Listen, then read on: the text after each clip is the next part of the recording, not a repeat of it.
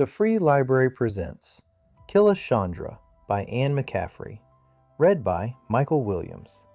If you like free audiobooks, please remember to like and subscribe. Chapter 1. Winters on Ballybran were generally mild, so the fury of the first priving storms as they howled across the land was ever unexpected. This first one of the new season swept ferociously across the Milky Ranges, bearing before its westward course the fleeing sleds of crystal singers like so much jetsam. Those laggard singers who had tarried too long at their claims were barely able to hold their bucking sleds on course as they bolted for the safety of the Heptite Guild complex. Inside the gigantic hangar, its baffles raised against the mock winds, ordered confusion reigned. Crystal singers lurched from their sleds, half deafened by wind scream, exhausted by their turbulent flights. The hangar crew, apparently possessed of eyes in the backs of their heads, miraculously avoided injury as they concentrated on the primary task of moving incoming sleds off the hangar floor and into storage racks, clearing the way for the erratic landings of the stream of incoming vehicles. The crash klaxon pierced even storm howl as two sleds collided, one to dip over the baffle and land nose down on the plascrete, while the other veered out of control like a flat rock skipping across water, coming to a crumpling halt against the far wall. A tractor zipped in to fasten grapples on the upside-down sled, removing it only seconds before another sled skimmed over the baffle. That sled almost repeated the nosedive, pulling up at the last second and skidding across the hangar floor to stop just inches away from the line of handlers carrying the precious cartons of crystal into sorting. Only a near miss, the incident was disregarded even by those who had barely escaped injury. Killashandra emerged from the sled, taking as a good omen the fact that her sled had skidded to a halt so close to the sorting sheds. She caught the arm of the next handler to pass her and firmly diverted him to her cargo door, which she flung open. She didn't have much crystal, so every speck she had cut was precious to her. If she didn't earn enough credit to get off planet this time... Killashandra ground her teeth as she hurried her carton into the sorting shed. As the man she had pressed into her service quite properly put her carton down at the hangar end of a line of ranked containers, Killashandra's patience evaporated. "No, over here," she shouted. "Not there. It'll take all day to be sorted. Here." She waited until he had deposited her carton in the indicated row before adding her own. Then she strode back to her sled for a second load, commandeering two more unencumbered handlers on the way. Only after 8 cartons were unloaded did she permit herself to pause briefly, coping with the multiple fatigues that assailed her. She had worked non-stop for 2 days, desperate to cut enough crystal to get off Ballybran. Crystal pulsed in her blood and bones, denying her rest in sleep, surcease by day, no matter how she tried to tire her body. Her only respite was immersion in the radiant fluid bath. But no one cut crystal from a bath cube. She had to get off planet to ease the disturbing thrum. For over a year and a half, ever since the Passover storms had shattered Cabergan's old claim, she had searched unremittingly for a workable site. Killashandra was realist enough to admit to herself that the probability of finding a new claim as important and valuable as Cabergan's black crystal was very low. Still, she had every right to expect to find some useful and reasonably lucrative crystal in Ballybran's ranges. And, with each fruitless trip into the ranges, the credit balance she had amassed from her original cutting of Cabergan's site and from the Trundamu black crystal installation had eroded beneath the continuous charges the Heptite Guild exacted for even the most minor services rendered a crystal singer. By fall, when everyone else she knew, Rimble, Jezri, and Mistra, had managed to get off planet, she had labored on, unable to make a worthwhile claim in any color. During the mild winter, she had doggedly hunted in the ranges, returning to the complex only long enough to replenish food packs and steep her crystal-weary body in the radiant fluid. "You really ought to take a week or two up at Shanganah Base," Lanzecki had said, intercepting her on one of her brief visits. "What good would that really do?" she had replied, almost snarling at him in her frustration. "I'd still feel crystal, and I'd have to look at Ballybran." Lanzecki had given her a searching look. "You're in no mood to believe me," and he paused to be sure that he had her attention. "But you will find black crystal again, Killashandra. Meanwhile, the guild has pressing needs in any shade you can find, even the rose you so despise." A gleam shone in his black eyes, and his voice turned lugubrious as he said, "I am certain that you will be distressed to learn that the Passover storms destroyed Moksoon's sight too." Killashandra had stared at him a moment before her sense of the ridiculous got the better of her and she laughed. "I am inconsolable." "I thought you might be." His lips twitched with suppressed amusement. Then he reached down and pulled the plug on the radiant fluid. "You'll find more crystal, Killa." It had been that calm and confident statement which had buoyed her flagging morale all during the next trip. Nor had it been entirely misplaced. The third week out, after disregarding 2 sights of rose and blue, she discovered white crystal, but very nearly missed the vein entirely. If she had not been bolstering her spirits with a rousing aria, causing the pinnacle under her hand to resonate, she might have missed the shy white crystal. Consistent with her long run of bad luck, the white proved elusive, the vein first deteriorating in quality and then disappearing entirely from the face at one point, resurfacing half a mile away in fractured shards. It had taken her weeks to clear the fault, digging away half the ridge before she got to usable crystal. Only the fact that white crystal had such a variety of potentially lucrative uses kept her going. Forewarned of the spring storm by her symbiotic adaptation to Ballybran's spore, Killashandra had cut at a frenzied pace until she was too hoarse to key the sonic cutter to the crystal. Only then had she stopped to rest. She had continued to cut until the first of the winds began to stroke the dangerous crystal sound from the ranges. Recklessly, she had taken the most direct route back to the complex, counting on the fact that she'd be the last singer in from the ranges to protect her claim. She had almost cut her retreat too fine. The hangar doors slammed shut against the shrieking storm as soon as her sled had cleared the baffles. She could expect a reprimand from the flight officer for her recklessness, and probably one from the guildmaster for ignoring the storm warnings. She forced several deep breaths in and out of her lungs, dredging sufficient energy to complete the final step necessary to leave Ballybran. On the last breath, she grabbed the top carton and walked it into the sorting room, depositing it on Enthor's table, just as the old sorter turned toward the shed. "Killashandra, you startled me." Enthor's eyes flicked from normal to the augmented vision that was his adaptation to Ballybran. He reached eagerly for the carton. "Did you find the black vein again?" His face fell into lines of disappointment as his fingers found no trace of the sensations typical of the priceless, elusive black crystal. "No such luck," Killashandra's voice broke on weary disgust. "But I devoutly hope it's a respectable cut." She half sat on the table, needing its support to keep on her feet, as she watched Enthor unpack the crystal blocks from their plastic cocoons.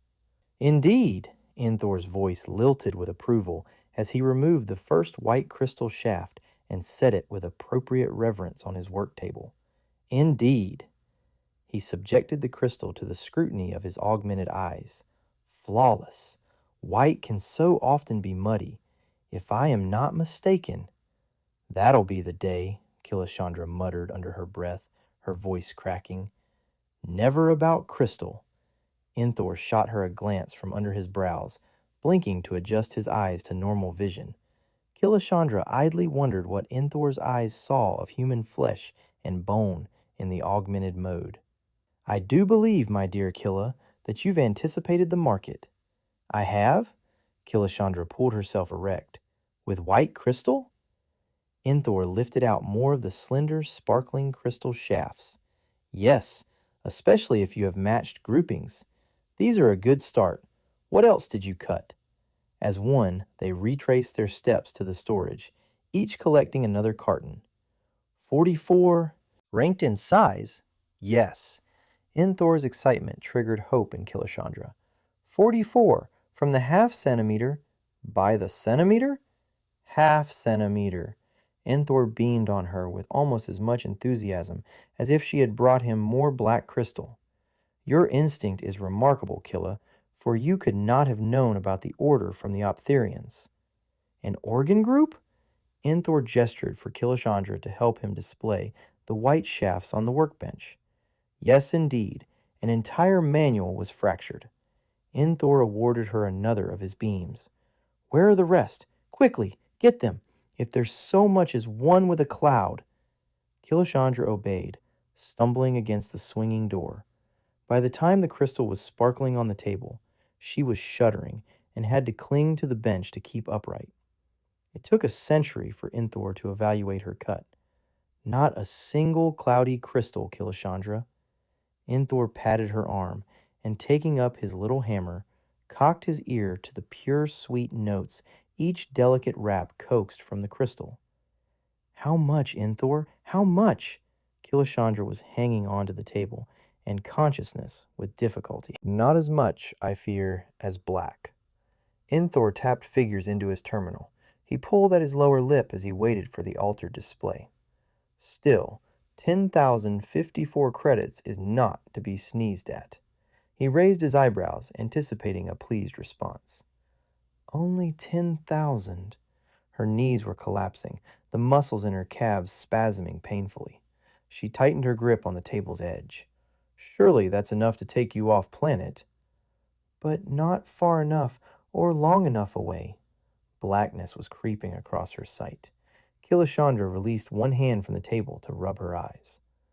Would Optheria be far enough? A dry, amused voice asked from behind her.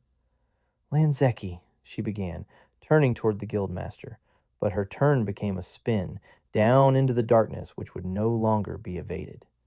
She's coming round, Lanzeki. Killashandra heard the words. She could not understand their sense. The sentence and the voice echoed in her mind as if spoken in a tunnel. At the softest repetition, comprehension returned. The voice was Antona's, the chief medical officer of the Heptite Guild. Sensation returned then, but sensation was limited to feeling something under her chin and a restraint about her shoulders. The rest of her body was deprived of feeling. Killashandra twitched convulsively and felt the viscous resistance of radiant fluid. She was immersed.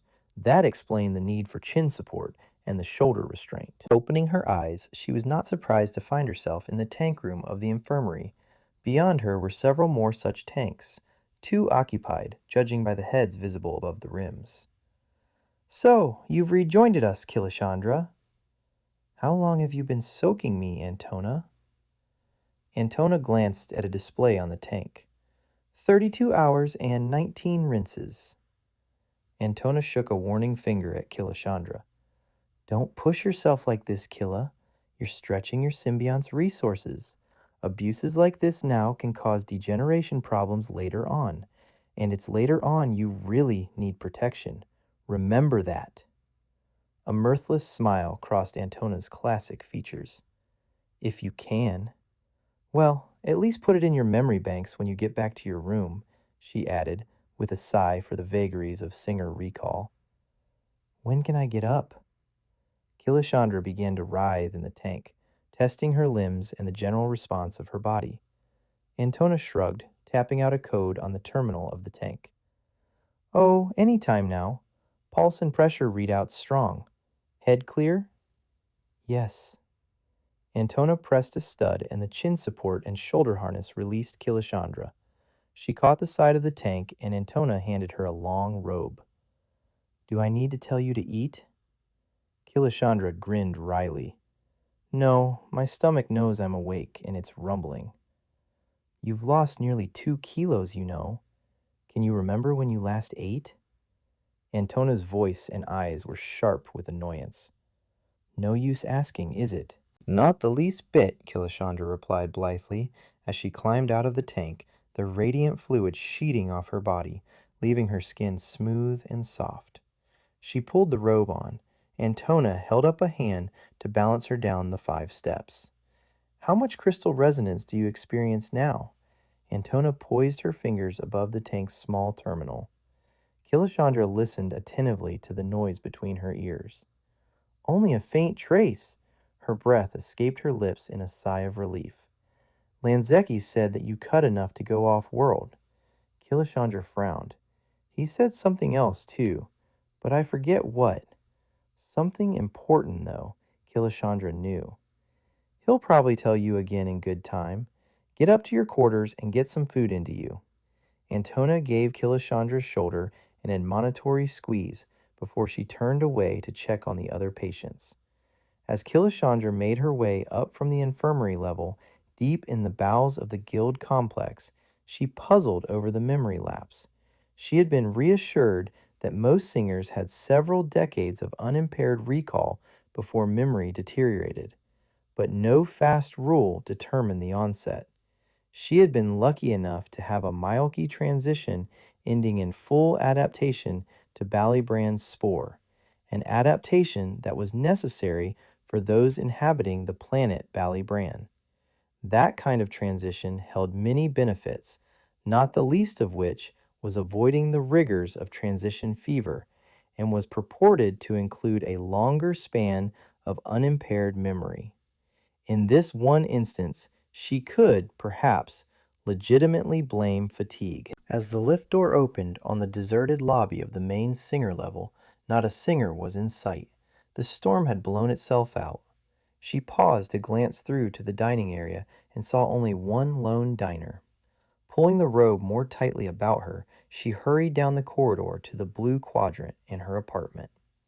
The first thing she did was call up her credit balance and felt the knot that had been tightening in her belly dissolve as the figures 12,790 rippled onto the screen. She regarded the total for a long moment, then tapped out the all-important query: how far away from Ballybrand would that sum take her? The names of 4 systems were displayed. Her stomach rumbled. She shifted irritably in her chair and asked for details of the amenities in each system. The replies were not exciting. In each system, the Terran-type planets were purely industrial or agricultural, having at best only conservative leisure facilities. From comments she had overheard, Killashandra gathered that because of their proximity, the locals had seen quite enough of their neighbors from Ballybrand and tended to be either credit crunchers or rude to the point of dueling offense. "The only thing that's good about any of them," Killashandra said with disgust, "is that I haven't been there yet." Killashandra had thought to take her long overdue holiday on Maxim, the pleasure planet in the Barderi system. From all she'd heard, it would be very easy to forget crystal resonance in the sophisticated amusement parks and houses of hedonistic Maxim. But she hadn't yet the credit to indulge that whimsy. Exasperated, she rubbed her palms together, noticing that the thick calluses from cutter vibrations had been softened by her long immersion. The numerous small nicks and cuts that were a singer's occupational hazard had healed to thin white scars. Well, that function of her symbiont worked efficiently, and the white crystal would assure her some sort of an off-planet holiday. White crystal. Inthor has said something about a fractured manual. Optherian sense organs used white Ballybrand crystals, and she had cut 44 from the half-centimeter on up in half-centimeter gradients. Lanzeki had asked her a question. Would Optheria be far enough? The words, remembered in his deep voice, sprang to mind. She grinned with tremendous relief at retrieving that question and turned to the view screen to punch up his code. Killa? Lanzecki's hands were poised over his own terminal, surprise manifested by his raised eyebrows. You haven't used the catering unit, he frowned. Oh, programmed to monitor that, did you? She replied with a genuine smile at that reminder of their amorous alliance before her first trip into the ranges.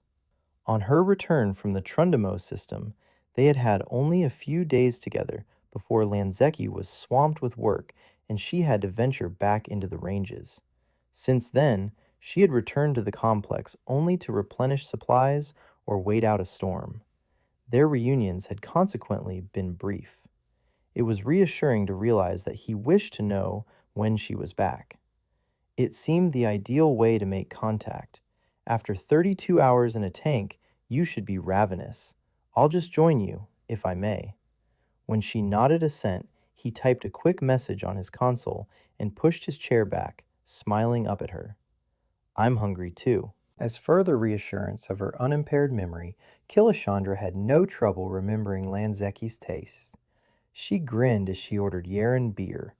Though her stomach gurgled impatiently, she'd had no desire for food in so long that she was as glad to be guided by Lanzecki's preferences. She was just slipping a brilliantly striped robe over her head when her door chimed an entry request. Enter, she called. On the same voice cue, the catering slot disgorged her order. The aroma of the dishes aroused her already voracious appetite. She wasted no time in taking the steaming platters from the dispenser, grinning a welcome at Lanzecki as he joined her. The commissary has asked me to relay a few well-chosen words of complaint about the sudden fad for Yeren beer, he said, taking the pitcher and the beakers to the table. He seated himself before filling the two glasses. To your restoration. Lanzecki lifted his glass in toast, his expression obliquely chiding her for that necessity.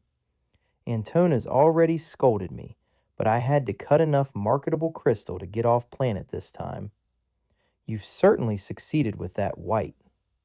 Don't I remember you saying something about optheria just as I passed out? Lanzecki took a swallow of the Yeren beer before he replied. Quite likely. He served himself a generous helping of fried malva beans. Don't the optherians utilize white crystal in that multi-sense organ of theirs? They do. So Lanzecki chose to be uncommunicative. Well, she could be persistent. Enthor said that an entire manual was fractured. Lanzecki nodded. She continued. And you did ask me would optheria be far enough. I did? You know you did. Killashandra hung on to her patience. You never forget anything. And the impression I got from your cryptic comment was that someone, and the inference was me, she pressed her thumb into her chest, would have to go there. Am I correct? He regarded her steadily, his expression unreadable. Not long ago, you gave me to understand that you would not undertake another off-world assignment. That was before I had been stuck on this fardling planet. She noticed the wicked gleam in his eyes. So, I'm right. A crystal singer does have to make the installation. It was a shocking incident, Lanzecki said diffidently as he served himself more malva beans. The performer who damaged the organ was killed by the flying shards. He was also the only person on the planet who could handle such a major repair. As is so often the case with such sensitive and expensive equipment, it is a matter of planetary urgency to repair the instrument. It's the largest on the planet and is essential to the observances of Optheria's prestigious summer festival. We are contracted to supply technicians as well as crystal. He paused for a mouthful of the crisp white beans. He was definitely baiting her, Killashandra knew. She held her tongue. While the list of those qualified does include your name, the catch can't be the crystal this time, she said as he purposefully let his sentence dangle unfinished. She watched his face for any reaction. White crystal's active, reflecting sound, among other things, Lanzeki added when she paused. If it isn't the crystal, what's the matter with the Optherians then? My dear Killashandra, the assignment has not yet been awarded. Awarded? I like the sound of that. Or do I? I wouldn't put it past you, Lanzeki, to sucker me into another job like that Trundamo installation. He caught the finger she was indignantly shaking at him, pulling her hand across the laden table to his lips. The familiar caress evoked familiar responses deep in her groin, and she tried to use her irritation with his methods to neutralize its effect on her. Just then, a community bleep startled her. With a fleeting expression of annoyance, Lanzeki lifted his wrist unit to acknowledge the summons. A tinny version of Trag's bass voice issued from the device. I was to inform you when the preliminary testing stations reported, the administration officer said. Any interesting applicants? Although Lanzeki sounded diffident, even slightly bored, the curious tension about his lips and eyes alerted Killashandra. She pretended to continue eating in a courteous disregard of the exchange, but she didn't lose a syllable of Trag's reply. 4 agronomists, an endocrinologist from Theta, 2 xenobiologists, an atmospheric physicist, 3 former spacers. Killashandra noted the slight widening of Lanzeki's eyes, which she interpreted as satisfaction, and the usual flotsam who have no recommendations from testing. Thank you, Trag. Lanzeki nodded his head at Killashandra to indicate the interruption was concluded and finished off the dish of fried malva beans. So what is the glitch in the Optherian assignment? A lousy fee? On the contrary, such an installation is set at 20,000 credits. And I'd be off-world as well. Killashandra was quite impressed with the latitude such a credit balance would give her to forget Crystal. You have not been awarded the contract, Killa. I appreciate your willingness to entertain the assignment, but there are certain aspects which must be considered by the guild as well as the individual. Don't commit yourself rashly. Lanzeki was being sincere. His eyes held hers steadily, and a worried crease to his brows emphasized his warning. It's a long haul to the Optherian system. You'd be gone from Ballybrand nearly a full year. All the better. You say that now, when you're full of crystal resonance. You can't have forgotten Carrick yet. His reminder conjured flashing scenes of the first crystal singer she had met. Carrick, laughing as they swam in Fuerte's seas. Then Carrick, racked by withdrawal fever. And finally, the passive hulk of the man, shattered by sonic resonance. You will in time, I've no doubt, experience that phenomenon, Lanzeki said. I've never known a singer who didn't try to push himself and his symbiont to their limits. A major disadvantage to the Optherian contract is that you would lose any resonance to your existing claims. As if I had a decent claim among the lot, Killashandra snorted in disgust. Rose is no good to anyone, and the blue petered out after 2 days cutting. Even the white vein skips and jumps. I cut the best of the accessible vein. With the kind of luck I've been enjoying, the storm has probably made a total bollocks of the site. I am not, I repeat, spending another 3 weeks in a spade and basket operation. Not for white. Why can't research develop an efficient portable excavator? Lanzeki cocked his head slightly. It is the firm opinion of research that any one of the 9 efficient, portable, and durable, a significant pause, excavators already field tested ought to perform the task for which it was engineered, except in the hands of a crystal singer. It is the opinion of research that the only 2 pieces of equipment that do not tax the mechanical aptitude of a singer are his cutter, though Fisherman does not concur, and his sled, and you have already heard section and paragraph from the flight engineer on that score, haven't you? Killashandra regarded him stolidly for a few moments, then remembered to chew what was in her mouth. Overheard him, she said, with a malicious grin. Don't try to distract me from this Optherian business. I'm not. I am bringing to your notice the several overt disadvantages to an assignment that involves a long absence from Ballybrand for what might, in the long run, be inadequate compensation. His expression changed subtly. I'd rather not be professionally at odds with you. It interferes with my private life. His dark eyes caught hers. He reached for her hands, lips curved in the one-sided smile that she found so affecting. She no longer shared a table with her guildmaster, but with Lanzecki the man. The alteration pleased her. On numerous occasions, during sleepless nights in the Mile-Key Ranges, she had fondly remembered their lovemaking. Now, seated opposite the charismatic Lanzecki, she found that her appetite for more than food had been completely restored. Her smile answered his, and together they rose from the little table and headed for the sleeping room. Chapter 2. Killashandra pushed herself back from the terminal and, balancing on the base of her spine, stretched arms and legs as far from her body as bone and tendon permitted. She had spent the morning immersed in the Optherian entry of the Encyclopedia Galactica.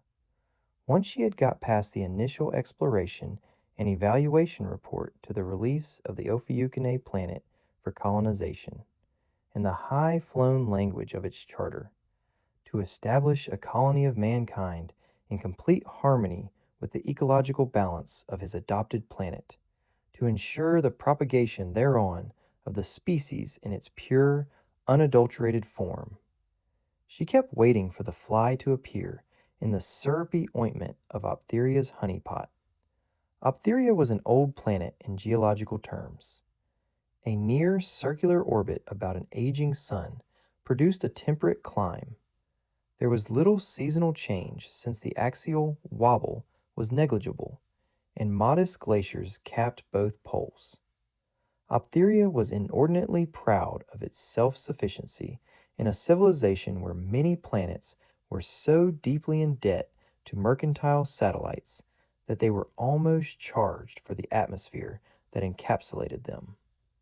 Optherian imports were minimal, with the exception of tourists seeking to enjoy the gentler pleasures of old Terra in a totally natural world. Killashandra, reading with an eye to hidden significances, paused to consider the implications. Although her experience with planets had been limited to two, Fuerte, her planet of origin, and Ballybrand, she knew enough of how worlds wagged to sense the iron idealism that probably supported the Optherian propaganda. She tapped a question and frowned at the negative answer. Optheria's charter signers were not proselytizers of a religious sect, nor did Optheria recognize a federal church. As many worlds had been colonized for idealist forms of government, religiously or secularly oriented, as for purely commercial considerations, the guiding principle of foundation could not yet be considered the necessary criterion for a successful subculture. The variables involved were too numerous. But the entry made it clear that Optheria was considered efficiently organized and, with its substantial positive galactic balance of payments, a creditably administered world. The entry concluded with a statement that Optheria was well worth a visit during its annual summer festival. She detected a certain hint of irony in that bland comment. While she would have preferred to sample some of the exotic and sophisticated pleasures available to those with credit enough, she felt she could tolerate Optheria's natural pastimes in return for the sizable fee and a long vacation from Ballybrand. She considered Lanzecki's diffidence about the assignment. Could he be charged with favoritism if he gave her another choice off-world assignment? Who would remember that she had been away during the horrendous Passover storms? Much less where. She'd been peremptorily snatched away by Trag, shoved onto the moon shuttle, and without a shred of background data about the vagaries of the Trundamu, delivered willy-nilly to a naval autocracy to cope with the exigencies of installing millions of credits worth of black communication crystal for a bunch of skeptical Spartan pioneers. The assignment had been no sinecure. As Trag was the only other person who had known of it, was he the objector? He very easily could be, as administration officer. Yet Killashandra did not think that Trag could, or did, influence Guildmaster Lanzeki. A second wild notion followed quickly on the heels of that one. Were there any Optherians on the roster of the Heptite Guild to whom such a job might be assigned? The Heptite Guild had no Optherian members. From her 10 years in the music department of Fuerte's Culture Center, Killashandra was familiar with the intricacies of Optherian sensory organ instruments. The encyclopedia enlarged the picture by stating that music was a planet-wide mania on Optheria, with citizens competing on a planetary scale for opportunities to perform on the sensory organs. With that sort of environment, Killashandra thought it very odd indeed that Optheria produced no candidates with the perfect pitch that was the Heptite Guild's essential entry requirement. And, with competitions on a worldwide scale, there would be thousands disappointed. Killashandra smiled in sour sympathy. Surely some would look for off-world alternatives. Her curiosity titillated. Killashandra checked other guilds. Optherius did not go into the space services or into galactic mercantile enterprises, nor were embassies, consulates, or legates of Optheria listed in the diplomatic registers. There she lucked out by discovering a qualifier. As the planet was nearly self-sufficient and no Optherians left their homeworld, there was no need for such services. All formal inquiries about Optheria had to be directed to the Office of External Trade and Commerce on Optheria. Killashandra paused in perplexity. A planet so perfect, so beloved by its citizens that no one chose to leave its surface? She found that very hard to believe. She recalled the encyclopedia's entry on the planet, searching for the code on naturalization. Yes, well, citizenship was readily available for those interested, but could not be rescinded. She checked the penal code and discovered that, unlike many worlds, Optheria did not deport its criminal element. Any recidivists were accommodated at a rehabilitation center. Killashandra shivered. So even perfect Optheria had to resort to rehabilitation. Having delved sufficiently into Optheria's history and background to satisfy her basic curiosity, she turned to research the procedure necessary to replace a fractured manual. The installation posed no overt problems, as the bracketing was remarkably similar to that required by the black communications crystal. The tuning would be more complex because of the broad frequency variable output of the Optherian organ. The instrument was similar to early Terran pipe organs, with 4 manuals and a terminal with hundreds of stops. But a performer on the Optherian organ read a score containing olfactory, neural, visual, and aural notes. The crystal manual was in permanent handshake with the multiplex demodulator, the synapse carrier encoder, and the transducer terminal networks. Or so the manual said. No schematic was included in the entry, nor could she remember one from her days at the Fuerte Music Center. Dedicated Optherian players spent lifetimes arranging music embellished and ornamented for reception by many senses. A skilled Optherian organist could be mass psychologist and politician as well as musician, and the effect of any composition played on the fully augmented instruments had such far-reaching consequences that performances and practitioners were subject to federal as well as artistic discipline. Bearing that in mind, Killashandra wondered how the manual could have been fractured, let alone have killed the performer at the same time, especially as that person had also been the only one on the planet capable of repairing it. Was there perhaps a spot of rot on the Optherian apple of Eden? This assignment could be interesting. Killashandra pulled her chair back to the console and asked for visual contact with the travel officer. Bjorn was a long, thin man with a thin face and a thin nose with pinched nostrils. He had preternaturally long, thin fingers, too, but much was redeemed by the cheerful smile that broke across his narrow face and his complete willingness to sort out the most difficult itinerary. He seemed to be on the most congenial terms with every transport or freight captain who had ever touched down at or veered close to the Shanganah moon base. "Is it difficult to get to the Optherian system, Bjorn?" "Long old journey right now. Out of season for the cruise ships on that route. Summer festival won't be for another 6 months galactic. So, traveling now, you'd have to make 4 exchanges. Rapaho, Kunjab, Mallorca, and Bernard's World, all on freighters before getting passage on a proper liner." "You're sure up to date." Bjorn grinned, his thin lips almost touching his droopy ears. "Should be. You're the 5th inquiry I've had about that system. What's up? Didn't know the Optherians went in for the sort of kicks singers like." "Who are the other 4?" "Well, there's no regulation against telling." Bjorn paused discreetly. "And as they've all asked, no reason why you shouldn't be told. You," and he ticked names off on his fingers, "Borella Seal, Consera, Gobane Tekla, and Rimble." "Indeed. Thank you, Bjorn. That's real considerate of you." "That's what Rimble said, too." Bjorn's face sagged mournfully. "I do try to satisfy the guild's travel requirements, but it is so depressing when my efforts are criticized or belittled. I can't help it if singers lose their memories and every shred of common courtesy." "I'll program eternal courtesy to you on my personal tape, Bjorn." "I'd appreciate it. Only do it now, would you, Killashandra, before you forget?"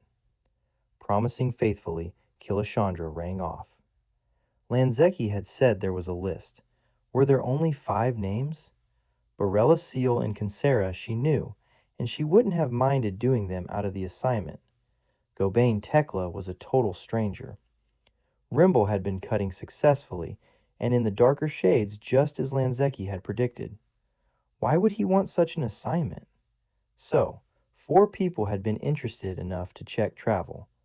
Were there more? She asked for a list of unassigned singers in residence, and it was depressingly long. After some names, including her own, the capital I for inactive flashed. Perhaps unwisely, she deleted those and still had 37 possible rivals. She twirled idly about in the gimbaled chair, wondering exactly what criterion was vital for the Optherian assignment. Lanzeki hadn't mentioned such minor details in the little he had disclosed. From what she had already learned of the planet and the mechanics of installation, any competent singer could do the job. So what would weigh the balance in favor of one singer?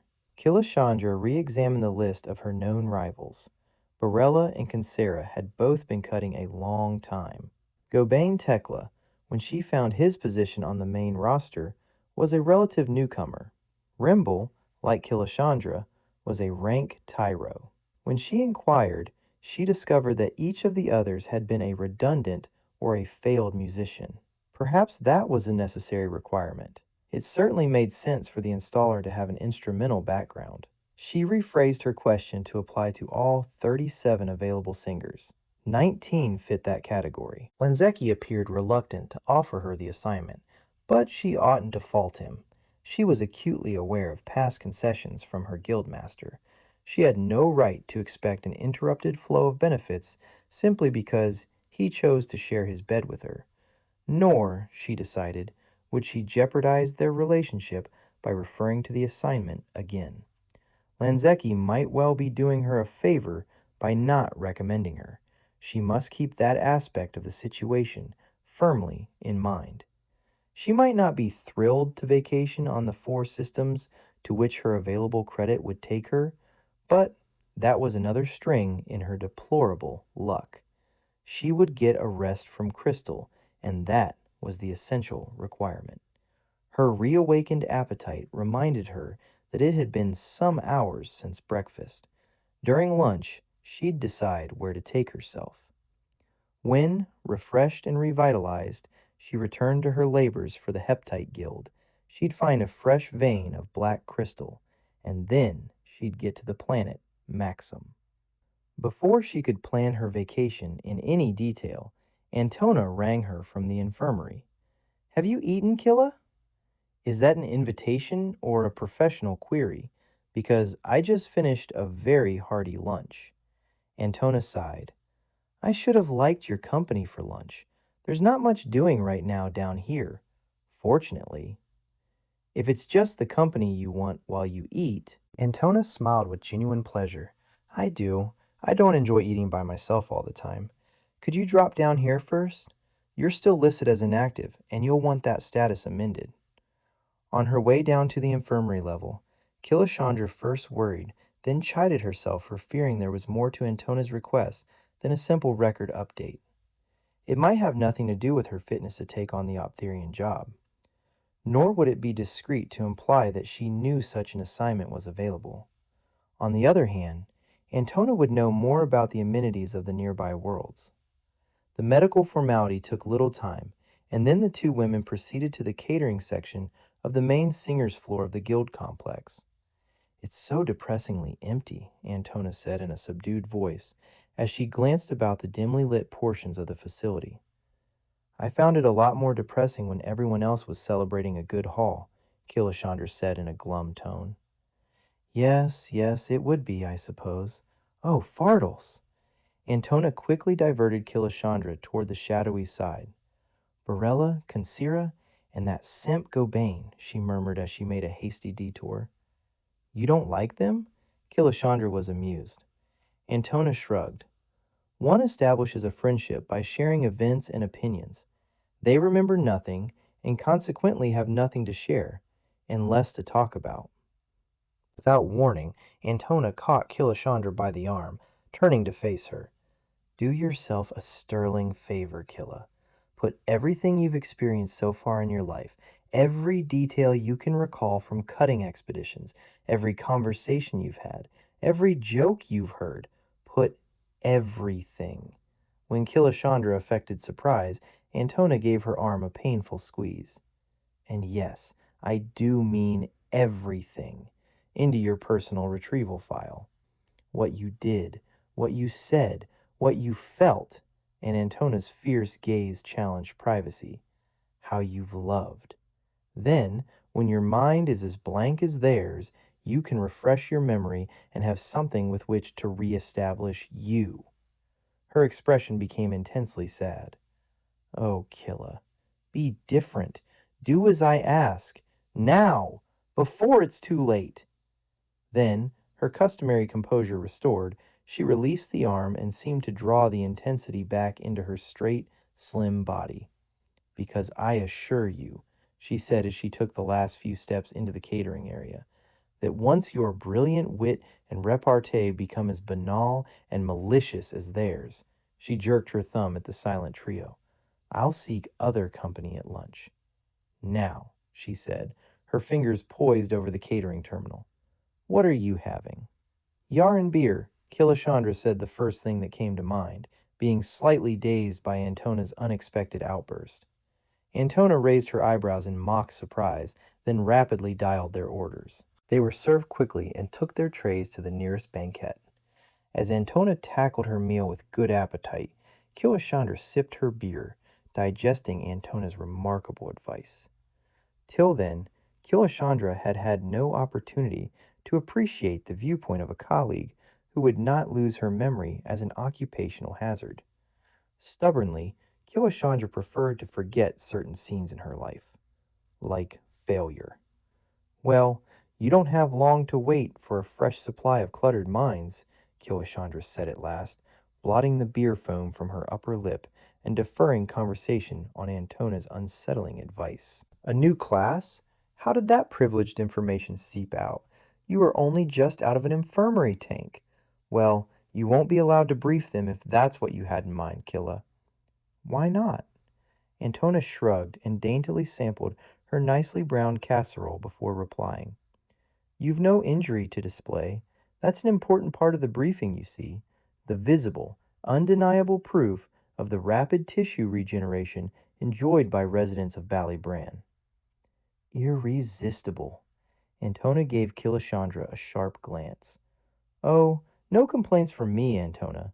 The guild can be proud of its adroit recruiting program. Antona fastened a searching glance on her face and put down her fork. Killashandra Ree, the Heptite Guild is not permitted by the Federated Sentient Planets to recruit free citizens for such a hazardous profession. Only volunteers, only volunteers insist on presenting themselves, and so many of these have exceedingly useful skills. She broke off, momentarily disconcerted by Antona's almost fierce glance. What concern is that of yours, Killashandra Ree? You have benefited immensely from the selection process.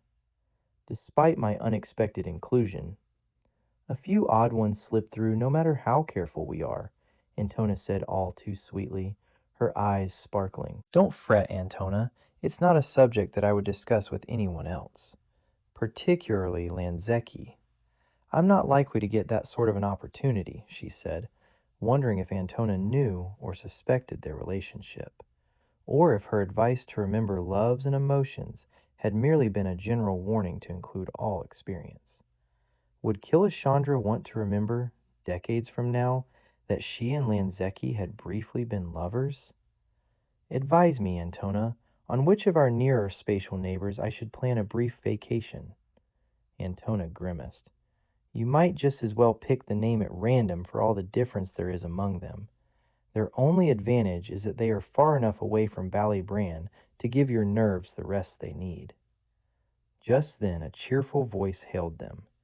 Killa, Antona, am I glad to see someone else alive, Rimble exclaimed, hobbling out of the shadows.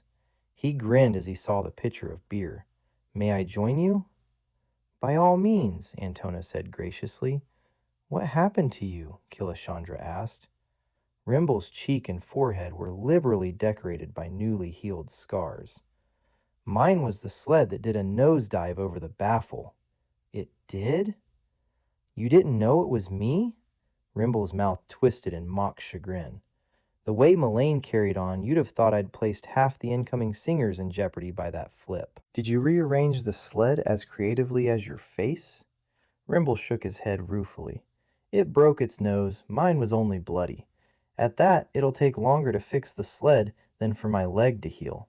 Say, Killa, have you heard about the Optherian contract? For the fractured manual? That could pay for a lot of repairs. Oh, I don't want it, and he flicked his hand in dismissal. Why ever not? Rimble took a long pull of his beer. Well, I've got a claim that was cutting real well right now. Optheria's a long way away from here, and I've been warned that I could lose the guiding resonance being gone so long. And because you remembered that I haven't cut anything worth packing.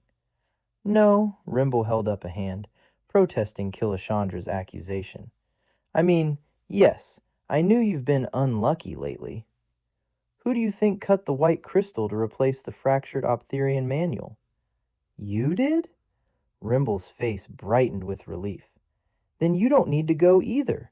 He raised his beaker in a cheerful toast. Where do you plan to go off-world? I hadn't exactly made up my mind. Killashandra saw that Antona was busy serving up the last of her casserole. Why don't you try Maxim in the Barderi system? Rimble leaned eagerly across the table to her.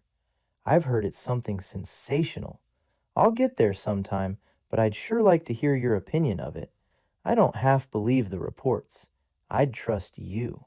That's something to remember, Killashandra murmured, glancing sideways at Antona. Then, taking note of Rimble's querying look, she asked smoothly, What have you been cutting lately? Greens, Rimble replied with considerable satisfaction. He held up crossed fingers. Now, if only the storm damage is minimal, and it could be because the vein's in a protected spot, I might even catch up with you on Maxim. You see, and he proceeded to elaborate on his prospects.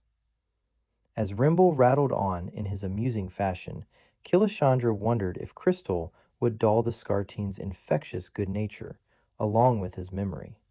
Would Antona give him the same urgent advice? Surely each of the newest Crystal Singers had some unique quality to be cherished and sustained throughout a lifetime. Antona's outburst had been sparked by a long frustration. To how many singers over her decades in the guild had she tendered the same advice and found it ignored? "So I came in with 40 greens," Rimble was saying with an air of achievement. "That's damned good cutting," Killashandra replied with suitable fervor. "You have no trouble releasing crystal?" Antona asked. "Well, I did the first time out," Rimble admitted candidly. "But I remembered what you'd said, Killa, about packing as soon as you cut. I'll never forget the sight of you, locked in crystal thrall, right here in a noisy, crowded hall. A kindly and timely word of wisdom." "Oh, you'd have caught on soon enough," Killashandra said, feeling a trifle embarrassed by his gratitude. "Some never do, you know," Antona remarked. "What happens? Do they stand in statuesque paralysis until night comes? Or a loud storm?" "The inability to release crystal is no joke, Rimble." Rimble stared at Antona, his mobile face losing its amused expression. "You mean they can be so enthralled nothing breaks the spell?" Antona nodded slowly. "That could be fatal. Has it been?" "There have been instances." "Then I'm doubly indebted to you, Killa," Rimble said, rising. "So this round's on me." They finished that round, refreshed by food, drink, and conversation. "Of the four, I think you'd prefer Rani in the Punjabi system," Antona told Killashandra in parting. "The food's better and the climate less severe. They have marvelous mineral hot springs, too. Not as efficacious as our radiant fluid, but it'll help reduce crystal resonance. You need that. After just an hour in your company, the sound off you makes the hairs on my arm stand up. See?" Killashandra exchanged glances with Rimble before they examined the proof on Antona's extended arm. Antona laughed reassuringly, laying gentle fingers on Killashandra's forearm. "A perfectly normal phenomenon for a singer who's been out in the Rangers steadily for over a year. Neither of you would be affected, but as I don't sing crystal, I am. Get used to it. That's what identifies a singer anywhere in the galaxy. But the Rani hot springs will diminish the effect considerably. So does time away from here. See ya." As Killashandra watched Antona enter the lift, she felt Rimble's hand sliding up her arm affectionately. "You feel all right to me," he said, his blue eyes twinkling with amusement. Then he felt her stiffen and suppress a movement of withdrawal. He dropped his hand. "Privacy. Sorry, Killa." He stepped back. "Not half as sorry as I am, Rimble. You didn't deserve that. Chalk it up to another side effect of singing crystal that they don't include in that full disclosure." She managed an apologetic smile. "I'm so wired I could broadcast."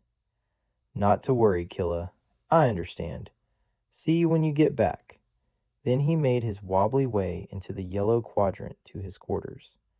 Killashandra stared after him, irritated with herself for her reaction to a casual caress. She'd had no such reaction to Lanzeki. Or was that the problem? She was very thoughtful as she walked slowly to her quarters. Fidelity was an unlikely disease for her to catch. She certainly enjoyed making love with Lanzeki, and definitely he exerted an intense fascination on her. Lanzeki had unequivocally separated his professional life from his private one. "Ronnie, huh?" she murmured to herself as she put her thumb to the door lock. She entered the room, closing the door behind her, and then leaned against it. Now, in the absence of background sounds, she could hear the resonance in her body, feel it cascading up and down her bones, throbbing in her arteries. The noise between her ears was like a gushing river in full flood. She held out her arms, but the static apparently did not affect her, the carrier, or she had exhausted that phenomenon in herself. Mineral baths! Probably stink of sulfur of something worse. Immediately she heard the initial flug as radiant fluid began to flow into the tank in the hygiene room. Wondering why the room computer was on, she opened her mouth to abort the process when her name issued from the speakers. "Killashandra Ree?" The bass voice was unmistakably Trag's. "Yes, Trag?" She switched on vision. You have been restored to the active list. I'm going off-world as soon as I can arrange transport, Trag. Expressionless as ever, Trag regarded her. A lucrative assignment is available to a singer of your status. The Optherian manual? As Trag inclined his head once, Killashandra controlled her surprise. Why was Trag approaching her when Lanzeki had definitely not wanted her to take it? You're aware of the details? For the first time, Trag evinced a flicker of surprise. Rimbold told me. He also said he wasn't taking it. Was he your first choice? Trag regarded her steadily for a moment. You were the logical first choice, Killashandra Ree, but until an hour ago you were an inactive. I was the first choice? Firstly, you are going off-world in any event, and do not have sufficient credit to take you past the nearer inhabited systems. Secondly, an extended leave of absence is recommended by medical. Thirdly, you have already acquired the necessary skills to place white crystal brackets. In the fourth place, your curriculum vitae indicates latent teaching abilities, so that training replacement technicians on Optheria is well within your scope. Nothing was said about training technicians. Barella and Consera both have considerably more instructional experience than I. Barella, Consera, and Gobain Tekla have not exhibited either the tact or diplomacy requisite to this assignment. Killashandra was amused that Traj added Gobain to the list. Had Bjorn told Traj who had inquired about transport to Optheria? There are 37 other active guild members who qualify. Traj shook his head slowly, twice. No, Killashandra Ree, it must be you who goes. The guild needs some information about Optheria. Tactfully and diplomatically extracted? On what subject? Why the Optherian government prohibits interstellar travel to its citizens. Killashandra let out a whoop of delight. You mean why, with their obsession for music, there isn't a single Optherian in the Heptite Guild? That is not the relevant issue, Killashandra. The Federated Sentient Council would be obliged if the Guild's representative would act as an impartial observer to determine if this restriction is popularly accepted. A freedom of choice infringement? But wouldn't that be a matter for... Trag held up his hand. The request asks for an impartial opinion on the popular acceptance of the restriction. The FSC acknowledges that isolated individuals might express dissatisfaction, but a complaint has been issued by the Executive Council of the Federated Artists Association. Killashandra let out a low whistle. The Stellars themselves protested? Well, if Optherian composers and performers were involved, of course the Executive Council would protest, even if it had taken them decades to do so. And since the Guild's representative would certainly come in contact with composers and performers during the course of the assignment, yes, I'd be more than willing to volunteer for that facet. Was that why Lanzeki had been against her going? To protect her from the iron idealism of a parochial Optherian council? But, as a member of the Heptite Guild, which guaranteed her immunity to local law and restrictions, she could not be detained in any charges. She could be disciplined only by her guild. That any form of artistry might be limited by law was anathema. There have been Optherian organs a long time. Popular acceptance is the matter under investigation. Trag was not going to be deflected from the official wording of the request. All right, I copy. You'll accept this assignment? Killashandra blinked. Did she imagine the eagerness in Trag's voice? The sudden release of tension from his face? Trag, there's something you've not told me about this assignment. I warn you, if this turns out to be like the Trundi, your familiarity with elements of this assignment suggests that you have already done considerable background investigation. I have informed you of the FSC request. Why don't you leave it with me for a little while, Trag, she said, studying his face, and I'll consider it. Lanzeki gave me the distinct impression that I shouldn't apply for it. There, she hadn't imagined that reaction.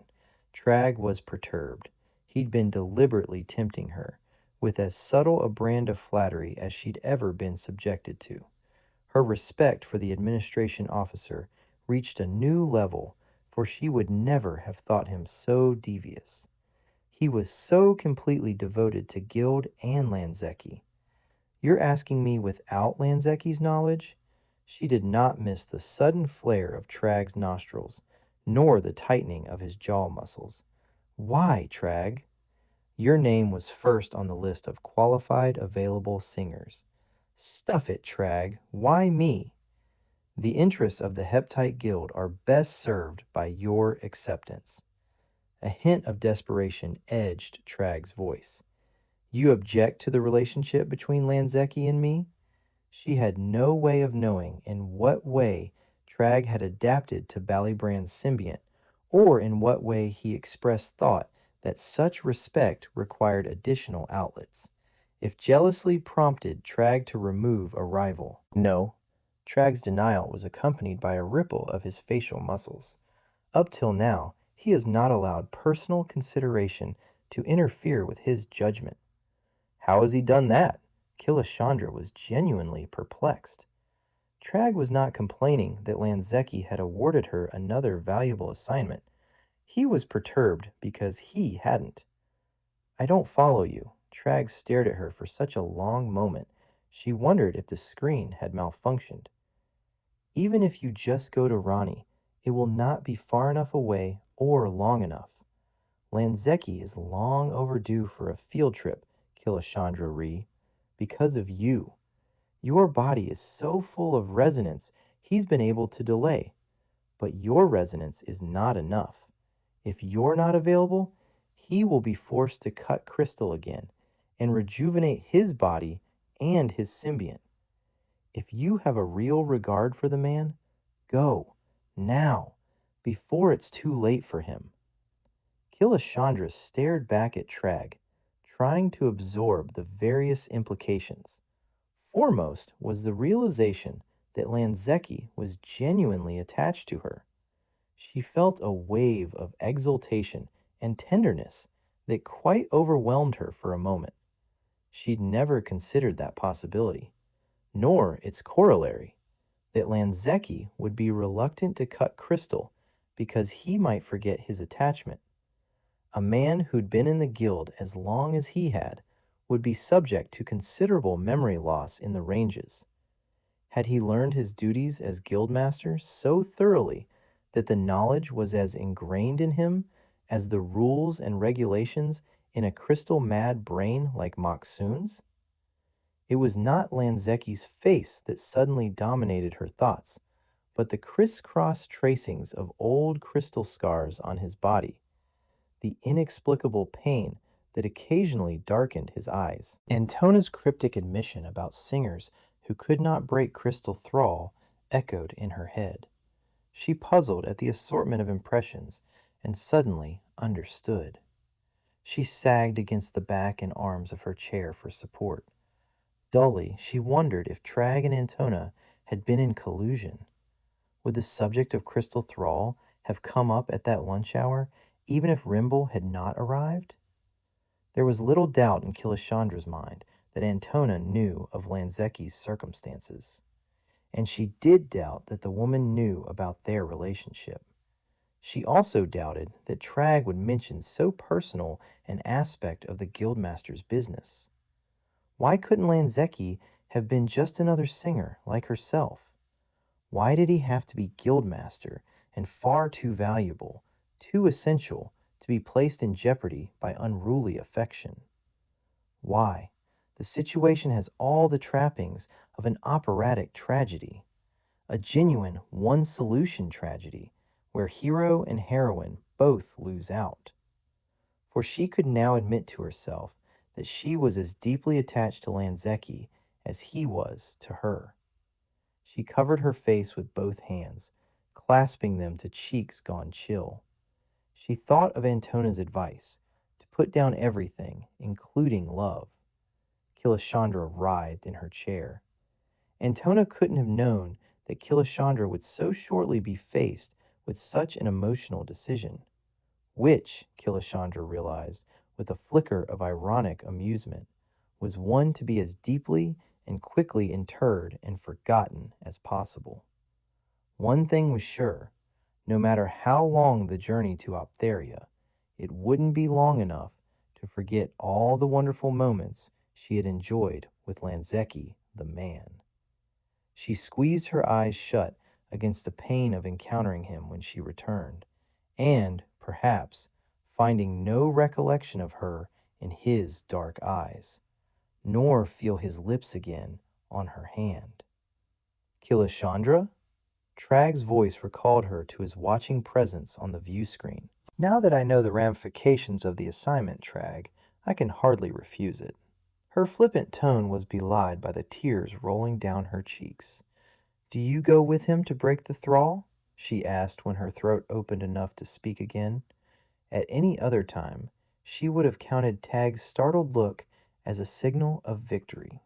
Maybe if she found someone to sing with, she would also find such a passionate and unswerving loyalty. She must remember that. When's the next shuttle to Shanganah, Trag? She rubbed her cheeks dry with an urgent impatience. Tell Lanzeki. Tell him crystal resonance drove me to it.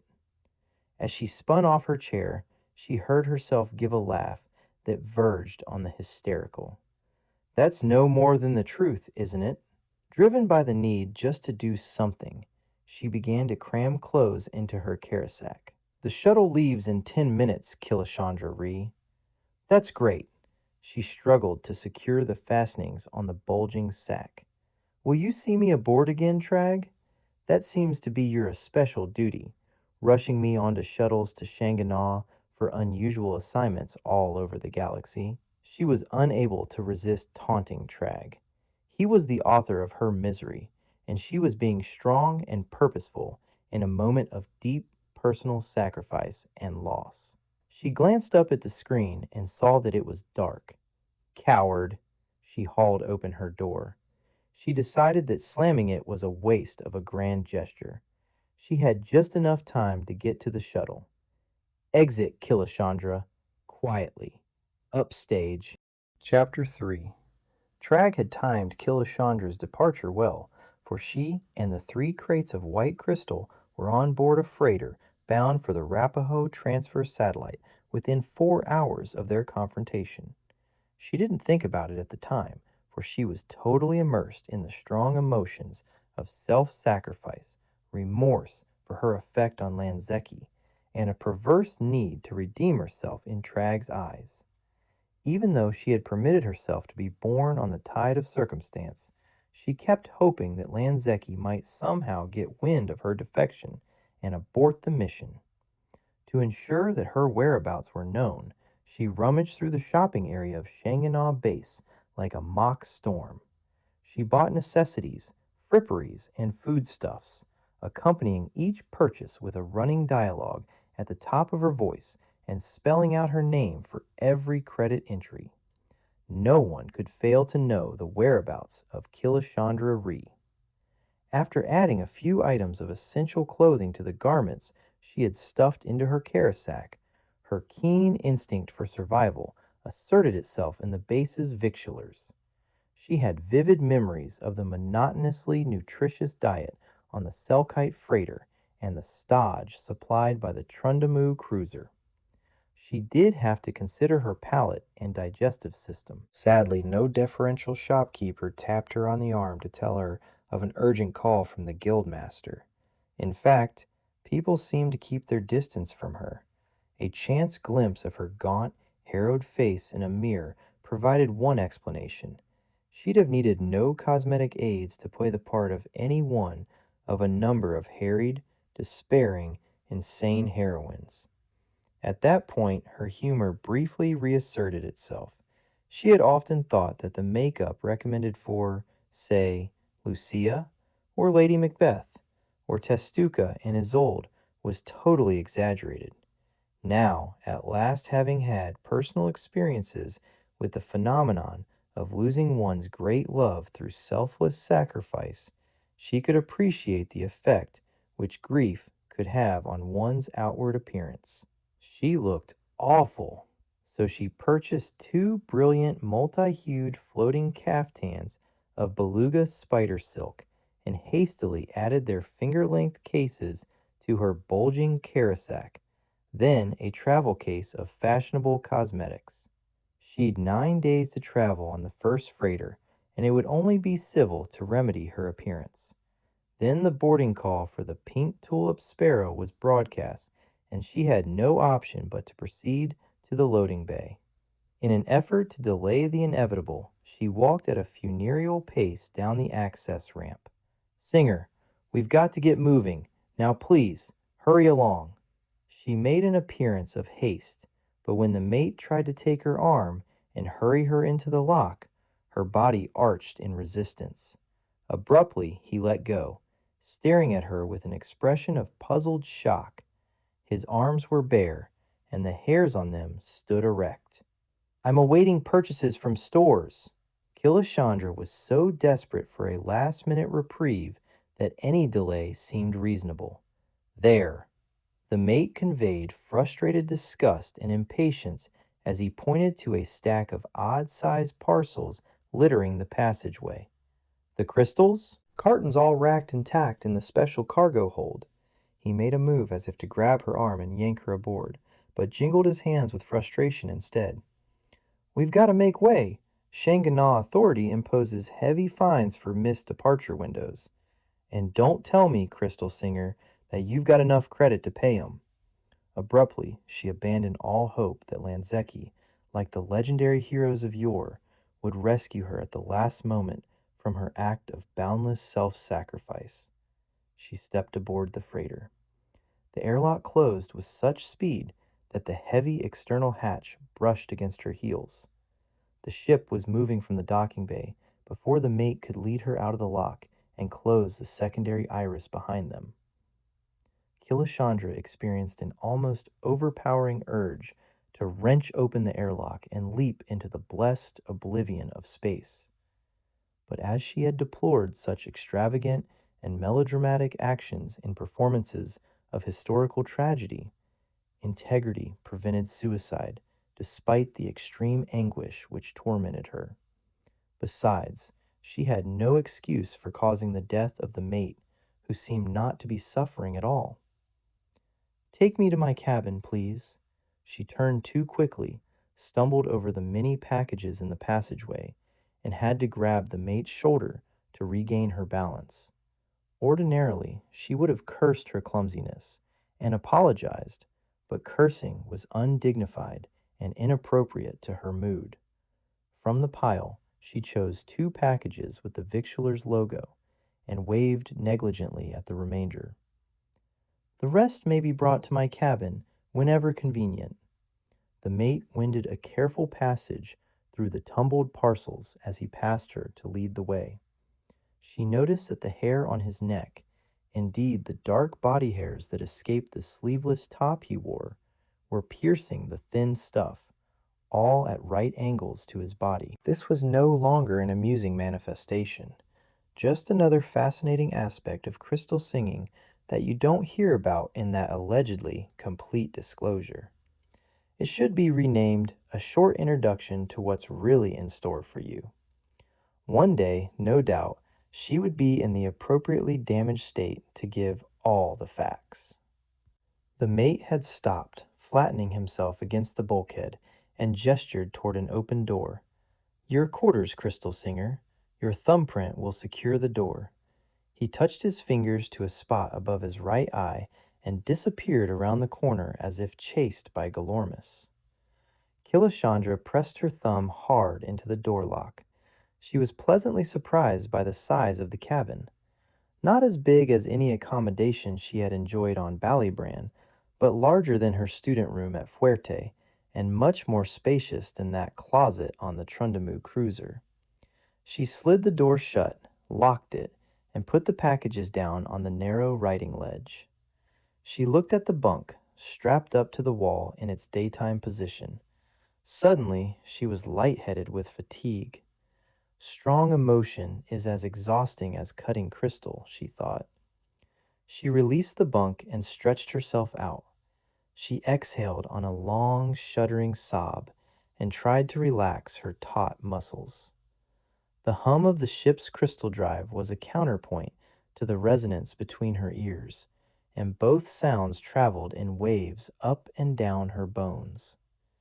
At first, her mind did a descant, weaving an independent melody through the bass and alto, but the rhythm suggested a three-syllable word, Lanzeki, so she changed to an idiot two-note dissonance and eventually fell asleep. Once she got over the initial buoyancy of self-sacrifice aboard the Pink Tulip Sparrow, Killashandra vacillated between fury at Tragg and wallowing in despair at her loss, until she concluded that her misery was caused by Lanzeki. After all, if he hadn't made such a determined play for her affections, he wouldn't have become so attached to her, nor she to him, and she wouldn't be on a stinking tub of a freighter. Well, yes, she probably would, if all Tragg had told her about the Optherian assignment was true. In no mood to be civil to either the crew or the other passengers, she stayed in her cabin the entire trip. At Rapahoe Transfer Point, she boarded a second freighter, newer and less unpleasant than the Pink Tulip Sparrow, with a lounge for the 10 passengers it carried. 8 were male, and each of them, including the only attached man, stood quickly at her entrance. Plainly, they were aware that she was a crystal singer. Equally apparent was the fact that they were willing to put scruples aside to discover the truth of the space flaunt about singers. 3 of them desisted after their first hour of propinquity, 2 more during the first evening's meal. To have one's hair constantly standing on end seems like a little thing, but so is a drop of water patiently wearing away a stone. The bald Argulian was the most persistent. He actually grabbed her in the narrow companionway, pressing her close to his body in an ardent embrace. She didn't have to struggle for release. He dropped his arms and slid away, flushing and trembling. "You're shocking." He scrubbed his arms and brushed urgently at those portions of his body which had been in contact with her. "That's not a nice thing to do to a friendly fellow like me." He looked aggrieved. "It was all your idea." Killashandra continued on to her quarters. And another singer legend is spawned. The female captain of the third freighter, which she boarded at Mallorca, bluntly informed her that under no circumstances would she tolerate any short-term disruption of the pairing in her all-female crew. "That's quite all right, Captain. I've taken a vow of celibacy." "What for?" the captain demanded, raking Killashandra with an appraising scrutiny. "Religious or professional?" "Neither. I shall be true to one man till I die." Killashandra was pleased with the infinitesimal tremor of pathos in her voice. "No man's worth that, honey." The captain's disgust was genuine. With a sad sigh, Killashandra asked if the ship's library had much in the way of programs for single players, and retired to her quarters, which had been getting smaller with each ship. Fortunately, this was the shortest leg of her space hike to Bernard's World. By the time Killashandra reached the Bernard's World transfer satellite, she entertained doubts about Tragg's candor. The journey seemed incredibly long for a modern space voyage, even allowing for the fact that freighters are generally slower than cruisers or liners. She'd logged 5 weeks of interstellar travel and must somehow endure another 5 before she reached the Optherian system. Could Tragg have done a subtle job recruiting her because no other singer would consider the assignment? No, the fee was too good. Besides, Borella, Consera, and Gobain had been trying for it. In the orbital position of a small moon, the transfer satellite inscribed a graceful 48-hour path about the brilliant blue and green jewel of a planet. The satellite was a marvel of modern engineering, with docking and repair facilities capable of handling FSC cruisers and the compound ships of the Exploration and Evaluation Corps, felicitously sited at the intersection of 9 major space routes. Fresh fruit and vegetables were grown in its extensive gardens, and high-quality protein was manufactured in its catering division, sufficient in quantity and diversity to please the most exacting clients. Stores of the basic nutrients were available for 5 other star-roving species. Additional nodules accommodated small industries and a thriving medical research laboratory and hospital. In the transient quadrant, there were playing fields, free ball and free fall courts, spacious gardens, and a zoo housing a selection of the smaller life forms from 9 nearby star systems. As Killashandra perused the directory in her room, she noted with considerable delight that a radiant fluid tank was one of the amenities in the gymnasium arc. Although she was certain that there had been some decrease of the resonance in her body, she ached for the total relief provided by an hour or so in the radiant fluid. She booked the room and, fed up with the reaction of ordinary people to her proximity, took the service route to it. She had also decided that she was not going to spend the 5 weeks on the cruise ship enhancing crystal singer myths. Just then, her bruised and aching heart had no room for affection, much less passion, and crystal neutralized passing fancy or pure lust. If she could reduce the hair-standing phenomenon to a minimum, she intended to adopt a new personality, that of an aspiring young musician traveling to Optheria's summer festival, and required by economics to travel off-season and on the cheaper freight lines. She had spent long hours preparing the right makeup for the part, affecting the demeanor of the very young, inexperienced adult and recalling the vocabulary and idiom of her student days. So much had transpired since that carefree time that it was like studying for an historic role. In such rehearsals, Killashandra found that time passed quickly. Now, if her wretched body would cooperate. After 9 hours of immersions over the course of 3 days, Killashandra achieved her goal. She acquired a suitable, modest wardrobe. On the 5th day on the Bernard's World Transfer Station, in wide-eyed and breathless obedience to the boarding call, she presented her ticket to the purser of the FSPS liner Athena and was assigned a seat on the second of the 2 shuttles leaving the station to catch the liner on its parabolic route through the star system. The shuttle trip was short, and its single forward view screen was dominated by the massive orange hulk of the Athena. Most of the passengers were awed by the spectacle, babbling about their expectations of the voyage, the hardships they had endured to save for the experience, their hopes for their destinations, anxieties about homebound relatives. Their chatter irritated Killashandra, and she began to wish she had not posed as a student.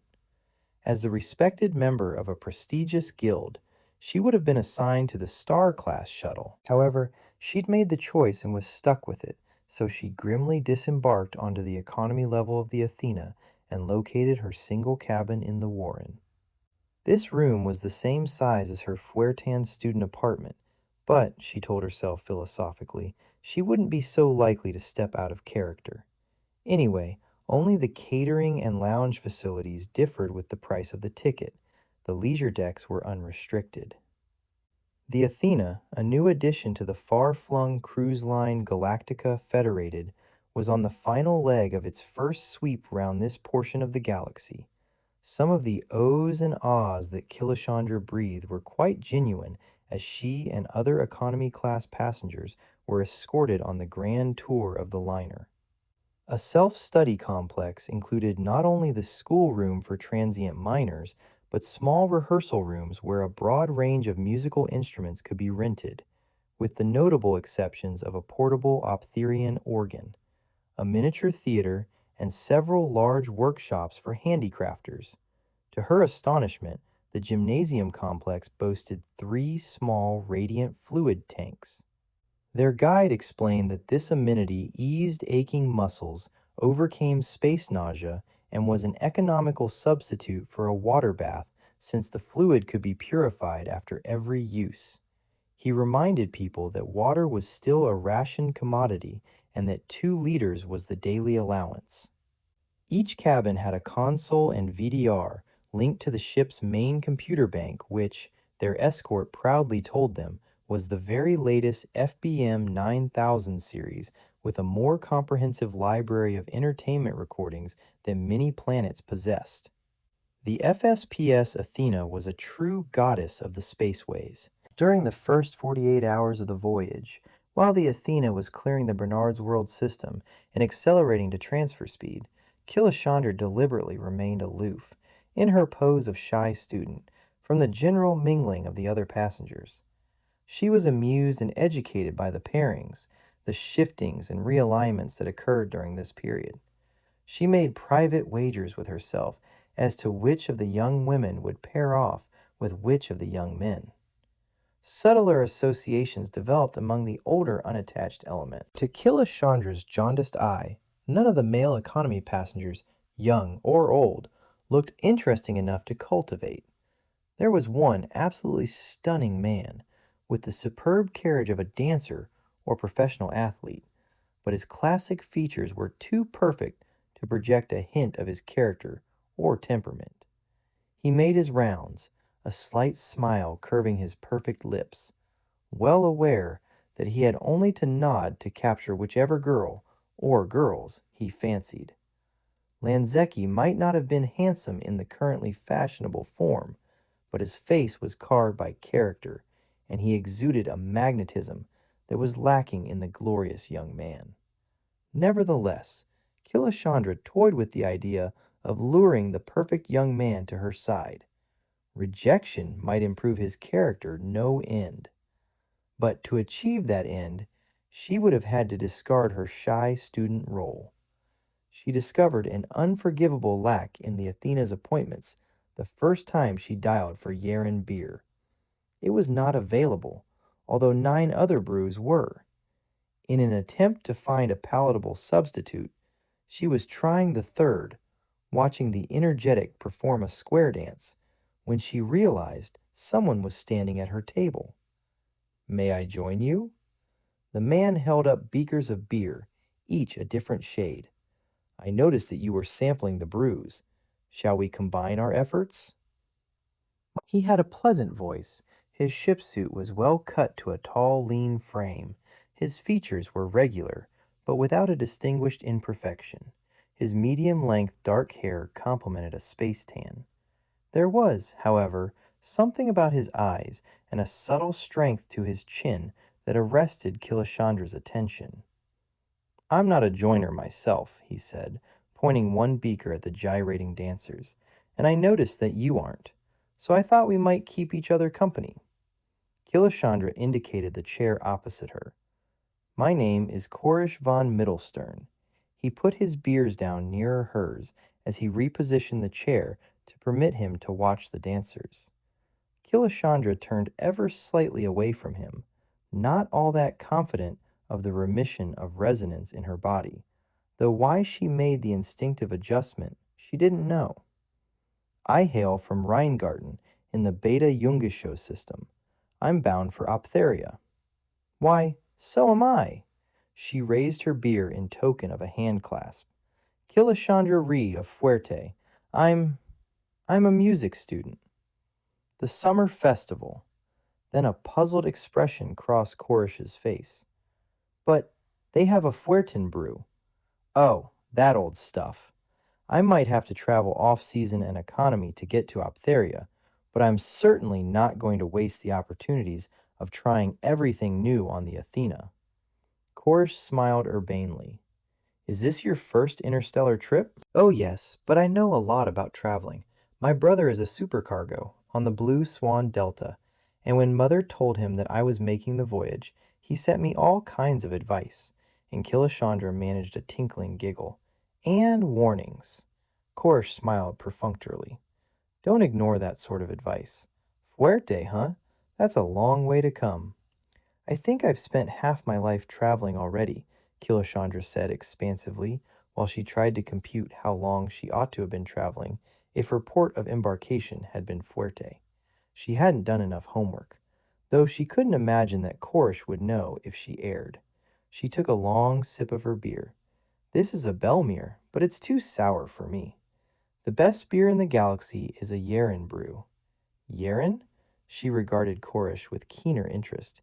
If Korish came from Beta Jungish, he was a long way from a regular supply of Yeren beer. Killashandra's curiosity rustled awake. The Yeren brewmasters have no peers. Surely your brother has mentioned Yeren beer. Well, now, it's possible that he has, Killashandra said slowly, as if searching her memory. But then, he told me so much that I can't remember half. She was about to giggle again, and then decided that not only did her giggle nauseate herself, but it might repel Korish, and she wanted to satisfy this flicker of curiosity about him. Why are you traveling to Optheria? Family business, sort of. An uncle of mine went for a visit and decided to become a citizen. We need his signature on some family papers. We've written several times and had no reply. Now, he could be dead, but I have to have the proper certification if he is, and his print and fist on the documents if he isn't. And you have to come all the way from Beta Jungisha for that? Well, there's a lot of credit involved, and this isn't a bad way to go. He inscribed a half circle with his beaker, including the ship as well as the dancers, and smiled at Killashandra over the rim as he sipped. This Pilsner's not all that bad, really. What have you there? She went along with Korish's adroit change of subject, and with the beer sampling. Although singing crystal brought with it an inexhaustible ability to metabolize alcohol without noticeable effect, she feigned the symptoms of intoxication as she confided her fake history to the Jungian, whenever necessary, embellishing her actual experiences at the arts complex. Thus, Korish learned that she was a keyboard specialist in her final year of training, with high hopes that the Optherian Festival would provide her with sufficient data for an honors recommendation. She had credentials of sufficiently high caliber to gain entrance into the Federal Music Conservatory on Optheria, where she hoped she'd be allowed to play on an Optherian organ. An hour is all I need, she told Korish, blinking in her simulation of advancing inebriation, for the purposes of my dissertation. From what I hear about their precious organ, you'd be lucky to get within spitting distance. Even half an hour. I hear that only federal licensed musicians are allowed in the organ loft. Well, they'll have to make an exception in my case, because I have a special letter from Fuerte's president. He's a friend of my family's. And a sealed note from stellar performer Dalke Mogarog. She paused deferentially at the mention of that august personality, who was evidently unknown to Korish. And I'm sure they'll concede. Even 15 minutes? She asked as Korish continued to shake his head. Well, they'll just have to. I haven't come all this way to be refused. I'm a serious student of keyboard instruments. I won a scholarship to the Federated Sentient Planets Conservatory on Terra. I've been permitted to play on a Mozartian clavier, a Handelian spinet, Purcell's harpsichord, a Bach organ, and a Beethoven pianoforte, and... She hiccuped to mask the fact that she was running out of prestigious composers and instruments. So, which beer do you prefer now? Huh? Korish solicitously conducted her to her cabin and arranged her on her bunk. As he drew a light blanket over her, she felt the static leap from her shoulder to his hands. He hesitated briefly, then quietly left. As Killashandra gave him time to leave her passageway, she reviewed her performance and decided that she hadn't dropped from character, even if he had. It was rather nice of him, too, not to have taken advantage of her. When she felt secure, she slipped from her cabin and down to the gymnasium level. At that hour, it was empty, and she enjoyed an hour's luxuriating in the radiant fluid.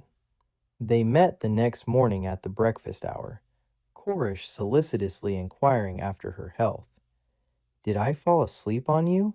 She asked with wide-eyed dismay. Not at all. I just saw to it that you were safely in your own cabin before you did.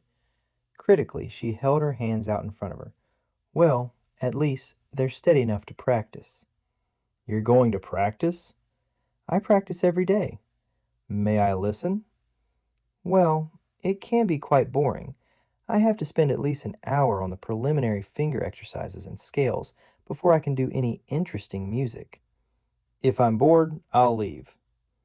As she led the way to the practice rooms, she wondered if she had slipped up in her characterization. Why else should he be curious enough to want to listen to her practice? Killashandra was rather chuffed to discover that the old drills came easily to her fingers as she addressed the keyboard with every semblance of true authority. Chorus departed after 15 minutes, but she left nothing to chance and played on, making remarkably few errors for someone who had not played in 3 years. As she had established her credentials with him, he continued to project the image of an amiable young man on a journey to protect family interests. He saw her out at mealtimes, helped her evade the organizers of team sports, directed her investigations of the caterer's potential with the amused tolerance of the mature traveler, and accompanied her to shipboard activities. On one or two occasions, she had the urge to shock him with her true identity, just to see how he might react, but she repressed that whimsy. Then, after a particularly bibulous evening, when she had taken an extra long, radiant bath, she encountered him in the gymnasium. He was sweating profusely, working out against a hefty weight on the apparatus with apparent ease. Stripped as he was for the exercise, Killashandra could appreciate that Korish's lean frame was suspiciously well muscled and fine-tuned for his public image. I didn't know you were a gymnast. It's only smart to keep fit, Killashandra Ree. He whipped a towel about his shoulders and mopped his face. Where have you been? Killashandra managed a blush of embarrassment, dropping her eyes and affecting mortification. I tried that radiant stuff. In the tank. And she pointed vaguely in the right direction. That blonde girl from Kachachurian was saying that it was good for hangovers. She kicked at the apparatus base with her toe, eyes still downcast. Well, is it? I think it is. She allowed some doubt in her tone. At least that awful spinning has stopped. And the nausea. She put one hand to her head and the other to her stomach. I think I may have to go back to Fuerten beer. I could always drink as much of that as I wanted. Or is it something to do with traveling in space? My brother did say something about that. She looked up at Korish. Isn't this a funny time to be working out? That's how I work alcohol out of my system, Korish said, pulling on his shirt. I'll see you back to your cabin. You really shouldn't be wandering about the ship at this hour. Someone might get the wrong impression about you. As Killashandra permitted him to escort her back, she wondered why he was rushing her out of the gym. She felt she had deftly accounted for her presence and naively accepted his explanation. Safely returned to her cabin, she agreed to meet him as usual for breakfast the next morning and dutifully went to bed. Waiting for sleep, she reflected on his extraordinary fitness and the stealth in which he kept it. Could Korish possibly be an FSP agent? It struck her as unlikely that the Federation would choose to send only one observer, an inexperienced one at that, into a planetary society that was being investigated. She chuckled to think that, out of the 1,800 passengers and crew on the Athena, Korish should attach himself to her. Of course, in her eager student guise, she might constitute an integral part of his shipboard cover. Unless he had been advised of her extra assignment by his superiors, if he was a federal agent, he would also know the capabilities of crystal singers and the subtler ways to identify them. No matter, in her concentrated efforts to recall her days as an impecunious and ardent music student, she had been able to shelve the more recent, painful episode. Seriously now, Killashandra considered Antona's advice to record incidents in detail. Who knew when she might find it necessary to adopt the role of the student again? Chapter 4. As the Athena plunged toward the Optherian primary for the deflected hyperbolic pass that would bring it close to the one inhabited planet of the system, the passengers who were disembarking went through the rituals of leave-taking from their shipboard acquaintances, that strange magic of voyaging which could make total strangers into confidants and lovers had lost none of its potency in the space age. As they waited in the airlock for the shuttle that would take them to the surface, Killashandra found herself prattling on at Korish about how they must meet and share their adventures, that they couldn't part and never meet again while they were on the same planet. She'd want to know how he'd made out with his uncle, and she hoped she'd be able to tell him of her success invading the Optherian musical hierarchy. Of course, that sort of chatter was in character with her role. What astonished Killashandra was that she meant what she said. "That's very sweet of you, Killa," Chorus replied, patting her shoulder in a condescending fashion that returned her instantly to her own personality. "If I don't get a place at the Music Center hostel, I'll go to the Piper facility," she said, ducking away from his hand as she fumbled with the fastening on the side pocket of her carasack. She tendered the small plastic card distributed by the facility with its community codes. "The Optherian Traveler's Guide says they'll take messages for visitors. You could leave word for me there." She smiled up at him with tremulous wistfulness. "I know that once we leave Optheria, we'll never meet again, Korish. But at least while we're still on the same planet, I was hoping we could stay friends." She broke off, ducking her head and dabbing at her eyes, which, on cue, had filled with moisture. She let him have just a confirming glimpse of her teary face, although why she was prolonging their association, she hadn't a notion. One can get too wrapped up in role-playing. "I promise you, Killa, that I'll leave word at the Piper for you." And Korish put a finger under her chin and lifted her head to his gaze. He had a rather engaging half-smile, she thought, though it wasn't a patch on Lanzecki's. She managed to squeeze out a few more tears on the strength of that comparison. "No need for tears, Killa." Just then, the shuttle clanged against the Athena's side, and conversation became impossible with the noise of lock engagement and the excited crescendo of farewells. Then, crewmen were officiously directing passengers to move to the port side of the lock. Killashandra was crammed rather tightly between two large men and separated from Korish by another sideways push. "What's the delay?" one of her cushions demanded. "They're loading some crates," was the indignant reply. "Must be something special. There are seals and impreg tape all over them. I shall complain to the cruise agent. I was under the impression that people got preference over commodities on this line." As suddenly as it had begun, the press eased off, and everyone was shuffling toward the ramp into the shuttle. Killashandra didn't see Korish among the passengers already seated, but she couldn't fail to miss three large foam boxes that contained the white crystal, for they occupied the first three rows of seats on the shuttle's starboard side. "They must be immensely valuable," the first cushion man said. "Whatever could it be? Optherians don't import much." "Too right," his companion said in an aggrieved tone. "Why, those are heptite guild seals." The shuttle attendant had taken complete control of the seating arrangements, peremptorily filling the rows as he backed down the main aisle. He gestured Killashandra to an inside seat, and the two cushions obediently settled in the next two. She caught a brief glimpse of Korish as he passed, but he was assigned a seat on the other side of the aisle. "Not wasting any time, are they?" the first man said. "Have none to waste in a parabolic orbit," his friend replied. "There mustn't have been any outgoing passengers." "Probably not. Optherians don't leave their planet, and the tourist season hasn't really started." A rather ominous rumbling, issuing from the floor plates, startled them. This was quickly followed by additional metallic complaints, causing further vibrations under their feet. Two distinct thuds signaled the closing of the cargo bays. Then Killashandra felt the air compress as the main passenger lock was shut and secured. Through the skin of the hole beside her, she heard the snick of the grapple release, so she was prepared for the stomach-wrenching motion of the shuttles falling away from the Athena. Her seatmates were not and gasped in reaction, clutching the armrest as the shuttle's engines took hold and pushed the passengers into the foam of their seats.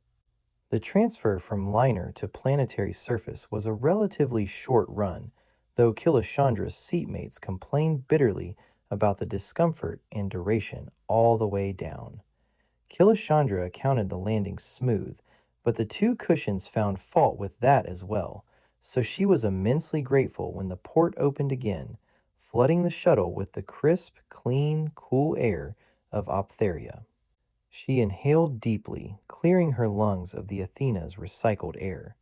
For all the craft's modern amenities, it had not quite solved the age-old problem of refreshing air without the taint of deodorizers.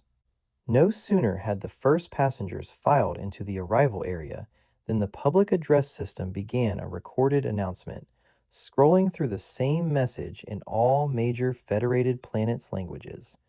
Passengers were requested to have travel documents ready for inspection by port authorities. Please to form a line in the appropriately marked alphabetic or numeric queues. Aliens requiring special life support systems or supplies would please contact a uniformed attendant. Visitors with health problems were to present themselves immediately after clearance to the Port Authority medical officer.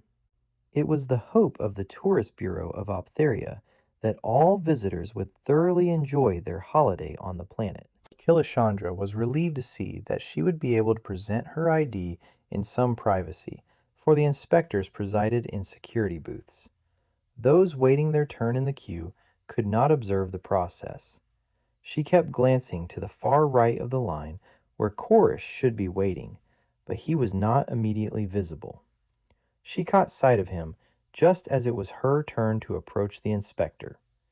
Killashandra suppressed a malicious grin as she slid her arm and its ID bracelet under the visiplate. The blank expression of the inspector's square face underwent a remarkable change at the sight of the heptite seal on his screen.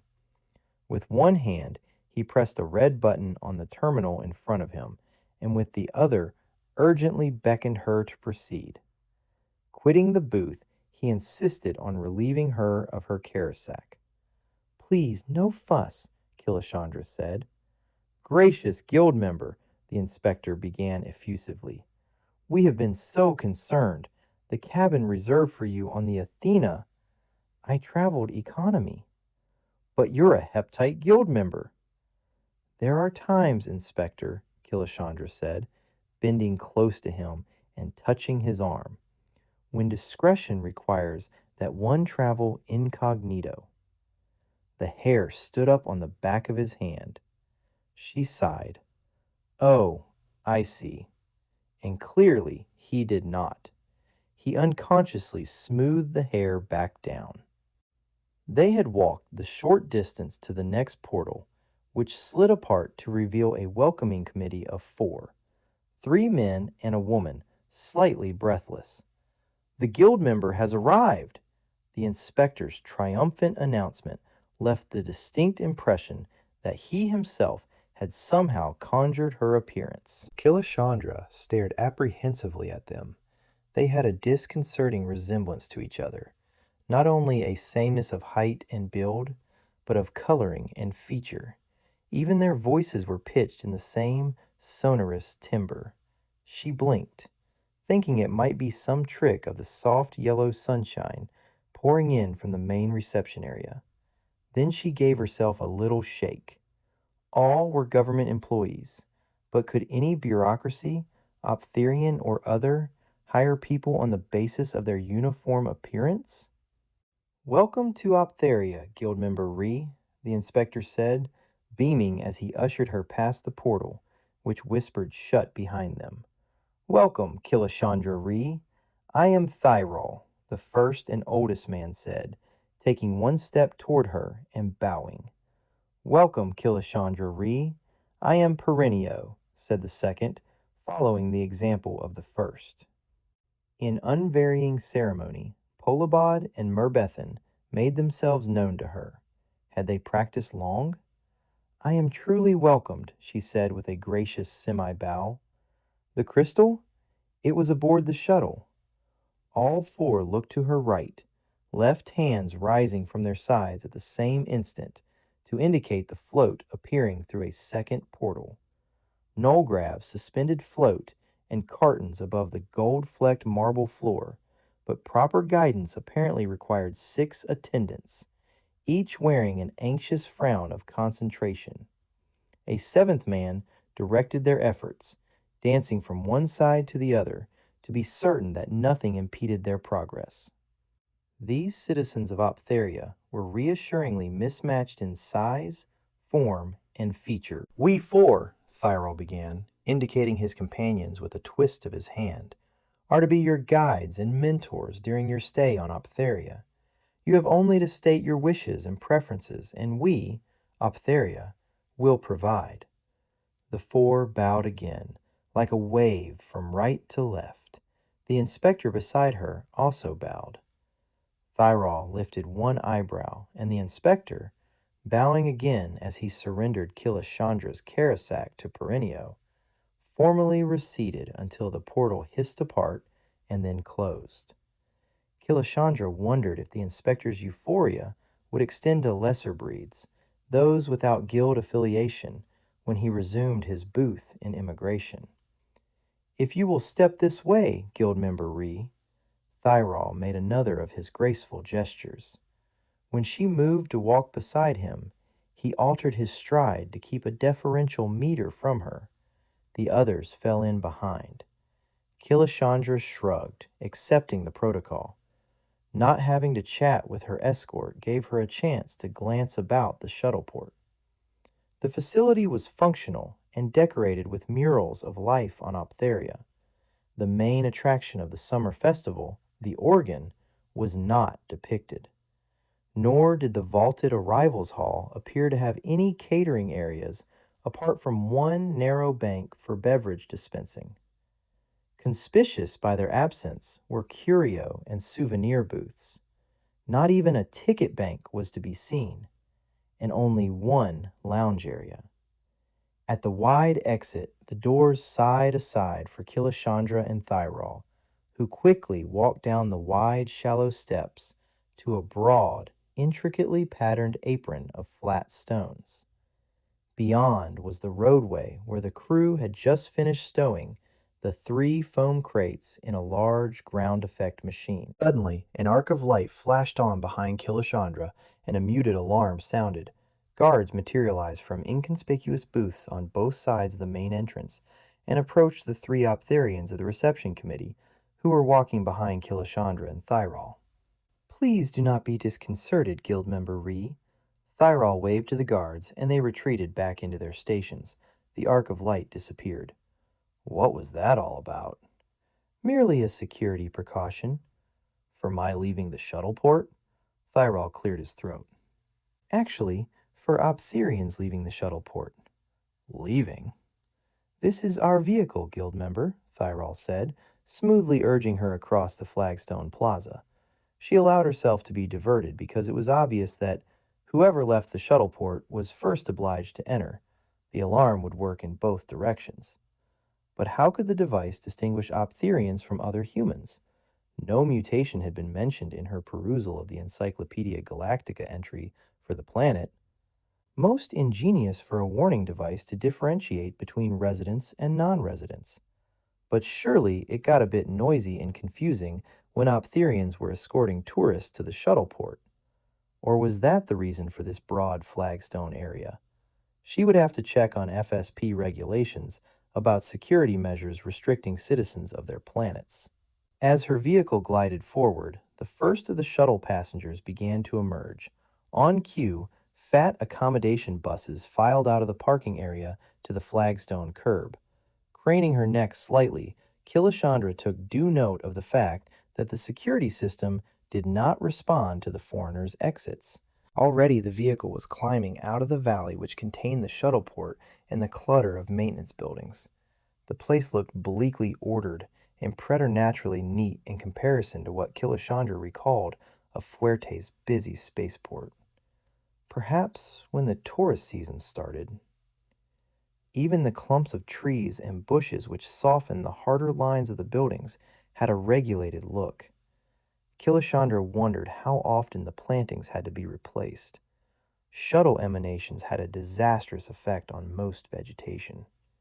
"Are you comfortable, guild member?" Mirbethan asked from her seat behind Killashandra. Of necessity, the shuttleport was placed close to the city, Perenio took up the conversation, but is screened by these hills which also absorb much of the noise and bustle. Noise and bustle, his tone of voice told Killashandra, were the unpleasant concomitants of space travel. "How wise of you," Killashandra replied. "Optherian's founding fathers planned for every contingency," Thyrol said smugly. "No effort has been spared to conserve our planet's natural beauty." The vehicle had reached the top of the gap, and Killashandra had an unimpeded view of the broader valley below them, in which nestled the felicitous arrangement of pastel-colored buildings, domes, and round towers that comprised Optheria's capital settlement, known as the City. From that height, the impressive view drew a surprised exclamation from Killashandra. "It is breathtaking." Thyrol chose to interpret her response his way. Beautiful was a fair adjective, Killashandra thought, but breathtaking? No. Even at that distance, something was too prim and proper about the city for her taste. "None of the indigenous trees and bushes were removed, you see," Thyrol explained, gesturing with his whole hand rather than a single finger, "when the city was constructed, so that the natural, unspoiled landscape could be retained." "And the river and that lake, are they natural features?" "But of course, nature is not distorted on Optheria." "Which is as it should be," Polabod added. "The entire valley is as it was when man first landed on Optheria. The city architect planned all the buildings and dwellings in the unoccupied spaces," Mirbethan said proudly. "How exceedingly clever!" Killashandra was wearing the contact lenses recommended for Optheria's sunlight and wondered if the planet would be improved viewed via augmented Ballybrand vision. Just then it was very, very blah. Killashandra had to delve a long way for an adequate expression which, tactfully, she did not voice. Would Borella have restrained herself? Would she have noticed? Ah, well, beauty is said to be in the eye of the beholder. For Optheria's sake, she was glad that someone loved it. While it might have been laudable of the founding fathers to wish to preserve the entire valley as it was when man first landed, it must have given the architects and construction crews a hell of a lot of trouble. Buildings wrapped around copses of trees, straddled brooks, incorporated boulders and ledges. Probably the floors on upper levels were even, but it must have been bumpy going at ground level.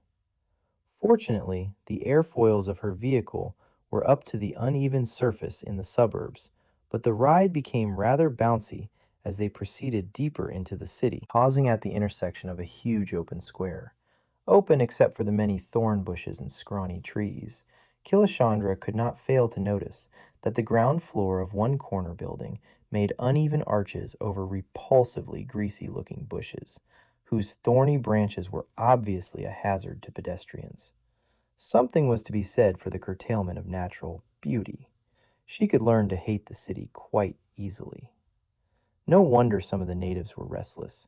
Just how did the summer festival compensate for the rest of the Optherian year? Once past the open square, the road climbed gently to a cluster of buildings, evidently uninhibited by natural beauties, for they seemed to have an architectural integrity so far lacking in the city. "It was necessary," Thyrol said in a muted voice, "to add the merest trace of a ramp to ascend to the music center." "I wouldn't have known it if you hadn't told me," Killashandra said, unable to restrain her facetiousness. "One ought to approach on foot," Perenio went on in a repressive tone, "but some latitude is permitted so that the audience may assemble punctually." His gesture called Killashandra's attention to the many small switchback paths to one side of the promontory. Killashandra repressed a second facetious remark, which Perennial's tone provoked. It wouldn't be the installation on Optheria, not the organ, nor the planet which were hazardous. Once again, it was the inhabitants. Was she always to encounter such intolerant, inflexible, remorseless personalities? "What sort of local brew do you have here on Optheria?" she asked, keeping her tone casual. If the reply was none, she'd book out on the next available craft. "Well, that is, possibly not at all to your taste, guild member." Merbethan's startled reply was hesitant. "No beverages can be imported. I'm sure you saw the notice in the Port Authority. Our brewmasters produce 4 distinct fermented beverages. Quite potable, I'm told. Spirits are distilled from the Terran grains, which we have managed to adapt to Optherian soil, but I have been told that these are raw to educated palates." "Optheria produces excellent wines," Perennial said rather testily, with a reproving glance at Merbethan. "They cannot be exported, and indeed, some do not travel well even the relatively short distance to the city. If wine is your preference, a selection will be put in your quarters. I'll try some of the brews, too." "Wine and beer?" Polybot exclaimed in surprise. "Crystal singers are required to keep a high blood alcohol content when absent from Ballybran. I'll have to decide which is the best for my particular requirement." She sighed in patient forbearance. "I wasn't informed that members of your guild required special diets." Thyrol was clearly perturbed. "No special diet," Killashandra agreed, "but we do require larger intakes of certain natural substances from time to time, such as alcohol." "Oh, I see," Thyrol replied, although clearly he did not. "Does no one on this repulsive planet have a sense of humor?" Killashandra wondered. "Ah, here we are so soon," Perennial said, for the vehicle had swung down the curving drive to the imposing main entrance of the largest building on this musical height. In orderly fashion, but in decorous haste, a second welcoming committee formed itself on the wide and shallow marble steps under the colonnaded portico that shielded the massive central doors of the edifice. Although large urns had been planted with some sort of weeping tree to soften the harsh architecture, the effect was forbidding rather than welcoming. Killashandra emerged from the vehicle, ignoring Thyrol's outstretched hand. The Optherian's obsequious behavior could quickly become a major irritant. She had just straightened up and turned to step forward when something slammed hard into her left shoulder, and she was thrown off balance against the vehicle. The fleshy point of her shoulder stung briefly, then began to throb. Thyrol began to bellow incoherently before he attempted to embrace her in the misguided notion that she needed his assistance. For the next few moments, total chaos erupted. Thyrol, Perennial, and Polybod dashed about, issuing conflicting orders. The throng of dignitaries turned into a terrified mob, splintering into groups which fled, stood paralyzed, or added their shouts to the tumult. A flock of airborne sleds reared up from the plateau to hover above the music complex, darting off on diverse errands. Merbethan was the only one able to keep her wits. She tore a strip from the hem of her gown, and despite Killashandra's protestations that she required no aid, bound the wound. And it was she who discovered the weapon, embedded in the upholstery of the back seat. "That's a businesslike piece of wickedness," Killashandra remarked as she studied the asterisk-bladed object, 3 of its lethal blades buried in the seatback. The one which had wounded her pointed outward, a strand of her sleeve material laid neatly along the cutting edge. "Don't touch it!" Merbethan put out her hand to prevent such action. "No fear," Killashandra said, straightening up. "Local manufacture?" "No." Merbethan's voice took on a note of indignant anger. "An island implement. An outrage. We shall spare no effort to discover the perpetrator of this deed." There was a subtle but discernible alteration in Merbethan's tone between her first two remarks and the last, which Killashandra caught but could not then analyze. For the rest of the committee suddenly recalled that there had been a victim of this outrage, and more attentions were showered on Killashandra by the concerned. Despite her protestations, she was carried into the vaulting entrance hall of the main building and whisked along a corridor lined floor to ceiling with portraits of men and women. Even in her swift passage, she noticed that they all smiled in the same tight, smug way. Then she was conducted to a lift, while dignitaries bickered about who should accompany her in the limited space. Once again, Merbethan won Killashandra's approval by closing the door on the argument. They were met at their destination by a full medical convention, and Killashandra was made to lie on a gurney and was wheeled into diagnostics. At the moment of truth, when the temporary bandaging was reverently unwound from the injury, there was a stunned silence.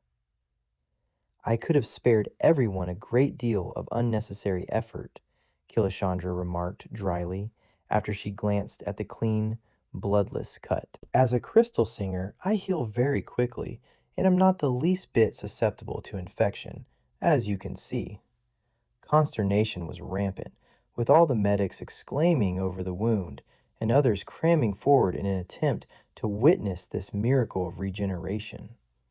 Glancing up, Killashandra saw the very smug smile on Merbethan's face, so very like the smiles on the portraits. "To what agency do you attribute such remarkable healing properties?" asked the eldest of the medical people in attendance. "To living on Ballybran," Killashandra replied. "As you must surely be aware, the resonance of crystal slows down the degenerative process. Tissue damage regenerates quickly. By this evening, this minor cut will be completely healed. It was a clean swipe and not all that deep." She seized the opportunity to slip off the gurney. "If we may take a sample of your blood for analysis," the elder medic began, reaching for a sterilely packaged extractor. "You may not," Killashandra said, and again felt a wave of incredulous dismay and surprise from her audience. Was contradiction forbidden on Optheria? "The bleeding has stopped, nor will analysis isolate the blood factor which slows degeneration," she went on with a kind smile. "Why waste your valuable time?" She strode purposefully toward the door, determined to end this interlude. Just then, Perennial, Thyrol, and Polabod arrived, breathless in their haste to rejoin her. "Ah, gentlemen, you are just in time to escort me to my quarters." And when there were stumbled explanations about receptions and music center faculty waiting and the prospect of attendance by the elders, she smiled gently. "All the more reason for me to change," and she gestured to the torn sleeve. "But you've not been attended," Phiro cried, astonished to see an unbandaged slash. "Very well, thank you," she said, and walked past him into the corridor. "Well?" She swung round to face a throng of very confused people. "Will no one escort me to my quarters?" This farce was beginning to pall. The corridor, too, had its occupants, mostly in the universal green garb of the medical profession. Therefore, the young man, clad in a dark tunic, his bronzed legs bare to the soft leather ankle boots, stood out among them. Lanzecki might swear that the Ballybran spore did not confer any psychic enhancement, but Killashandra was entertaining severe doubts on that score. She had definitely caught conflicting emotional emanations from Merbethan, from the other worthies, and now from this young man, a curious flash of green, annoyance, interest, and anticipation far too strong to be the casual reaction to a visitor. And flash was all it could be, for Thyrol and Perennial bore down on her, all apologies for their discourtesies real and imaginary. Mirbethan firmly took her place at Killashandra's right, edging the three men out of position and motioning their guests down the hall. When Killashandra was able to glance back to the young man, he was striding down a side corridor, head down, shoulders sagging as if weighed down by some burden. Guilt? Then she was swept into the lift, down to the guest level, and into the most sumptuous quarters which had ever been allotted to her. Having agreed to descend to the reception as soon as she had changed, gave her time for only the most cursory examination of the apartment. She'd been guided through a large, elegant reception room suitable for formal affairs.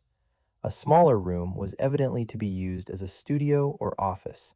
They hurried past two bedchambers, one of them quite modern, before she was ushered into a main room so vast that she had to stifle a chuckle.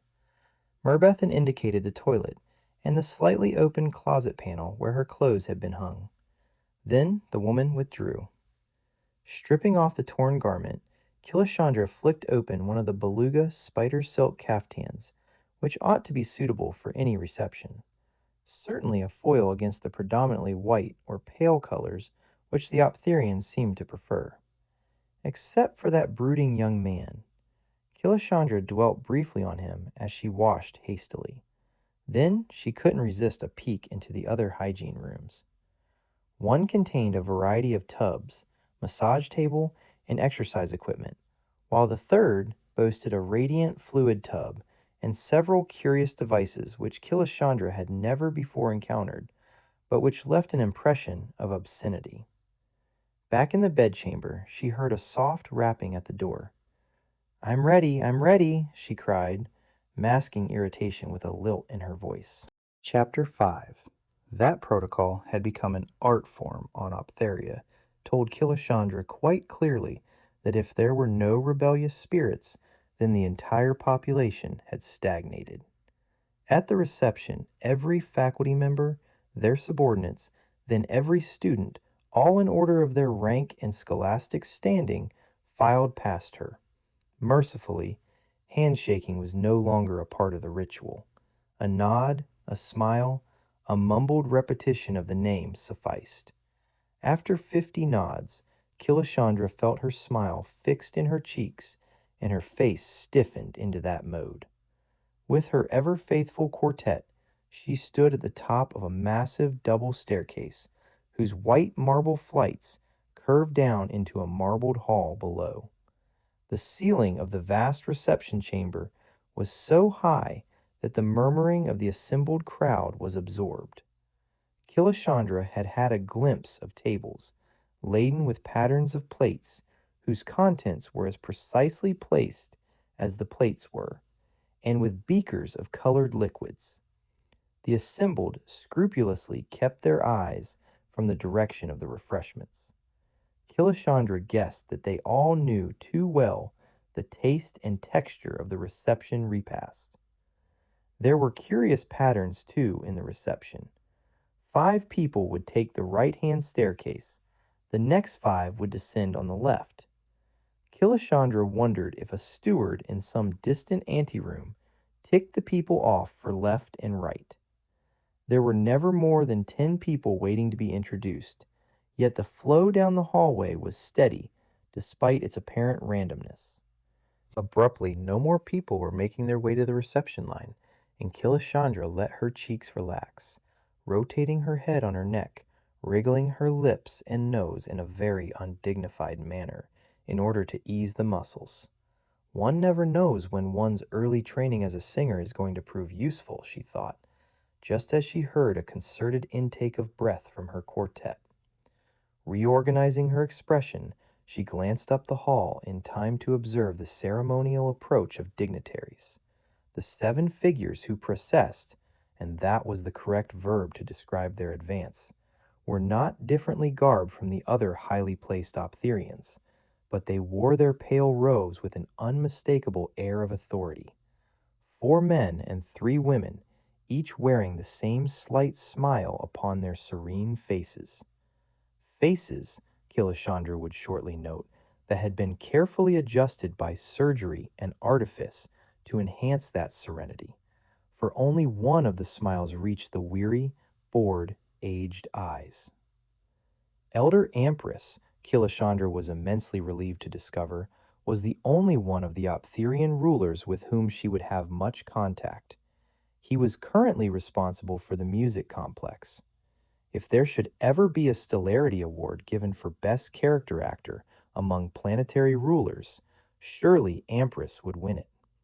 But for the disparity of expression between eye and face, Killashandra might have missed that gleam of humor and possibly ignored that spontaneous lifting of the heart that occur when one encounters a kindred spirit.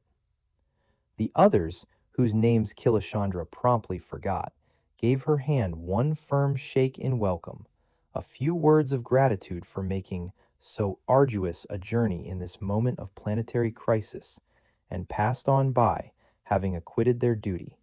They all waited, without appearing to wait, at the top of the right-hand stair. Then Killashandra felt the almost electric touch of Empress's hand, looked into his bright and knowing eyes, and returned the first genuine smile of the long afternoon. We will have time to talk later on, guild member. In the meantime, let us gild their afternoon with the gold and scarlet of our presences.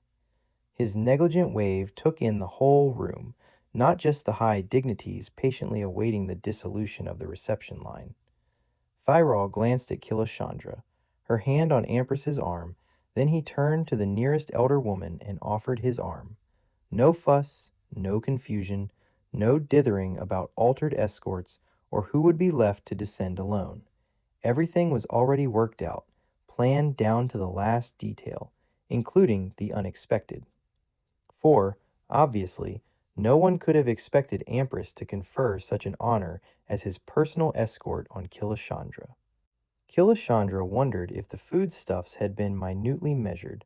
For 2 bites disposed of each of the 4 small tidbits, 5 mouthfuls emptied the wineglass. But she was among the lucky minority who had their glasses refilled and were offered additional canapes. "This will be over soon," Empress murmured to her, his lips barely moving. "A proper meal will be served us when the lesser orders have dutifully taken their sip and sup and toddled back to the comfort of their routines." He spoke with neither scorn nor malice. Empress was stating a fact about the majority of the assembled. Having had their rare treats of standing in the same room with a real, live, breathing crystal singer. "You are that!" Empress's gaze returned hers, with no trace of guile or evasion, but he had a definite twinkle in his eye. "3 minutes after you reached the infirmary, the news of your regenerative powers had seeped to the basements." "Surely you are not housed in a basement?" Empress's bright brown eyes twinkled again. "The seat of all knowledge." "So you can get to the bottom of things?" "Of course." "And a position of maximum security?" Killashandra taunted him. Why shouldn't she start at the top with her covert inquiries? "Security is never a problem on such a well-ordered world as Optheria." He inclined his head to acknowledge the passing of 3 of the dignitaries circulating the gathering. "Everyone is secure," he paused, "on Optheria, each knowing his place and his duties. Security is the foundation of the serenity of spirit which typifies this natural world." Killashandra could find no mockery in his words, nor any special inflection in his voice. No sparkle of amusement lit his eye. No cynical expression molded his face. Yet Killashandra heard the denial as clearly as if he had phrased it. "Someone must have had a momentarily troubled spirit to launch that little star knife at me." "An island weapon," Empress said. "We allowed that settlement too much leeway during the early years on Optheria. Its original colonists were, naturally, of our mind, but before we could re-establish contact with them, they had deviated from the original intent. Optheria was to be an autonomous world, not to consist of autonomous groups." Empress's humorless voice and manner implied the treatment which had undoubtedly been meted out to the dissenters. "The matter of that outrageous attack on your person will be resolved, I can assure you, Guild member Killashandra." I don't doubt that for a moment. Empress searched her face. On an ordered planet, the unusual is always remarkable. Empress, you may not monopolize our distinguished visitor, said a deep, grating voice, and Killashandra turned to find herself scrutinized by one of the other male elders. He had the eyes of a scavenger, bright, dark, piercing.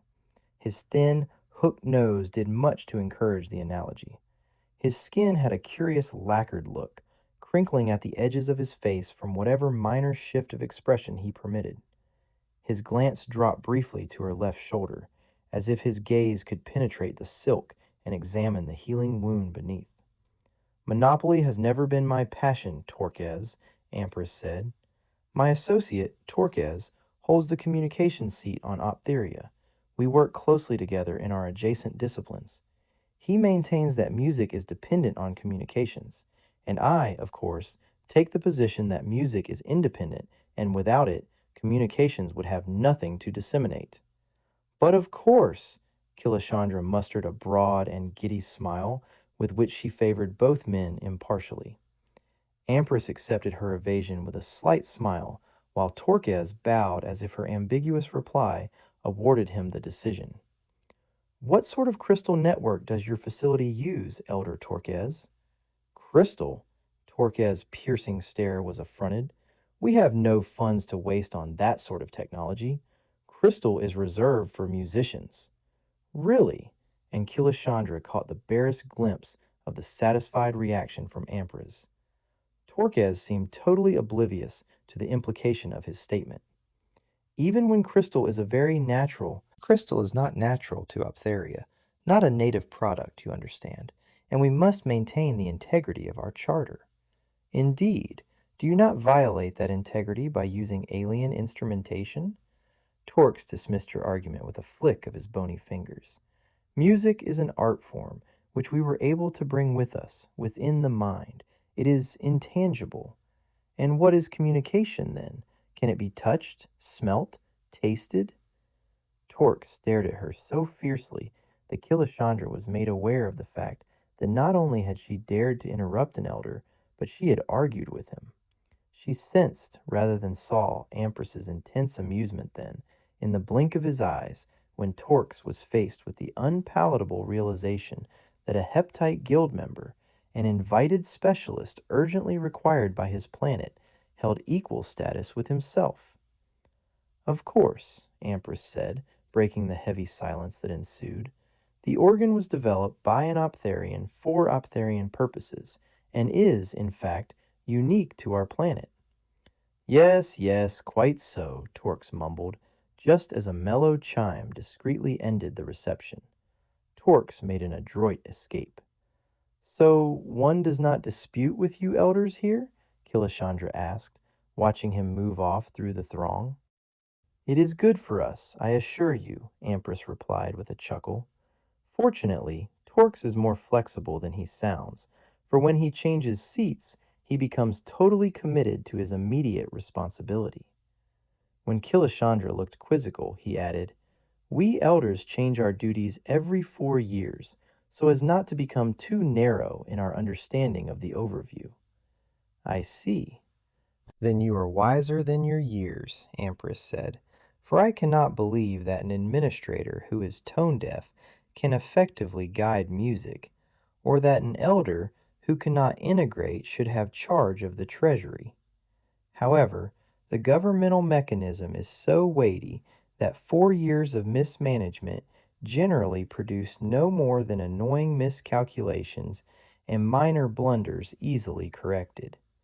The brilliance of the founding fathers of Optheria is once more unquestionably elucidated. Thyrol appeared, respectfully inclining his upper body at his interruption. Elder Empress, Guildmaster Ree, if you will proceed to the dining chamber?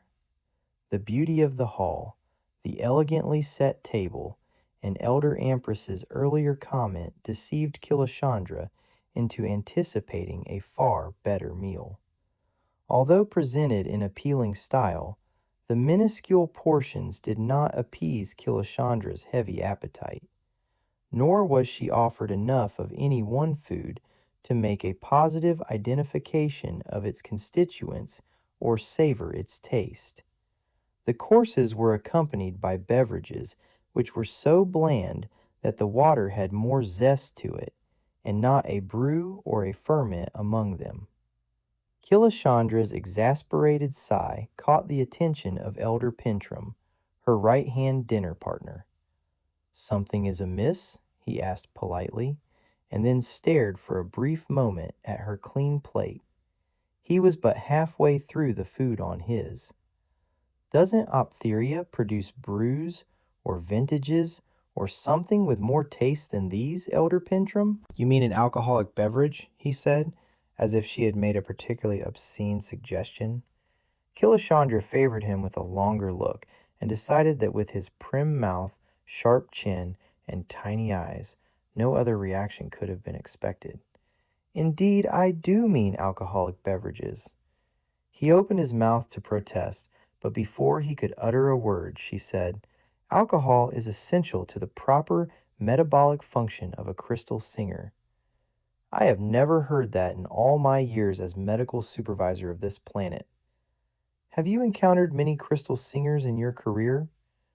Piqued by yet another dogmatic encounter, Killashandra discarded any semblance of tact. These people needed a set down, and she was in the enviable position of being able to give it with impunity. "In actual fact, no. Then how can you possibly dispute my statement or question my requirements? This," and she waved a scornful hand at the goblet before her, "bilge. That beverage is a nutritious liquid, carefully combined to supply the adult daily requirements of vitamins and minerals to ensure—" "No wonder it tastes so revolting. And may I point out that any brewmaster worth his license provides the same vitamins and minerals in a form palatable enough to satisfy the inner man as well." The medical supervisor hitched his chair back, throwing his serviette on the table in preparation for harangue, and suddenly they were the center of attention. "Young woman, spare me your condescension, elder," Killashandra replied, as she rose gracefully to her feet and glared down at him. She swept the table with a reproving look. "I shall retire to my apartment until such time as my dietary requirements can be met with enough food," she flipped over her empty plate, "to satisfy my appetite, and sufficient alcoholic beverages to keep my metabolism functioning. Good evening." In the stunned silence, Killashandra left the room. Doors the size and density of the ones securing the dining chamber did not slam satisfactorily, but she had enjoyed her exit so much that she did not miss that part of the finale. In the corridor, she startled minions, lounging against the walls. "Does anybody know where my apartments are in this mausoleum?" she demanded. When all raised their hands, she pointed to the nearest. "Take me there." When he hesitated and looked anxiously at the door, she repeated her order in a louder and more authoritative tone. He scurried forward, more desirous of avoiding her immediate wrath than courting disfavor of an absent authority. "Tell me," she asked in a pleasant tone when they had entered a small lift, "is food plentiful on Optheria?" He cast her a very nervous glance, and when she smiled winningly at him, relaxed a little, though he kept as far from her in the carriage as possible. "There is plenty of food on Optheria. Too much. This year only half the fields may be planted, and I know that early fruit has been left to rot on the vine." "Then why did I get 3 mouthfuls at dinner?" Something approaching levity touched the young man's face. "All the elders are old. They don't eat much." That's one explanation, but a good brew or a nice dry vintage would have helped." A smile tugged at the young man's lips. "Well, Elder Pentrum was present, and he is death on any sort of alcoholic beverage. Says it saps the energy of the young and disrupts thought in the mature." "And he was my dinner partner."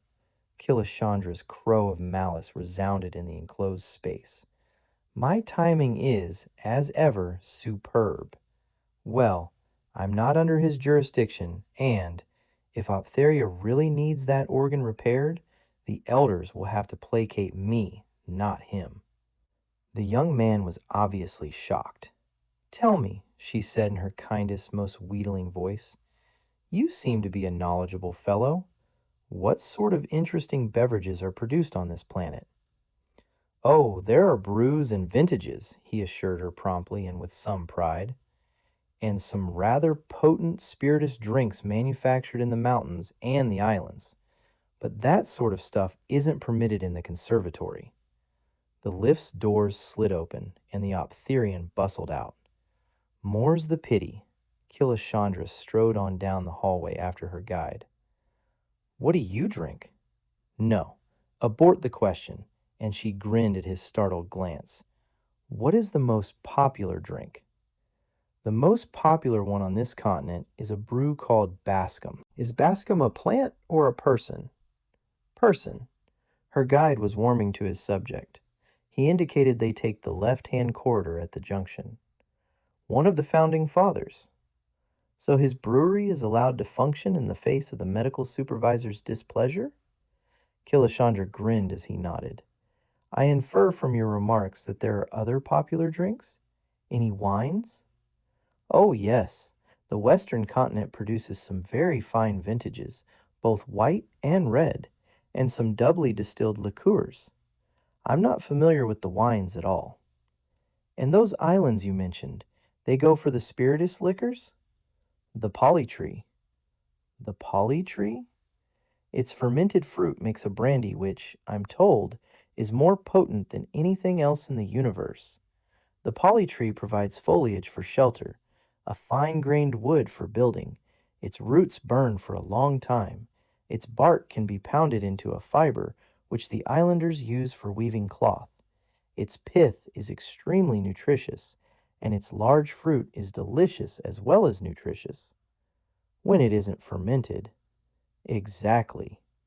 "And the poly tree only grows on the islands?" "That's right. And here is your apartment, guild member." He opened the door. "There's no privacy lock on this?" Killashandra had not noticed the lack in her first hurried inspection. "There is no need for such in the complex." Her guide appeared surprised at her reaction. "No one would presume to enter without your express permission." "There are no thieves on Optheria?"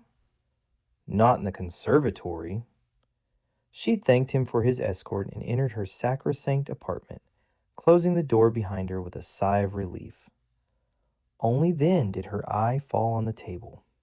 She exclaimed aloud at the display of bottles of all sizes and shapes, at the beakers, goblets, wine glasses that waited in pristine array on the white cloth. A separate tray offered an assortment of tidbits, nuts, and small wafers. A small chest opened to exhibit chilled bottles and 2 pottery amphoras. There was no way the collection could have been assembled and spirited into her apartment in the time elapsed since she stormed out of the dining room. Then she remembered her remarks on the trip from the spaceport. Well, Elder Pentrum might be a prissy, dogmatic, abstemious man, but obviously her every whim was someone's command. Because her guide had mentioned Bascom, her choice among so many finally settled on the neat brown bottle in the cold chest. She flipped the top off and let the mid-brown brew slowly descend into an appropriate beaker. The malty scent that rose to her nostrils suggested good things to come. "And about time, too," she said, scooping up a random selection of nibbles and sinking into the nearest comfortable seat. "To absent friends." She lifted her beaker high, then took her first sip. She regarded the brew with respect and delight. Could Bascom possibly have come from Yara, she asked herself. This might not be so bad an assignment after all. Chapter 6. By the time the quick Optherian sunset had finished its evening display, Killashandra had sampled 9 beverages, wishing she had someone with whom to share the largesse, especially since there was a prohibition against it. Which brought Korish to mind, and that mythical uncle of his. Unless she could discover how much surveillance she would be having from her discreet quartet, and how easy it would be to outwit it, she didn't want to risk meeting him. Would they think it odd if she left a message in at the Piper facility? Corish had considerably piqued her curiosity, and she was somewhat motivated by a desire to show him that two could play the exploitation gambit. Someone tapped on her apartment door, and when Merbethan entered on her permission, Killashandra caught the shade of uncertainty in the Optherian's manner. "Since you're not accompanied by any pris-mouthed ancients, you are welcome. And if that excuse for a meal is a state dinner here, no wonder you're a lean bunch." Merbethan flushed. "Since Elder Pentrum graciously accepted our invitation, we are obliged to cater to his dietary preferences. Didn't Elder Ampress mention this to you?" "He failed to put me in the know. However, all this," and Killashandra waved expansively at the beverage table's load, "makes up for that deficiency, though solid food would assist my investigations." There was no time to show you the catering facility. Merbethan glided to one of the discreet wall cabinets. Its doors opened on a catering unit. Alcoholic beverages are not included. Students have a distressing aptitude for breaking restricted codes. Killashandra decided that she merely thought she detected a note of tolerant humor in Merbethan's voice.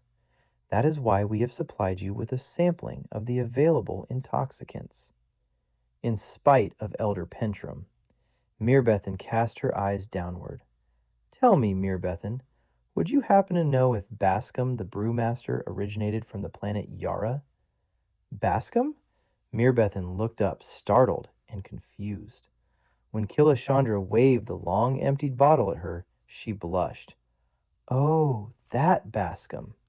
Now she glided to a second ornate cabinet, which opened into a full-size terminal, and a panel in the wall slid aside to reveal a large screen.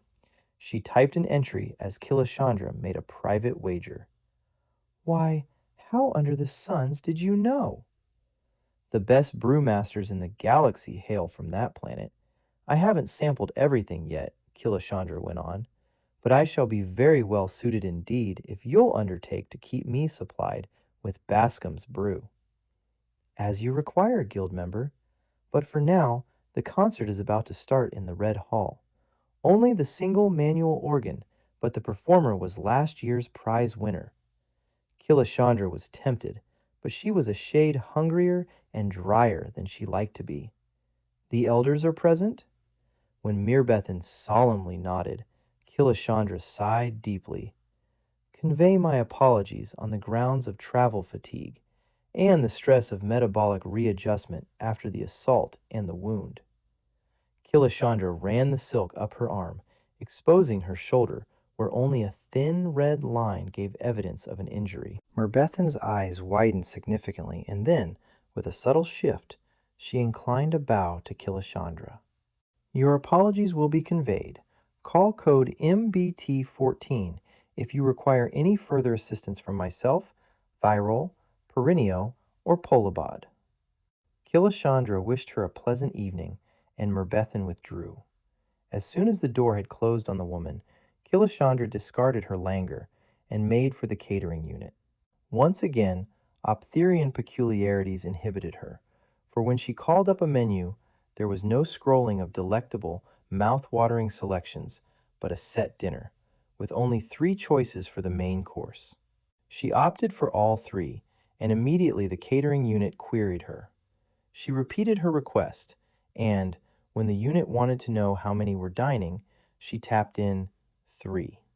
At which point, the unit informed her that the apartment was recorded as having a single occupant. She replied that she had guests. Their names and codes were required. She responded with the names of Elders Pentrum and Ampress, codes unknown. The food was promptly dispensed, 2 of the meager servings that she had observed in the dining hall. Fortunately, the third one was substantial enough to abort the kick that she had been about to bestow on the catering unit. Once she had solid food in her stomach, she continued her liquor sampling. While not in the least inebriated, thanks to her Ballybran-altered digestion, Killashandra was very merry and sang lustily as she ventured into the hygiene rooms and splashed in the scented water of the bath. She continued to sing, her fancy latching onto a riotous ballad generally rendered by a tenor, as she made her way to the bedroom. A lambent radiance augmented the soft lighting, and curious, she went to the window, observing three of Optheria's four small moons, one near enough for the craters and vast sterile plains to be clearly visible. Entranced, Killashandra broke off the ballad and began the haunting love duet from Belief's exotic opera, Voyagers, which seemed particularly appropriate to the setting. When a tenor voice joined her on cue, she faltered a moment. Then, despite her astonishment at spontaneity in such a rigidly controlled environment, she continued.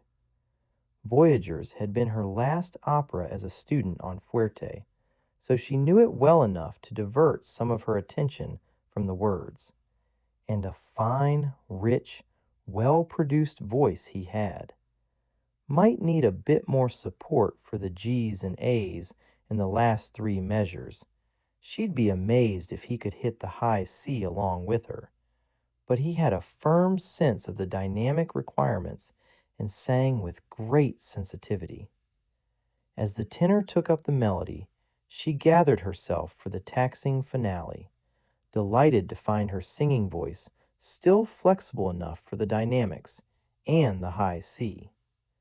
The tenor, with no loss of vibrance, opted for the A, but it was a grand, ringing A, and she applauded his judgment. She sustained her note, perversely wishing him to drop, but, as it happened, they broke off at the same instant, as if they had had the innumerable rehearsals such inspired singing required. "When shall our paths cross again?" she asked in the recitative which followed that spectacular duet. "When the moons of Radama make glorious the sky with measured dance."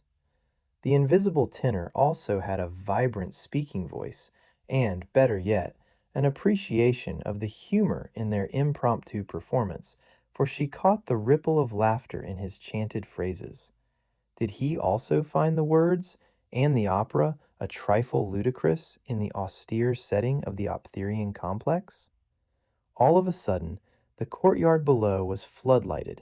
Figures erupted onto the paving, shouting commands for silence.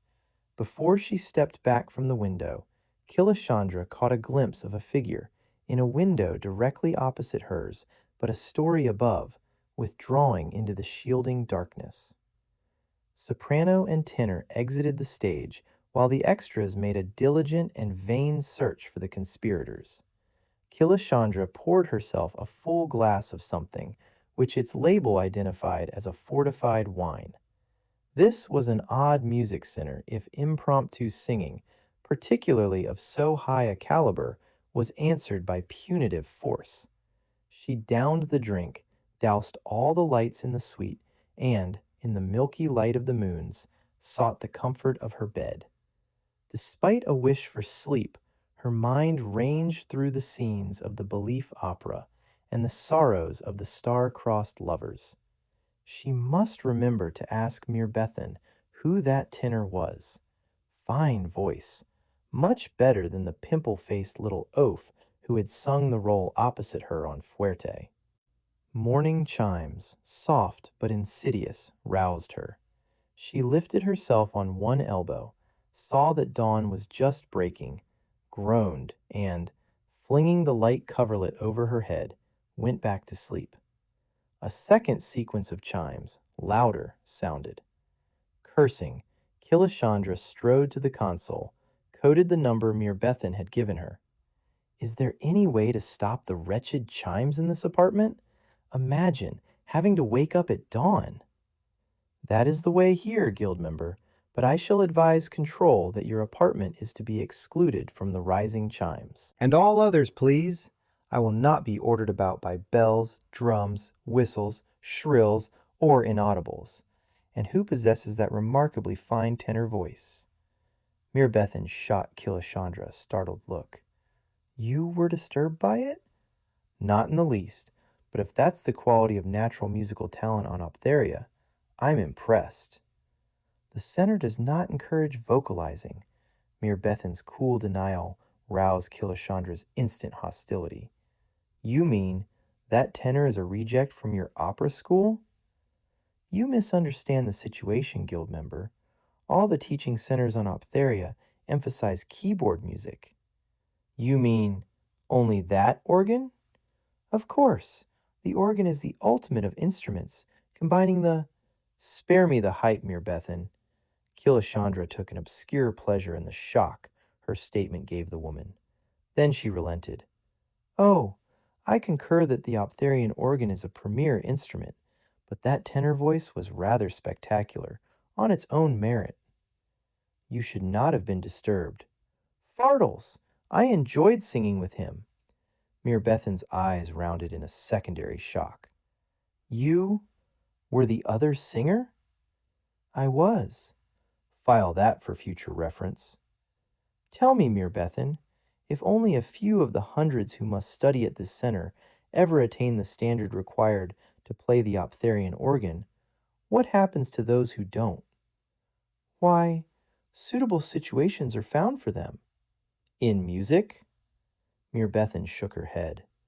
I'd think that crystal singing would provide a marvelous alternative. Optherians do not care to leave their planet, whatever their minor disappointments. You will excuse me, guild member. Mirbethan broke the connection. Killashandra stared at the blank screen for a long moment. Of course, neither Mirbethan nor any of the quartet knew of her early background in music. Certainly, none of them could possibly know of her disappointment, nor how she would relate that to what Mirbethan had just admitted. If you failed to make the grade at the organ, there was nothing else for you on Optheria? There was no way in which Killashandra would buy Mirbethan's statement that frustrated Optherian musicians would prefer to remain on the planet, even if they had been conditioned to the restriction from birth. And that tenor had sung with absolute pitch. It'd be a bloody shame to muzzle that voice in preference to an organ, however perfect an instrument it might be. Hazardous crystal singing might be as a profession, but it sure beat languishing on Optheria. A sudden thought struck her, and, with a fluid stride, she went to the terminal, tapped for library, and the entry on Ballybran. A much expurgated entry scrolled past, ending with the Code 4 restriction. She queried the files for political science texts and discovered fascinating gaps in that category. So, censorship was applied on Optheria. Not that that ever accomplished its purpose. However, an active censorship was not grounds for charter smashing, and the Guild had only been requested to discover if the planetary exit restriction was popularly accepted. Well, she knew one person she could ask, the tenor, if he hadn't gone into hiding after last night's hunt. Killashandra grinned. If she knew tenors... She had breakfasted, the catering unit did offer a substantial breakfast, and dressed by the time Thyrol arrived to inquire if she had rested, and more importantly, if she would like to start the repairs. He tactfully indicated her arm. You've apprehended the assailant? Merely a matter of time. How many students in the complex? She asked amiably, as Thyrol led her down the hall to the lift. At present, 430. That's a lot of suspects to examine. No student would dare attack an honored guest of the planet. On most planets, they'd be the prime suspects. My dear guild member, the selection process by which this student body is chosen considers all aspects of the applicant's background, training, and ability. They uphold all our traditions. Killashandra mumbled something suitable.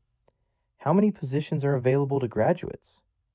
That is not an issue, guild member, Thyrol said with mild condescension. There is no limit to the number of fully trained performers who present compositions for the Optherian organ. But only one may play at a time. There are 45 organs throughout Optheria. That many? Then why couldn't one of those be substituted? The instrument here at the complex is the largest, most advanced, and absolutely essential for the performance level required by the summer festival. Composers from all over the planet compete for the honor, and their work has been especially written for the potential of the main instrument. To ask them to perform on a lesser organ defeats the purpose of the festival. I see, Killashandra said, although she didn't. However, once she had been admitted through the series of barriers and security positions protecting the damaged organ, she began to appreciate the distinction Thyrol had made. He had taken her to the rocky basements of the complex, and then to the impressive and unexpectedly grand competition amphitheater, which utilized the natural stony bowl on the nether side of the complex promontory. Some massive early earth fault and a lot of weathering had molded the mount's flank into a perfect semicircle. The Optherians had improved the amphitheater with tiered ranks of individual seating units, facing the shelf on which the organ console stood. This was accessible only from the one entrance through which Thyrol now guided Killashandra. With a sincere and suitable awe, Killashandra looked about her, annoyed that she was gratifying Thyrol's desire to impress a guild member, even as she was unable to suppress that wonder. She cleared her throat, and the sound, small though it was, echoed faithfully back at her.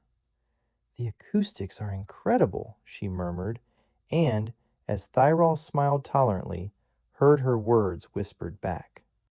She rolled her eyes and looked about her for an exit from the phenomenal stage. Thyrol gestured to a portal carved in the solid rock on the far side of the organ console. From his belt pouch he extracted 3 small rods. With these and his thumbprint, he opened the door, the sound reverberating across the empty space. Killashandra slipped in first. As familiar as she was with auditoria of all descriptions, something about this one unnerved her. Something about the seats reminded her of primitive diagnostic chairs which used physical restraints on their occupants. Yet she knew that people would cross the galaxy to attend the festival. Lights had come up at their entry and illuminated a large, low-ceilinged chamber, taking up the floor space in front of the innocuous, interlinked cabinets that made up the electronic guts of the Optherian organ were the prominent sealed crates containing the white crystal. Overhead harnesses of color-coded cables formed a ceiling design before they disappeared through conduits to unknown destinations. Thyrol led the way to the large rectangle containing the shattered remains of the crystal manual. "How, in the name of all that's holy, did he manage that?" Killashandra demanded, after surveying the damage. Some of the smaller crystals had been reduced to thin splinters. In idle wonder, she picked up a handful of the shards, letting them trickle through her fingers, ignoring Thyrol's cry of alarm as he grabbed her wrists and pulled her hands back. The tiny cuts inflicted by the scalpel-sharp crystal briefly oozed droplets of blood, then closed over while Thyrol watched in fascinated horror. As you can see, the merest caress of crystal. She twisted her hands free of Thyrol's unexpectedly strong grasp. "Now," and she spoke more briskly, looking down at the mess in the bottom of the cabinet. "I'll need some tools, some stout fellows, and stouter baskets to remove the debris." "An extractor?" Thyrol suggested. "There isn't an extractor built on Ballybrand or anywhere else that wouldn't be sliced to ribbons by crystal shards and suction. No, this has to be cleaned in a time-honored fashion, by hand." "But you," Killashandra drew herself up, "as a guild member, I am not adverse to performing necessary manual tasks." She paused to let Thyrol appreciate the difference. She had done more than enough shard scrapping on Ballybrand to undertake it here on Optheria. "It is only that security measures—" "I would, of course, accept your assistance in the interest of security." Thyrol hastily adjourned to a communication console. "What exactly do you require, guild member?" She gauged the volume of broken crystal in the cabinet. 3 strong men with impervo-metallic bins of approximately 10 kilo volume, triple-strength face masks, duro gloves, fine wire brushes, and the sort of small, disposable extractor used by archaeologists. We have to be sure to glean every particle of crystal dust." Thyrol's eyes bugged out a bit over the more bizarre items, but he repeated her requirements, and then turned up very stiff indeed when he was subjected to questions by the staff. "Of course, they have to be cleared by security, but they are to be here immediately, properly geared to assist the guild member." He broke off the connection and, his face blotched with displeasure, turned to Killashandra. "With so much at stake, guild member, you can appreciate our wish to protect you and the organ from further depredations. If something should happen to the replacement crystal, Killashandra shrugged. From what she had seen of Optherians, once bitten, twice shy, described their philosophy. She ran her hand across the instrument nearest her, glancing around at the rest of the anonymous equipment. This is a more complex device than I'd been led to believe. She turned and presented a politely inquiring expression to Thyrol. Well, that is... Come now, Thyrol. I am scarcely connected with the subversives. No, of course not. Killashandra diverted Thyrol's attention from realizing that he had covertly admitted the existence of an underground organization by turning once again toward the front of the chamber and pointing at the access panel to the keyboard. Now the actual keyboard is beyond that panel, so the right-hand box houses the stops and voicing circuitry. And is that, she pointed to the largest unit, the CPU? The induction modulator and mixer must be in that left-hand cabinet. You are knowledgeable about organ technology? Thyrol's expression assumed a wary blankness. For the second time since her arrival, Killashandra perceived empathic emanations from an Optherian, this time a strong sense of indefinable apprehension and alarm. Not as much about organs as I do about interface techniques, sensory simulators, and synthesizer modulators. Crystal singing requires a considerably wide range of experience with sophisticated electronic equipment, you know. He obviously didn't, or he wouldn't have nodded so readily. Killashandra blessed her foresight in utilizing the sleep-teaching tapes she had copied from the Athena's comprehensive data retrieval system. Her answer reassured Thyrol, and the shadow of his fear slowly dissipated. Of course there is a double handshake between the program, and he tapped the black case by him, and the composition memory banks. Composition, and he walked from one to the other, his hand lightly brushing the surfaces.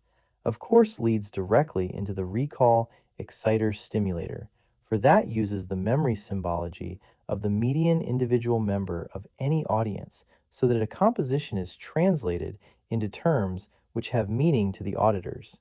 Naturally, the subjective experience of a program for Optherians would differ greatly from the experience a non-human would have. Of course, Killashandra murmured encouragingly. And the information from the crystal manual goes? Assuming the pose of a pompous lecturer, Thyrol pointed to the various units in flow sequence. Into the synapse carrier encoder and demodulator multiplexer, both of which feed into the mixer for the sensory transducer terminal network. Beaming with pride, he continued, while the composition memory bank primarily programs the sensory synthesizer, the feedback loop controls the sensory attenuator for maximum effectiveness. I see. Keyboard to CPU, direct interface with manual and synapse carrier encoder, plus the double handshakes. Killashandra hid her shock. This emotion manipulator made the equipment at Fuerte look like preschool toys. Talk about a captive audience. Optherian concertgoers hadn't a chance. The Optherian organ could produce a total emotional override with a conditional response unequaled anywhere, and a sufficient gauge of the audience's basic profile could be ascertained by matching ID plates and census data. Killashandra wondered that FSP permitted any of its citizens to visit the planet, much less to expose themselves to full-scale emotional overload at festival time. I can see why you'd need many soloists. They'd be emotionally drained after each performance. We recognized that problem early on. The performer is shielded from the full effect of the organ in order to retain a degree of objectivity. And, of course, in rehearsal, the transducer system is completely bypassed and the signals inserted into a systems analyzer. Only the best compositions are played on the full organ system. Naturally. Tell me, are the smaller organs amplified in this fashion? The two manual organs are. We have 5 of them. The rest are all single manual, with relatively primitive synthesizer attenuator and exciter capability. Remarkable, truly remarkable. Thyrol was not blind to the implied compliment and looked about to smile as the outside door opened to admit the work party. Behind them came 3 more men, their stance and costume identifying them as security. The work party stopped along the wall while the security trio tramped stolidly down to where Thyrol and Killashandra stood by the sensory feedback transponder. Elder Thyrol, security leader Blaz needs to know what disposition is to be made of the debris. He saluted, ignoring Killashandra's presence. Bury it deep, preferably encapsulated in some permaform. Sea trench would be ideal, Killashandra answered, and was ignored by the security leader, who continued to look for an answer from Thyrol. Abruptly, Killashandra's captious temper erupted. She slammed her right hand into the leader's shoulder, forcefully turning toward her. Alternatively, insert it in your anal orifice, she said, her voice reasonable and pleasant. With a wave of astounded gasps sounding in her ear, she made her exit. Chapter 7. As Killashandra started across the stage to retrace her steps to the complex, she decided that that was the last place she wanted to go in her state of mind. After all, Trag had chosen her because she could be more diplomatic than Barella. Not that Barella mightn't have handled that security fartle face with more tact or effectiveness. However, the Optherians were stuck with her, and she with them, and just then she didn't wish to see one more sanctimonious, self-righteous, smug Optherian face. She strode to the edge of the stage, peered over at the 10-foot drop to the ground, saw the heavy doors at each end of that level, and made her decision. She lay at the edge, swung her legs down, gripping the overhang, and let go. Her knees took the jar, and she leaned against the wall for a moment, just as she heard the men emerge from the organ room. "She'll have gone back to the complex," Thyrol said, breathless with anger. He hurried across the stage, followed by the others. "Simeon, if you have offended the guild member, you may have jeopardized far more than you have protected." The heavy door closed off the rest of his reprimand. Somewhat mollified by Thyrol's attitude and pleased with her timely evasion, Killashandra dusted off her hands and moved toward the clearly marked exit door at the outer edge of the amphitheater. Even the soft sound of the brushing was echoed by the fine acoustics. Grimacing, Killashandra stepped as cautiously and as silently as she could toward the exit. The heavy door had the usual push bar on the inside, which she depressed, holding her breath lest it be locked from a control point. The bar swung easily out. She opened it only wide enough to permit her egress, and it closed with a thunk behind her. Its exterior was without handle or knob for re-entry, and a flange protected it from being forced open, if such a circumstance ever arose on perfect Optheria. Killashandra now found herself on a long ledge which led to one of the switchback paths she had seen yesterday, though this one was at the rear of the complex. From that height she had a view of an unpretentious area of the city, to judge by the narrow streets and the small, single-story buildings crowded together. Between it and the complex heights lay a stretch of cultivated plots, each planted with bushy climbing plants and fenced off from its neighbors, and most of them neat. In several, people were busily watering and hoeing in the early morning sunlight. A rural scene served as a restorative to Killashandra's exacerbated nerves. She began her descent. As she reached the valley floor, her nose was assailed by the unmistakable aroma of fermenting brew. Delighted, Killashandra followed the odor, squeezing past an old shed, traversing the narrow path between allotments, nodding polite greetings to the gardeners who paused in their labors to regard her with astonishment. Well, she was wearing a costume which marked her as alien to Optheria, but surely these people had encountered aliens before. The aroma lured her on. If it tasted half as good as it smelled, it would be an improvement on the Bascom brew. Of course, it could be Bascom, for breweries were often situated in suburbs where the fumes would not irritate the fastidious. She reached the dirt road that served as main artery for the settlement, deserted at that morning hour, except for some small, peculiar-looking animals basking in the sun. She was aware of being watched, but as that was only to be expected, she continued her inspection of the unprepossessing buildings facing the road. The brew smell continued to permeate the air, but intensified to her right. Common sense indicated that the wide gray structure on the far side of the road, some 1,000 meters away, was probably the source.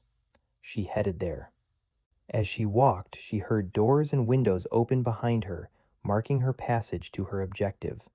She permitted herself a small smile of amusement. Human nature did not change, and anything new and unusual would be marked in a society as dull and repressed as she suspected Optheria's was. The brew smell was almost overpowering by the time she reached the gray building. An exhaust fan was extracting the air from the roof, its motor laboring.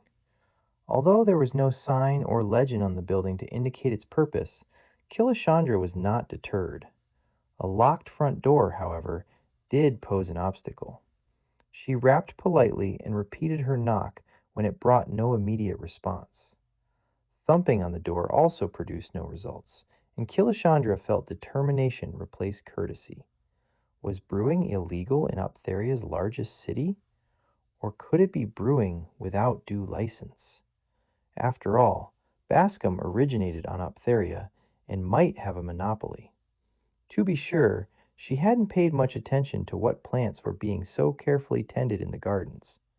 Home industry? Thwarting the ever-vigilant and repressive elders? Quickly, she stepped around the building and toward its rear, hoping to find a window. She caught a glimpse of a running juvenile body and heard it raise its voice in warning. So she raced around the corner to find the rear doors folded back on a scene of much industry as men and women supervised the bottling of a brew from an obviously improvised vat. The young messenger took one look at her and fled, ducking down the nearest alley. May a thirsty stranger to this planet have a sample of your brew? I'm perishing for lack of a decent glass. Killashandra could, when she exerted herself, be smoothly charming and ingratiating. She'd played the part often enough. She glanced from one stony expression to the next, holding her smile. I'll tell you, it was some shock to discover this planet doesn't import anything spirituous or fermented. Shuttle got in yesterday, someone in the group said. Too early for tourists. Those clothes aren't local, nor island. I'm not a tourist, Killashandra inserted in the terse comments. I'm a musician. Come to see the organ, have you? The man's voice was so rich in contempt, disapproval, cynical skepticism, and malicious amusement that Killashandra tried hard to spot him in the hostile group. If I can judge by my reception above, that sour lot permits few favors. A body really needs a brew here.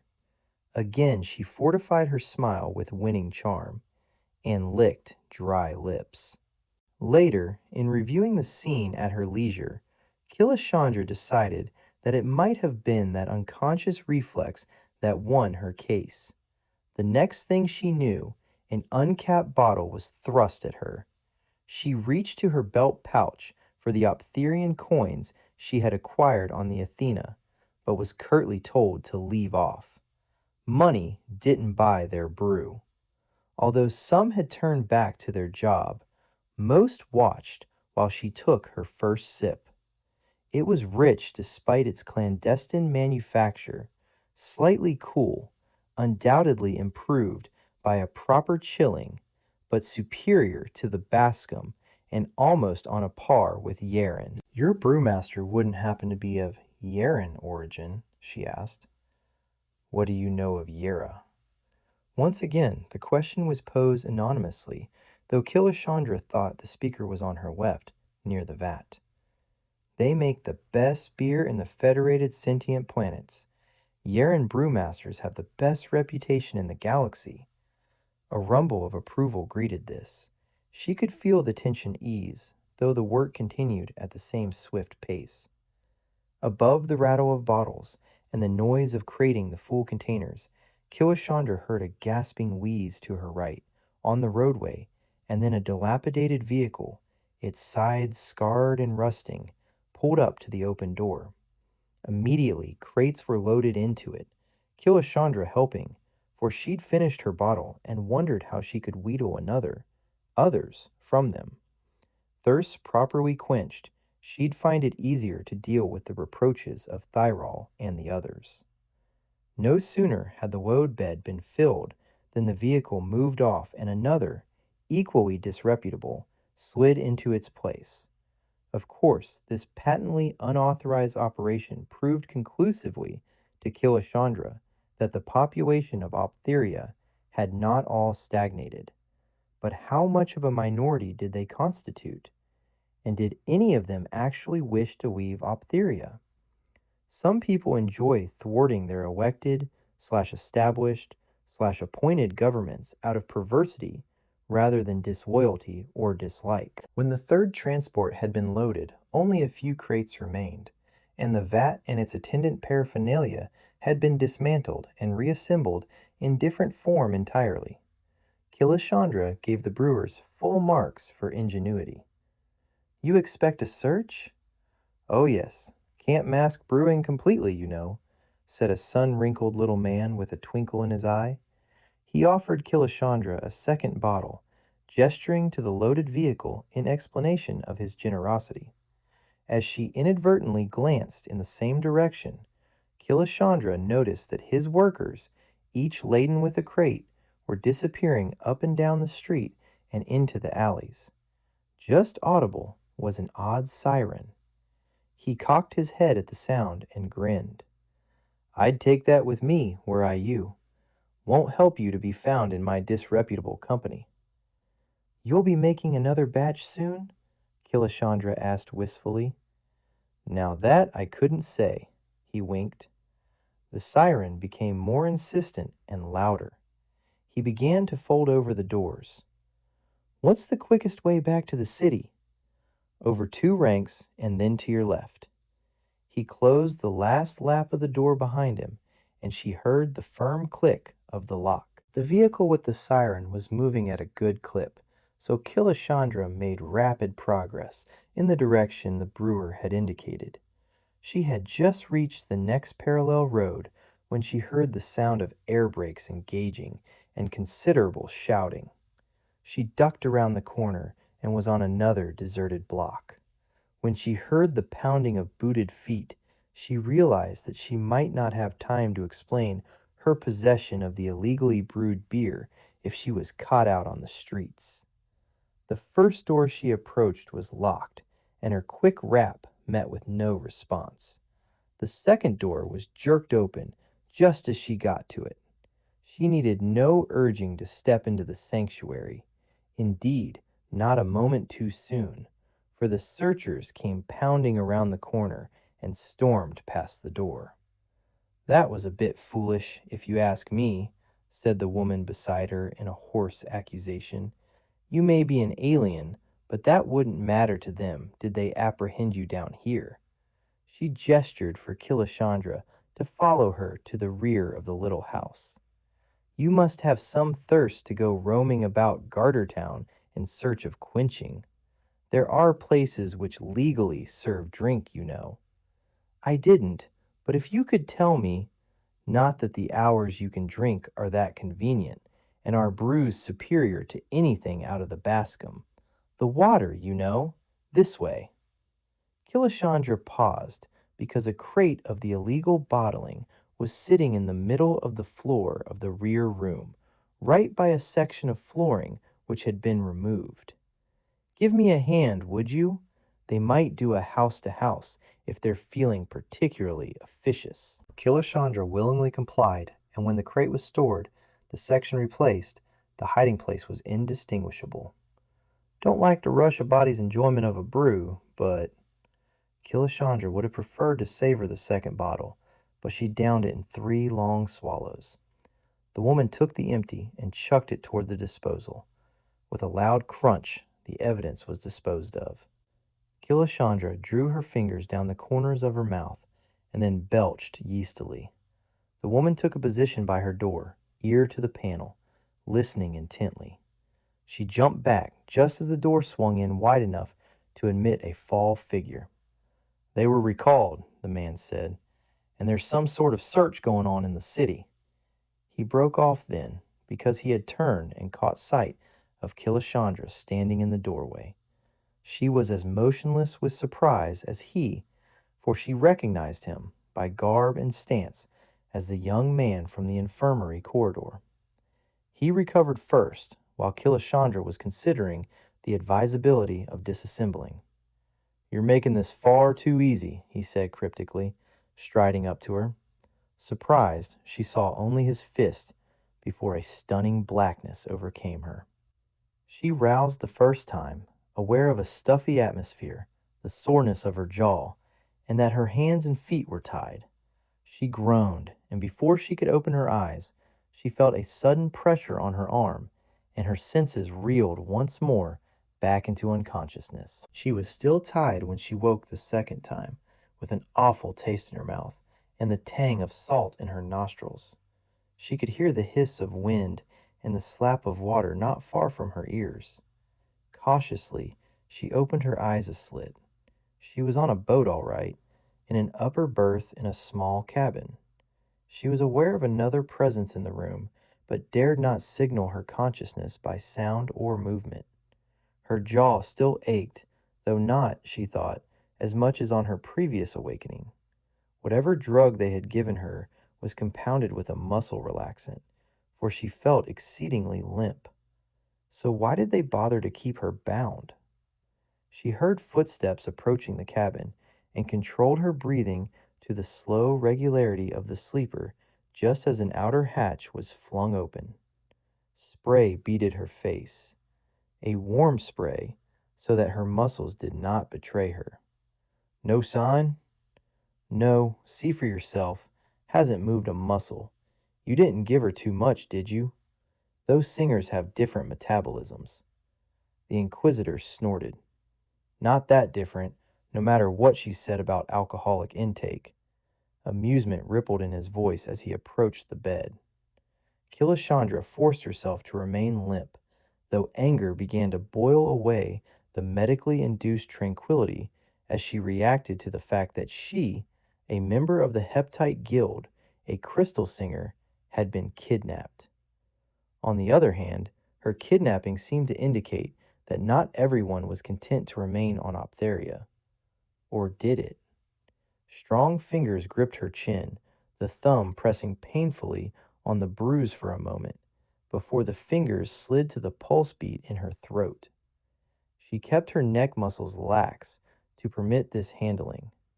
Feigning unconsciousness might result in unguarded explanations being exchanged over her inert body, and she needed some before she made her move. "That was some crack you fetched her, Lars doll. She won't appreciate the bruise. She'll have too much on her mind to worry about something so minor. Are you sure this scheme is going to work, Lars? It's the first break we've had, Prail.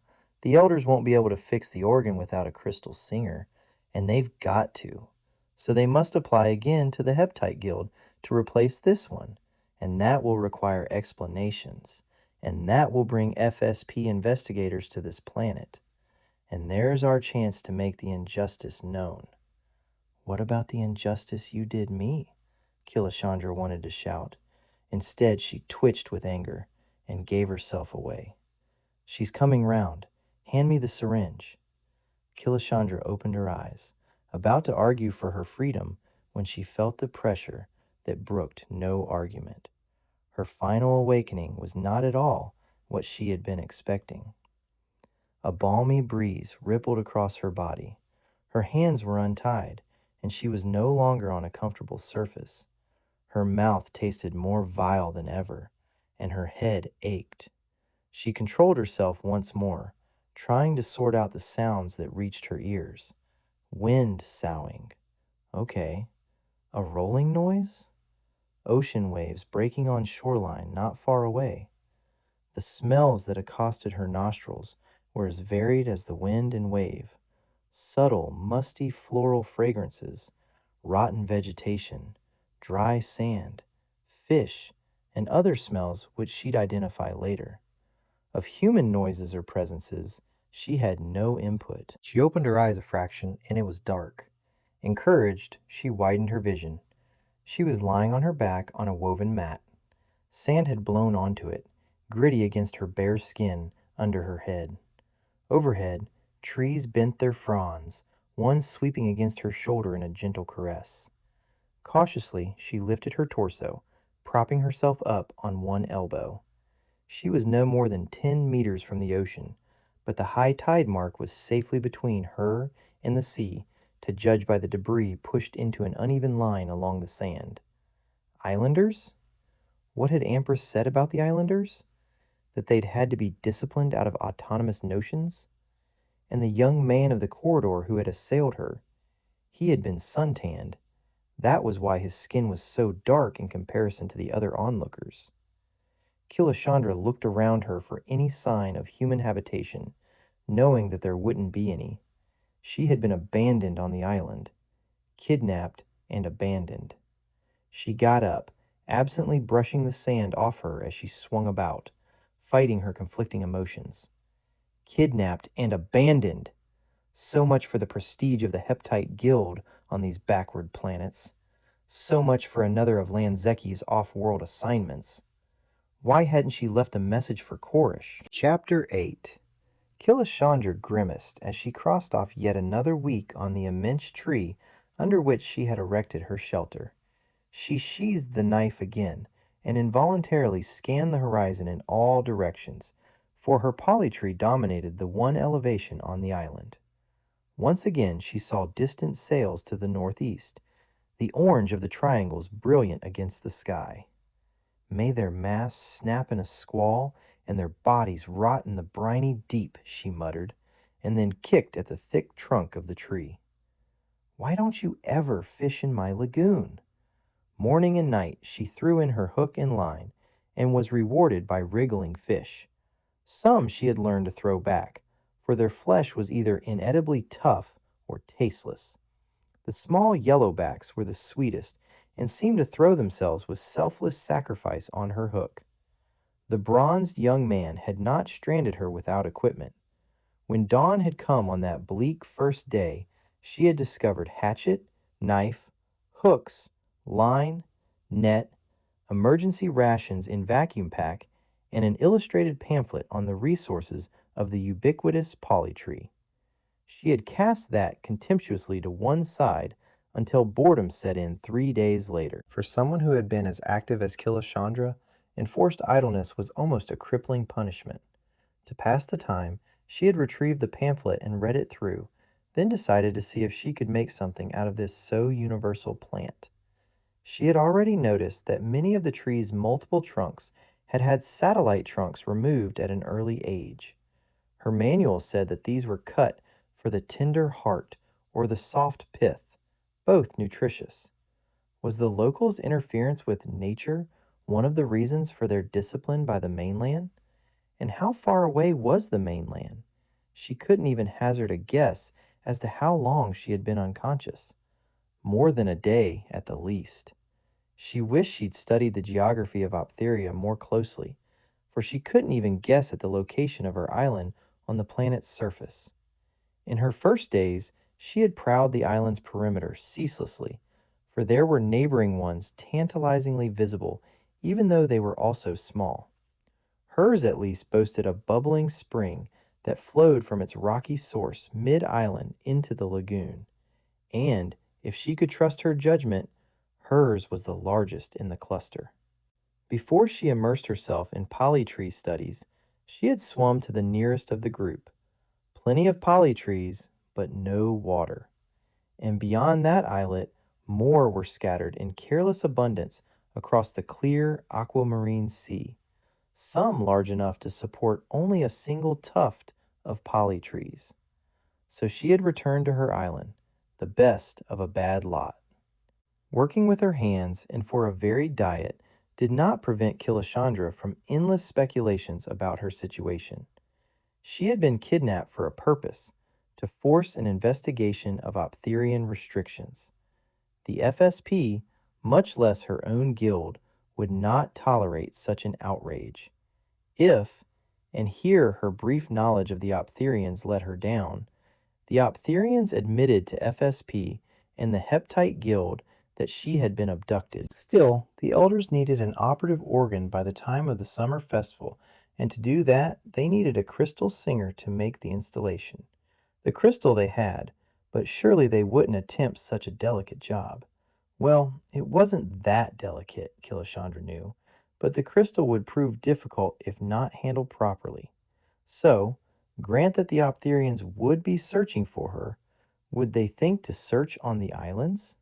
Would the islanders be in contact with the ruling elders about the terms of her ransom? If so, would the extortion be successful? Probably not, Killashandra thought, until the ruling elders had abandoned any hope of finding her within the next 2 months. Of course, that could throw their timetable off. It would take nearly 3 months for a replacement guild member to reach Optheria, even if the Optherians admitted the loss of the one already dispatched to them. On her own part, she'd be stark raving lunatic if she was left on this island for several months. And if the Optherians acquired another singer to install their wretched white crystal, that didn't mean that they'd continue their efforts to find her. After much deliberation, silent as well as vocal, Killashandra decided that the smart thing to do was rescue herself. Her kidnapper had overlooked a few small points, the most important of which was that she happened to be a very strong swimmer with lungs well developed from singing opera and crystal. Physically, too, she was immensely fit. She could swim from island to island until she found one that was inhabited, one from which she could be rescued, unless all the islanders were in on this insidious kidnap scheme. The hazards that she must overcome were only two. Lack of water was one, but she felt that she could refresh herself sufficiently from the polyfruit.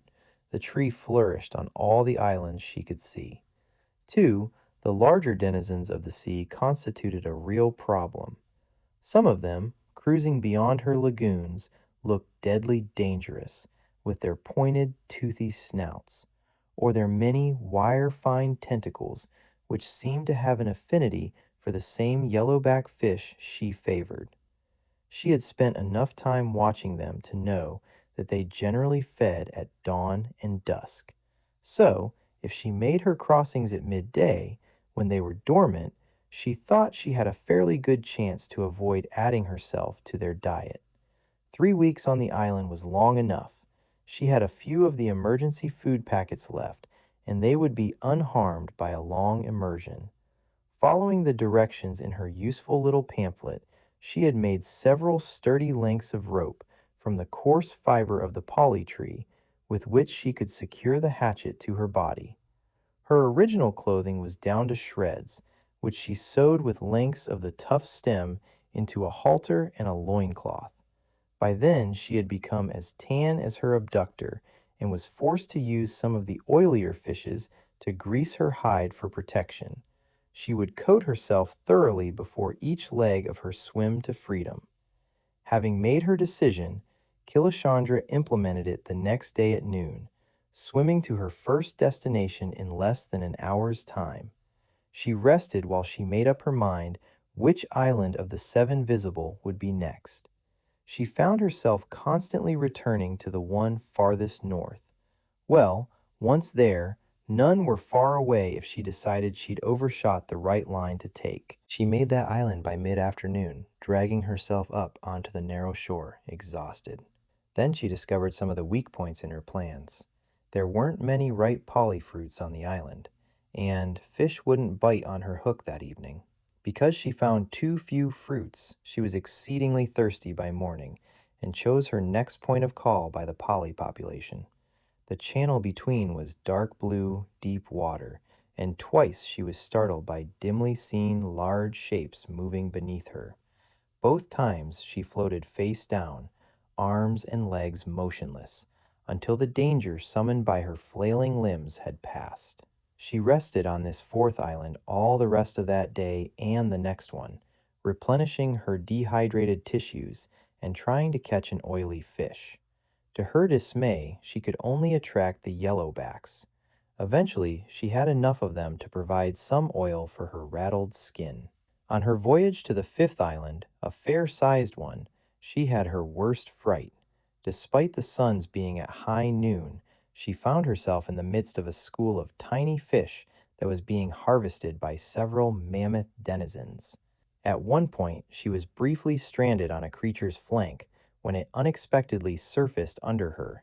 She didn't know whether to swim furiously for the distant shore or lie motionless, but before she could make a decision, the immense body swirled its torpedo tail in the air and sounded. Killashandra was pulled under by the fierce turbulence of its passage, and she swallowed a good deal more water than she liked before she returned to the surface. As soon as she clambered up on the fifth island, she headed for the nearest ripe polyfruit, only to discover that she had lost her hatchet, the last packets of emergency rations, and the fish hooks. She slaked her thirst on overripe polyfruit, ignoring the rank taste for the sake of the moisture. That need attended to, she gathered up enough dry fronds to cushion her body and went to sleep.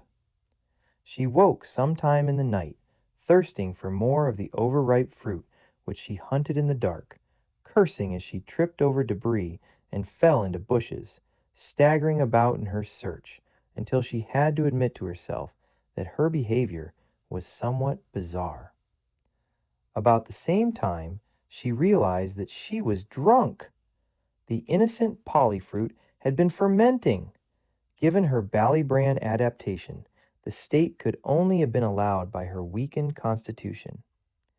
Giggling, she lay down on the ground, impervious to sand or discomfort, and fell into a second drunken sleep. Much the worse for her various excesses, Killashandra awoke with a ghastly headache and a terrible need for water. Number 5 was a much larger island than her other way stops, and she was searching so diligently to relieve her thirst that she almost passed the little canoe without its registering on her consciousness. It was only a small canoe, pulled up beyond the high tide mark, a paddle angling from the narrow prow. At another time, and without her urgent need, Killashandra would not have ventured out on the open sea in such a flimsy craft. But someone had already brought it from wherever they came, so it could as easily convey her elsewhere too. Her need for water diminished by this happy discovery, Killashandra climbed the nearest poly tree, and hanging precariously to the ridged trunk, managed to saw through several stems with her short knife blade. She didn't waste time then, but threw the fruit into the small craft, slid it into the gentle waves, and paddled down the coast as fast as she could, just in case the owner should return and demand the return of his canoe. While she no longer needed to wait until noon to cross to the next island in her northern course, Killashandra's previous day's fright made her cautious. She keenly felt the loss of her hatchet. But good fortune continued to surprise her, for, as she paddled around a narrow headland, she spotted the unmistakable sign of a small stream draining into the sea. She could even paddle a short way up its mouth, and did so, pausing to scoop up a handful of sweet water before she jumped out of the canoe and pulled it out of sight under the bushes.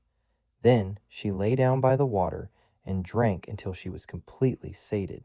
By evening, just before the sun suddenly settled below the horizon in the manner characteristic of tropical latitudes, she stood out on the headland, deciding which of the island masses she would attempt to reach the next day. The nearest ones were large by comparison, but the distant smudge lay long against the horizon. The water lapped seductively over her toes, and she decided that she had fooled around with the minor stuff long enough. With the canoe, a fair start in the morning, and plenty of fruit in her little craft, she could certainly make the big island, however distant. She had the foresight to weave herself a sun hat, with a fishtail down her back to prevent sunstroke, for she wouldn't have the cooling water about her as she had while swimming.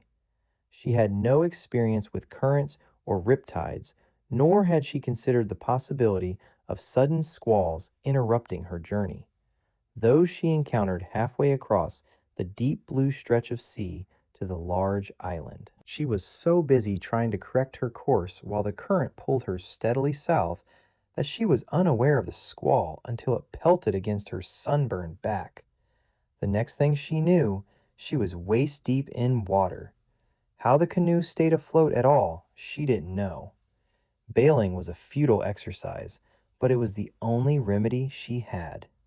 Then suddenly, she felt the canoe sinking with her, and in a panic, lest she be pulled down, she swam clear, and had no way to resist the insidious pull of the current. Once again, the stubborn survival instinct came to Killashandra's aid, and wisely she ceased struggling against the current and the run of the waves, and concentrated on keeping her head above water. She was still thrashing her arms when her legs grated against a hard surface. She crawled out of the water, and a few more meters from the pounding surf before oblivion overcame her. Familiar sounds and familiar smells penetrated her fatigue and allowed her to enjoy the pangs of thirst and hunger once again. Awareness of her surroundings gradually increased, and she roused to the sound of human voices raised in a happy clamor somewhere nearby. She sat up and found herself on one end of a wide, curving beach of incredible beauty, on a harbor sheltering a variety of shipping. A large settlement dominated the center of the harbor, with commercial buildings at the center gradually giving way to residences and a broad promenade that paralleled the beach before retreating into the poly plantations. For a long time, Killashandra could only sit and stare at the scene, rendered witless by her great good fortune. And then, not at all sure what her next step should be. To arrive, announcing her rank and title, demanding transport back to the city? How many people had been privy to her abduction? An island weapon had made the first assault against her. She had better go cautiously. She had better act circumspectly. Yes, indeed she should, she realized as she stood up and found herself without a shred of clothing on her body. Nudity might not be appreciated here. She was too far away to notice how much or how little clothing the happy group on her side of the bay was wearing. So she would get close enough to discover. She did that with little trouble, and also discovered abandoned clothing, shirts and long full skirts of decoratively painted polyfiber, as well as undecorated underskirts. So she took several of those, picking from different piles, and a conservatively marked shirt and dressed herself. She also filched several packets of food, spoiling someone's picnic lunch, but filling the void in her belly. No footwear had been left on the beach, so she concluded that bare feet would not be distinctive, and her soles were sufficiently callous now not to trouble her. The off-white of her underskirts set off the fine brown of her tanned skin. She tucked her knife under the waistband, then set off on the well-marked path toward the main settlement. Chapter 9. What Killashandra required most was a credit outlet. She would need more clothing, a proper, decorated overdress, if she was to blend in with the islanders. As well, she needed some sort of accommodation and enough credit to get her back to the mainland, or wherever the city was located. None of the commercial buildings facing the harbor appeared to have credit outlets, though all had intake units. One of them had to, or this planet was more backward than she'd previously thought. Every inhabited planet utilized the standard credit facilities. She had a bit of a fright, too, while she was making her initial reconnaissance, the sight of herself in a reflective surface. Sun had streaked the top layer of her dark hair almost blonde, had bleached her eyebrows to non-existence. This, plus the deep brown of her tan, altered her appearance so that she had almost not recognized herself. The whites and the intense green of her eyes, with the filtering lenses, were emphasized by the tan and dominated her face. The exertions of the last few days had thinned all the flesh which she had acquired with easy living on the voyage. She was as gaunt as if she'd been in the crystal ranges for weeks. Furthermore, she felt like she had. Why was it, when she was tired, She still felt the crystal surging through her bones. There was only one other building on the waterfront, set off a little from the others, looking rather more prosperous. A factor's residence? She made for it, having little choice, ignoring the covert glances of the few pedestrians. Was the community so small that any stranger was remarkable?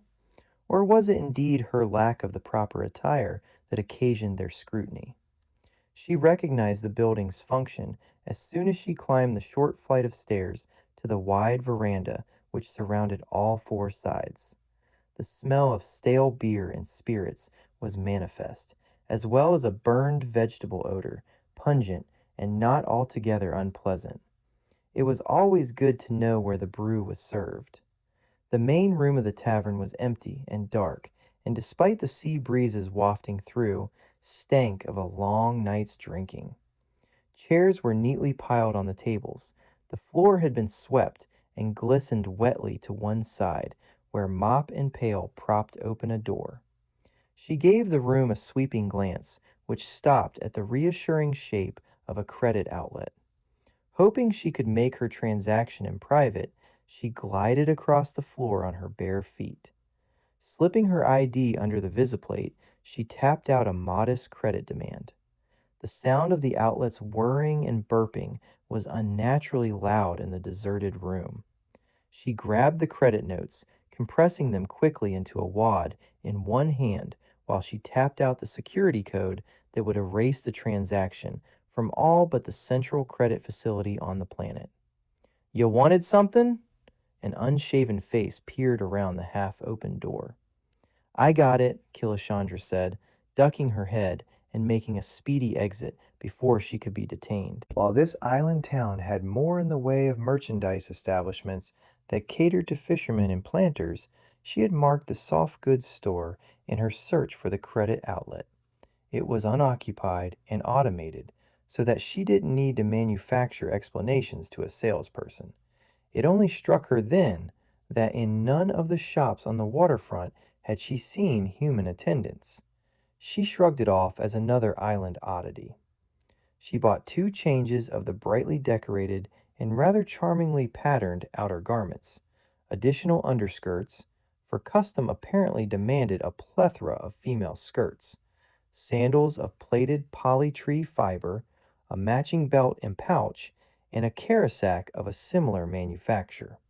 She also got some toilet articles and a tube of moisturizing cream for her dry skin.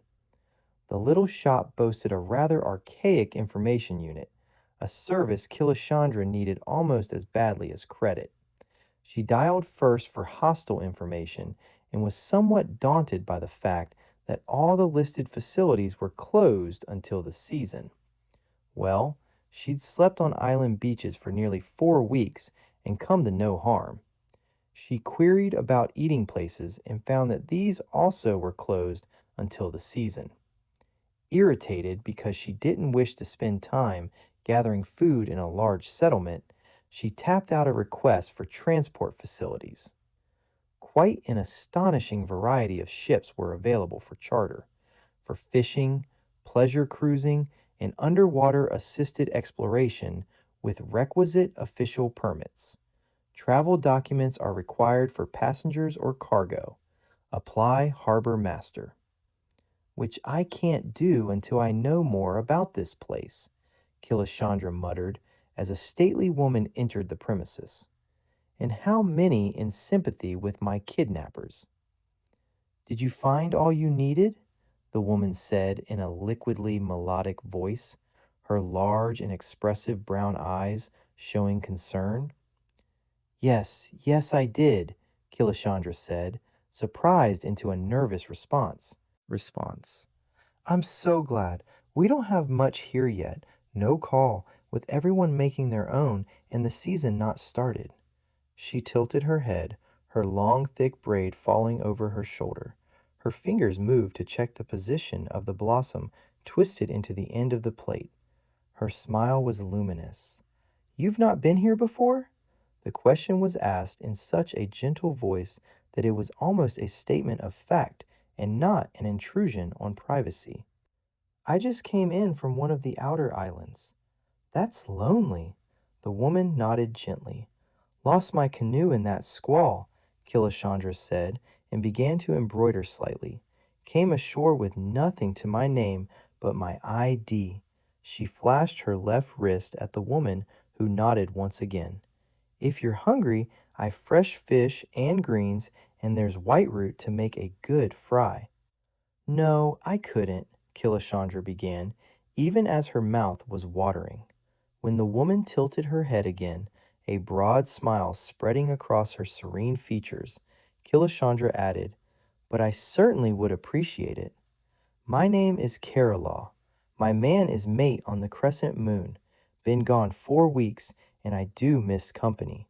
She rolled her eyes slightly, her grin twisting upward another fraction of an inch so that Killashandra knew very well what Kerala missed. "My name is Karagana." Killashandra suppressed her amusement. The former owner of that name would be livid at her presumption. Kerala led her to the back of the shop, through the storage section to the living quarters in the rear. A small catering area, a small toilet room, and a large living room that was open on 3 sides, screened against the depredations of insects.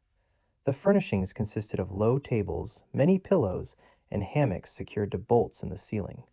Of the modern accoutrements, there was only a small screen, blank, with a fine coating of dust, and a very primitive terminal.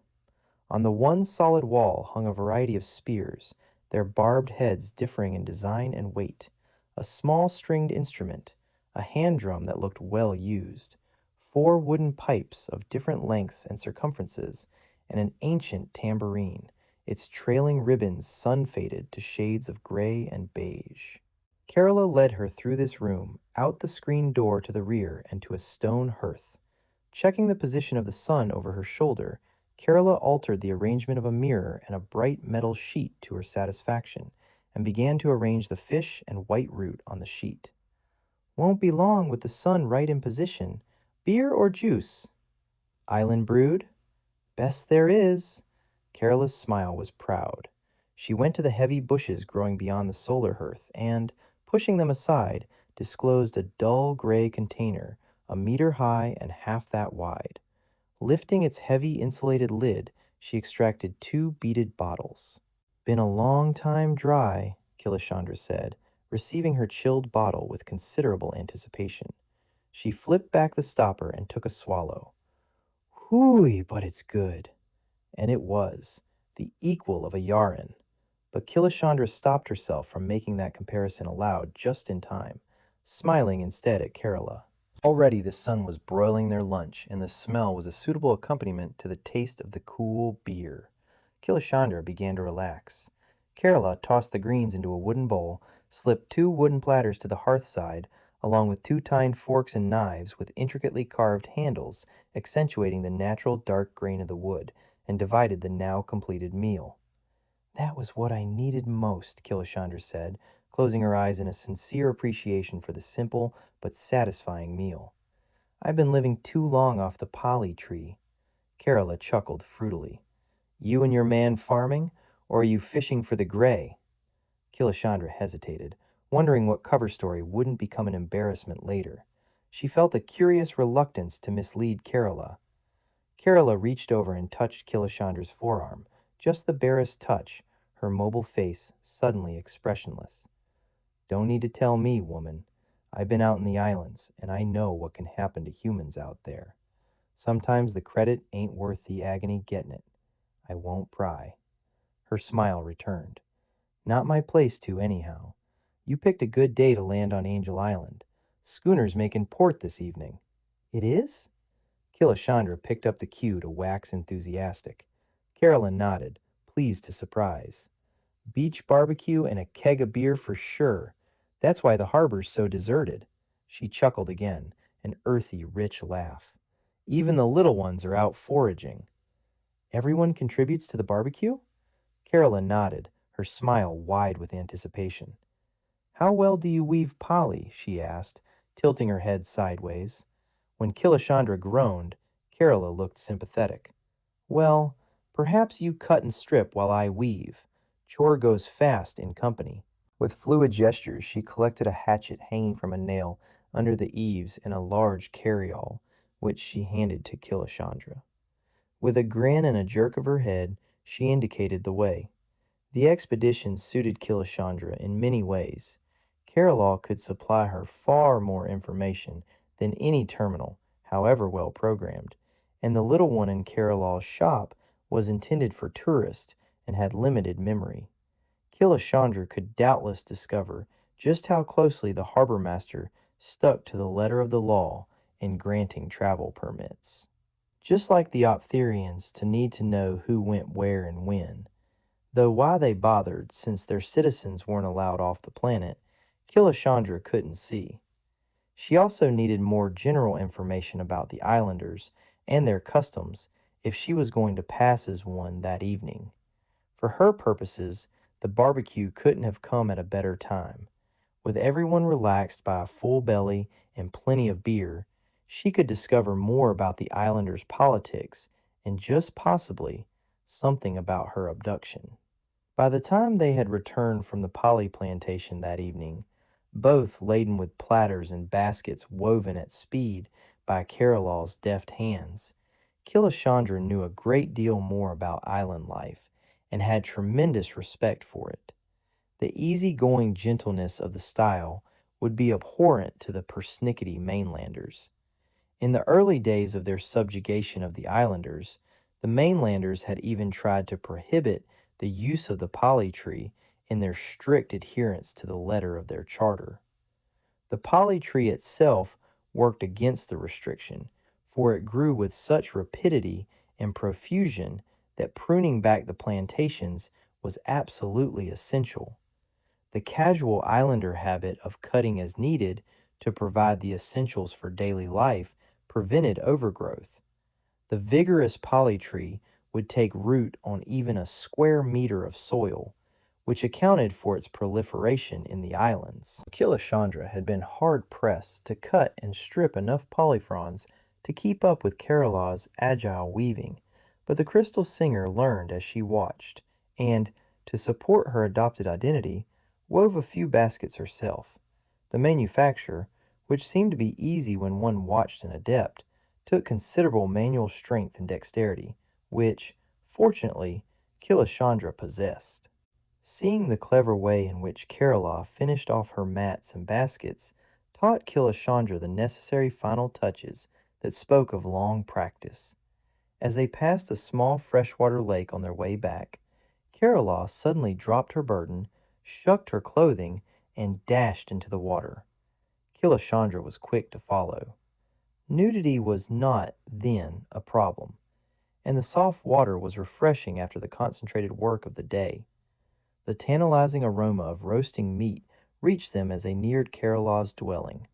The rolled her eyes and smacked her lips appreciatively. "Mandal's the cook," Carolaw said with satisfaction. "I can smell his seasoning anywhere in the islands. Porson sure had better catch him a smacker to go with it.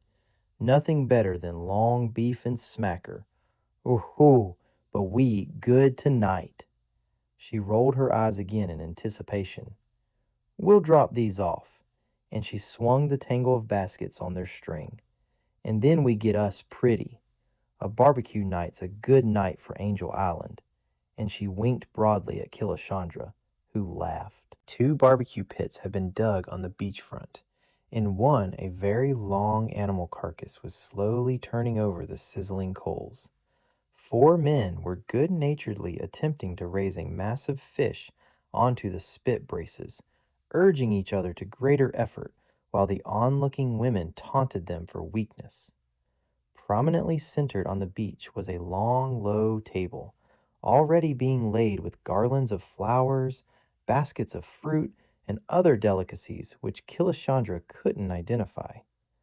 An immensely plump woman with a most luxurious growth of hair spilling down to her knees greeted Carolaw with delight, chattering about the quantity and quality of the baskets and plates, and then fell silent, cocking her head inquiringly at Killashandra.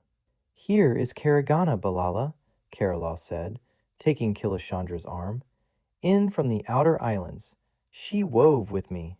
You picked the right time to come, Balala said approvingly.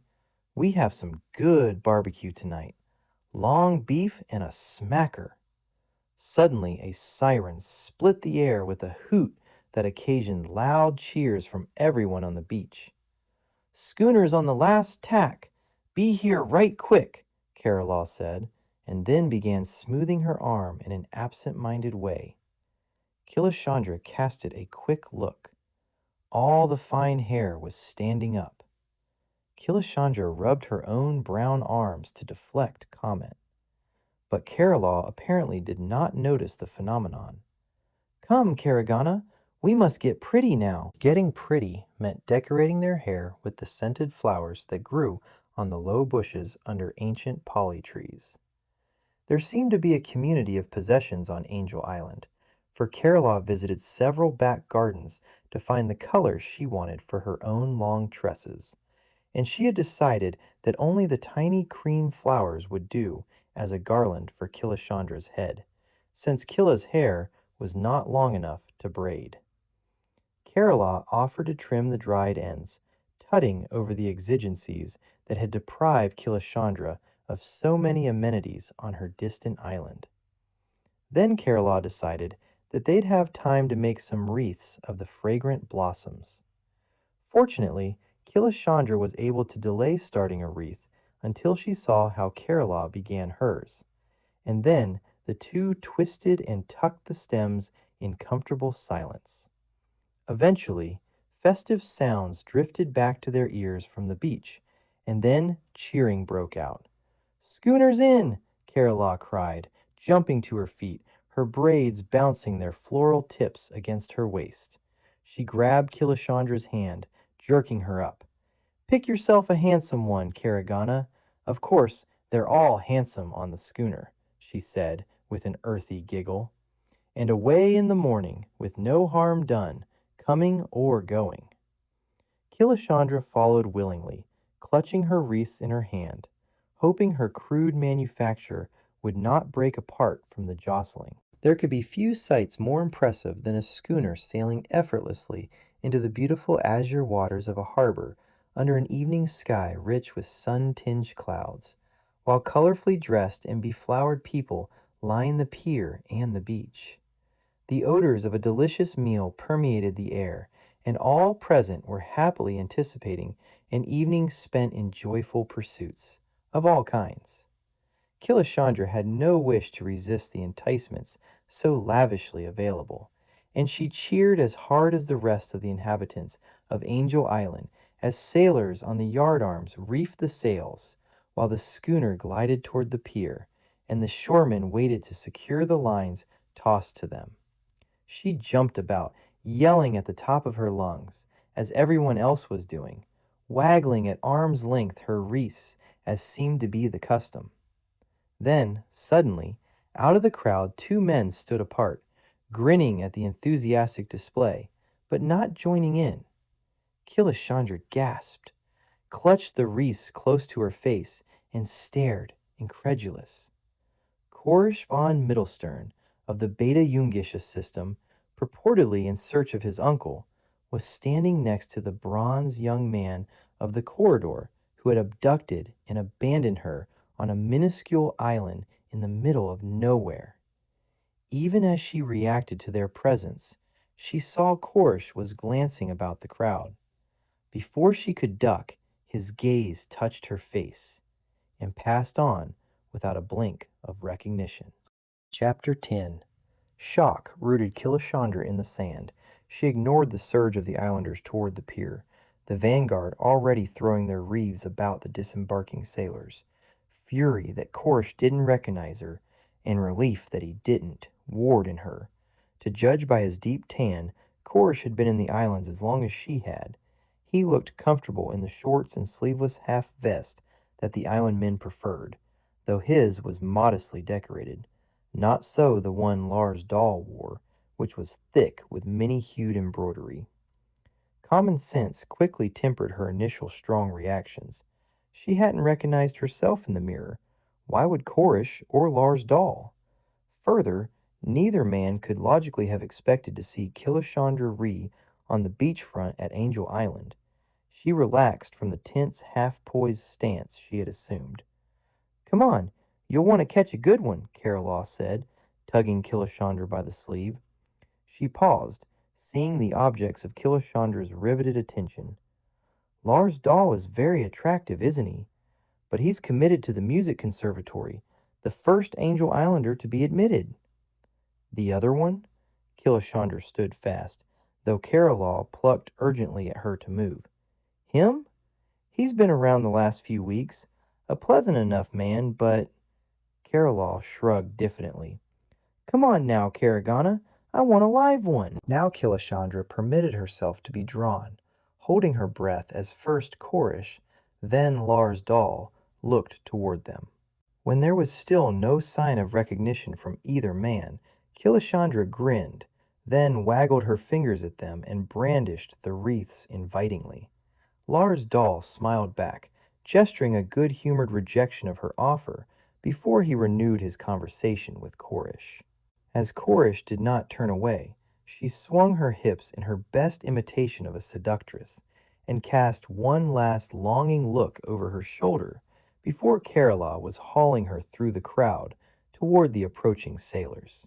Joyfully, Carolaw deposited her garlands on a lean, brown-black man and, with a half-reproachful, half-apologetic glance at Caragana, accompanied him toward a distant section of the beach in the gathering dusk. Other couples had the same idea, while many more made for the barbecue area and the kegs of beer and jugs of fermented polyfruit in jackets of woven polyfronds, which were now being circulated. Many of the islanders had paired off, and the disappointed drifted back to the imminent feast, all still in the best of good spirits. "What about garlanding me?" a male voice grated in her ear. Killashandra turned her head toward the speaker, only far enough to catch the stench of his breath, before she deftly avoided his importunities with a giggle, slipping past a group of women. He paused there, and someone less fastidious crowned him. Killashandra continued to glide forward and toward the shadows cast by the poly trees growing above the high tide line. The joyous sensuality of the islanders amused and frustrated her. Crystal resonance was slowly abating, and consequently her body's normal appetites were returning. Chorish and Lars Dahl were still deep in conversation at the water's edge. She was level with them now, though shadowed from their notice, and she could observe unobtrusively.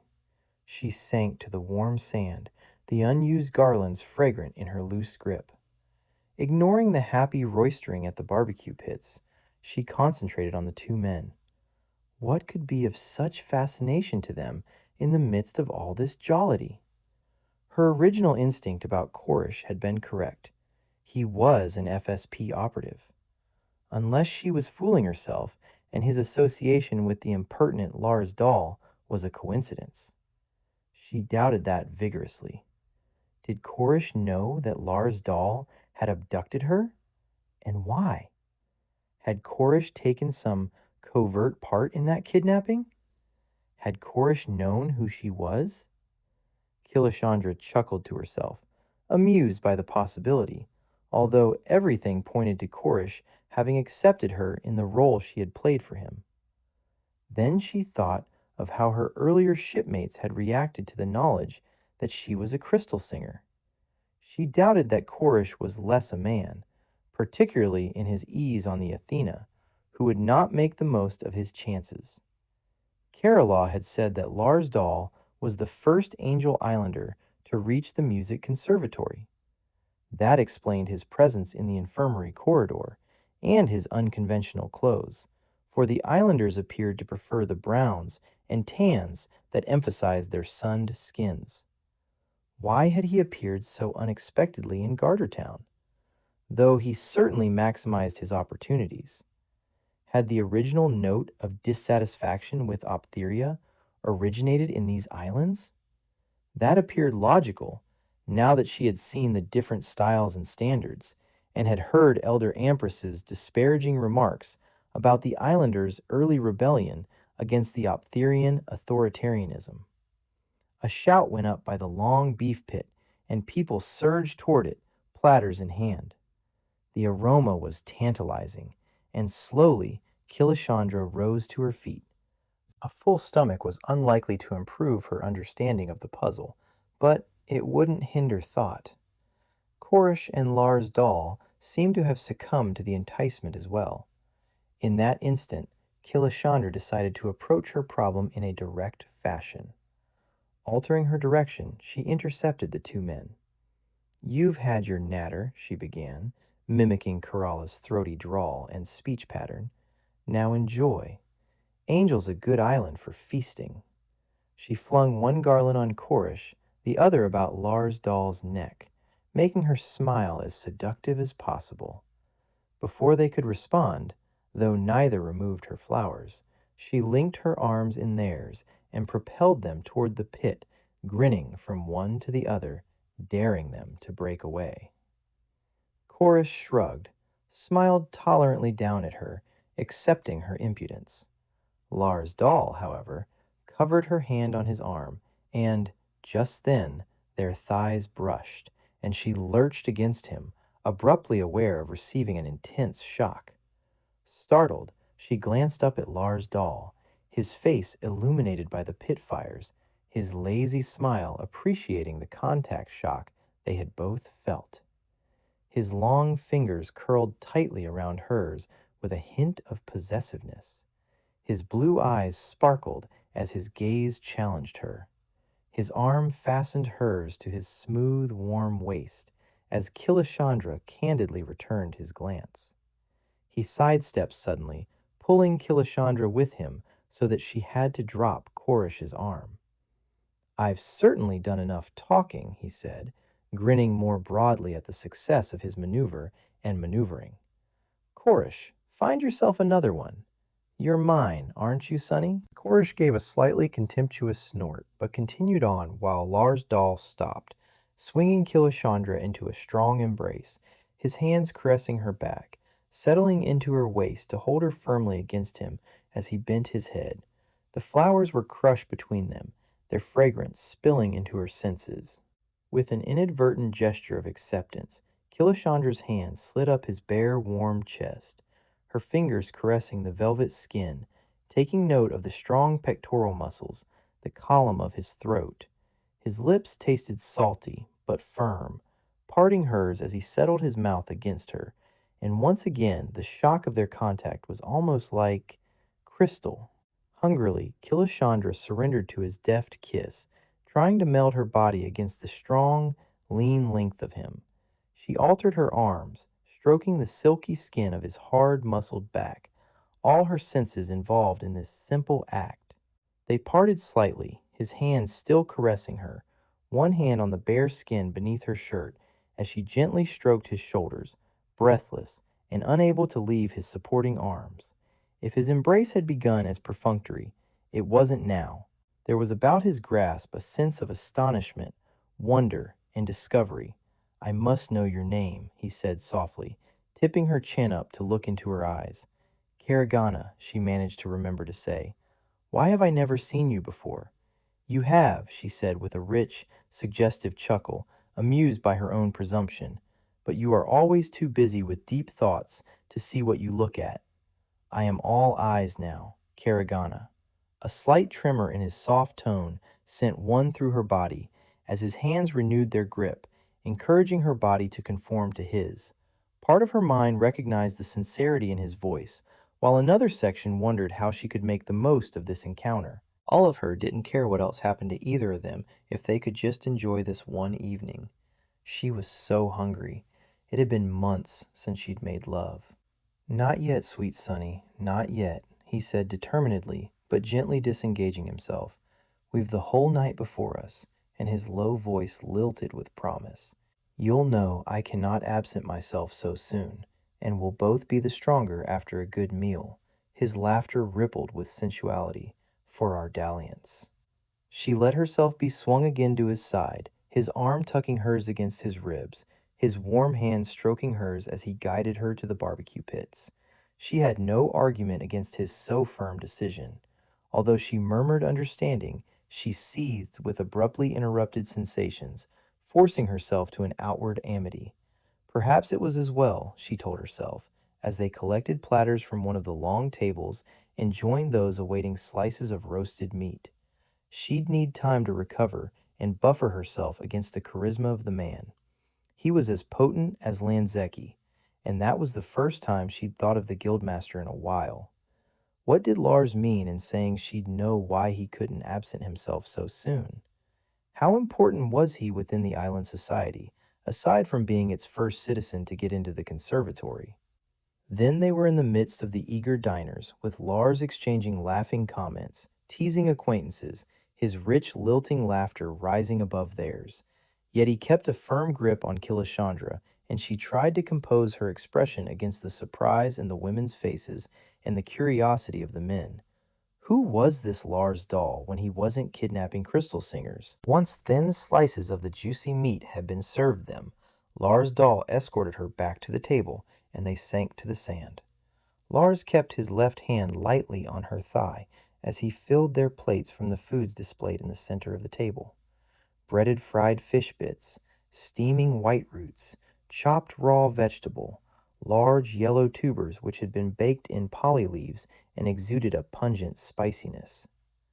He snagged a jug as it was being passed and filled their cups, deftly pouring without losing so much as a drop. Killashandra was aware of furtive glances the length of the table for Lars Dahl's partner. She looked for Karoloff for her support, but there was no sign of her friend. Nor could she discern any animosity in the scrutinies. Curiosity, yes, and envy. Eat. I guarantee you'll need your strength, Karagana. Though she gave him a gleaming smile, she wondered why he had hesitated with the name, as if he was savoring the sound of it, the way he had rolled the oars and lengthened the final two as. Was he dissembling? Had he recognized her? He knew she'd been injured by that island star knife. She almost pulled away from him, startled by a sudden knowledge that he had thrown that vicious star blade at her. She shook her head, smiling to answer his sudden quizzical look, and applied herself to the heaped food. His hands soothed her thigh, the fingers light and caressing.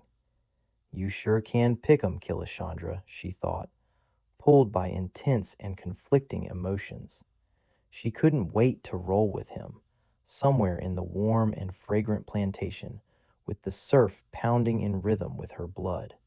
She wanted to solve the conundrums he represented, and she was determined to resolve each one to her advantage, and furious that he didn't even recognize the woman he had first injured and then abducted. Yet, with all apparent complacence, she sat, smiled, and laughed at his rather clever comments. Lars Dahl seemed to miss nothing that went on about him, and ate hugely. A beaming plump man wearing half a dozen garlands passed about a platter of the black flesh of the smacker fish, nudging Lars Dahl with a lewd whisper for his ear only, while Lars was lightly kneading her thigh, and then the plump man winked broadly at her, dumping a second slice of the fish onto her plate. She was indeed grateful for the second slice of the smacker, for it was succulent and highly unusual in taste, having nothing oily or fishy about it. The fermented polyjuice was more subtle than the overripe fruit she had eaten on the island. Lars kept her cup filled, though she noticed that he only sipped at his, while appearing to imbibe more freely than the level in his cup suggested. When she admitted that she could eat no more of the cooked foods, he carefully picked one of the large, dark red melons, and, with one hand, someone called aloud with a quick guess as to where his other hand was, he split it with his knife, glancing expectantly at her. Out of the corner of her eye she had seen another woman so served scoop the seeds from her halved melon. Laughingly, she did the same service, settling Lars' half in his plate before taking her own. Then, before she could lift her spoon, he had made a thin slice which he lifted to her lips. The flesh of the melon was the sweetest she had ever tasted, velvety, dripping with juice once the flesh was pierced. He took his first bite on top of hers, his even, strong teeth leaving a neat semicircle all the way to the rind. It was not the first time eating had been part of her lovemaking, but never before so many, even if all the pairings were performing much the same ritual. Or was that why the air was electric with sensuality? A song, Lars! A song while you can still stand on your feet! Suddenly there was the loud roll of drums and tambourine, and applause, while half a dozen stringed instruments strummed vigorously to presage the advent of evening entertainment. Then the applause settled into a rhythmic beat, and the feasters began the chant, Lars Dahl! Lars Dahl!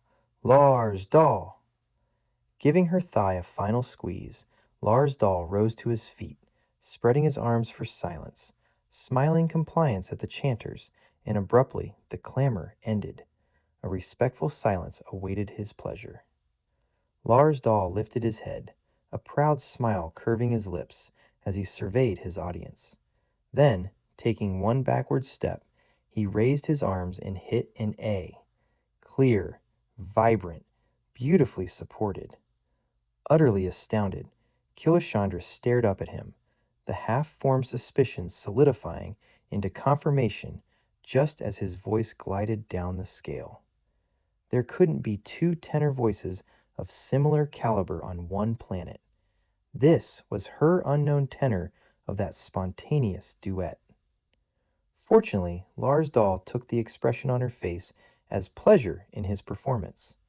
He swung into a rollicking sea ballad, a song as gay, as nonchalant as himself, a song that was instantly recognized and appreciated by his audience. At the verse, voices joined his in harmony, people swaying to the tempo of the song. Hastily, Killashandra joined in, mouthing words until she learned the simple chorus. She took good care to sing in her alto register.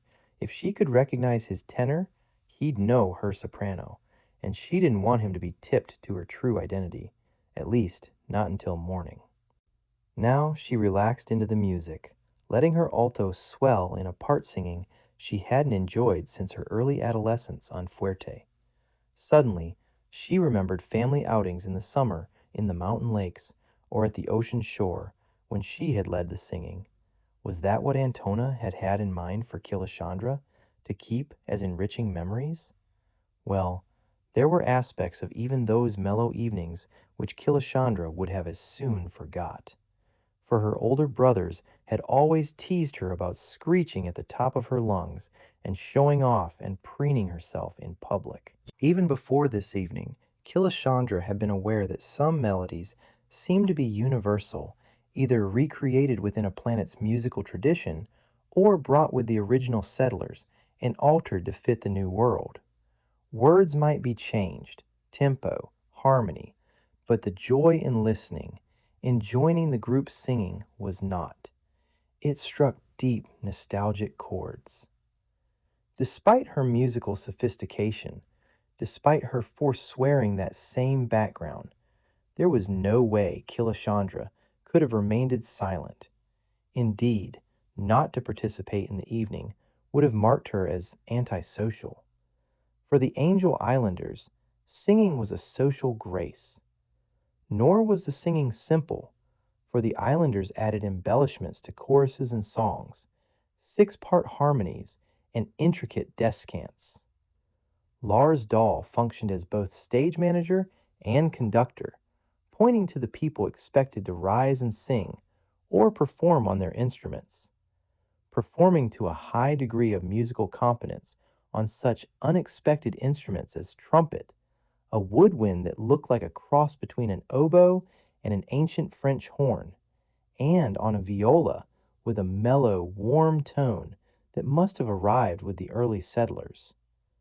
The hand drums were played with great skill and showmanship, the three drummers executing a whirling dance in time to their intricate rhythms.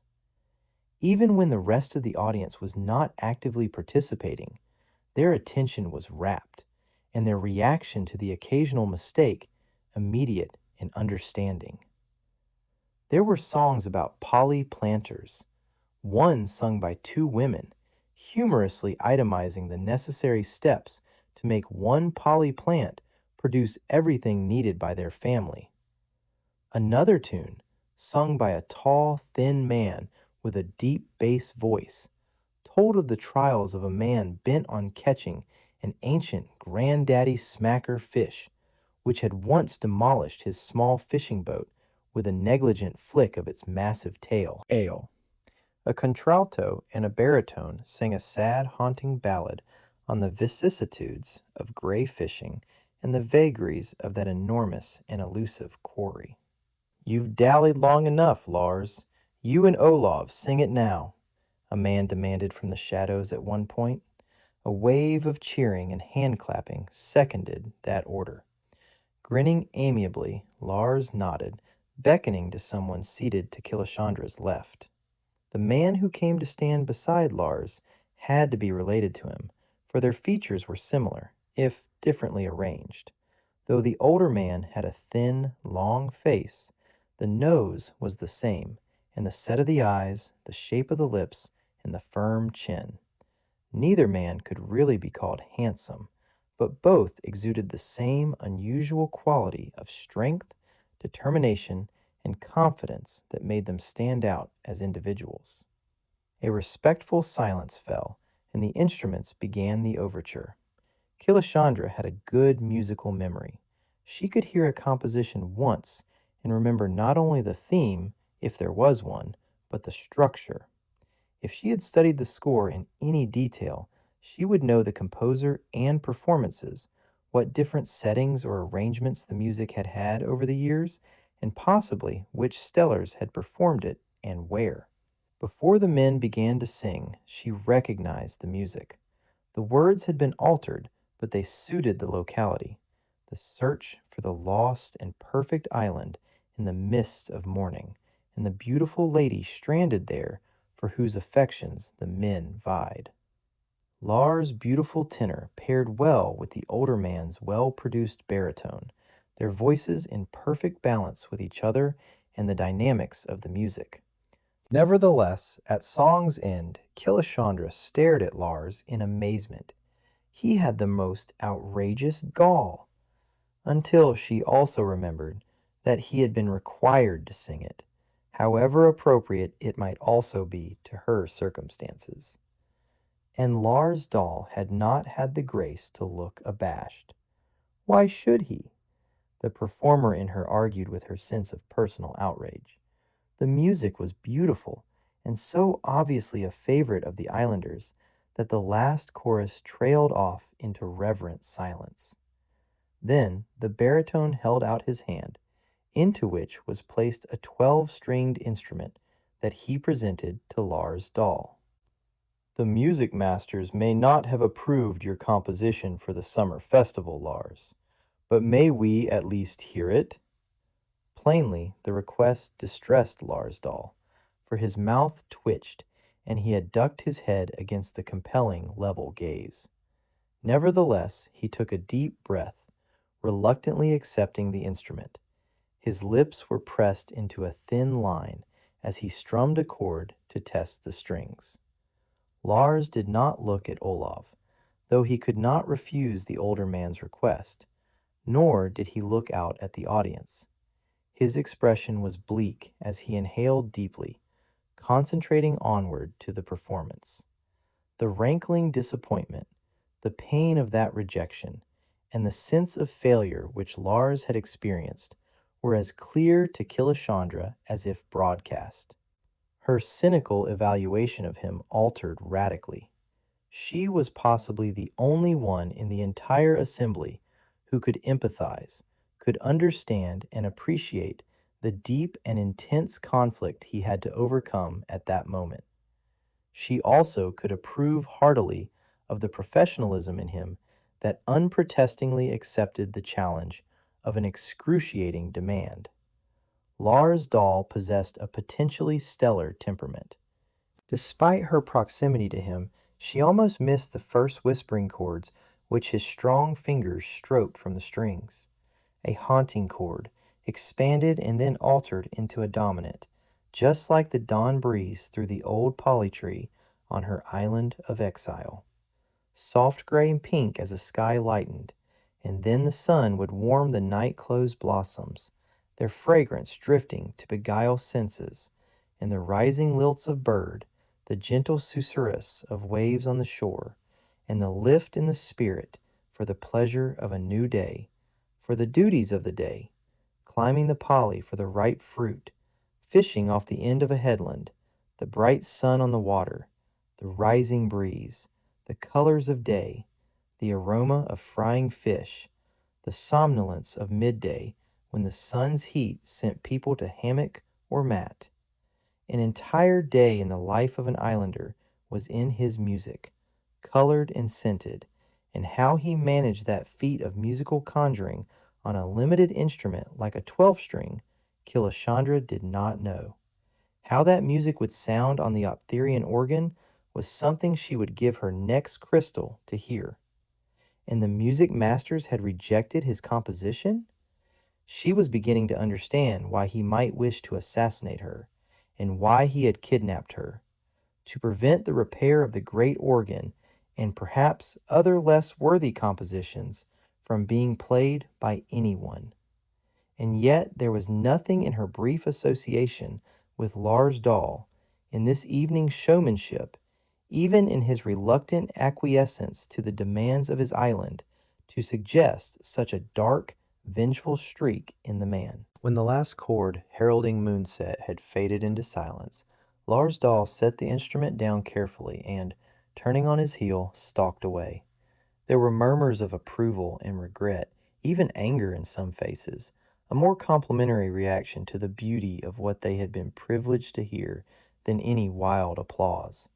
Then people began to talk quietly in little groups, and one of the guitars tried to repeat one of the deceptively simple trinities of Lars's composition. With a glance to be sure no one was observing her, Killashandra rose to her feet and slipped out of the flickering torchlight. Adjusting her eyes to the night, she saw movement off to the right and moved toward it, almost turning her ankle in one of the footprints that Lars's angry passage had gouged in the soft sand. She saw his figure outlined against the sky, a dark, tense shadow. Lars! She wasn't sure what she could say to ease his distress, but he shouldn't be alone. He shouldn't feel his music had not been appreciated, that the totality of the picture that he had so richly portrayed had not come across to his listeners. "Leave me," his bitter voice began, and then his arm snaked out and, catching her outstretched hand, pulled her roughly to him. "I need a woman." "I'm here." Holding tight to her hand, he pulled her into a lope. Then, pushing at her shoulder with his, he guided her at right angles to the beach, up toward the thick shadow of the poly grove on the headland, near where she had beached that morning. When she tried to slow his headlong pace, his hand shifted to her elbow. His grip was electric. His fingers seemed to transfer that urgency to her, and anticipation began to course through her breast and belly. How they avoided running into a poly tree trunk or stumbling over the thick gnarled roots, she never knew. Then suddenly he slowed, murmured a warning to be careful. She could see him lift his arms to push through stiff underbrush. She heard the ripple of a stream, smelt the moisture in the air, and the almost overpowering perfume emanating from the creamy blossoms before she followed him, pushing through the bushes. Then her feet were on the coarse velvet of some kind of moss, carpeting the banks of the stream. His hands were urgent on her, and the initial physical attraction she had felt for him was suddenly a mutual sensation. He put her at arm's length, staring down at her, seeing her not as a vessel from which he expected the physical relief, but as a woman whose femininity had aroused an instinctive and overpowering response. "Who are you, Karagana?" His eyes were wide with his amazement. "What have you done to me?" "I've done nothing yet," she replied with a ripple of delighted laughter. No one else had awakened such a response in her, not even Lanzeki. And if Lars had somehow sensed the crystal shock in her, so much the better. It would enhance their union. She had been celibate far too long, and he was partly to blame. The consequences were for both to enjoy. Whatever are you waiting for, Lars? Chapter 11. A light, almost tender, finger touch on her shoulder, just where the star knife had sliced her flesh, roused Killashandra from the velvet darkness of the deepest sleep she had ever enjoyed. She felt weightless, relaxed. Despite her having led an uninhibited private life, Killashandra was inexplicably possessed by shyness, a curious reluctance to face Lars. She didn't want to face him, or the world, quite yet. Then she heard the barest ripple of laughter in the tenor voice of her lover. I didn't want to wake up either, Karagana. Loath to perpetuate any lies between them, she almost corrected the misnomer, but she found it too difficult to overcome the physical languor that gripped her body. And an explanation of her name would lead to so many more, any of which might fracture the stunning memory of the previous night. I've never... He broke off, his finger tracing other scar lines on her forearms. Crystal scar, and how could she explain those at this point in a magical interlude? Down to her hands, where his strong, tapered fingers fit in between hers. I don't know what you did to me, Karagana. I've never had a love experience like that before. A rueful laugh that cracked because he couldn't keep it soft enough to match his whisper. I know that when a man's been troubled, a normal reaction is to seek sexual relief from a woman, any woman. But you weren't just any woman last night, Karagana. You were incredible. Please open your eyes so that I can see you believe what I'm saying, because it is true. Killashandra could not have ignored the plea, the sincerity, the soul sound in his voice. She opened her eyes. His were inches away, and she was gripped by an overpowering surge of love, affection, sensuality, empathy, and compassion for this incredible and talented young man. Relief was mirrored in the very clear blue of his eyes, a morning lagoon in sunlight clear blue, as vivid as the sea could sometimes be. Relief and the sudden welling up of tears. With the shuddering sigh that rippled down his body, so close to hers, he dropped his head to the point of her shoulder, just above the knife scar. When, at length, he confessed that he had caused it, she would willingly forgive him, just as she was willing to forgive him her abduction, for whatever marvelous reason he might submit. After last night, how could she deny him anything? Perhaps last night had been such a unique combination of emotional upheavals that a repetition was unlikely. The prospect made her smile. As if he sensed her responses, he had certainly sensed them last night, he lifted his head again, anxious eyes searching her face. She saw that he was not unscathed, for his lower lip was red and puffy as he tried to echo her smile. Then she chuckled, tracing the line of his mouth with an apologetic finger. I don't think I can ever forget last night happened, Lars doll. Would she ever find adequate words to record this on her personal file at Ballybran? She let her finger drop to his jaw. His grin became more self-confident, and his fingers squeezed hers lightly. There's one problem. His face tightened with concern. How long will it take us to recover to try it again? Lars doll burst out laughing, rolling away from her. You may be the death of me, Karagana.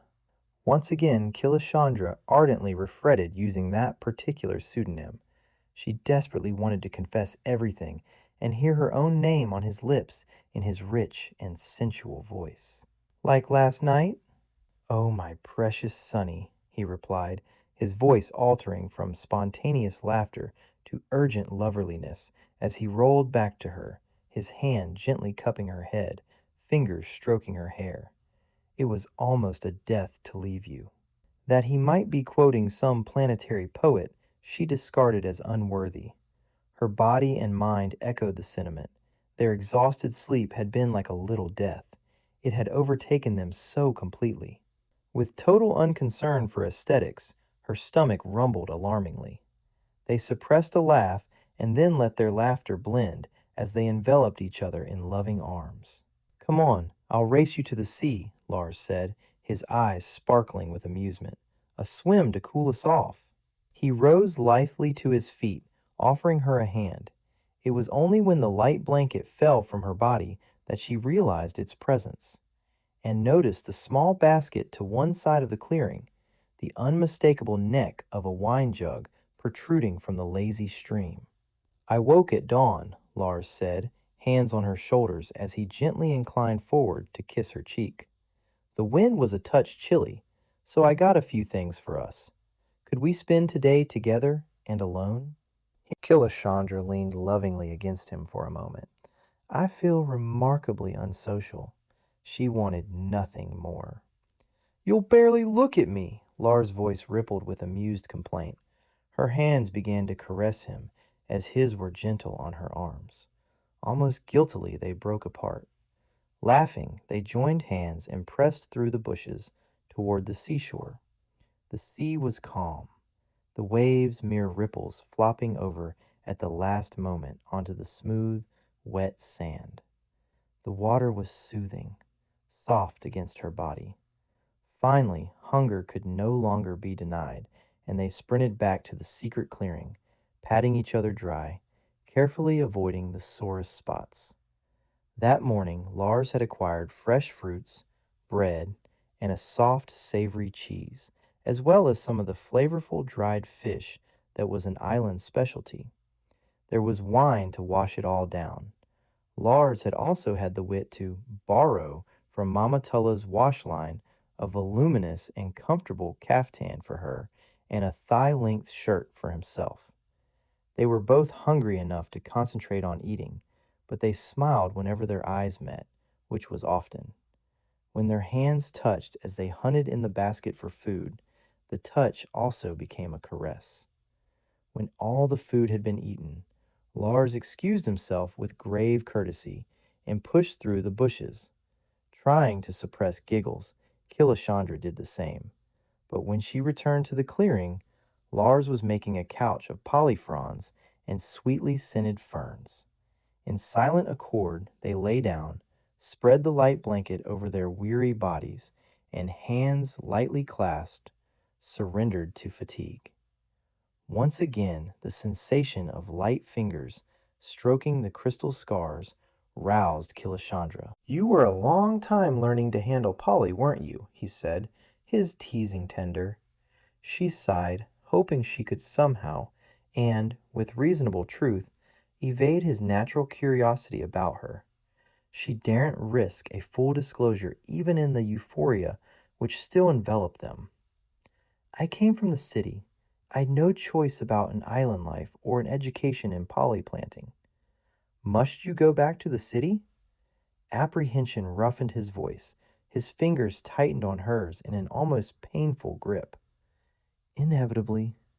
She turned her face against his arm, wishing it were bare and she could taste the skin covering the strong arms that had held her with such love, which must hold her once again in love, preferably for a long, long time. "I don't belong here, you know." "I didn't think you did," and his reply was amused acceptance, once you dropped the Carolawian accent. She warned herself to watch what she said. "Where do you belong, Caragana?" "Besides in your arms?" Then the honesty of the moment began to close in on her. "I don't really know, Lars." These moments were out of context with any previous part of her life on Fuerte or Ballybrand, totally divorced from Killashandra, Crystal Singer. Pragmatically, she knew the euphoria would end all too soon, but the desire to prolong it consumed her. "How about you, Lars? Where do you belong?" "The islands don't actually hold me anymore. I've come to realize that over the past few months, and I think that my father recognizes it too. Oh, I'm partner in an inter-island carrier service that's reasonably profitable. Useful to the islanders, certainly," he grinned. But 3 years in the city at the complex taught me discipline, order, and efficiency. And the easy way of islanders irritates me. I can't see me settling into city life either. Killashandra raised herself on her elbow, looking down at his face. The muscles were relaxed, but the strength and character in his features were not the least bit diminished. Aren't you going to appeal the master's decision? Her fingers traced his clearly defined left brow. No one appeals their decision, Karagana, he said with a contemptuous snort. Then he drew both eyebrows together. Her finger followed to caress away his scowl. They did, damn their souls to everlasting acid, have the incredible gall to suggest that, if I performed a slight service for them, they might consider. And like a childish fool, I believed them. Incensed by his memories, he swung to a sitting position, arms clasping his knees tightly to his chest, his mouth in a bitter line. A real fool, but so desperate to have my composition accepted, not so much for my own prestige as to prove that an islander could succeed at the complex, and to vindicate the support the islanders had given me during those years. He twisted his torso around to face her. You'd never guess what this slight service was. I wouldn't? Killashandra was quite certain what he would say. They wanted me to make an assault on a visiting dignitary, possibly the most important person to set foot on this forsaken mudball. Assault? On Optheria? On whom? What visiting dignitary? Killashandra was astonished at the surprise and concern in her voice, a genuine enough response to Lars's shocking statement. You heard that Comgale had died, shattering a manual of the festival organ? When she nodded silently, he continued. You may not know that the damage was deliberate. It was easy for her to react suitably, for a death involving Crystal would not have been painless. There are a lot of people who believe that we, and he grinned humorlessly, admitting to his complicity, have an inalienable right to leave this planet in order to achieve professional fulfillment, and that right should be enjoyed by more than disappointed composers, Karagana. This restriction is stagnating intelligent people all over this world. People who have tremendous gifts which have no channel whatever on this backward natural mudball. So, it was decided to manufacture a situation that would require the presence of an extraplanetary official, an impartial but prestigious person who could be approached to register our protest with the FSP. Oh, letters have been smuggled out, but letters are ineffective. We're not even sure that they reach their destinations. What we needed was someone who could be shown examples of this stagnation. Talk to people like Theach, Nahia, and Brasner. See what they have been developing in spite of strictures of federal bureaucracy. Lars gave a rueful laugh. It's rather depressing to realize how little Optheria requires. The Founding Fathers wrought too well. We're a population expert in making do with the meanest possible natural resources. Good old Polly. It was Comgale who proposed what had to be done to force the government to bring in a foreign technician. A manual on the festival organ would have to be shattered. The government would be forced to have that replaced in time for the summer festival tourists. Did you ever realize how dependent the government is on tourism? His eyes glinted with malicious amusement. Theach researched the economics. He can do the most phenomenal computations in his head. That way, there's no written proof of his alienation from the Optheria way of life. That tourist income is absolutely essential to purchase the high-tech items which cannot be manufactured here, and without which all the federal machinery would grind to a halt. Even the barrier arc at the shuttle port is fashioned from imported components. Mind you, Comgale did not intend to be a martyr, but he didn't draw back when the moment was on him. So the government was forced to apply to the Heptite Guild for a complete and very expensive new crystal manual. And this is where Comgale's sacrifice becomes relevant. He was also the only technician on Optheria capable of installing the replacement. They'd have to have the services of, at the very least, a highly skilled technician, or ideally, a crystal singer to make the repair. Once the crystal singer was on Optheria, we'd make sure there'd be an opportunity to present our desperate situation and ask that it be submitted to the FSP Council. A singer has access to the council, you know. Go on, Lars. A nasty suspicion began to form in Killashandra's mind, recalling Ampress's snide remarks about islanders. He inhaled, closing his eyes briefly against unpleasant memories. The crystal singer arrived on the Athena the day after my audition. Only the elders weren't sure of her identity. That sort of ID cannot be forged, Lars. He gave a contemptuous snort. I know it, you know it, but you must also know how paranoid our elders are. And Torx is now in communications. Again, his words elicited a nodded reaction from her. Oh, the urgency behind this slight favor was subtly presented to me. A crystal singer is known to have great recuperative powers.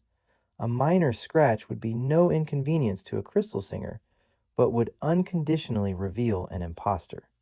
Since islanders are known, his voice dripped with sarcasm, to live primitive and violent lives, accustomed to handling dangerous weapons, it was thought that I was admirably suited to perform this small favor for the masters, in return for their reevaluation of my composition. And did they promise you immunity from reprisal as well? I'm not quite that naive, Karagana. They did not require a frontal assault. So, I picked a window on the upper story where I'd have a good view of the arrival. I've been winning competitions with the Starblades since my father first allowed me one. A simple flick and the blade angles at the right trajectory. It caught her on the arm. I think a little higher than I'd planned for, she moved just as I had completed the throw. His expression was chagrined, and he gave Killashandra a quick defensive glance. Oh, she was all right, Karagana. I scooted round to the infirmary the back way, and she was walking out of the surgery without so much as a bandage showing. He smoothed her arm reassuringly. Crystal singers really do heal with unbelievable speed. She seemed more annoyed with her escort than the incident. The next morning, of course, I was told that on due reconsideration, the masters had to abide by their original decision. The omnipotent, omniscient masters, speaking from their immense and encyclopedic knowledge of all forms of music and their total understanding of the universe and man's sublimal relationship with the natural world, do not believe that this facet of Optherian life needs to be celebrated at any point in the year, certainly not during the summer festival when off-worlders might possibly hear something evoking a valid Optherian subculture and more original than variations on the usual pre-predigested pap that accredited composers churn out. Stupid, insensitive, unimaginative, flatulent fardlings! Killashandra's derision was slightly colored by hearing the details of the outrageous attack, and by the realization that her instinct about Ampress's specious assurance was quite valid. They're so old, they've lost the energy enthusiasm requires. They couldn't possibly recognize imagination. Lars smiled at her vehemence. So, despite all their promises and assurances, I was given a ticket back to Angel as a reward for my unmentionable service, and told to be out of the city on the evening ocean jet. Guardians were there to be sure I boarded, which I did, after a stroke of incredibly good luck. He turned his face fully to her then, his lips lightly compressed as if controlling amusement, and the sparkling of his eyes indicated that he had considered confiding in her.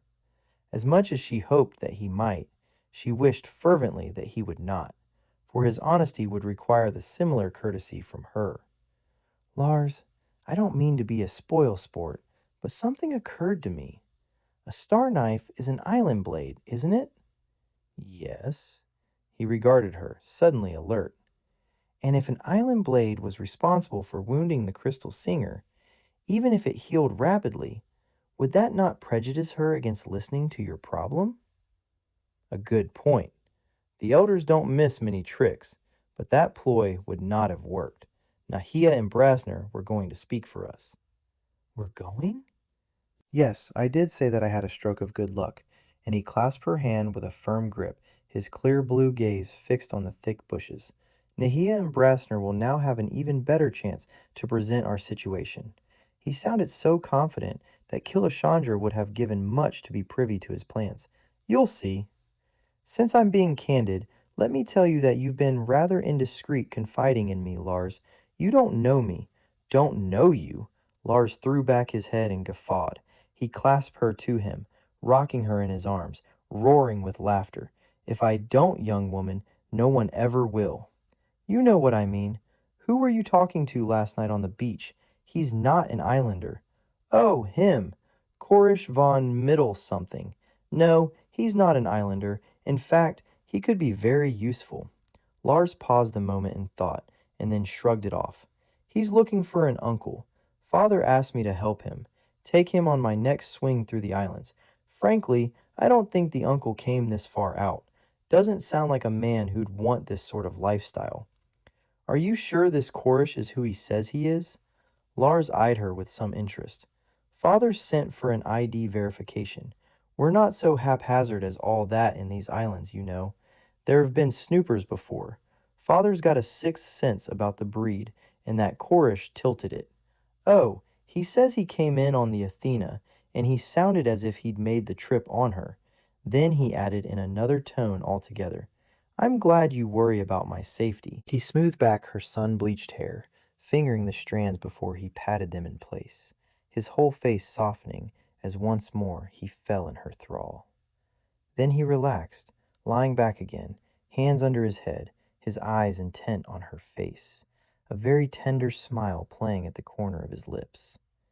Anyway, everyone on Angel dislikes federal interference as much as we do. I studied under a master of heresy, my father, the duly appointed harbor master of the Angel Island archipelago and federal representative. If you can't lick 'em, join 'em. Your father's the harbor master? Surprise registered blankly on Lars' face. Of course. Don't tell me you didn't know that. I do. I didn't. So, if you really insist on going back to the city, you'll have to be very nice to me. He was smiling as he gently reached for her arms to bring her down to him. Oh? Very nice to me. Are you able for it? He settled her into the curve of his arm, her head pillowed on his shoulder, his cheek against her hair. When you are, beloved. Then he yawned and, apparently, between one breath and the next, fell asleep. For another long moment, Killashandra heard the singing in her blood, and for once did not regret its murmur. She repositioned her arm on his chest, placidly noting that the fine hairs across Lars's pectoral muscles stirred upright. Well, they had more energy than he or she did. She closed her eyes and was also claimed by sleep. Shouts startled them awake, the cheerful calls and laughter of people fishing on the beach. Killashandra couldn't hear what was so exciting, but Lars smiled. A yellowback school has been forced into the cove. He embraced her enthusiastically. Once they've caught what's needed, we'll get our... He looked about for the angle of sunlight. Our dinner. Hungry yet? Hungry enough to go right out there bold-faced. She made as if to rise, for her belly was almost painfully empty. He pulled her back flat beside him, kissing her half-formed protest into silence. His eyes were unsmiling as he then gently stroked her cheek. My dear girl, with those bruises on you, I'd be hauled up in front of the island court and charged with rape. What about the marks on you? You resisted my improper advances, and you made enough of those. Precisely what the bruises say. So, since I have a reputation to maintain in this community, we will remain secluded. He emphasized this decision with a gentle kiss. Then he stroked her hair back from her forehead, his fingers lingering in the soft gold-streaked mass. I don't wish to share you yet. share even the sight of you with anyone. If I believed the ancient tales of witchcraft, sorcery, and enchantment, I'd name you witch, so I would. But you're not, though I am completely spellbound." His fingers became insistent, and his expression was an urgent appeal. "Do you think you could possibly bear me if I'm very careful?" She chuckled and linked hands behind his head to bring his lips to hers. The fishers were long gone before they finally got around to fishing. Together they waded out through the gentle tide. "Stay here, Keragana," Lars directed, "and make a basin of your skirt." She did, first wringing water from the voluminous folds. Lars was thigh-deep in the water when he suddenly bent down and, scooping with both hands, sent water and fish flying at her. She missed the first lot, laughing at her ineptitude, but neatly caught 2 fish in the second. After 3 more catches, she had to hold up her skirt lest the active yellowbacks flip out. Lars splashed back to inspect her catch, grinning at his success and her bemusement. "This one's too small," he released it. 2, 4, 6, 7. How many can you eat? Shall I get more?" Before she could answer, he dove back toward his vantage point and peered down into the clear water. With one last mighty heave, 3 big yellowbacks were sent flying in her direction. She cheered when she caught them in her skirt, closing the makeshift net and running awkwardly through the wavelets to the shore before any of the squirming fish could escape. Helping her secure the bundle, Lars laughingly escorted her back to the bushes surrounding their secluded clearing. "You clean 'em, and I'll get firing, and see what else I can scrounge," he said as he held the bushes back for her to enter. Gutting fish was not one of Killashandra's favorite chores, but she had finished half the catch before she realized it, washing them clean in the little brook. Lars was back as she slit the last one. In one crooked arm, he held twisted poly fronds that provided a quick, hot fire, and another basket swung from his right hand. He found rocks by the stream to enclose their fire, hauled a frying sheet from the basket, and set out oil, seasonings, bread, fruit, and another pot of the soft island cheese. The quick tropical night had settled upon the island, enclosing them more securely in their clearing as they finished their supper, licking the last of the juices from their fingers. "Going to be nice to me?" Lars asked, leering dramatically at her. "Maybe I'll just stay in the islands." Killashandra surprised herself with the longing in her voice. "There's all I could possibly need just for the taking." "Even me?" Killashandra looked up at him. Despite his light words, his voice held a curious entreaty. "I would be a right foolish dolt to consider you part of the taking." She meant it, for quixotic though the man might appear, she sensed that Lars had an unshakable integrity, which she, or any other woman, would have to recognize and accept. "We could stay in the islands, Keragana, and make a go of the charter service." Lars, too, was caught in the same thrall which infected her resolve. "Sailing's never dull. The weather sees to that. It could be a good life, and I promise you wouldn't have to hack Polly." His fingers caressed her hands. "Lars," she had to set the record fair. He covered her lips with his hand. "No, beloved. This is not the time for life-shaping decisions. This is the time for loving. Love me again." Chapter 12. The idyll lasted another full day and into the early morning of the 3rd, during which time Killashandra would have been quite willing to forego all the prestige of being a crystal singer to remain Lars's companion. A totally impossible, improbable, and impractical ambition. But she had every intention of enjoying his companionship as long as it was physically possible. She was haunted by memories of Carrick, and, as such traumas can, they colored and augmented her responses to Lars. It was the change in the weather which necessitated their return to society. The drop in barometric pressure woke Killashandra just before dawn. She lay, wide awake, Lars's lax arms draped about her, his legs overlapping hers, wondering what had returned her so abruptly to full consciousness. Then she smelled a change in weather on the early morning breeze. It had not occurred to Killashandra that her Ballybrand symbiont would be agitated by other weather systems, and she pushed her sensitivity as far as she could, testing what the change might herald. Storm, she decided, letting symbiotic instinct make the identification. And a heavy one. In these islands, a hurricane more likely than not. A worrisome phenomenon for a reasonably flat landmass. No, there were heights on what Lars had termed the head. She smiled, for yesterday, in between other felicitous activities, he had given her quite a history and geography lesson pertinent to the island economy. This island gets its name from the shape of the landmass, he explained, and drew a shape on the wet sands with a shell. They had just emerged from a morning swim. It was seen first from the exploratory probe and named long before any settlers landed here. There's even a sort of halo of islets off the head. We're at the wingtip. The settlement lies in the wing curve. See? And the western heights are the wings, complete with the ridge principle. This side of the island is much lower than the body side. We've two separate viable harbors, north and south, the angel's outstretched hands completing the smaller, deeper one.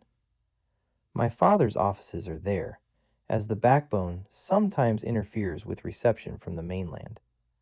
You can't see it from here because of Backbone Ridge, but there's rather an impressive old volcano topping the head. He grinned mischievously, giving Killashandra an impression of the devilish child he must have been. Some of us less reverent souls say the angel blew her head when she knew who got possession of the planet. Not so, of course. It happened eons before we got here. Angel was not the largest of the islands, but Lars told her that she'd soon see that it was the best.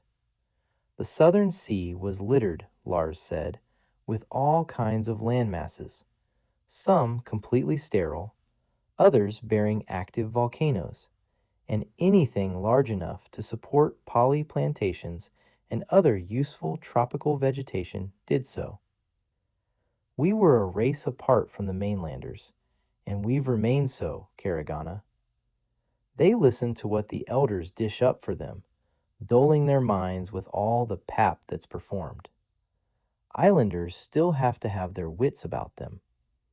We may be easygoing and carefree, but we're not lazy or stupid. She had discovered an unexpected pleasure in listening to Lars ramble on, recognizing that his motive was as much self-indoctrination as explanation for her benefit. His voice was so beautifully modulated, uninhibited in its expressiveness, that she could have listened to him for years.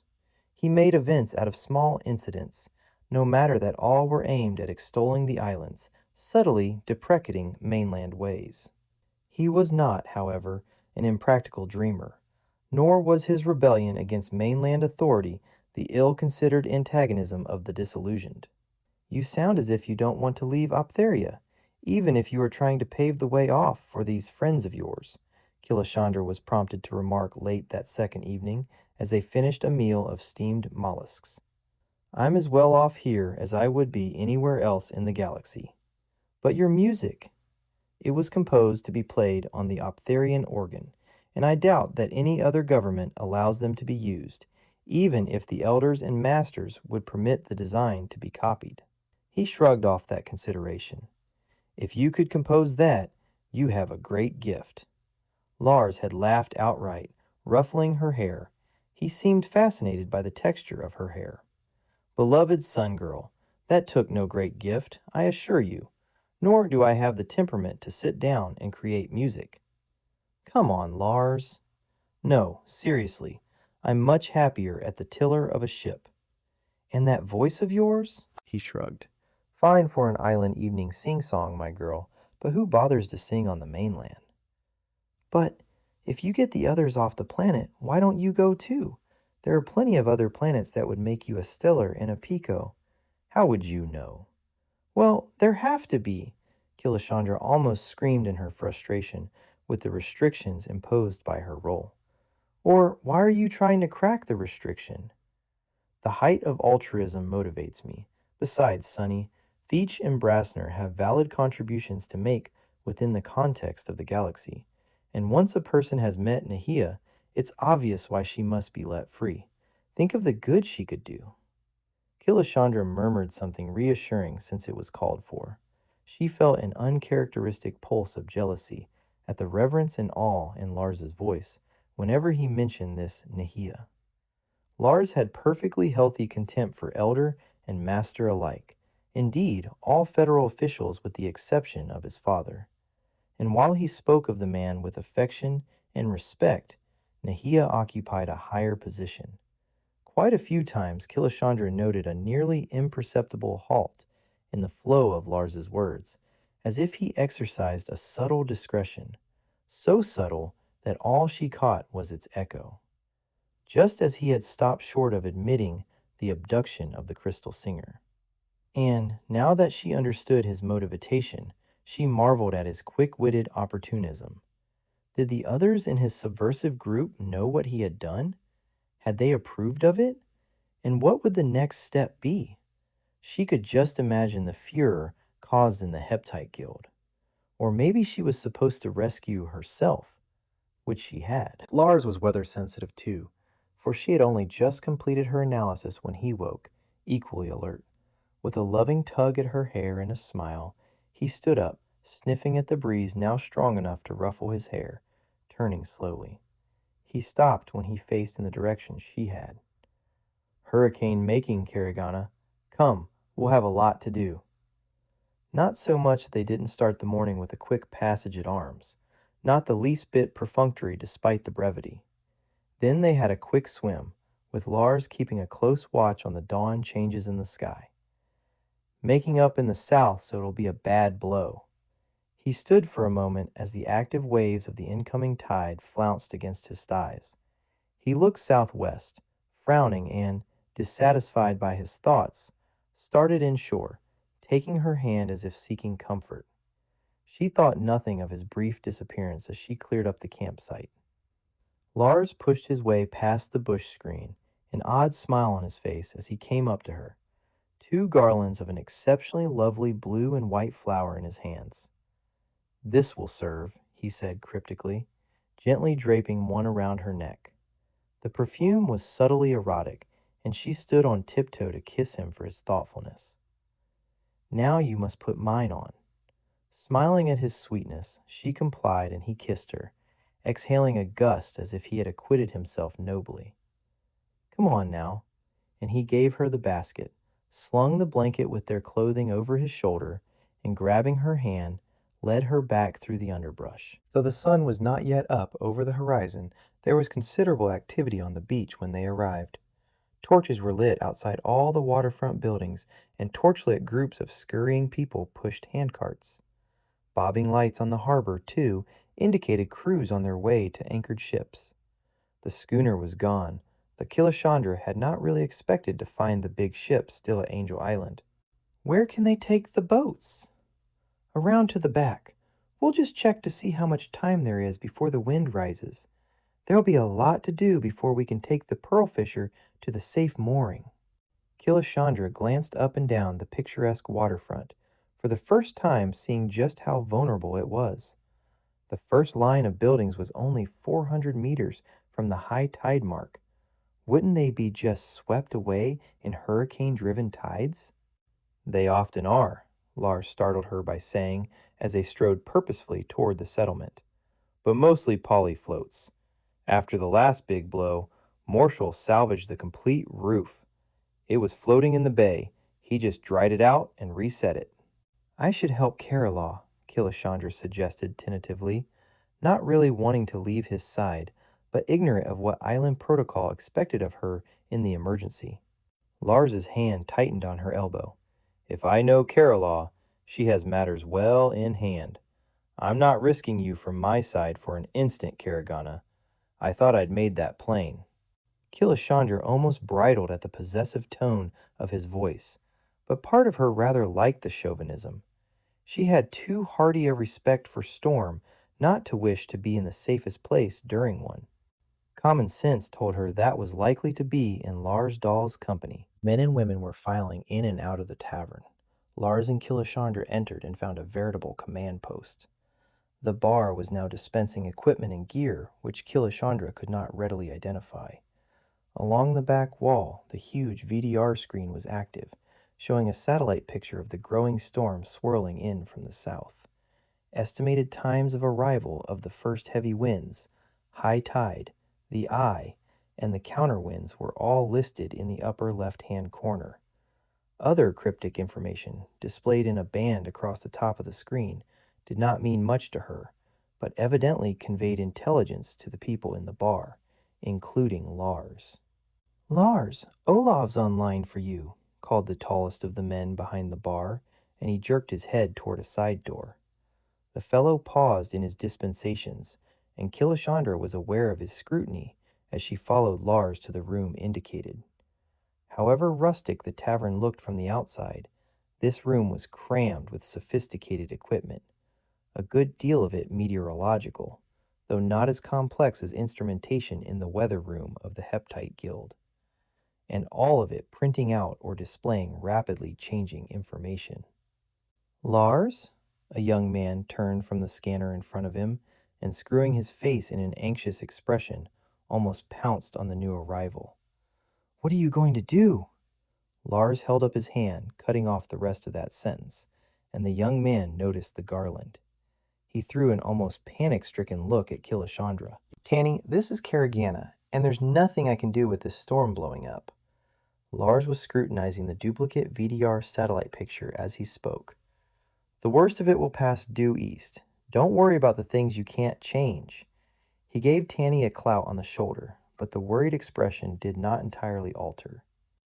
Killashandra kept the silly, social smile on her face as Tanny accorded her the briefest of nods. She had a very good idea what, or rather whom, they were discussing so obliquely. Her. Still trapped, they thought, on that chip of an island. "Tanny's my partner, Karagana, and one of the best sailors on Angel," Lars added, though his attention was still claimed by the swirling cloud mass. "What if the direction changes, Lars?" Tanny refused to be reassured. "You know what the southern blows are like." He made an exaggerated gesture with both arms, nearly socking a passing islander, who ducked in time. "Tanny, there is nothing we can do. There's a great big poly on the island that survived hurricanes and high tides since man took the archipelago. We'll go have a look as soon as the blow's gone, all right?" Lars didn't wait for Tanny's agreement, guiding Killashandra back into the main room. He paused at the counter, waiting his turn, and receiving a small handset. "A light one will do me fine, Bart," he added, and Bart set a small anti-grav unit on the counter. "Most of what I own is either on the Pearl or on its way back to me from the city. Grab a couple of those ration packs, will you, Karagana?" he added as they walked out on the broad veranda where additional emergency supplies were being passed out. "Might not need them, but it's less for them to pack to the ridge." As Lars turned her west, away from the settlement, she caught sight of Tanny, watching them, his expression still troubled. The wind was picking up, and the water in the harbor agitated. Lars looked to his right, assessing the situation. "Been in a bad one yet?" he asked her, an amused and tolerant grin on his face. "Oh, yes," Killashandra answered fervently. "Not an experience I wish to repeat." How could Lars know how puny an Optherian hurricane would be in comparison to Passover storms on Ballybran? Once again, she wanted to discard her borrowed identity. There was so much she would like to share with Lars. "It's waiting out the blow that's hard," Lars said, then grinned down at her. "We won't be bored this time, though. My father said that Theach came with Haunes and Aratown. I wonder how they manage the travel permits." That caused him to chuckle. "We'll know how the revised master plan is working." Killashandra was very hard put to refrain from making any remarks, but, of a certainty, waiting out this blow would be extremely interesting. She might not be getting on with the primary task of her visit to Optheria, but she was certainly gaining a lot of experience with dissidents. His place was on a knoll, above the harbor in a grove of mature poly trees. It reflected an orderly person who preferred plain and restful colors. He produced several sacks, which had been neatly stored in a cupboard, and together they emptied the chest of his clothes, including several beautifully finished formal garments. He cleared his terminal of any stored information, and when Killashandra asked if they shouldn't dismantle the screen, he shrugged. Federal issue. I must be one of the few islanders who use the thing. He grinned impiously. And then not to watch their broadcasts? They can never appreciate that islanders don't need vicarious experiences. He gestured toward the sea. Not with real live adventures. The pillows, hammocks, what kitchen utensils there were, the rugs, curtains, everything compacted into a manageable bundle to which Lars attached the anti-grav straps. The entire process hadn't taken them 15 minutes. We'll just attach this to a train, grab something to eat, and then get the Pearl to safety. He gave his effects a gentle shove in the proper direction. When they returned to the waterfront, Killashandra saw what he meant by train. Numerous personal effects bundles, all wrapped and weightless, were being attached to a large floater on which families with small children perched. As soon as it had reached capacity, the driver guided it away along a winding route toward the distant ridge. "Catch you next trip, Jarrell?" Lars called to the man steering the harbor boat out toward the anchored ships. "Gotcha, Lars." "There's Kerala," Killashandra said, pointing to the woman who was ladling hot soup from an immense kettle into bowls. "You can always count on her hospitality," Lars said, and they altered their path to meet her. "Karagana!" Kerala paused in serving a family group and waved one arm energetically to catch their attention. "I'd no idea where you'd—" She halted, eyes goggling a bit at the garland about Killashandra's neck, staring at Lars's matching one. Then she smiled. She patted Killashandra's arm approvingly. "Anyway, I put your sack with mine on the float to the ridge. Will I see you two there?" Her manner bordered on the coy as she handed them cups from the bag at her side and poured the hot soup. "After we've sailed the Pearl to the back," Lars said, easily, but Killashandra thought his expression a trifle smug, as if he liked surprising Kerala. He blew on his soup, taking a cautious sip. "As good as ever, Kerala. One day you must pass on your secret recipe. What'll Angel do in a crisis without you around to sustain us?" Kerala made a pleased noise, giving him a dig in the ribs before she sidled up to Killashandra. "You did better on the shore than I did from the ship," she murmured, winking and giving Killashandra an approving dig in the ribs. "And," she added, her expression altering from bawdy to solemn, "you're what he needs right now." Before Killashandra could respond to that cryptic comment, Kerala had moved off to the next group.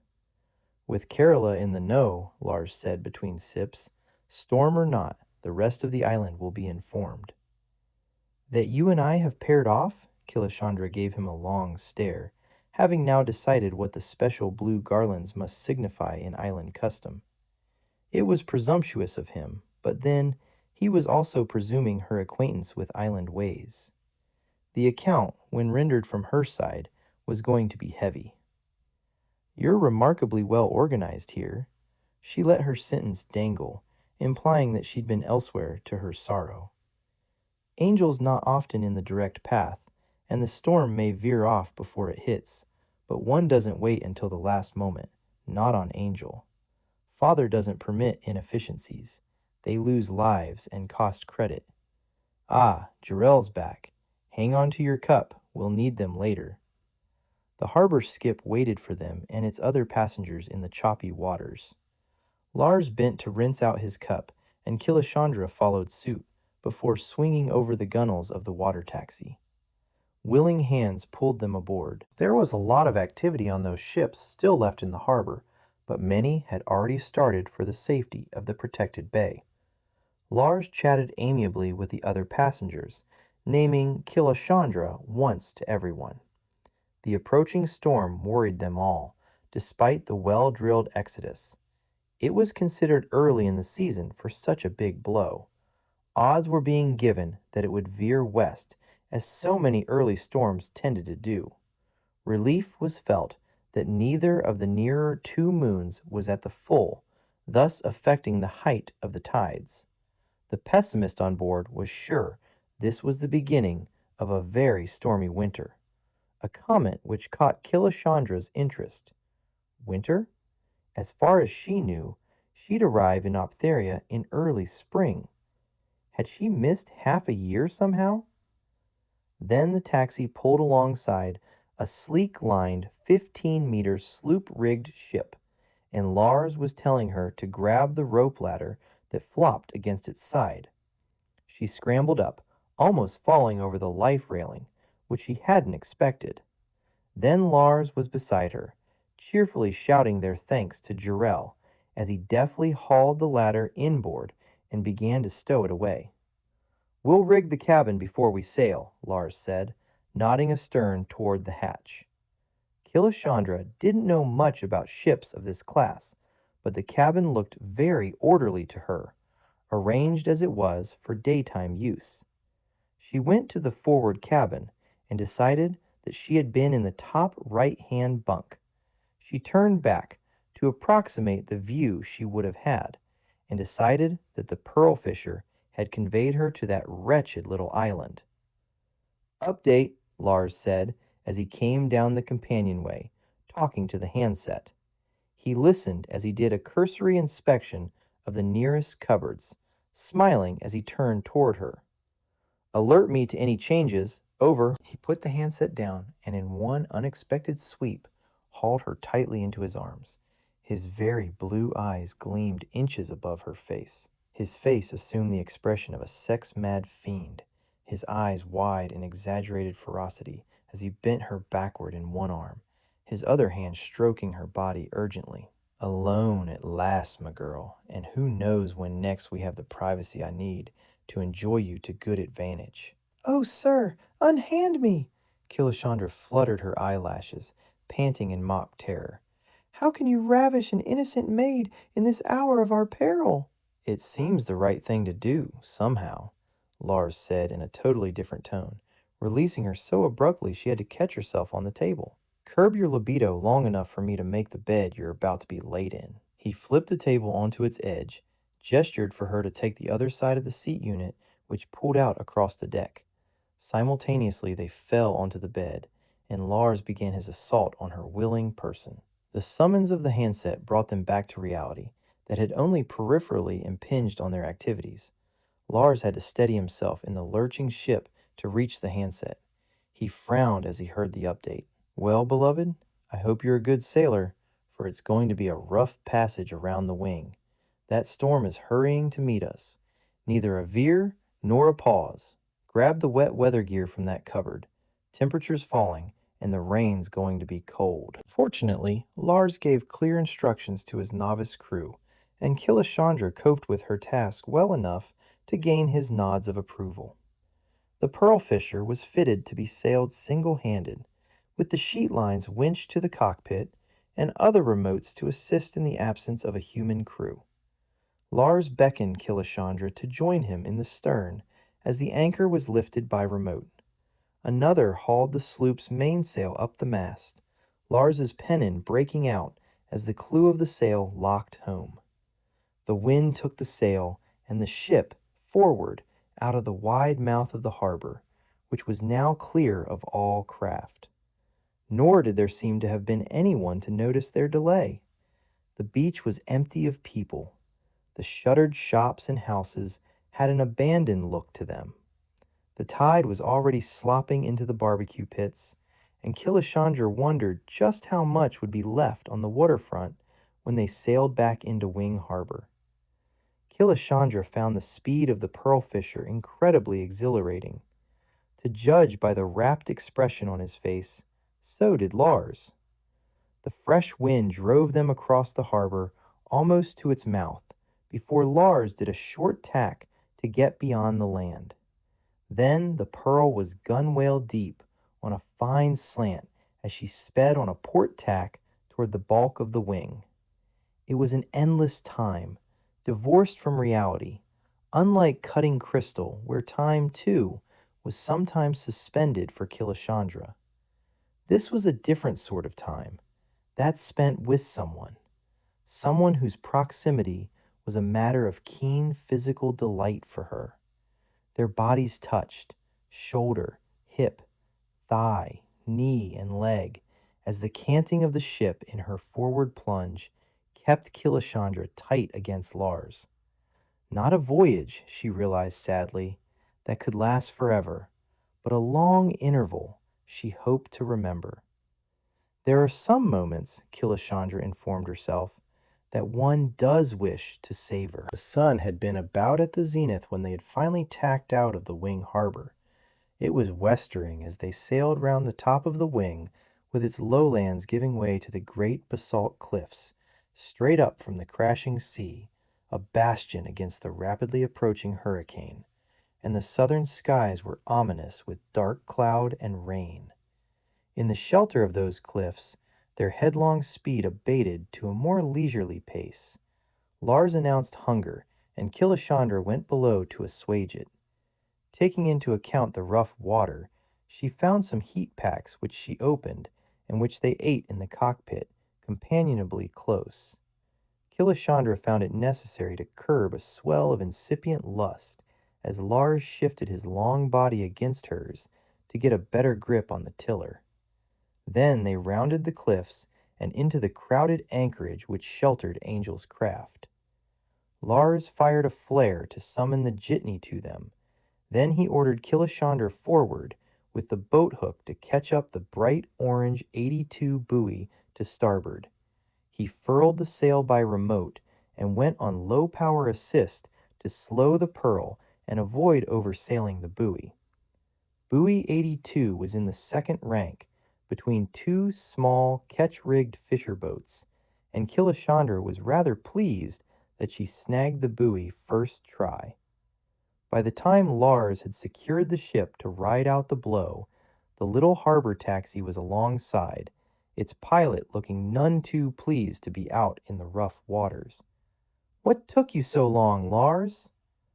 "A bit of cross-tide and some rough tacks," Lars said with a cheerful mendacity that caused Killashandra to elbow his ribs hard. He threw his arm about to forestall further assaults. Indeed, they both had to hang on to the railings as the little boat slapped and bounced. For a moment, Killashandra thought the pilot was driving them straight into the cliff. Then she saw the light framing the sea cave, as if the overhang marked the edge of the sea's domination. The jitney was abruptly on calmer waters, making for the interior and the sandy shore. Killashandra was told to fling the line to the waiting shoremen. The little boat was sailed into a cradle, and this was drawn up, safely beyond the depredations of storm and sea. "Last one in again, eh, Lars?" he was teased as the entire party made its way out of the dock and started up the long flight of stairs cut in the basalt. It was a long upward haul for Killashandra, unused to stairs in any case, and, though pride prevented her from asking for a brief halt, she was completely winded by the time they reached the top and exited onto a wind-swept terrace. She was relieved to find a floater waiting, for the backbone towered meters above them, and she doubted her ability to climb another step. Polly and other trees lined the ridge, making a windbreak for the floater as it was buffeted along, ending its journey at a proper station house. Killashandra had profited by the brief rest and followed Lars's energetic stride into the main hall of the backbone shelter. "Lars," called the man at the entrance, "Olav's in the command post. Can you join him?" Lars waved assent and guided Killashandra to an ascending ramp, past a huge common room packed with people. They passed an immense garage where hundreds of packets, resembling some strange form of alien avian life, dangled weightless from their anti-gravs. There was a storm chill in the air, and Killashandra was aware of symbiont-generated inner tension as her body sensed the impending arrival of the hurricane. "The command post is shielded, lover," Lars said, catching her hand in his and stroking it reassuringly. "Storm won't affect you so much there. I feel it myself," he added when she looked up in surprise at his comment. "Real weather sorts, the pair of us." The affinity pleased him. They reached the next level, predominantly storage to judge by the signs on the door on either side of the wide corridor. Lars walked straight for the secured portal at the far end, put his thumb on the door lock, which then slid open. Instinctively, Killashandra flinched, startled by the sight of the storm-lashed trees and the unexpected panoramas, north and south of the two harbors. Lars's hand tightened with reassurance. On both sides of the door, the walls were covered by data screens in continuous printout as the satellites fed information to the island's receivers. The other three sides of the command post were open, save for the circular stairs winding down to the floor below. Olav was on his feet, walking from one display to the next, making his own estimate of the data. He looked up at Lars and Killashandra, noting with the upward lift of one eyebrow the bruised garlands they wore. He indicated the circular stairway and made a gesture which Killashandra read as a promise to join them later. They crossed the room, Lars pausing to read the displays at the head of the staircase. He made a non-committal grunt and then indicated that she should precede him. Therefore, she was first in the room, grateful that only large windows north and south broke its protection from the elements without, while a fire burned in a wide hearth on the eastern wall. The western wall was broken by 4 doors, the open one showing a small catering area. But Killashandra's attention was immediately on the occupants of the room. 3 men and the most beautiful woman Killashandra had ever seen. "Nahia, how dare you risk yourself?" cried Lars, his face white under his tan as he brushed past Killashandra. To her complete amazement, he dropped on one knee before the woman and kissed her hand. Chapter 13. A startled expression crossed Nahia's perfect features at Lars's obeisance. She shot a quick look at Killashandra, managing to convey her embarrassment even as she tried to lift Lars from his knee. "My friend, this will not do," she said kindly, but firmly. "Only think what effect such a gesture could have on an elder or a master. And yes, I do most certainly know your opinion of those worthies. But Lars, such histrionics could damage our goal." Lars had by now risen to his feet, with a final few pats to his hand, an oblique apology for her public admonition. She withdrew from his grasp, moving past him toward Killashandra. "Whom have you brought with you, Lars?" she asked, smiling tentatively as she extended her slender hand to Killashandra. "Who wears your garland?" "Karagana, lately a poly planter," Lars replied, stepping back to Killashandra's side and taking her other hand firmly in his. It was one way of apologizing for his effusive welcome of another woman, but it was Nahia herself who effectively dissolved Killashandra's incipient hostility. The touch of her hand had a soothing effect, not a shock or a jar, but a gentle insinuation of reassurance. Nahia's eyes were troubled as she regarded Killashandra, her lips curving upward in a slight smile, which blossomed as she felt Killashandra's resistance to her dissipate. Then a little frown gathered at her brows as she became aware of the lingering crystal resonance within Killashandra. It was the crystal singer's turn to smile reassurance and an acknowledgement of what Nahia was, an empath. Killashandra had heard of such people, but she had never encountered one. The encyclopedia had not hinted the psi talents were an optherian quality. It could be a wild talent, and often was. In Nahia, it was combined with unexpected beauty, integrity, and an honesty which few citizens of the federated sentient worlds could project without endangering their sanity. Lars had been correct in his statement that Nahia's especial talents would be a galactic asset. She was goodness personified. Nahia looked with gentle inquiry at Killashandra, struggling to identify the elusive contact with crystal. Killashandra smiled and, with a final light pressure on Nahia's fine-boned hand, released her and leaned slightly against Lars. At this point, The other men stepped forward to greet the newcomers. "I'm Hannes, Nahia's escort," said the tallest of the three, an attractive man whom Killashandra judged to be in his mid-30s.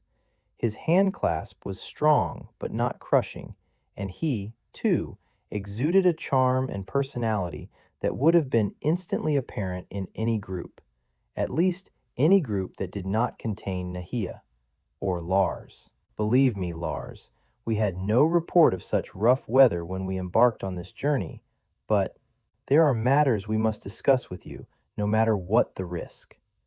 Arrowtown was the oldest and bluntest. His manner suggested that he tended to be a humorless pessimist. He gave Killashandra's hand one brief shake and dropped it. "And there was no risk in the weather when we started." He hovered, his upper body inclined away from Killashandra even as his feet shifted, as if he wanted to separate Lars from Killashandra and plunge into the matters to be discussed as quickly as possible. "Theech," said the third man, giving Killashandra a brief, self-effacing nod. He was a sort of nondescript human being, mild-mannered, with undistinguished features, who can be encountered almost anywhere in the human population and promptly forgotten. Only because she had heard of his mathematical abilities from Lars did Killashandra give Theech any sort of an inspection, and thus noticed that his eyes were brilliant with intelligence, that he had already assumed she would discount him, indeed, hoped that she would, and was quite willing to accept the sort of dismissal to which he was clearly accustomed. So Killashandra gave him a saucy wink. She half expected Theech to retreat in confusion, as many shy men would, but, smiling, he winked back at her. Airtown cleared his throat, indicating that now introductions had been made, he wanted to initiate the discussions they had come for. "I don't know about you, Lars, but I'm starving," Killashandra said, gesturing toward the catering area. "Is it all right to see what's available?" She turned to the others. "May I fix something for you?" Lars gave her hand a grateful squeeze before he released it. He told her to find what she fancied, and he'd have the same, but the others demurred, gesturing toward the low table where the remains of a meal could be seen. The four conspirators didn't know that Killashandra's symbiont-adapted hearing was uncommonly acute. At that distance, they could have whispered, and she would have caught what was being said. "They finally sent the message 2 days ago, Lars." Airtown's baritone was audible above the noises Killashandra was making in the catering unit. "Took them long enough," Lars said in a low growl. "They had to search first, and search they did, uncovering a variety of minor crimes and infringements, which of course slowed them down." Hannes was amused. "Any one of us caught?" "Not a one of us," Hannes replied. "Cleansed us of some very stupid people," Airtown said. "She is safe, isn't she, Lars?" Nahia asked in gentle anxiety, a graceful gesture of her hand indicating the darkening southern horizon. "She should be. All she needs is enough sense to climb the poly tree." "You ought to have contacted us before you acted so impulsively, Lars." "How could he, Airtown?" Nahia was conciliatory. Then she gave a little chuckle. "Impulsive, but it has proved such an extremely effective gambit. The elders have been forced to reapply to the Heptite Guild." "They haven't admitted that the Crystal Singer has been abducted?" "As no one has confessed to committing such a heinous crime, how could they?" Hannes asked reasonably, his voice rippling with amusement. "Elder Torques has been hinting dark words about that islander assault." Lars let out a burst of sour laughter, for which Airtown growled a warning, looking over his shoulder at Killashandra, who was well out of sight in the catering area. "What you don't know, Lars," Hannes went on, "is that the Crystal Singer had had an altercation with security leader Blaz and stalked out of the installation before any repair had been accomplished." Lars emitted a low whistle of delighted surprise. "Is that why she was wandering about Gartertown? I had wondered." "Airtown may not approve, and some of the others were appalled at your action, Lars, but there is no doubt, and Hannes overrode Airtown's disapproving murmurs that the action will require embarrassing inquiries when the second crystal singer arrives. As long as it also requires an appeal to the council, Lars said. Now, what else brought you here so unexpectedly? As I said, the search for the crystal singer exposed some unsuspected flaws in our organization. Theach and Airtown must ruralize. Have you another suitable island? Lars paused, staring at Hannes, and then the others. Airtown scowled and looked away, but Theach regarded him with a smile. Some of my scribblings were discovered, and as I am already under threat of rehabilitation, Theach shrugged eloquently. When Lars looked to Airtown for an explanation, the man did not meet his gaze. Airtown was denounced as a recruiter, Hannes said. Not his fault. It was, if I was daft enough to recruit such soft-bellied cowards. Lars grinned. Well, I could put you ashore with the crystal singer. Something increased his mirth, out of proportion to the joke, though Hannes grinned and Nahia tried to control unseemly mirth at Airtown's expense. The island's big enough, and she might even be grateful for company. I would be easier in mind about her safety if Airtown and Theach were there, Nahia said. The hurricane will have frightened her badly. I don't like the idea, Airtown said. Actually, if she thinks you've also been kidnapped, Hannes suggested, then gestured to dismiss his notion at Airtown's negative response. I wouldn't object, Theach said.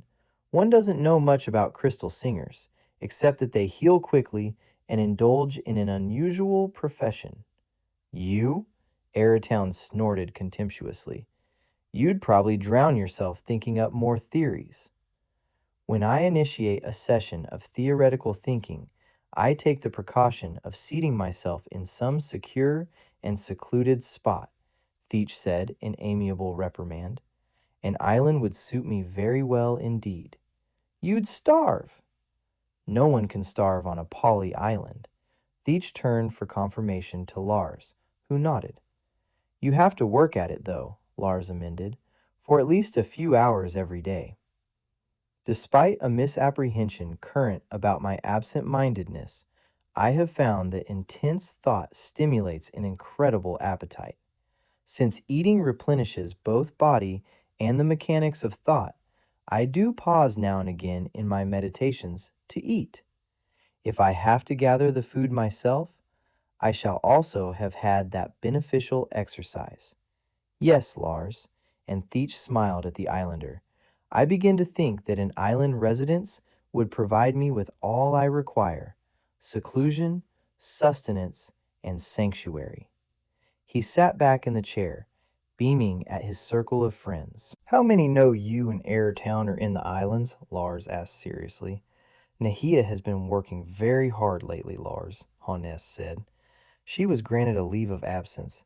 I took my annual holiday and announced our intention of cruising the coast. There are friends who will vouch for our presence in mainland waters. Besides, who would expect us to brave a hurricane? We boarded the jet from the seaside without being seen the night before she sailed, Airtown added. What elder would suspect Nahia's involvement with renegades? If they had any sense whatever, Nahia said, in a crisp tone that surprised Killashandra with its suppressed anger.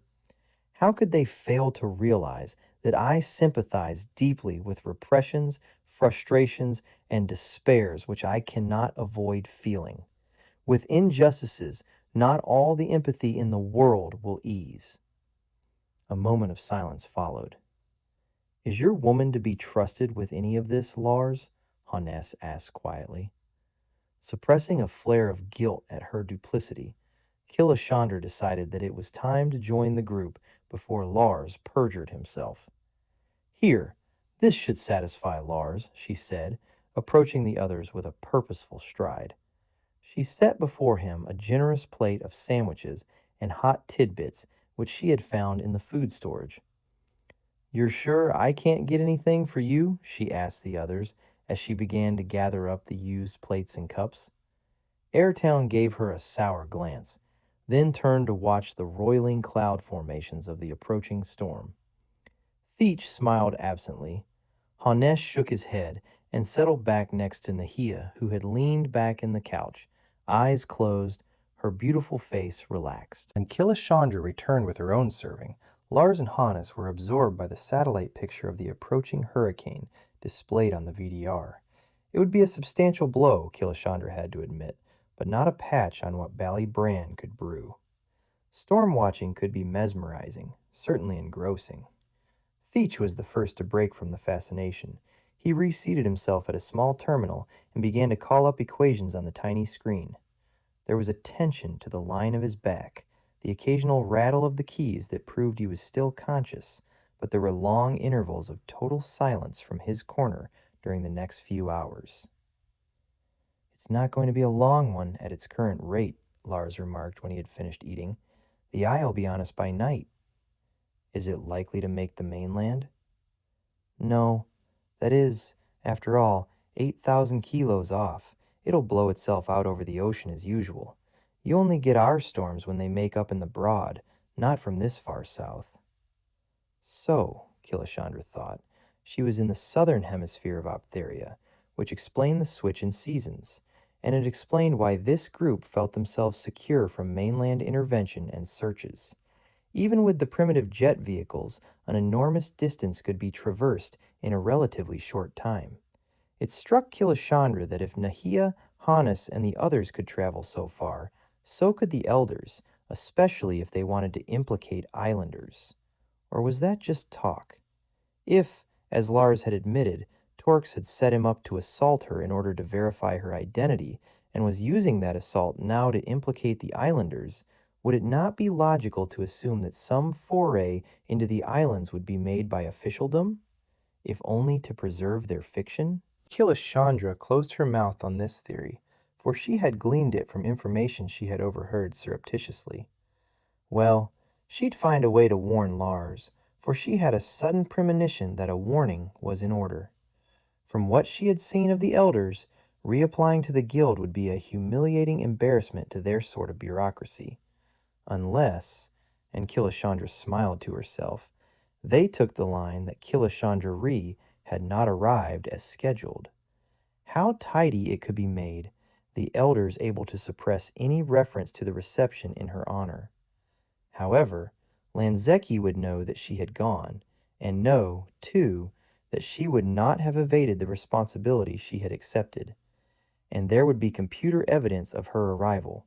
Even the elders would have a hard time suppressing that sort of trail mark. Not to mention her use of the credit outlet on Angel. This could be very interesting. She must have dozed off, for the couch had been comfortable, the day's unusual exercise exhausting, and watching the weather screen soporific. It was the lack of storm noise that woke her, and a curious singing in her body, which was her symbiont's reaction to drastic weather changes. A quick glance at the screen showed her that the eye of the storm was presently over Angel Island. She rubbed at her arms and legs, sure that the vibration she felt might be discernible. However, Nahia had curled up on the end of the long couch. Hannes, one arm across her shoulders, was also asleep, head back against the cushions. Theach was still diddling, but Airtown and Lars were absent. She heard voices and steps on the circular stair and made a dash for the toilet. She distinguished Lars's distinctive laugh, a bass rumble from his father, and a grunt that could be Airtown, and some other voices. Until the eye had passed and the symbiont had quieted, Killashandra wanted to avoid everyone, especially Lars. "Karagana," Lars called. Then she heard him approach the toilet and rap on the door. "Karagana, would you mind fixing some hungry storm watchers more of those excellent sandwiches?" Under ordinary circumstances, Killashandra would have had a tart rejoinder, but catering would solve the more immediate problem. "Just a moment." She splashed water on her face, smoothed back her hair, and regarded the blossoms about her neck. Strangely enough, they were not dead. Their petals were still fresh despite the creasing. Their fragrance scented her fingers as she opened the crushed flowers and spread them back into their original shapes. When she opened the door, Nahia and Hannes were making their way toward the catering area. "They only want to talk weather," Nahia said with a smile. "We'll help you." The others did talk weather, but on the commutes to other islands, checking on storm damages and injuries, finding out what supplies would be required, and which island could best supply the needs. The three caterers served soup, a basic stew, and high-protein biscuits. In the company of Nahia and Hannes, the work was more pleasant than Killashandra would have believed. She had never met their likes before, and realized that she probably never would again.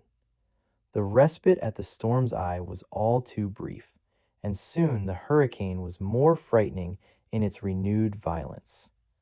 Though it was a zephyr in comparison to Ballybrand turbulence, Killashandra rated it a respectable storm and slept through the rest of it. A touch on her shoulder woke her, a light touch that was then repeated and her shoulder held in a brief clasp.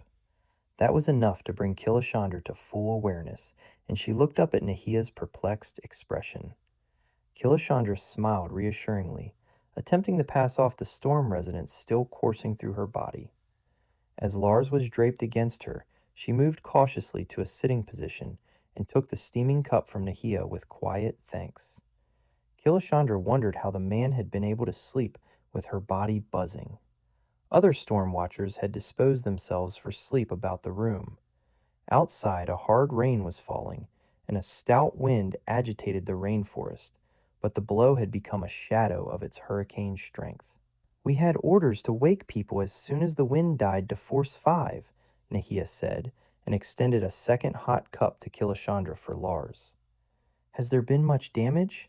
Many injuries?" "Sufficient. The hurricane was unseasonably early and caught some communities unprepared. Olav is preparing emergency schedules for us." "Us?"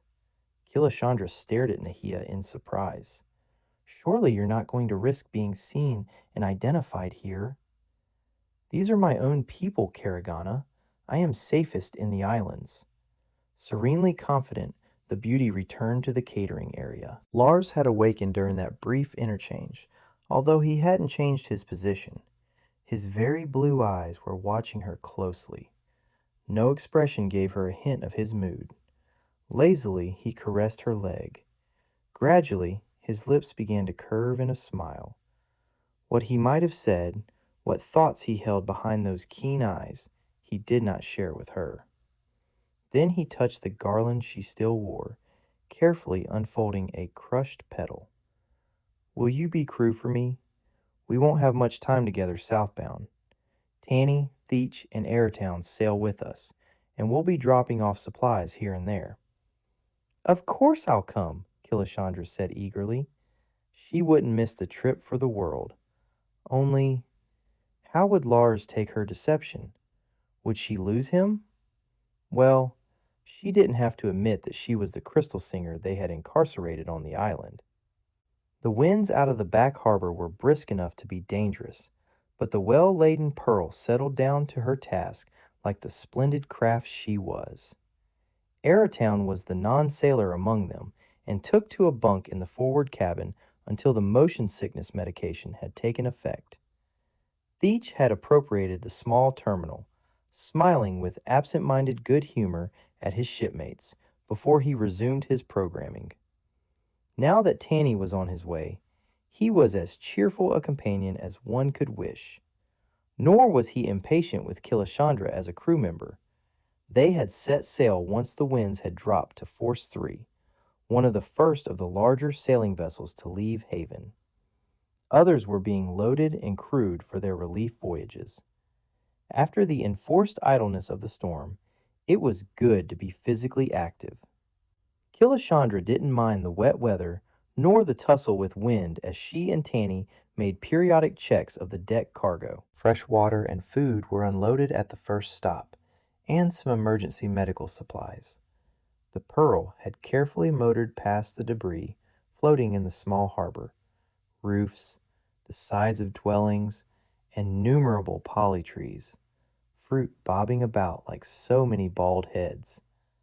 That sight had startled Killashandra, and she had nearly exposed her ignorance of island phenomena to Tanny. The inhabitants had taken refuge on the one highland of the island, but they were already hauling salvageables from the high tide mark and the water. They cheered the arrival of the Pearl, some wading out to float the watertight supplies into shore. The exchange was completed in the time it took the Pearl to turn about and head back to the open sea. And that was the routine at a half-dozen smaller islands. Killashandra had had a long look at the charts and the compass. They were taking a long arcing route, her island being the farthest point of their journey to the southwest. The waters were studded with islands, large, small, and medium. All showed the devastation of the storm, and on most, the poly trees were still bent over from their struggle with the hurricane. On some of the smaller islands, the trees had been uprooted. As no one made a comment on this waste, Killashandra could not ask how soon Polly would re-establish itself. In answer to a faint emergency call, they eventually sailed into the harbor of a medium-sized island that had lost its communications masts and had been unable to make contact with Angel. Lars and Tanny went ashore there, leaving Killashandra in conspicuous sight while Airtown and Theach remained below. Some of the urgently needed items could be supplied from the extras on board, and Lars contacted Angel for the rest. As they finally lifted anchor and sailed onward, Tanny's rising excitement was communicated to Killashandra. She could recognize nothing, but if they were indeed near the island of her incarceration, she had swum away from nearby help. As they approached the next landfall, she didn't need Tanny's shout of relief to know they had reached her island. The huge poly tree in the center was a distinctive landmark. Not only had the tree survived, but also its siblings, or offspring, and the little hut she had made in their shelter. Lars has to restrain Tanny from diving into the breakers and swimming ashore in his eagerness to reassure himself. "I don't see anyone," Tanny cried as the Pearl motored toward the beach. "Surely she could hear the engine." "Is this where you want to dump us?" Airtown growled, surveying the uprooted poly, the wind-depressed trunks of more, and the storm debris on the once white sands. "Oh, you'll be luxuriously situated, I assure you," Lars said. Killashandra had decided that Lars and Airtown were in basic disagreement on too many counts. Lars was delighted to deposit the man out of the way for a while. "We've solar power units for Theach's equipment, all sorts of emergency camp gear, and plenty of food should you tire of the stuff the island and the sea provide." "And a hatchet, a knife, and a book of instructions?" Killashandra asked. She was not above priming her surprise. "There speaks the poly planner." Grinning, Lars flipped the toggle to release the anchor, cut off the engine, and gestured Tanny overboard. He was halfway up the heights to the shelter before the others had made the beach. "There's no one here, Lars. Ye gods, what shall we do? There's no one here," Tanny screamed. Consternation smoothed Lars's features, and he set off up the slope at speed. Killashandra followed at a more leisurely pace, wondering whether she would ease their fears. One look at the terror and hopelessness of Tanny's face, and a second one at the shock on Lars's, eroded her need for revenge. Airtown and Theach were on the beach, out of hearing. "You don't know very much about crystal singers, do you, Lars?" He swung around, stared at her, trying to assimilate her words. Tanny reached his conclusion first and sat heavily down among the storm-strewn polyfrons, his expression incredulous. "If you thought I'd just sit here until it suited you to retrieve me." Chapter 14. Any discussion of that would have to be postponed. Theach and Airtown reached the height, looking about them for their fellow exile. Unable to look in Killashandra's direction, Tanny shot one horrified glance at Lars as the latter smoothly invented a note that she had been removed from the island by a passing vessel. He even flourished a piece of paper from his pocket as he commented that he was glad she was safe. "That tears it," Airtown said gloomily. "We'll all be in trouble." "I doubt it. A very good friend of ours skippered that ship," Lars replied without a blink. "She can't go anywhere without my knowledge." Tanny made a strangled sound, and Killashandra grinned, choking on her laughter. "There's nothing you could safely do without jeopardizing yourself at this point, Airtown. It isn't as if you'll be out of touch." And Lars handed the man a small but powerful handset. "The frequency to use for any contact is 103.4 megahertz, all right? You can listen in on any of the other channels, but communicate only on the 103.4. Airtown agreed with ill grace, hefting the set doubtfully. With a sideways grin at Killashandra, Lars handed over hatchet, knife, and polybook. "There now, you're completely equipped," Killashandra said cheerfully. "You'll find that a poly island is quite restful." She glanced maliciously at Tanny and Lars. "Everything you require: poly for food, fish in the lagoon for sport and a change of diet, and a fine reef to prevent the omnivorous from dining on you. You're far better off than I was on my poly island, I assure you." Tanny squirmed, noticeably discomfited. "Oh, we'll do fine, Karagana," Theach grinned as he began to unpack the solar reflectors. Lars chuckled, linking his arm in hers and swinging her down the slope to the beach. "Come on, Tanny. I want to be at the Bar Island before sundown." What with the routine necessary to up anchor and maneuver the Pearl through the one gap in the reef, there wasn't time for discussions until they were once again under full sail and beating due north for the Bar Island. "Tanny, I think you'd better go below," Lars began, signaling Killashandra to join him in the cockpit. "What you don't know won't hurt you." "Who says?" Tanny growled. "Fix us some grub, will you? All this excitement gave me an appetite." So, and once Tanny had slammed the hatch close, Lars turned expectantly to Killashandra. "Could I have some explanations?" "I rather think a few are due me." Lars cocked an eyebrow, grinning sardonically at her. "Not when you must have figured out many of the answers already, if you're half as smart as I think you are." Lars slid a finger across the scar on her arm. Then he reached for her hand and held it up before her face, his thumb rubbing against the crystal scars. "I came from the city, indeed." "Well, I did," she said, deceptively meekly. "Your best line, you witch, was the one about your having had no choice about coming to the islands." Lars could not contain his mirth then, and tilting his head back, roared with laughter. "I wouldn't laugh if I were you, Lars doll. You're in an unenviable position in my files." She tried to sound severe, but couldn't. His eyes were still brimming with humor when he abruptly switched mood. He touched the garland.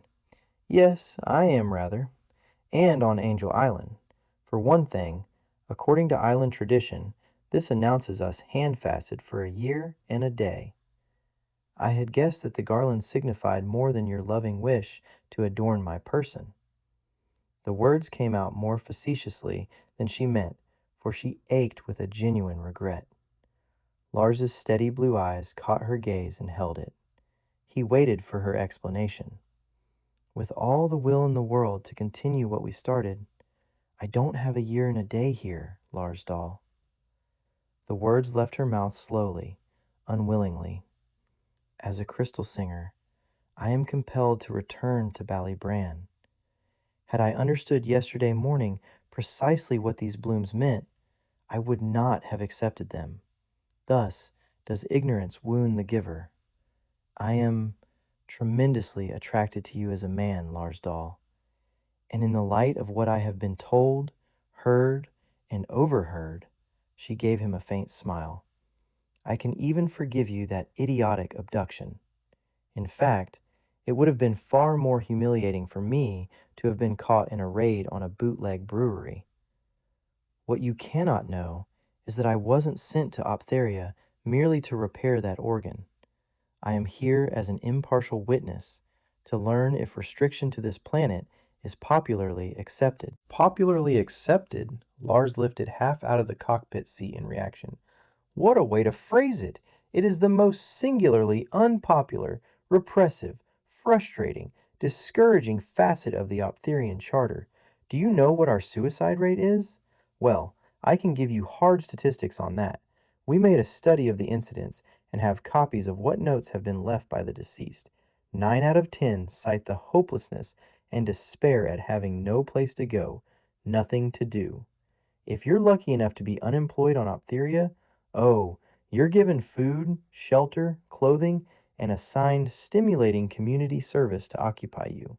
Community service! Trimming thorn hedges, tidying up hillsides, dusting boulders in the roadways, painting and repainting federal buildings, stuffing the faces and wiping the bottoms of the incontinent at both ends of life. Truly rewarding and fulfilling occupations for the intelligent and well-educated failures that this planet throws upon the altar of the organ. He had been emphasizing his disgust with blows of his fist to the tiller until Killashandra covered his hand with hers. Which one of our messages got through? It's been like tossing a bottle message into the broad sea with precious little hope of its ever floating to the mainland. The complaint originated with the Executive Council of the Federated Artists Association, who claim a freedom of choice restriction. A Stellar made the charge, though I wasn't told which one. His principal concern was with the suppression of composers and performers.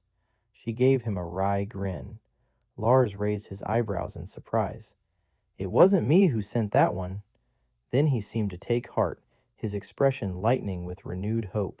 If one appeal got through, maybe others have, and we'll have a whole school of people helping us. And you'll help us? Lars, I'm required to be an impartial. I wouldn't dream of prejudicing you. His twinkling eyes challenged her as he threw his free arm about her shoulders, nibbling at her ear. Lars, you're crushing me. You're supposed to be sailing this ship. I've got to think how to go on from here. To be candid, I really don't have much more than your word that there is a widespread dissatisfaction, and not just a few isolated instances or personal grudges. Do you know how long we've been trying to reach the Federated Council? Now Lars gestured wildly in his agitation. Do you know what it will mean to the others when I tell them one message has got through and someone is actually investigating? There's another matter that we have to discuss, Lars. Is it advisable to tell them, or would it be wiser for me to continue covertly? His jubilation subsided as he considered her question. I suppose the suicide file would be acceptable as valid evidence. Has the restriction matter ever been put to the vote here? A vote on Optheria? He laughed sourly. You haven't read that abominable charter, have you? I scanned it. A boring document. All those high-flown phrases turned my pragmatic stomach. Before Killashandra's eyes rose the vision of tortured architecture coping with natural formations so as not to rape the natural world. So there is no referendum mechanism in the charter? None. The elders run this planet, and when one of them keels over and can no longer be resuscitated, a replacement is appointed by the remaining undefunct elders. No rising from the ranks on merit here? Only in the conservatory, and for especially meritorious composition and exceptional performance ability. Then one might possibly, on rare occasions, aspire to reach the exalted rank of a master. Once in a century, a master might possibly gain an appointment to the Council of Elders. Is that what you were after?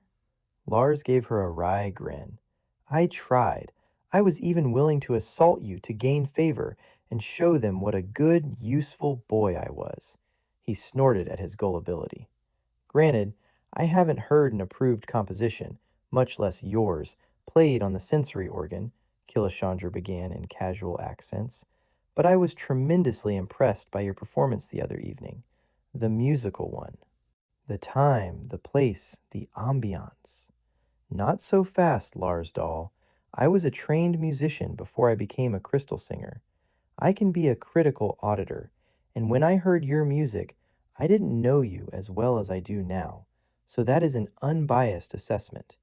If by any chance the stellar who lodged the complaint with the Artists Association had had you in mind, I second his concern. Lars regarded her with a genuine surprise. You would? What music training did you have? I studied for 10 years at the Fuerte Music Center. Voice. Lars nearly lost grip on the tiller, and before he had altered the course, the Pearl yawed in the rough seas, throwing Killashandra against him. You were the soprano that night.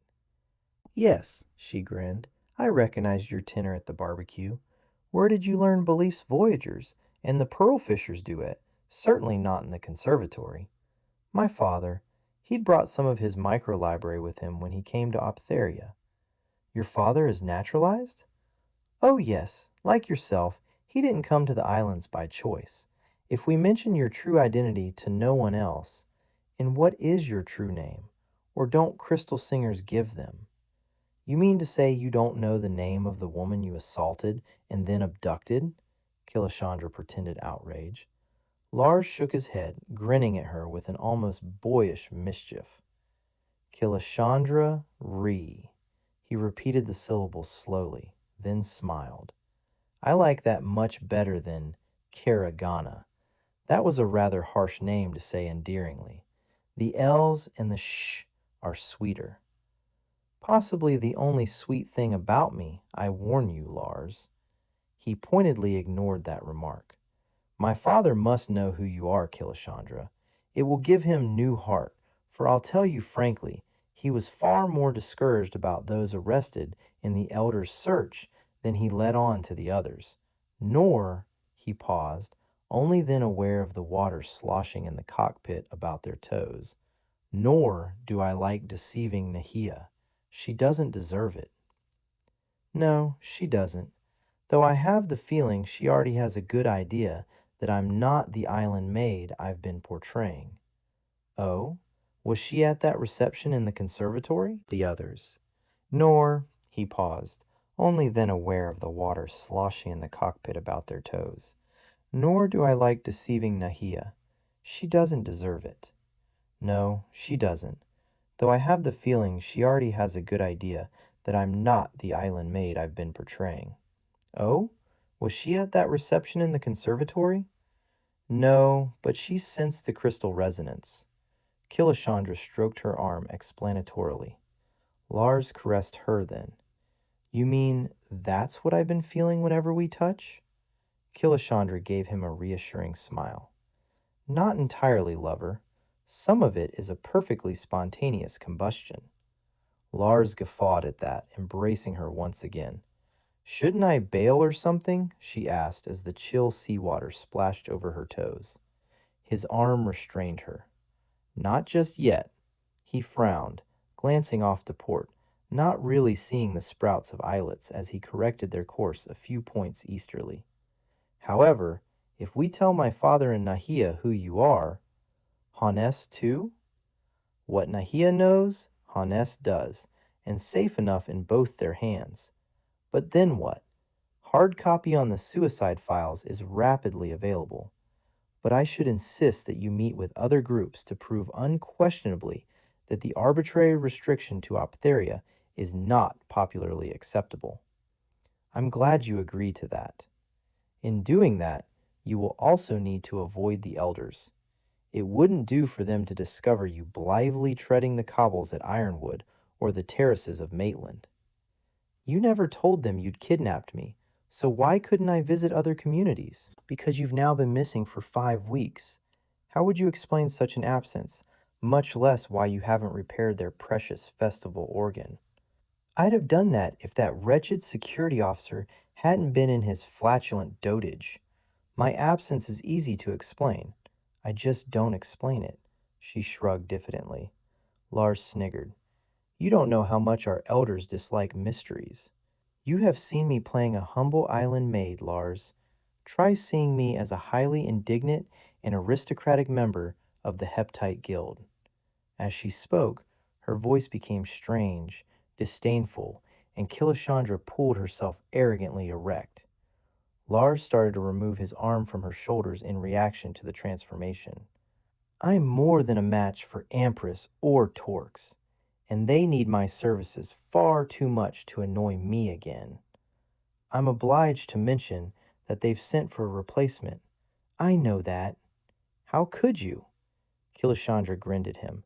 Crystal singers have preternaturally acute hearing.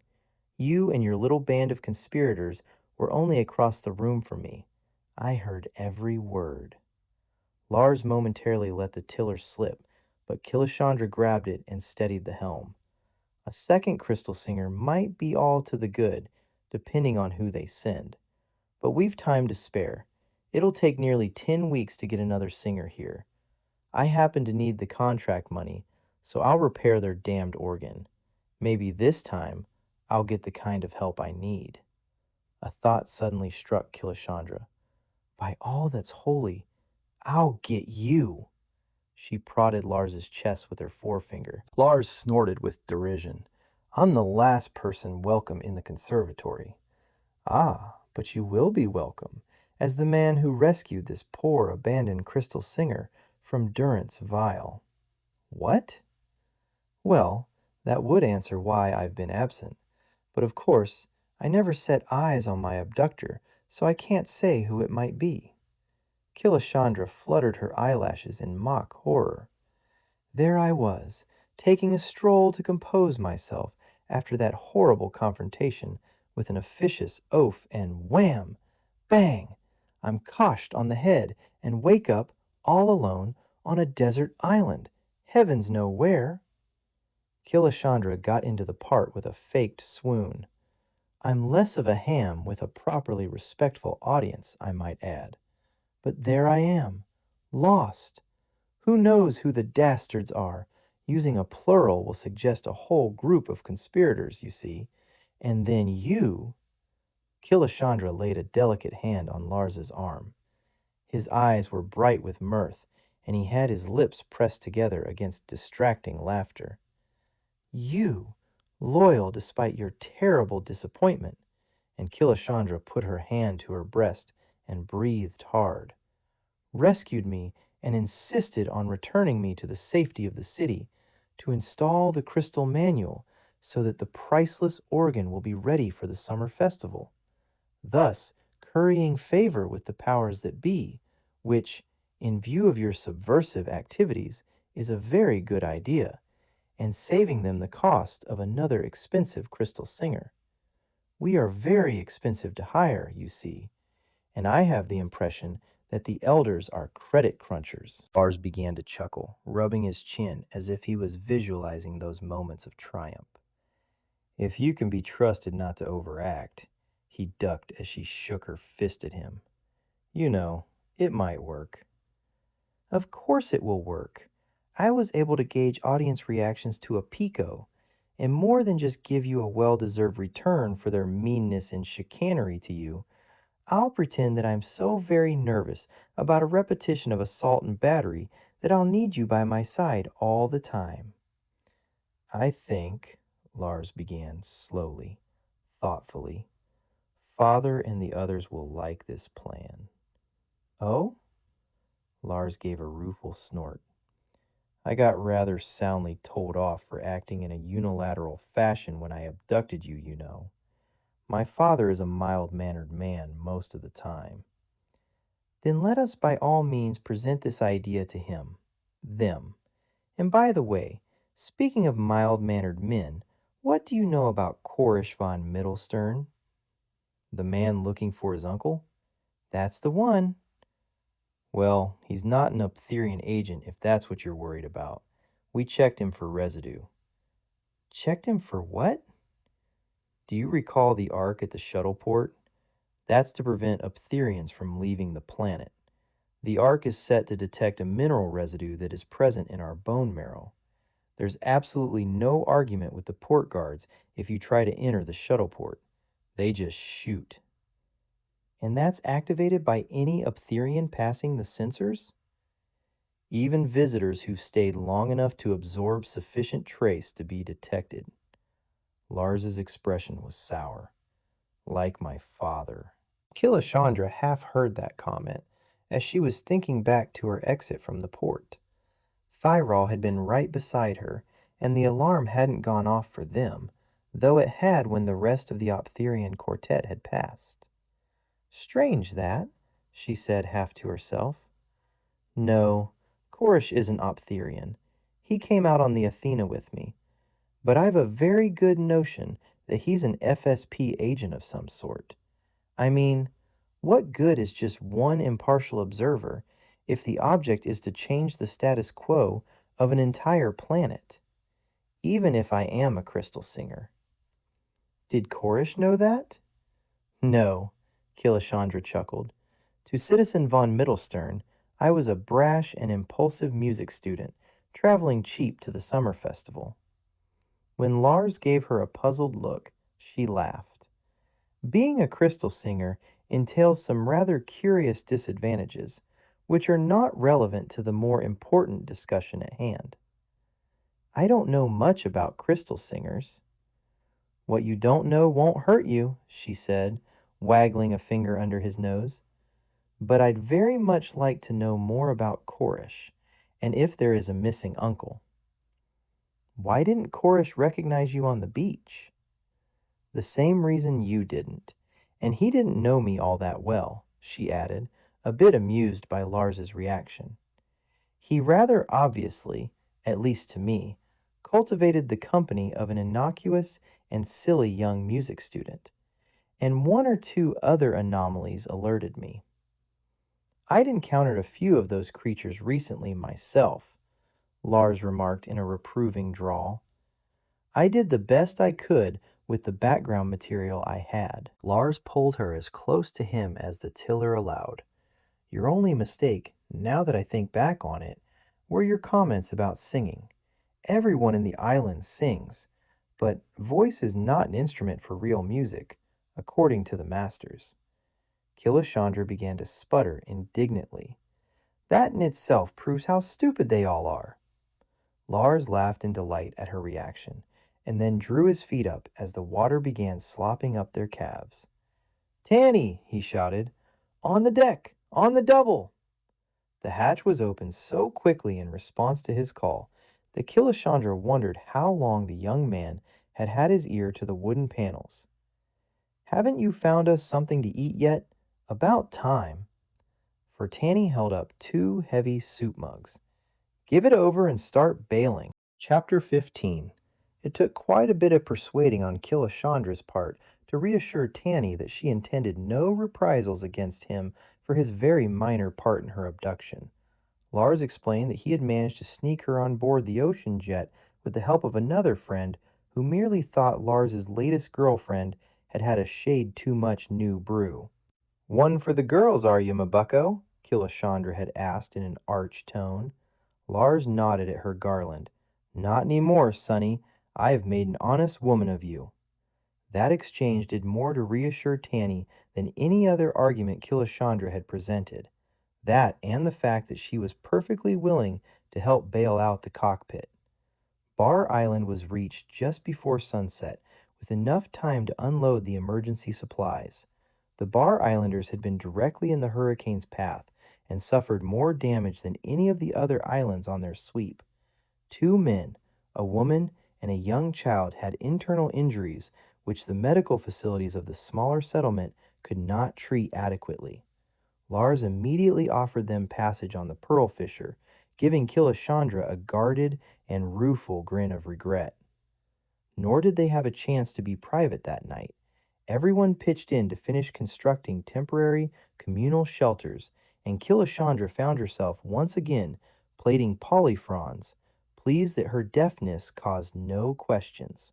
When a halt was called at midnight, Killashandra was far too tired to do more than curl up gratefully against Lars on the sand, her head pillowed on his arm, and fall asleep. At first light of a sullen day, the injured were floated on bladder rafts to the Pearl, carefully hoisted aboard, then secured in the cabin bunks.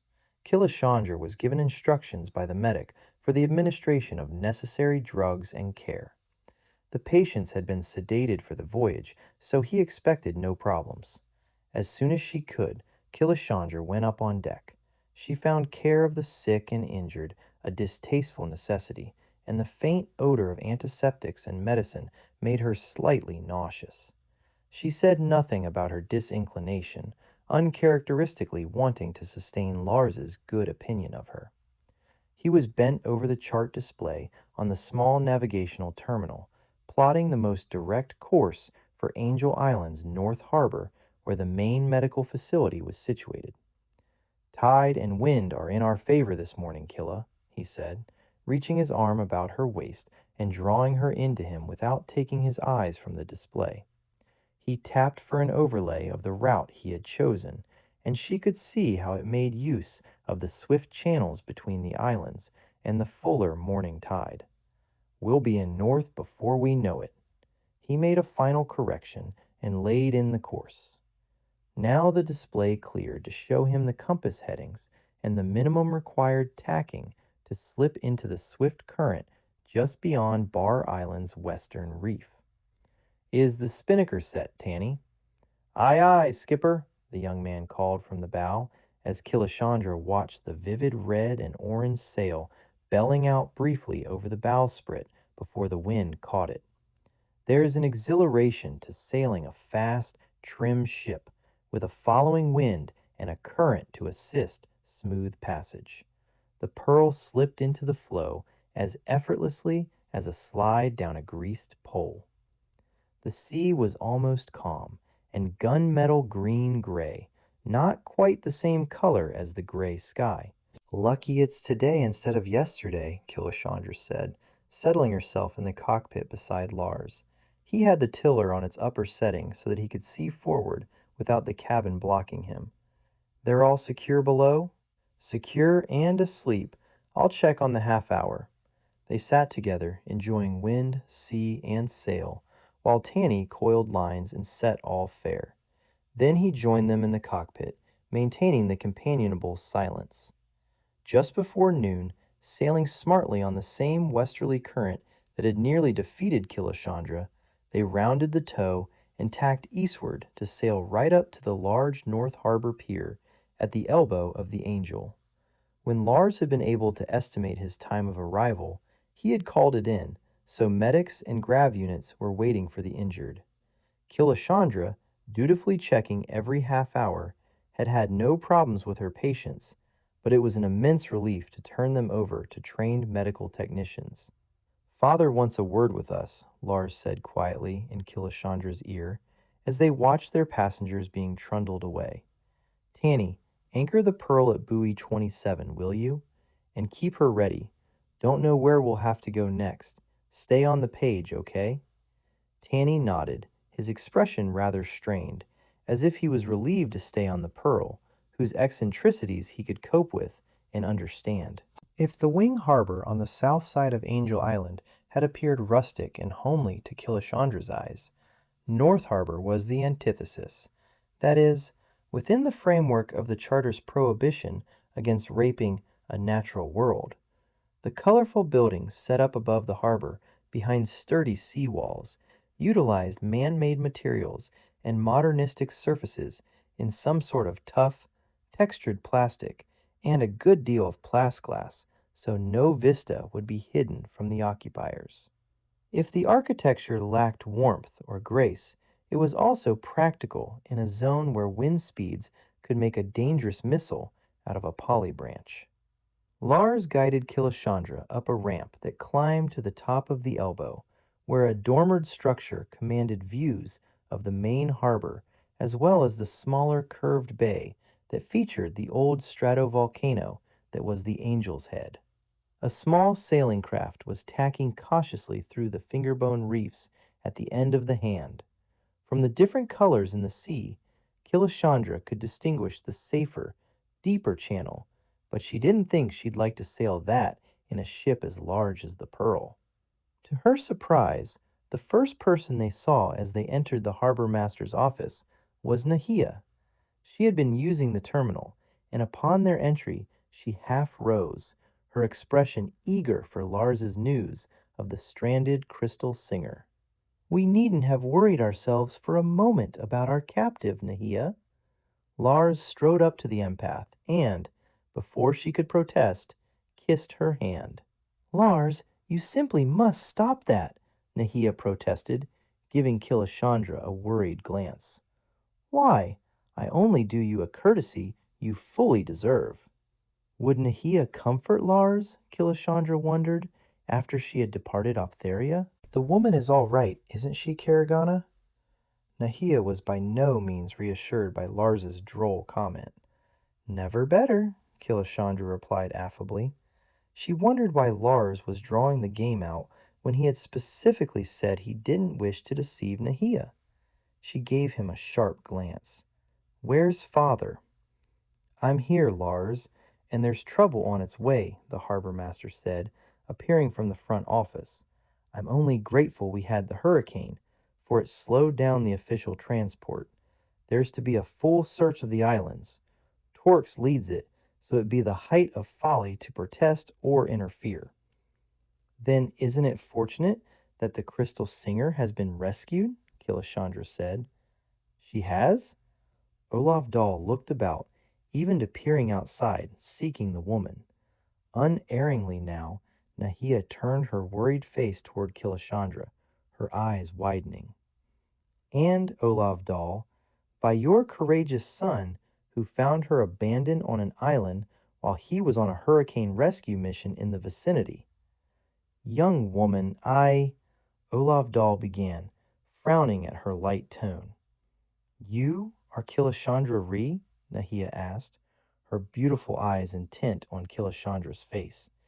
"Indeed, and so grateful to the loyal, upright Optherian citizen Lars Dahl that this much-abused crystal singer feels secure only in his presence."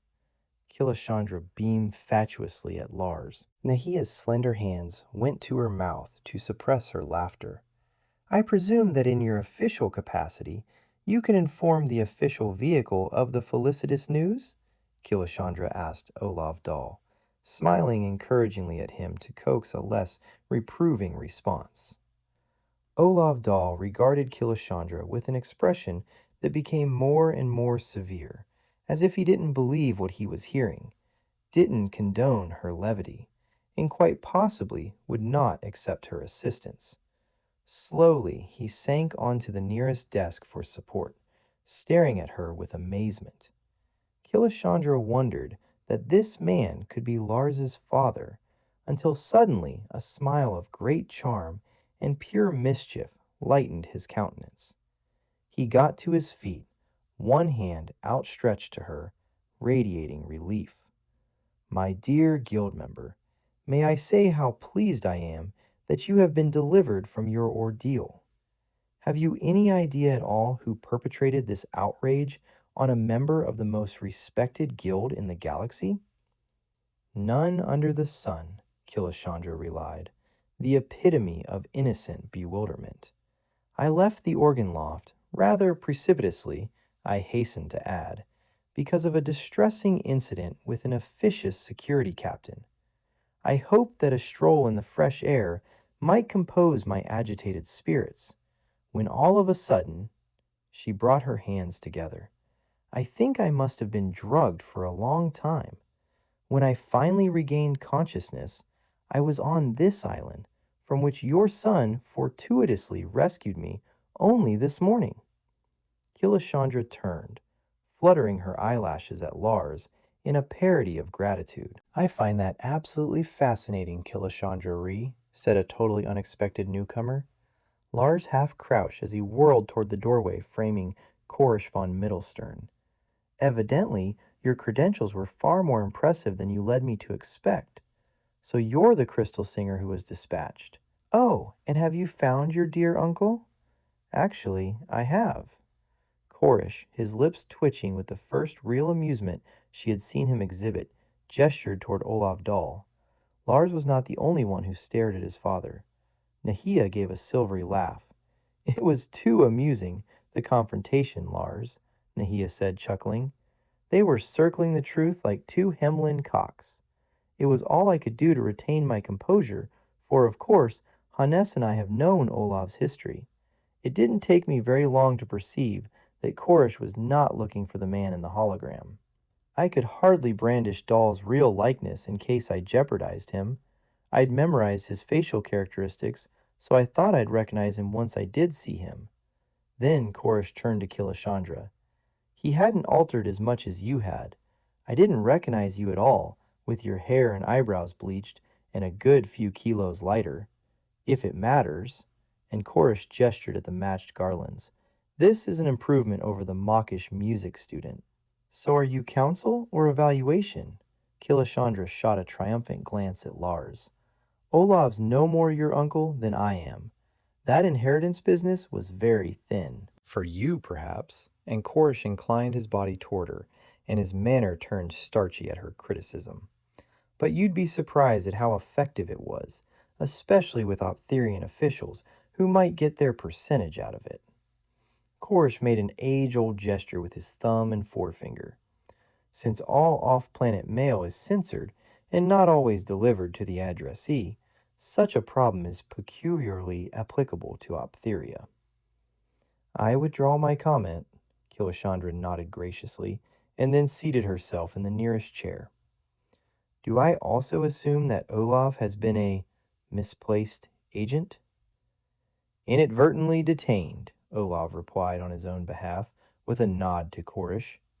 My briefing was at fault, on a point no one had considered at headquarters, to wit, the mineral residue, which is what trapped me here, and which provides the Optherians with such simple means of preventing unauthorized departure from this planet.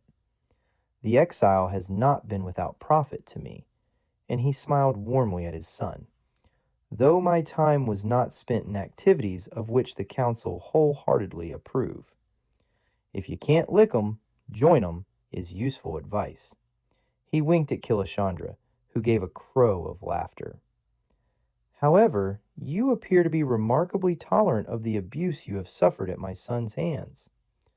Killashandra laughed. Oh, yes, since it has afforded me the chance to investigate a complaint. Oh? Olav exchanged glances with Korish. Lodged by a stellar of the Federated Artists Association. Really? Nahia clapped her hands together in delight, grinning at Lars with triumph. I told you they were a good choice. Korish had straightened up in his chair. You were also told to investigate? Oh, yes, but the organ repair should have been the priority. And she gave Lars a stern glance. We can discuss this at a later time, Olaf said, raising his hand for silence. We have a much more immediate problem in the imminent arrival of an official search party. I've outlined the way to deal with that, haven't I? Said Killashandra. To what purpose? Olaf asked. Not that I am grateful for you forgiving my rascally son. I think that would be my preeminent task, Olaf Dahl, Killashandra replied with a grim smile. I don't know which elder supervises security on this planet, but from what I have seen, your son is probably first on their list of suspects, whether or not they've any evidence at all. Oh, I agree, Olav, Nahia said. Will security believe your explanation? Korish asked skeptically. What? Killashandra rose in a flowing movement, drawing herself up to her full height in a pose of haughty self-confidence. Refute the statement of a crystal singer, a member of the Heptite Guild, a craftsman whose services are vital to the all-important tourist season? You must be joking. How, under whichever name you hold sacred, can they challenge what I say? Besides, she said, relaxing and flashing a friendly smile, I have every confidence in Lars's ability to lend credence to the account. Don't you? I must say, when you assume that pose, Killashandra, I'd hesitate to contradict you. Korish rose to his feet. But now I think that Nahia and I had better join Hannes and prepare to disappear. If they credit Killashandra's explanation, they'll not be likely to mount a 25-hour radar watch, will they? So we won't have that problem to contend with. Nahia had returned to the console and was taking some hard copy from the retrieval slot. I've all the charts we need, Olav, and my thanks for your suggestions. Just in case, I think we will take the devious course through the islands and then double back north. Lars, Oliver survived the purge, and you can contact us through him when you need to. Korish had her by the arm and was drawing her toward a rear exit. May I hope to see you again, Killashandra? If that is at all possible. Officially, yes, of course, and I look forward to the occasion. Abruptly, annoyed at her stilted phrases, Killashandra stepped forward and swiftly embraced Nahia, kissing her on both cheeks. She stepped back, rather surprised at her uncharacteristic effusiveness, until she saw the pleasure in Nahia's brilliant eyes and smiling face. "Oh, you are kind." "Don't be ridiculous," Killashandra replied fiercely, and then smiled with embarrassment. She felt Lars take her elbow and squeeze it gently. "Should I need to contact you, Killashandra?" Korish added, opening the door and all but pushing Nahia out. "I'll leave a message at the Piper facility, as I already have." The door closed behind them with an emphatic slam. "Come," Olav said, striding toward his front office. "We'll signal the jet. Fortunately, the return of the Pearl has been entered in the harbor log, and not too much time will have elapsed before we inform them of this good news." Olav paused in front of the huge console, frowning slightly at Killashandra. "You are certain you wish to go through with this? It could be dangerous." "Far more dangerous for them," Killashandra said with a snort, "to have put me in such a situation in the first place." Then she laughed. "Just think, Olav, with Lars's confession that Torx and Ampress hired him to assault me to prove my identity, how they have compromised themselves." "I actually had not considered that aspect." He turned to the console and began to send out the message. The jet cruiser responded instantly with a request for visual, with which Olav instantly complied. "Look pleased but humble, Lars," Killashandra muttered before she turned to the screen, once more the haughty and arrogant crystal singer. "Elder Torx, I must protest. It is over 5 weeks since I was abducted from the city, a city, I might add, in which I had already been assaulted, though I had been told in unequivocal terms that Optheria was a secure planet where everyone knew his place, and no unusual activities were condoned or permitted." Killashandra stressed the words as sarcastically as possible, enjoying the shock on the elder's face. "Yet I could also be insulted by a minor and officious idiot, and kidnapped. I could be abandoned on this dreadful world, and it has taken you all this time to come to the islands which you yourself told me were populated by a dissident group? Dissident they might be, but courteous they are, and I have been made to feel far more welcome in these islands than I was during your pompous, ill-provisioned reception. I will also inform you, if you haven't already heard from them, that my guild will take a very dim view of this whole incident. In fact, reparations may well be required. Now, what have you to say to me, honored guild member? I cannot adequately express our horror, our concern for you during your terrible ordeal." Those in the harbor master's office saw the effort which Elder Torques was forced to make to moderate his own manner. "I don't know how the council can ever redeem itself in your eyes. Anything we can do. I suggest that you begin by expressing gratitude to the young man who rescued me after that frightening hurricane. Why, I thought I'd be swept to sea and drowned during the night. This is the young man," and ruthlessly Killashandra pulled Lars beside her. Torques's face was unreadable as he inclined his head in the curtest possible recognition. "He's the skipper of the— what did you say your boat's called, Captain Dahl?" "The Pearl Fisher, guild member." "I might add that he took considerable risk to himself and his vessel to put into that island. The monsters in the lagoon and all about it were in some sort of frenzy. The storm does that, he told me. But I was so relieved to see another human after all that time. Look at me! I'm a sight! My hair, my skin! I'm nothing but skin and bones. Our estimated time of arrival is 1830, guild member. Until that time, the harbor master will be able to attend to your comfort to the limits of his facilities.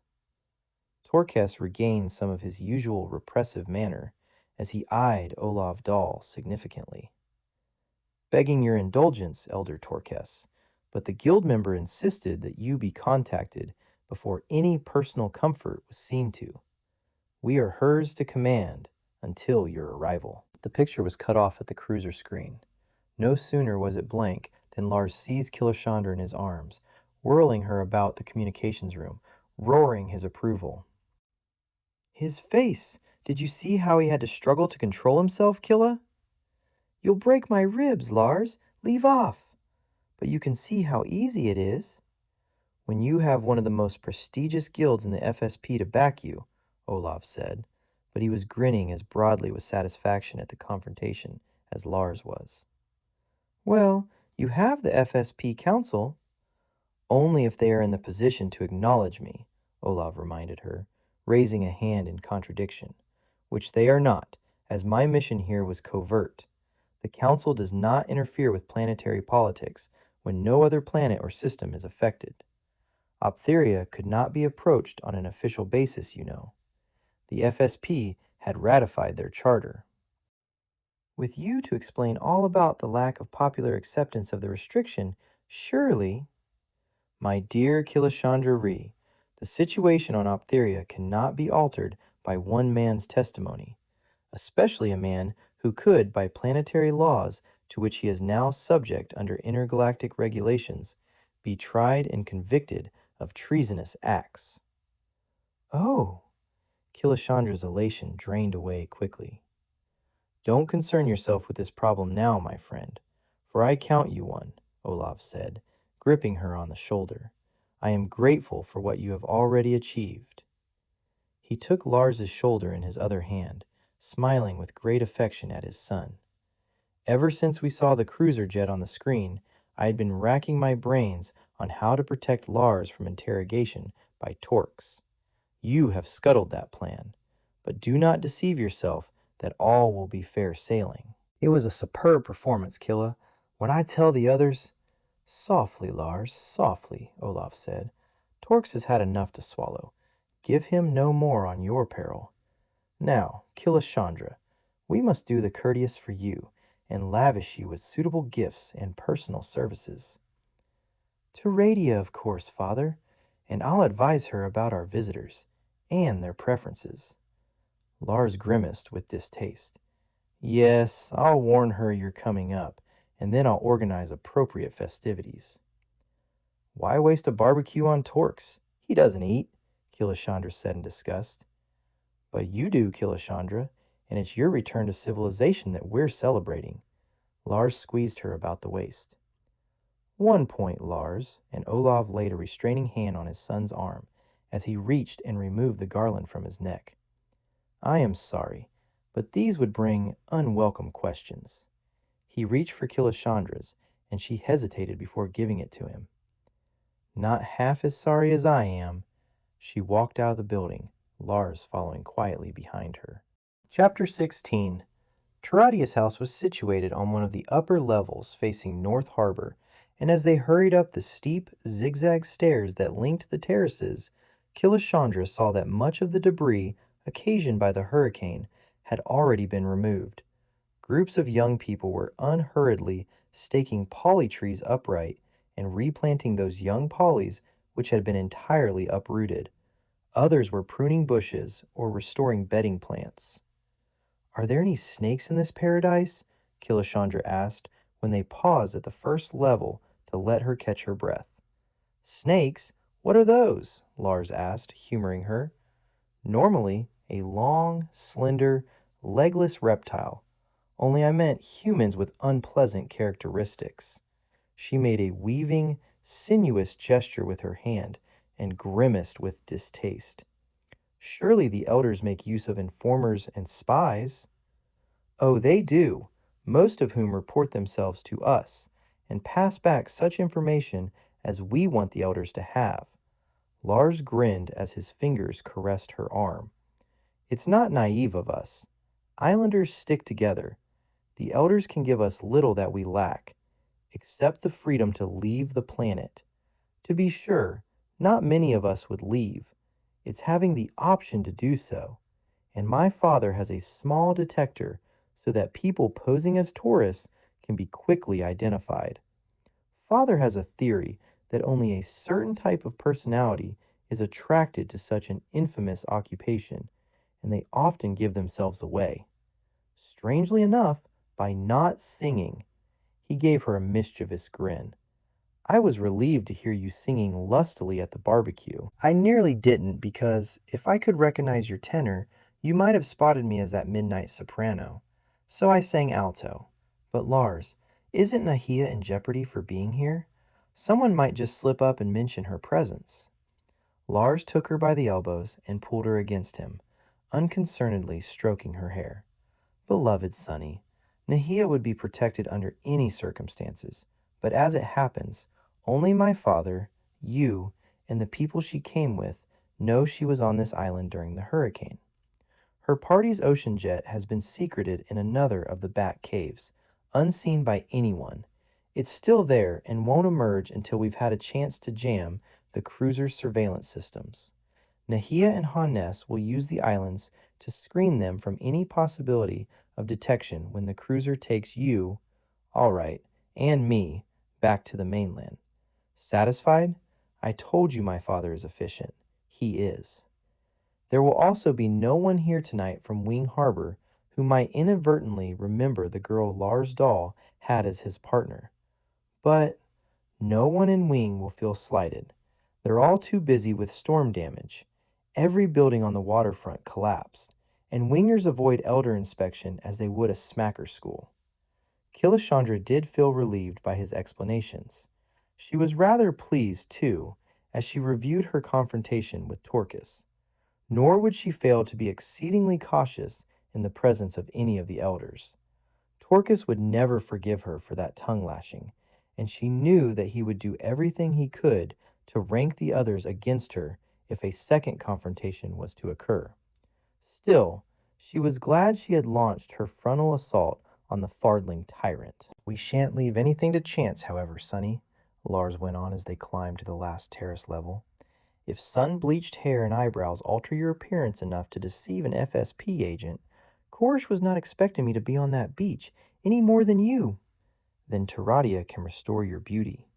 With more sophisticated clothes and that hauteur of yours, you'll be every inch the crystal singer. Lars halted, swinging her into his arms again. No one was in sight. Will the impressively beautiful crystal singer still favor her island lover? He smiled down at her, but tension caught at the corners of his gray-tinged eyes. Don't tell me you, who braves hurricanes, elders, and masters, feared my ranting? She soothed the creases from his eyes. I assume a role, Lars Dahl, from some opera or other. I play no role with you, no matter under what circumstances. Believe me, let's not lose a moment of what we have together. She stood on tiptoe to kiss him, and the hunger they both felt made them tremble. How are we going to make out, Killa, on board that cruiser, and back on the mainland? Oh, citizen! Killashandra laid her hand gracefully against her bosom, fluttering her eyes, as much to keep back the tears as to embellish her assumed character. When I trust to you my safety, where else shall you be but with me, wherever I go, even in my bedchamber? And have you seen where they quartered me in the conservatory? You'll see, Lars. It will all be arranged my way. By then they had reached an establishment with a modest sign spelling out Taradia in graceful lettering. Taradia herself greeted them, a woman as tall as Lars, with a supple, willowy figure, and densely black hair very intricately braided. Her skin was olive and flawless. The pale green pupils of her eyes appeared luminous. She was a superb testimonial to her establishment. Olaf Dahl wants the very best for you, Killashandra Ree, and I myself will see to your care. I'll supervise, Lars interrupted. The bleaching must be... With a quick movement, Teradia placed one hand across Lars's chest and eased him away from Killashandra, a look of mild disdain on her elegant features. My dear boy, clever you may be in some of the ways of pleasing a woman, but this is my art. She began to draw Killashandra away with her. And you will allow me to practice it. Come, guild member, this way. Teradia, that's not fair. Lars pushed through the door in pursuit. I'm Killashandra's bodyguard. Here, I guard her body, though from the look of her skin and hair, you've done a poor job. Sun-bleached, dry-skinned, waterlogged child. Teradia! For the first time, Killashandra had seen her lover rattled. She looked more keenly at Teradia. There was a twinkle in the woman's eyes, though her expression did not soften at his exasperation. It is, of course, as the guild member wishes. How do you do it, Teradia? Do what? Quell him. Teradia shrugged delicately. It is easy. He has been reared to respect his elders. What? Killashandra peered more closely at Teradia's face. She's my grandmother, Lars said with a disgusted growl. My compliments, citizen, Killashandra replied, trying not to laugh at Lars's discomposure. I shall have your artistry to support me this evening. And me! Lars was emphatic. So, under Lars's eyes, and occasionally with his help and company, Killashandra was soaped and bathed and massaged and oiled, and repairs to hair and nail accomplished. Killashandra fell asleep during the massage, and later Lars fell asleep while Teradia tinted Killashandra's hair and dyed her eyebrows dark again. It does make a considerable difference in your appearance, Teradia said, surveying her handiwork. I'm not certain which becomes you more, she added thoughtfully. You are a striking woman in either guise. Now, she went on so briskly that Killashandra did not have to make any reply to this assessment. We don't have everything back from hurricane storage, but I know exactly where I put several unusual gowns that would suit your style and rank. Come this way, into the dressing room. Killashandra looked over her shoulder at the slumbering Lars. If he fell asleep in your presence, he is far more tired than he would ever admit, Killashandra Ree. We will leave him so until he is needed to escort you back to Olav Dal. By the time Teradia had garbed Killashandra to her satisfaction, which had nothing, Killashandra realized, to do with her own, Lars had awakened. He executed a double take at the vision before him, presented a properly stunned expression before he began to smile, then nod with approval. In there, Teradia said, flicking her fingers to direct him to another dressing room in the shop portion of her establishment. We can't have a shabby escort, not that any will notice you. Killashandra began to frown, then the woman winked slowly and grinned. That one is too sure of himself by half. He'll need it, Killashandra said sadly. Oh? But before Killashandra could say anything more, an unclad Lars had stormed into the room, waving a heavily embroidered, tissue-thin blue shirt and equally thin blue trousers. If you think I'm parading about like a stud on sale, when did I ever have the need to display? In one long stride, Teradia reached the room and scooped up a pair of blue briefs that had evidently fallen to the floor. She flourished them under his nose and then pushed him back into the room. Well, if that's the case, Killashandra stifled her giggles. You only wanted to take the limelight. He poked his head around the door. Not when I know Torx's proclivities. Then again, he paused in the act of withdrawing his head. He probably has the cruiser packed with his boys, so I'm safer here than in city. Who needs the bodyguard then? Shall we have a mutual assistance pact? I read those were once very popular. Done. Lars slammed open the door, strode across the room, and gathered her into her arms, beaming down at her. If you spoil her dress or makeup... Teradia's mock anger subsided as she became aware of the atmosphere between them. Lars ached to kiss Killashandra as badly as she wanted to have his lips on hers. He sighed deeply and let her go. You look regal, Killashandra, but I think I liked you even better on the beach at Wing. Then you were mine alone to enjoy. His voice was low, his words meant for her, his sentiment unhindered by his grandmother's presence. You have outdone yourself, Taradia. He pulled the woman close and kissed her cheek. Killashandra felt relief that there would be another sane and well-adjusted person to help Lars when she had returned to Ballybran. Now we had better go, Killashandra. The cruiser will have docked. Killashandra thanked Taradia as warmly as she could, wishing that the woman did not dismiss so casually her genuine gratitude. As they started to retrace their steps to the harbor master's residence, Killashandra was instantly aware of an alteration in the ambiance. Far below the squat bulk of the cruiser, Jet did much to explain the change, looming as it did, gross and menacing, its white, ovoid hull diminishing the graceful fishing vessels. The slanted superstructure, the little nodules of its armaments, and the sprouting whiskers of its communications and surveillance equipment added to its menacing presence. Killashandra unconsciously hugged Lars's arm. That is a very deadly-looking machine. Do they have many of those? Enough. Can Nahia and Hannes escape it? Lars chuckled, relieving his own tension and reducing hers. The yellowback is smaller and faster, highly maneuverable, and could slip through reefs that would ram the cruiser. Once they're away, they're well away. Killashandra could see the coming and going on the ramp leading to Olav's. People bearing tables, chairs, seating cushions, baskets of fruit, bowls of fruit, jars, several men staggering under loads of provender.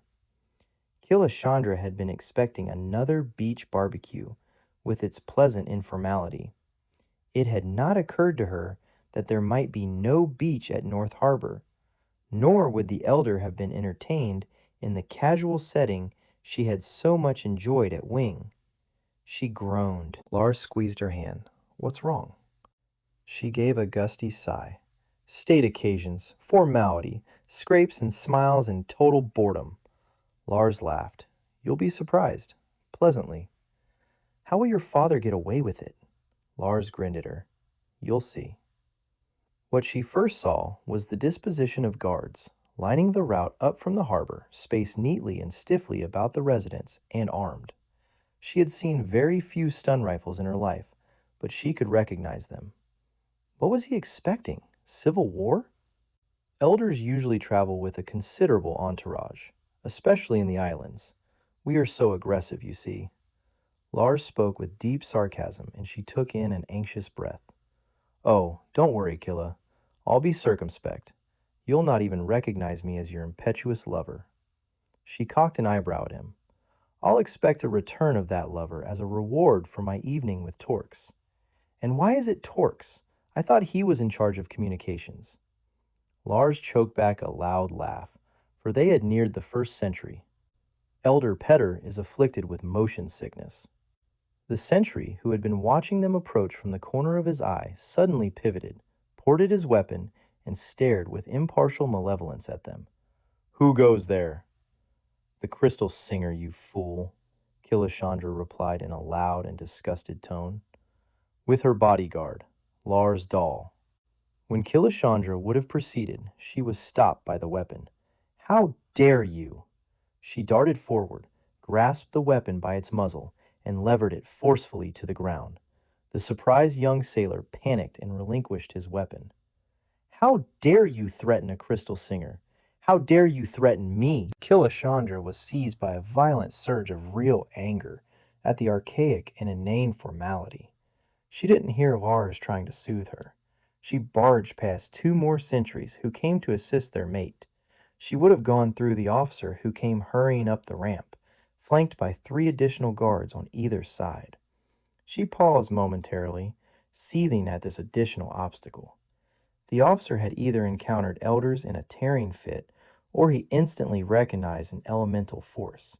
He barked an order, and the barricade suddenly became an escort which fell in behind the officer and Lars, who had managed to keep at Killashandra's heels as the enraged crystal singer stormed forward to the residence, seeking the initiator of this additional affront. Here, Lars took the lead, adroitly indicating the way. She heard an exchange of urgent shouts. She had a confused vision of more guards snapping to attention, and another pair hastily opening the elaborately carved wooden doors, which, despite her involvement in anger, she recognized as magnificent panels of polywood. Then she was in the formal reception antechamber of the residence, and she remembered thinking that the tip of this iceberg was the business end. She continued her angry progress right to the shallow tier of steps that led down to the main level. With an alert and wary expression, Oav was halfway across the floor to greet her. Behind him, Elder Torques was seated on a high wooden chair, members of his staff standing about the room, conversing with several islanders. Torques regarded her finger as if it were some sort of deadly weapon in itself.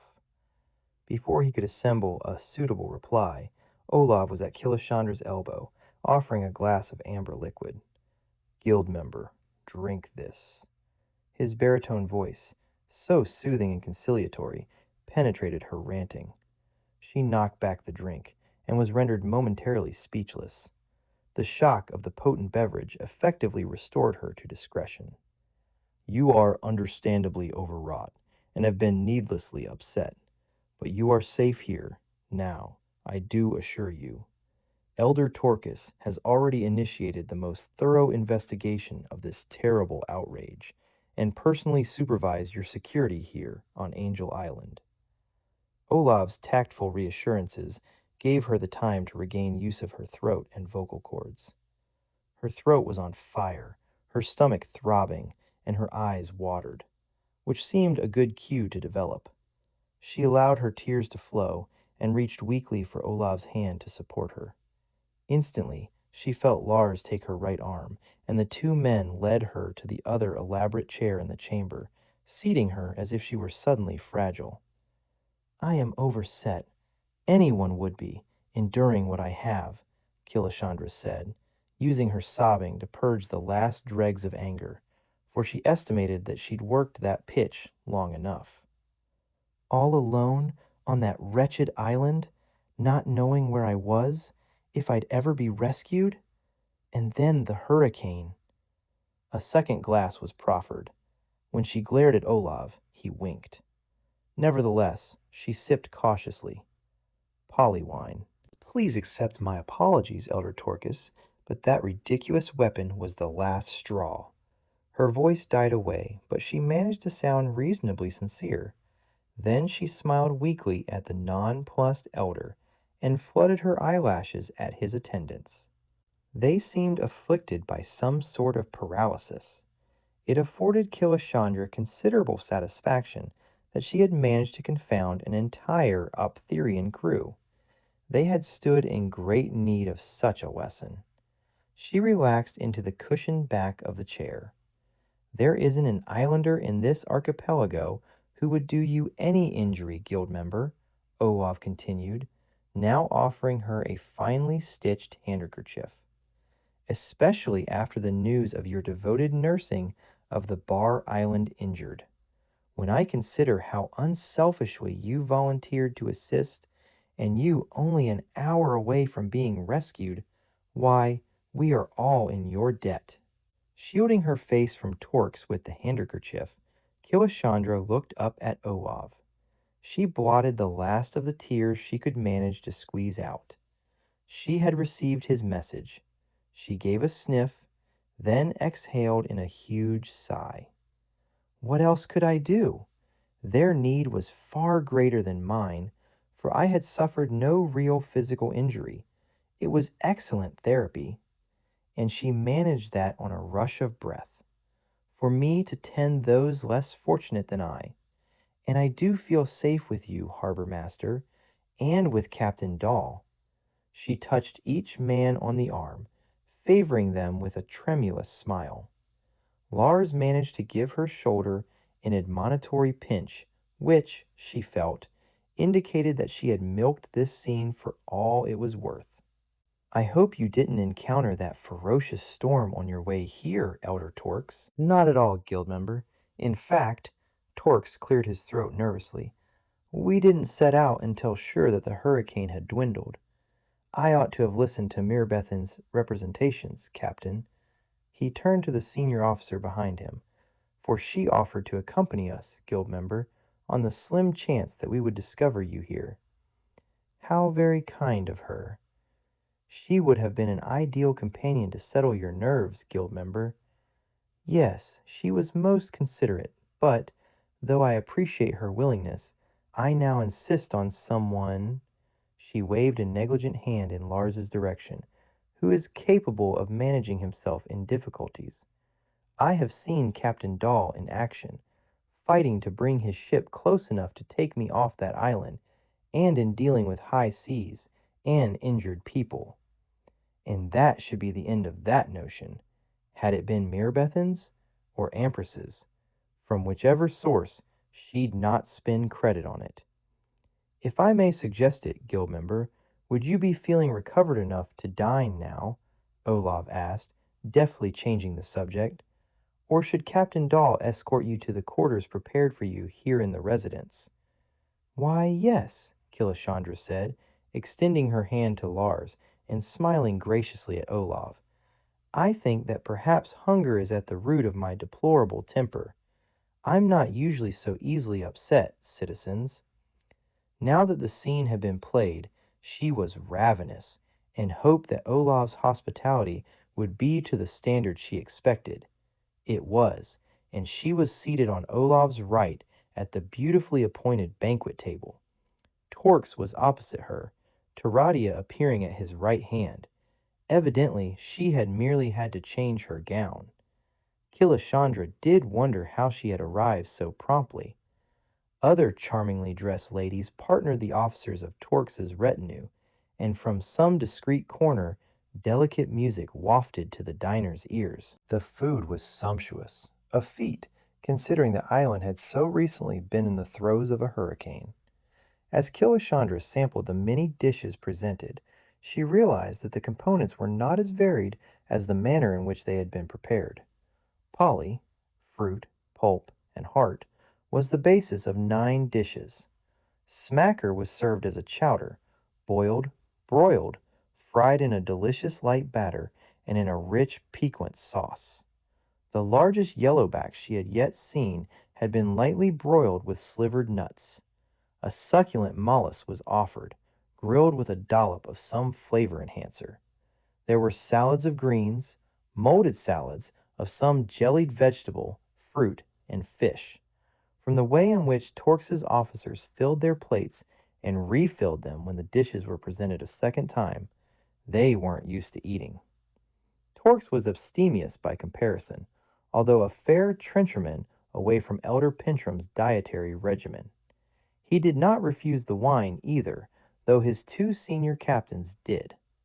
When the first hunger was appeased, Torx addressed Lars, his expression far too bland to be as affable as he sounded. Just where did you discover the guild member, Captain Dahl? On a poly islet, slightly east of Bar Island. I don't normally pass by, for it's a bit off the regular trade route, but with the higher tides to give me clearance over the reef in that area, I could take a bit of a shortcut to Bar, which I aim to reach before sunset. Do you have this islet marked on your charts? Of course, Elder Torx. I will show you its location immediately after dinner. Lars had one hand on her thigh under the table and gave her a reassuring squeeze. Had his father tipped him off as he had her? As well as the entry in my log which verifies the position. You keep a log? Of a certainty, Elder Torx. The harbor master is most insistent on such details, which are, in my view, an integral part of responsible seamanship. Farther down the table, an officer nodded his head in agreement. Torx returned to his meal. What is this delicious fish, harbor master? Killashandra asked, indicating the smacker. Ah, that is one of the island delicacies, guild member, and Olaf launched into an amusing description of the habits of the tropical behemoth and the dangers of capturing it. In his tale, he managed to touch on the strength and bravery of smacker fishermen and their dedication to an unenviable task. Much of the smacker catch went to feed the mainland. With such innocuous tidbits and discourse, the meal finished. Immediately upon rising from the table, Elder Torx told Lars Dahl that now was the time to show him the islet. "We can call up the information right here," Olav said, going to the elaborate sideboard of the dining room. One section of its flat surface immediately transformed to display a terminal, while the island seascape above slid to one side, exposing a large screen. Killashandra, watching Torx obliquely, saw him stiffen until Olav merely gestured for Lars Dahl to retrieve what documents he needed. Within a moment, a small-scale chart of the entire archipelago dominated the screen. Lars tapped keys, and the chart dissolved to a larger-scale one of Angel Island, then flowed left toward Bar Island, slightly upward, and, in another adjustment, magnified the chosen islet, complete with its protecting reefs, quite isolated from other blobs of polytreed islands. "Here, Elder Torquus, is where I discovered the guild member. Fortunately, whoever abandoned her left her where there is a good, fresh spring." He now magnified the islet so that its topographical features were apparent. "I had a bit of a shelter on the height," Killashandra said. "Here," Lars agreed and pointed, "and mercifully I was high enough there to be out of reach of the hurricane tides. Just barely. I fished in this lagoon, and swam there, too, because the larger things couldn't pass over the reef. But, as you can see, gentlemen, I could not even have swum to an occupied island for help." One of Torquus's officers noted the longitude and latitude of the islet. "Just thinking about it again distresses me." Killashandra turned to Olav. "That was a magnificent dinner to be served so soon after a hurricane, Harbor Master, and it was such a pleasure, for me especially," and she graciously gestured, "to have so much variety to choose from and enjoy. Now, I would like to retire." "Guild member, there is much to discuss." "We can discuss it just as easily in the morning, Elder Torquus. It has been a long and exhausting day for me, remember? We left Bar Island with the injured at dawn, and it's now midnight." She turned from the elder now to Olav. "I am quartered tonight in the residence?" "This way." Olav and Lars immediately escorted her to the inner wall, where a lift door slid aside. "Let me assure you that this is the only way into the living section of the residence. This will be guarded well tonight." He peremptorily gestured for the guard to be posted. "Elder Torx, this is the first time that we have been privileged to entertain members of the council," Taradia said, her deep voice tinged with awe, as she took Torx's arm and began to lead him back to the reception room. Olaf bowed over Killashandra's hand, smiling as he came erect, and gestured her into the lift. The door slid shut on Killashandra and Lars, and, with an exaggerated sigh of relief, Killashandra leaned against him. He made a quick sign with his hand, his eyes busy on the ceiling pane. "I am totally exhausted, Captain Dahl." So, Torx had had the area monitored. That would make it exceedingly awkward for her and Lars. The lift made a brief, noiseless descent, and then the door slid open to a scene that caught her breath. The wide window gave onto moonlit harbor, an aureole of bright light illuminating the ancient stratovolcano as a second moon rose behind it. Of one accord, they stood for a long moment in appreciation of the beauty. As Lars led her down to the short corridor toward two doors at its end, he glanced at the chrono on his wrist. Killashandra had time to notice the grin on his face before all the lights went off. Simultaneously, she saw 3 short blue flashes, 2 along the corridor and a third one at the first door. "What?" she began in alarm, but then the lights came on and Lars took her in his arms. "Now we're safe." "You blew the monitors?" "And his ship's systems. Father's got away with electronics and—" He swung her into his arms and impatiently strode toward the first door, which slid open to their approach. "I'm about to have my way with you." Which, of course, was exactly what Killashandra had been hoping for. Chapter 17. A breakfast tray in hand, Taradia appeared early next morning. Killashandra found she was in a large room, brightly lit by sunlight reflected from the surface of the harbor. How the woman maintained her perfect grooming and serene composure, Killashandra would have given much to know. Perhaps it had something to do with the experiential tranquility of advanced years, although old, in the physiological sense, did not seem to apply to Taradia. "And what of the day, O bringer of delights?" Lars asked, settling pillows behind Killashandra. "Olaf didn't miss a trick last night, did he?" "He's still playing them this morning," Taradia smiled faintly. "May I compliment you on last night's performance, Killashandra? You were spectacular. I don't think anyone on Torx's staff had ever witnessed its like." "I was consumed with righteous wrath," Killashandra replied. "Imagine someone pointing a weapon at me, a crystal singer."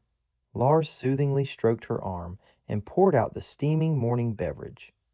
"What's Olaf up to today, then?" Taradia seated herself on the edge of the wide bed, folding her hands together in her lap, the faint smile still tilting the corners of her full lips.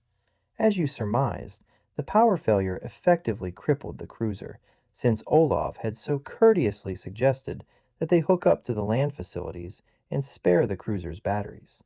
When it went, Torquus was quite upset, worrying about you, guild member, and thinking this was another attempt on your safety. Of course, the lift wouldn't operate, and an inspection party quickly discovered that this apartment cannot easily be scaled from the ground, so they posted guards on the waterfront. That's why your sleep was undisturbed." She lowered her eyes briefly. "Olaf worked with the cruiser's engineers all night to discover the trouble in our generators, which, as you might suspect, had suffered previously undetected damage from the hurricane. All is now restored, except, of course, the units which were overloaded." She pointed out the several char marks where walls met the ceiling. "And, of course, the blown chip was discovered to be water damaged. Your father has a genius in that area, but I think you had both better put in appearances shortly. There are suitable garments for you both in the dressing room, and I have been requested to deliver necessities for you to the cruiser Killashandra." Taradia rose in one lithe movement, hesitated, and then moved to Killashandra's side. "You can have no idea how I enjoyed seeing an elder rendered speechless. An excellent strategy on your part. Keep them off balance and guessing. They don't have any experience with that." Then Taradia laid her soft, fragrant cheek against Killashandra's, and before the crystal singer could react, had glided out of the room and closed the door. "You have made an impression," Lars said. "I'll tell you about Taradia's experience with the council, and you'll understand what she meant.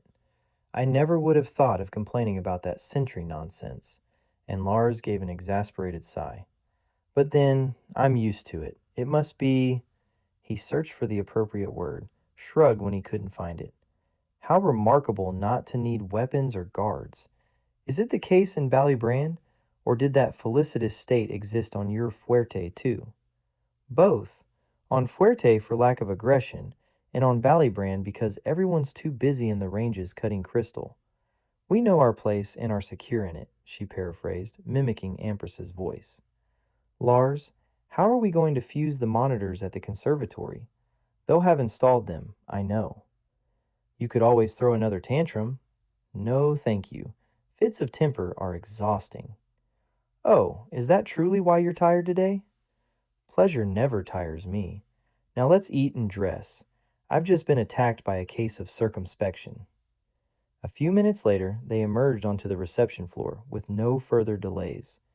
An officer immediately leaped to his feet at their arrival, stammering queries about Killashandra's rest, apologies for any inconvenience caused by the power failure, and obsequiously requesting Killashandra and Captain Dahl to join the harbor master and Elder Torx in the communications room. Olaf Dahl looked tired, but there was a merriment in his eyes as he asked if all her needs had been satisfied. She reassured him, then turned to Torques and affected surprise at his evident fatigue, fussing at him graciously. "If the guild member is agreeable, I should like to depart immediately," Torques replied, when the amenities were completed. He eyed her as if he expected her to demur. "I left unfinished, even unstarted, to be totally candid," she said, "the task which brought me to Optheria. I am more eager than you can imagine to complete the organ's repair and depart. I'm sure we will all feel relieved when I'm safely homebound." Patently, Elder Torquus could not be more in agreement, although he kept throwing skeptical glances at Killashandra as he made his farewells to Olaf Dahl. Lars kept in the background. Meanwhile, sailors in council uniform had formed up into a guard of honor all the way from the residence down to the pier where the cruiser's boat awaited its distinguished passengers. Just as she reached the top of the steps, Killashandra looked up at the terraces, at the poly trees, the dwellings, at the old volcano on the head, at the fishing skiffs serenely clearing the harbor, and she didn't want to leave Angel Island. Someone touched her arm, and there was Olav, with 2 garlands in his hand. "Indulge me in an island custom, guild member." He draped the fragrant blossoms about her neck. Killashandra had just recognized the blooms as those with which Lars had handfasted her when she saw Olav bestow one on his son. "Discharge your duties assiduously to the protection of the guild member's person, my son, and return to us only when you have seen her safely to the shuttle port." Before Killashandra could say anything in acknowledgement, Olav had stepped back, so she could only smile her gratitude for his vote of confidence and proceed to the waiting boat. Impatiently, she brushed aside the tears in her eyes before anyone could notice, and took a seat under the awning amidships. She was not surprised when Lars did not elect to join her, for she could well imagine that he had been equally astonished by Olav's farewell. She sat staring at the squat bulk of the cruiser, and liked it less the nearer she got to it. Nor did her opinion change during the 3-day voyage back to the city. The captain, a dour man named Festinel, was waiting at the top of the gangplank and escorted her himself to her cabin, explaining that her bodyguard would be quartered in the next cubicle, within hearing distance. She did not groan, but saw this trip would be a repetition of the Trundamu voyage. Well, she had survived that too. Lars came along the companionway at that point and was greeted almost effusively by Captain Festinel. During the evening meal, it was apparent from Festinel's deference to Lars that the man had been impressed by the islander's seamanship, or rather, the false account of his rescue of Killashandra from the dangerously positioned islet of exile. Killashandra added only her physical presence to the officer's mess. She was tired. She could feel muted crystal resonance in her body, though it was insufficient to raise the hair on those nearby. She was pleasant when addressed, but limited her answers, contenting herself with enigmatic smiles. Elder Torquus kept shooting her wary, surreptitious glances, but did not engage her in conversation, which satisfied her. Keep him guessing about her and off balance. Only, how were she and Lars to have any sort of normal relationship if her quarters in the conservatory were monitored? On the crowded cruiser, there was no way for them to have a private word or even the chance of a caress. Abstinence after the feast did nothing for her temper.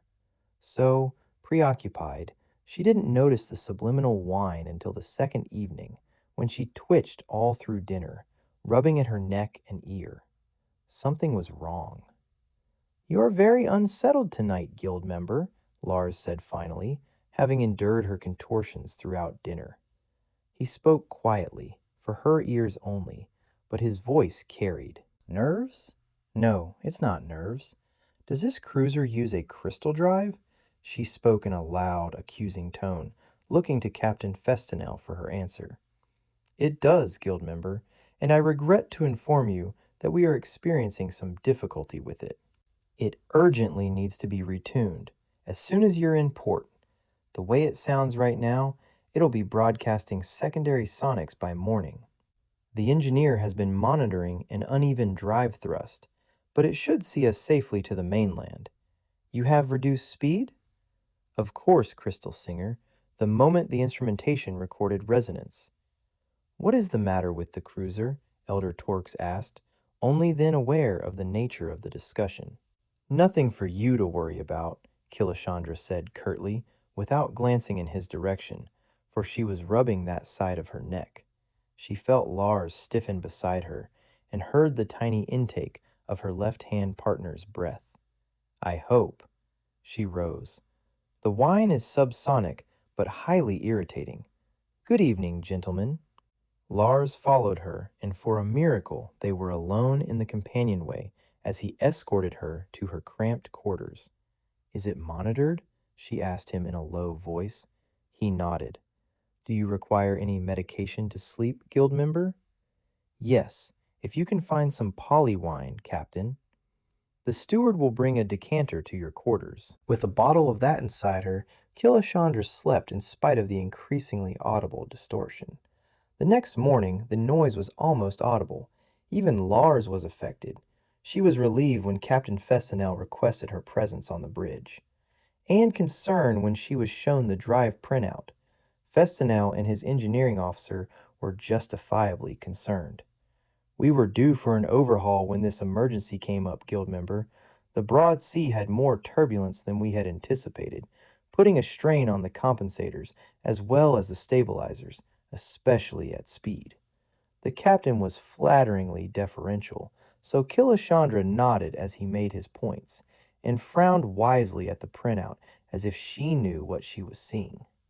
Fortunately, the bridge was buffered against crystal noise as the rest of the ship was not, giving her a respite from the sound, until she put her hand on the bulkhead and felt it coursing through the metal. The drive is losing efficiency, Killashandra said, recalling the phrases which Carrick had used at the shuttle port on Fuerte, and obscurely pleased with herself that her memory remained lucid for that period, now so completely divorced from her present life. Frankly, I prefer heaving to and having a good look at the crystal drive, but our orders are to proceed with all possible speed to the mainland. The captain shrugged and sighed. Killashandra decided against reassuring him. The drive was souring. She didn't need the printouts to tell her that. But she had only the one experience on which to base an opinion, and had no intention of ruining the image she had projected by a bad guess. Then Captain Festinel asked hesitantly, Do you really hear crystal resonance? Killashandra was aware of the expectant hush in the bridge, as junior and senior officers, not to mention Lars at her side, waited for her reply. Yes, indeed, like a dull ache from my ear bones to my heels. If it were any louder, you'd find me asking for a life raft. We know so little about your profession. It is one like any other, Captain, with its dangers, its rewards, an apprenticeship to pass, and then years of refining one's skills. Killashandra was conscious, as she spoke, of one set of ears listening more keenly than others. She dared not look at Lars. One facet of my training was retuning soured crystals. She made a rueful grimace. Not my favorite occupation. Are there any prerequisites for the profession? The older engineer asked, as he looked up from the printout. Perfect and absolute pitch is the one essential. Why? Lars asked, surprised by that unexpected condition. We're called crystal singers because we must tune our subsonic cutters to the dominant pitch of the crystal we cut from the ranges. A dangerous and exhausting task. She held out her hands so that all could see the fine white scars that crisscrossed the skin. I was told, Lars said in an amused drawl, that crystal singers have amazing recuperative powers. That is quite true. Crystal resonance apparently slows the degenerative processes and accelerates the regenerative. Crystal singers retain their youthful appearance well into the 3rd century. How old are you, guild member? A brash young voice asked. Frowning, the captain turned about to seek the source of such insolence, but Killashandra laughed. I am a relatively new member of the Heptite Guild, and in my 3rd decade. Are you able to travel anywhere you wish? Did she detect a note of yearning? All crystal singers travel, she said with commendable restraint, and then realized that her statement was hardly politic on Optheria. She had shown few examples of the tact for which Trag had chosen her. But we always return to Ballybran, and she tried to make it sound as if going home was more desirable than traveling far away. No sense in arousing hopes on Optheria, especially in the presence of the cruiser's senior officers. Once a crystal singer, always a crystal singer. In the same instant, the printer extruded an impatient sheet. Killashandra felt a stab of crystal shock travel painfully from her heel bone to her ears. Kill the drive, she shouted as the captain was issuing the command. Breathless from the unexpected peaking, Killashandra sagged against Lars. Congratulations, she said, hoping the sarcasm would hide the pain in her bones. You have just lost one of your crystals. What are they? Blues? Greens, the captain replied with some pride, but the same crystals since the cruiser was commissioned. And Optheria will spring credit for organ crystals with considerably more alacrity than for plebeian greens, huh? Festinel nodded solemn affirmation. Engineer, I request permission to inspect the crystal drive with you. My apprenticeship in tuning crystals may be of some use here. Honored, guild member. He strode to the communit. Damage report. Sir, came the disembodied voice from the bowels of the cruiser. Casing blown, foam applied, no injuries. As you were. An acrid stench, a combination of odors arising from the intense heat on the crystal casing and on the foam, was still being exhausted by fans when Killashandra, Engineering Officer Furnock, and Lars reached the drive deck. The captain had hurried to inform Elder Torx of the delay. Killashandra winced as she caught residual echoes from the other crystals of the drive. Or perhaps more than one element had blown. That could happen.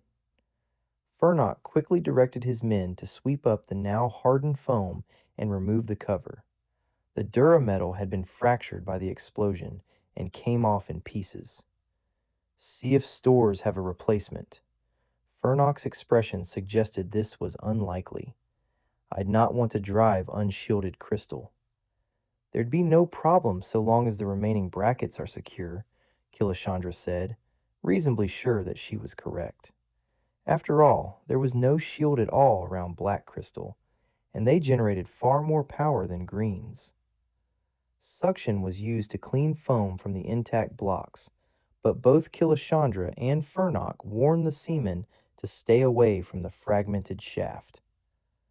Bracketing came adrift, Killashandra announced, remembering her manners enough to look to Furnock for confirmation. You're right. See here? Furnock pointed to the lopsided bracket at the green's base. Now how could that happen? You said the seas were turbulent and that you were overdue an overhaul. Doubtless the discrepancy would have been seen and corrected. No fault of yours, Officer Furnock. I appreciate that. All right then. Killashandra squatted by the drive, reached for the shattered green crystal. What are you about, guild member? Furnock grabbed her wrist and Lars moved forward. Well, until this crystal is moved, we won't. And she again reached for the crystal. But you've no gloves, and crystal cuts clean and heals quickly. For me. Allow me, Furnock. The man continued to protest, but he made no further attempt to stop her. The first splinter did not cut her. Fortunately, the broken bracket also made it easier for her to lift out the pieces. She pointed to a metal oil slop pail, and when it was fetched, she laid the crystal in it. She removed the remaining portions with only one slice. When the final fragment resisted her initial pull, she held up her bleeding hand. Behold, before your marveling eyes, the incredible recuperative powers of the crystal singer, one of my profession's few advantages. What is another? Lars asked. The credit. She reached for the suction device. This won't be good for anything, and no one is to touch it on its way to the disposal unit. She depressed the toggle and made sure that the few loose slivers were cleared. I'll check all the brackets to be sure none are loose. More problems are caused by faulty bracketing than anything else. That was a tedious enough process, but it was her own safety she was ensuring, hers and Lars's. With Furnock and Lars handing her the appropriate tools, she released each bracket in turn and reseated the 5 squat crystal shafts remaining. Then she struck each in turn for tone. They were all G's, of course, in a crystal drive, and to her intense relief, each emitted a pure, unblemished tone.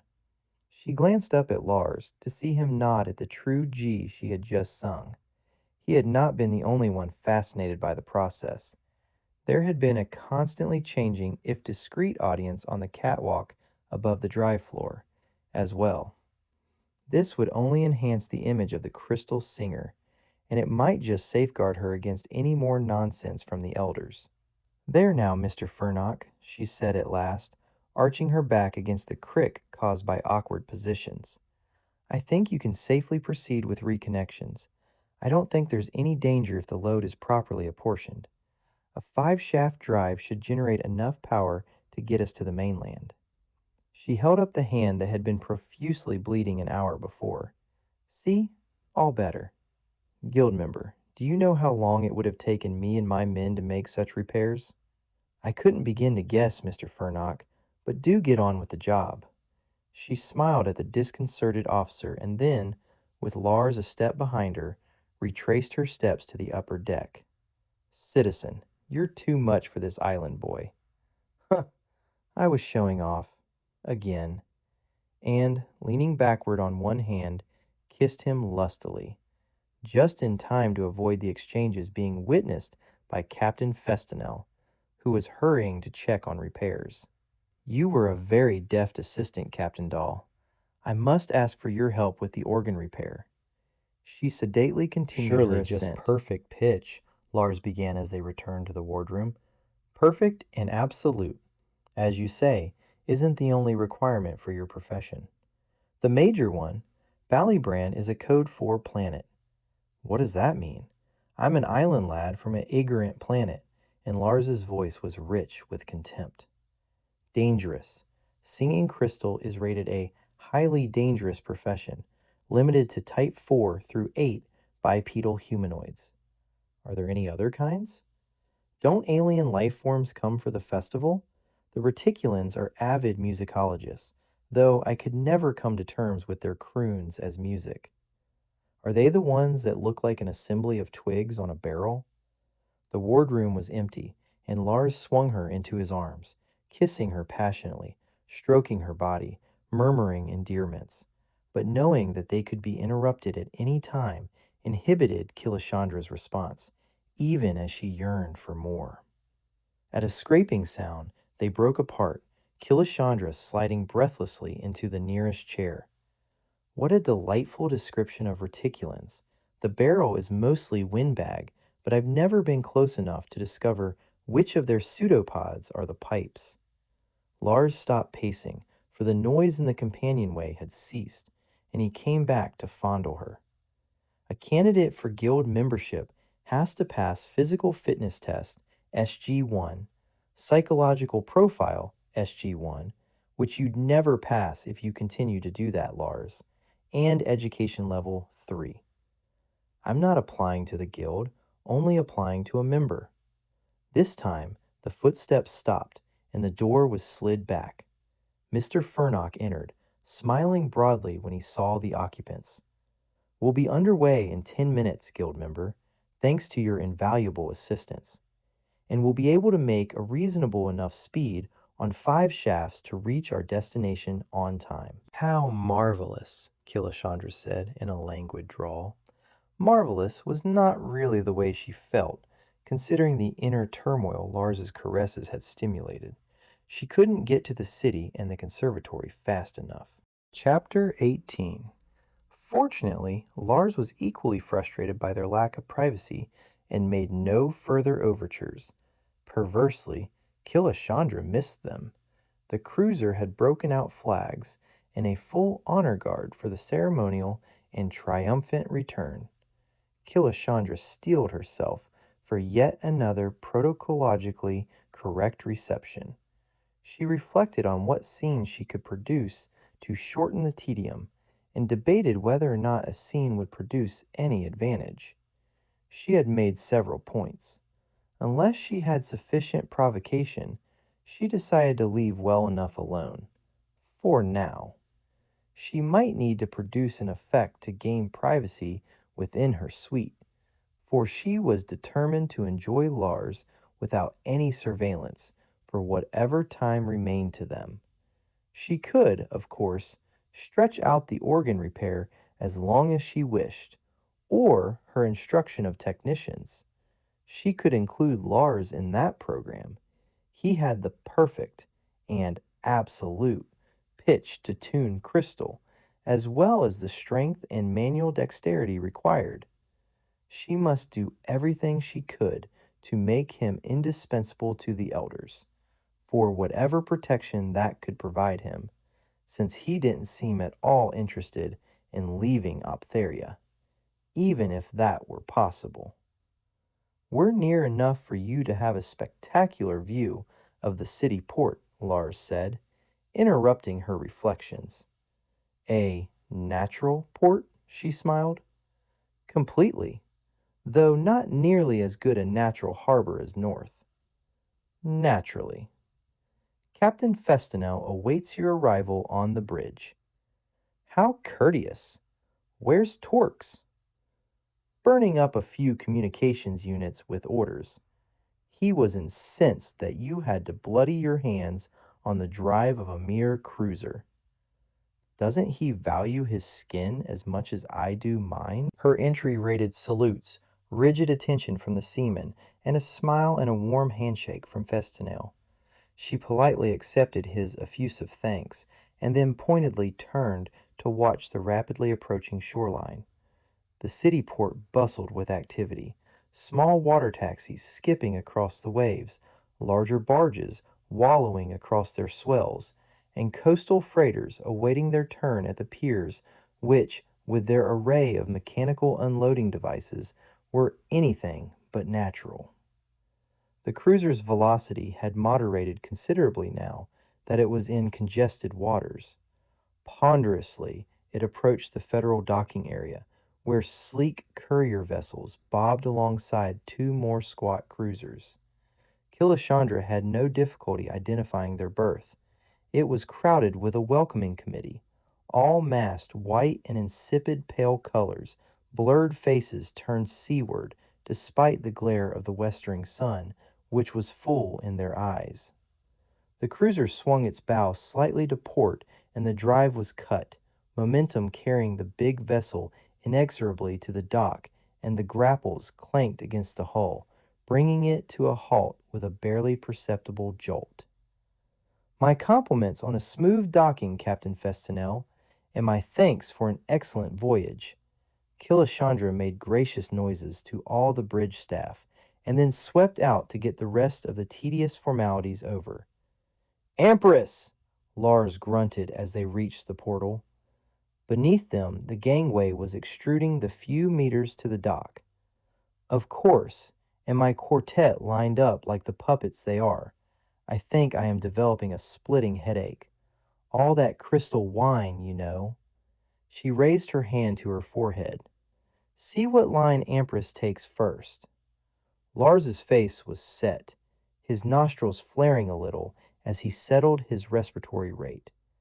Killashandra suppressed a perfectly natural surge of repugnance for a man who had ordered an assault on her, then hypocritically assured her that the culprit would be punished. How could she punish Ampress? The method she had employed with Torquus would not work. Ampress was too wily. The gangplank had locked in place. The honor guard was arranged. Elder Torquus appeared. The welcoming committee began to applaud, and, every inch the gracious celebrity, Killashandra descended. Merbithan took a step forward, anxiously scanning Killashandra's face for any sign of the ordeal.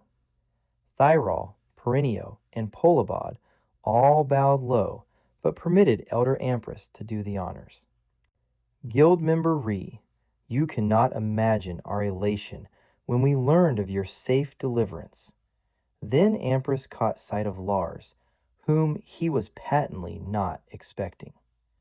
This is Captain Lars Dahl, who rescued me so boldly, and at no small risk to himself and his vessel. Captain Dahl, this is Elder Ampress. Killashandra took the plunge, pretending ignorance of any previous contact between the two men. I am forever indebted to Captain Dahl, as I'm sure the Council of Elders must be, for delivering me from that wretched patch of nowhere. Lars saluted crisply and impassively as Elder Ampress executed the shallowest of acknowledgments. The harbor master at Angel Island has detached him from duty there to be my personal bodyguard. Killashandra gave an elegantly delicate shudder. I won't feel safe without his sure protection. Quite understandable, guild member. However, I think that you'll find our security measures. I felt quite secure within the conservatory, Elder Ampress, Killashandra said demurely. I seem to be only at risk when I leave its sanctuary. I assure you, I have no desire to do that again. Security Leader Blaze. I'll not have that officious oaf near me, Elder Ampress. He's the reason I was put in jeopardy. The man has no intelligence or tact. I don't trust him to spit in the right direction. Captain Lars Dahl is in charge of my personal security at my personal insistence. Have I not made myself clear? For a second, Elder Ampress looked about to argue the point, but the moment passed. He inclined his head again, forced his face into a grim smile, and then gestured toward the waiting vehicle. Why this vast throng? Killashandra asked, smiling graciously about her. Some of the winning composers and prospective performers for this year's festival, and final year students. All waiting for the organ to be repaired? Elder Ampress cleared his throat. Yes, that is true. Well, I shan't delay them any longer than necessary, especially since Captain Dahl proved so capable in assisting me with the cruiser drive. Ampress stopped mid-stride and stared first at her, then incredulously at Lars. Yes, weren't you informed that the cruiser had drive difficulties this morning? One of the crystals shattered. I still have a slight headache from the distortion. Naturally, the ship could not proceed without emergency repairs. And, while that was merely a matter of removing the shards and resetting the brackets on the undamaged crystals, it does require steady hands, a keen eye, and ear. Captain Dahl was far more adept than the cruiser's engineer, and he has the perfect and absolute pitch required. I think he will prove an admirable assistant, one in whom I certainly repose complete trust. You do agree, I'm sure. They had reached the vehicle now. You first, Captain Dahl. I shall want Elder Ampress on my right.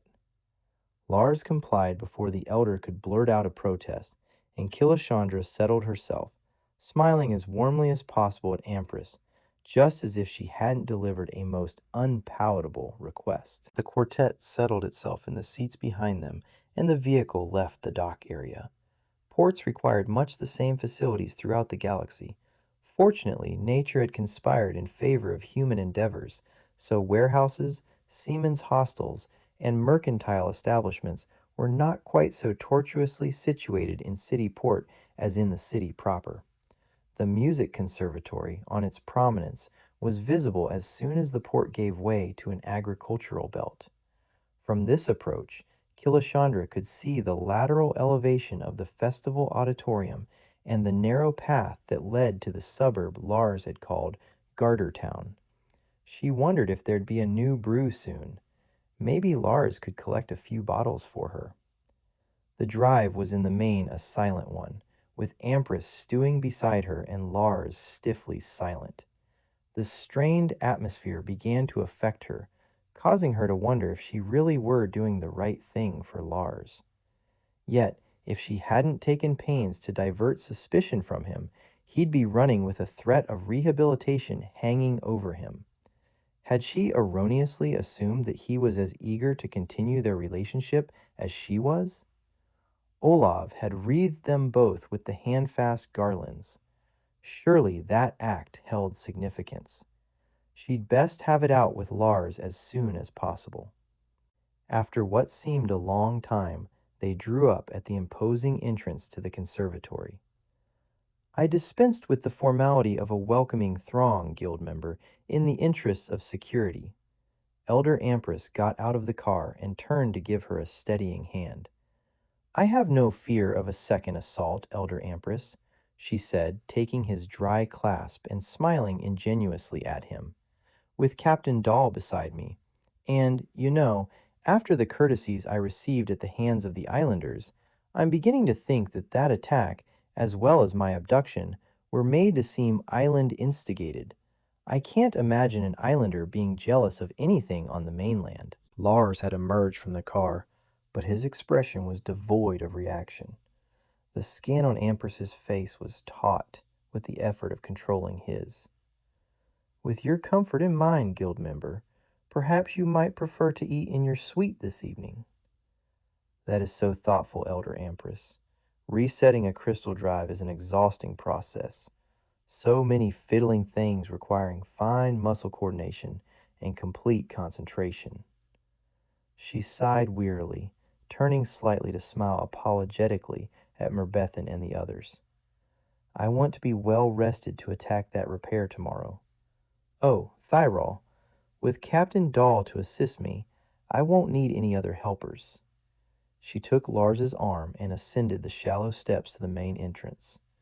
She felt him quivering, but for which of several reasons she couldn't have told without glancing at his face, and she didn't dare do that.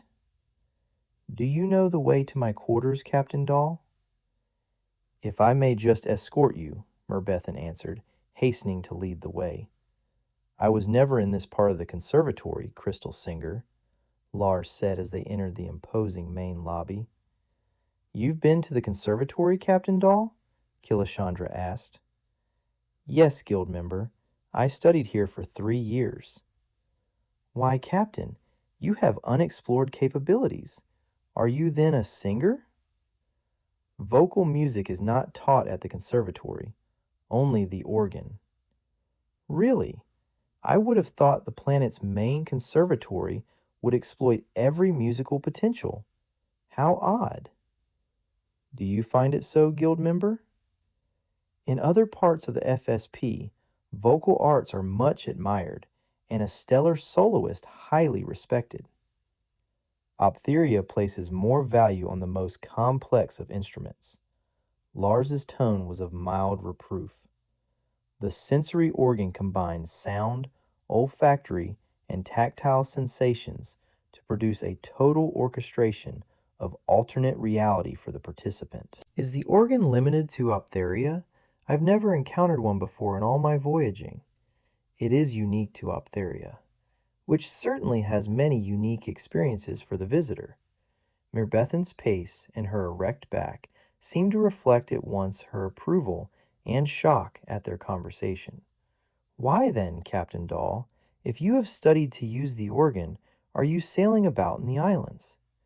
Because, guild member, my composition was, not approved by the masters who passed judgment on such aspirations, so I returned to my previous occupation. To be sure, I am selfishly glad, Captain, for who would have rescued me had you not been in those waters? Killashandra sighed deeply just as they turned the corridor into the hall she did recognize. Merbethan? The woman whirled, her expression composed, though she was breathing rather rapidly. By any chance, I know I've been gone a good while, but I do hope that those beverages, your catering facility has been completely stocked with the beverages of your choice. And the chimes have been turned off? Mirbethan nodded. And the catering unit instructed to supply proper sized portions of food without requiring additional authorization? Of course. Thank you. I, for one, am starving. Sea air, you know. With a final smile, Killashandra swept through the door Lars held open. By the time he had shut it, she had discovered 4 ceiling surveillance units in the main salon. I am quite weary, Captain. With due respect, guild member, you did not eat much of the evening meal.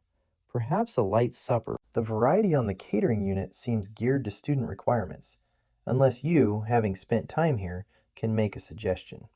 Indeed, I would be delighted to, guild member. Lars located several more as they moved through the suite to the 2 bedrooms. He peered into the first bathing room and grinned broadly at her. May I draw you a bath? An excellent idea. She strode to what was evidently the one room that had been left unmonitored. Lars began filling the tub, having turned the taps on full. He reached into his tunic and extracted an innocuous metal ball. A deceiver, Father calls it. It distorts picture and sound. We can be quite free once it's operating. And when we leave the suite, he grinned, miming the device returned to his pocket, it'll drive their technicians wild. Won't they realize that the distortion only works when we're here? I suggest that tomorrow you complain about being monitored in the bedroom. Can we cope with just one free room? He began to undress her, his expression intense with anticipation. 2, Killashandra corrected him with a coy moo, as the bright and elegant overall Taradia had chosen for her fell in a rainbow puddle at her feet. It was, of course, thoroughly soaked with the water displaced when Lars overbalanced her into the tub. When they had sated their appetites sufficiently, Killashandra idly described wet circles on the broad expanse of Lars's chest. I think that with the best motives in the world, I have placed you in an awkward situation. Beloved Killashandra, when you sprang that, and he aptly mimicked her voice, I have no fear of being assaulted with Captain Dahl beside me. I nearly choked. I felt you quaking, but I didn't know if it was laughter or outrage. And then suggesting that someone else had instigated the attack to implicate islanders. Killashandra, I wouldn't have missed that for anything. You really got mine back on the flatulent fardling.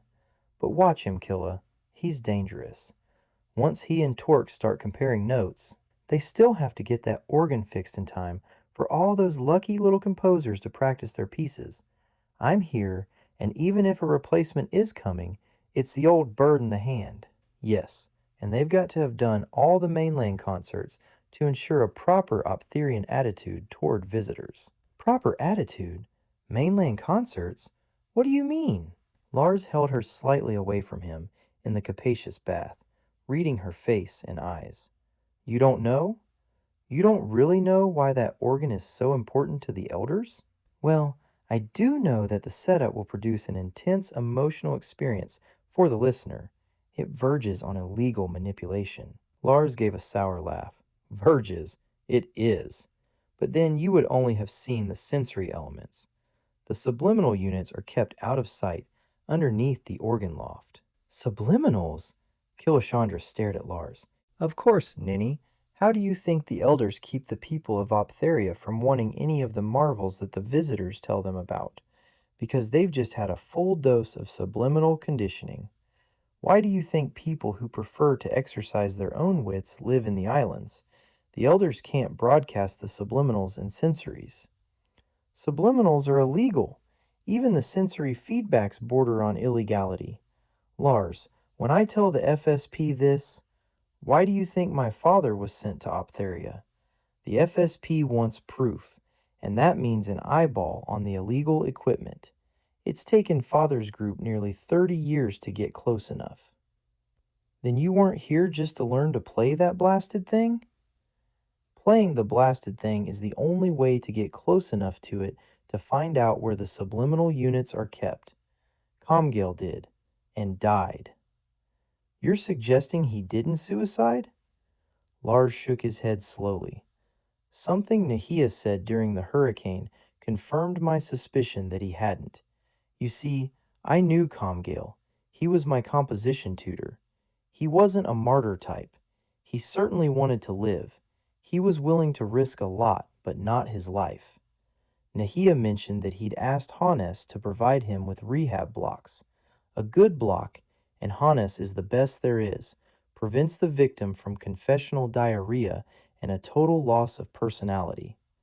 Comgale had been so above reproach all the time he'd been at the conservatory that not even a paranoid like Petter would have suspected him of collusion with dissidents. But for shattering the manual, Comgale'd automatically be sent to rehab. He had prepared himself for that. He wasn't killed by a crystal fragment, Killa. He was murdered by it. I think it was because he had found the access to the subliminal units. Subliminals! Killashandra seethed with horror at the potentially total control. And he found the access? Where? All I need is one look at them. Lars regarded her solemnly. That's all we need, once we find them. They've got to be somewhere in the organ loft. Well then, Killashandra embraced him exuberantly, wasn't I clever to insist that you and I handle the repairs all by ourselves? If we're allowed. You've the jammer. She rose from the deep bath, Lars following her. Say, if your father's so clever with electronics, why hasn't he figured a way to jam the shuttleport detection arch? Lars chuckled as she dried him, for once more interested in something other than his physical effect on her. He's spent close to 30 years trying. We even have a replica of the detector on Angel, but we cannot figure a way to mask that residue. Watch out for my ears! She had been briskly toweling his hair. Does the detector always catch the native? Infallible. And yet, she wrapped her hair in a towel. She pointed to the jammer and then proceeded to the salon.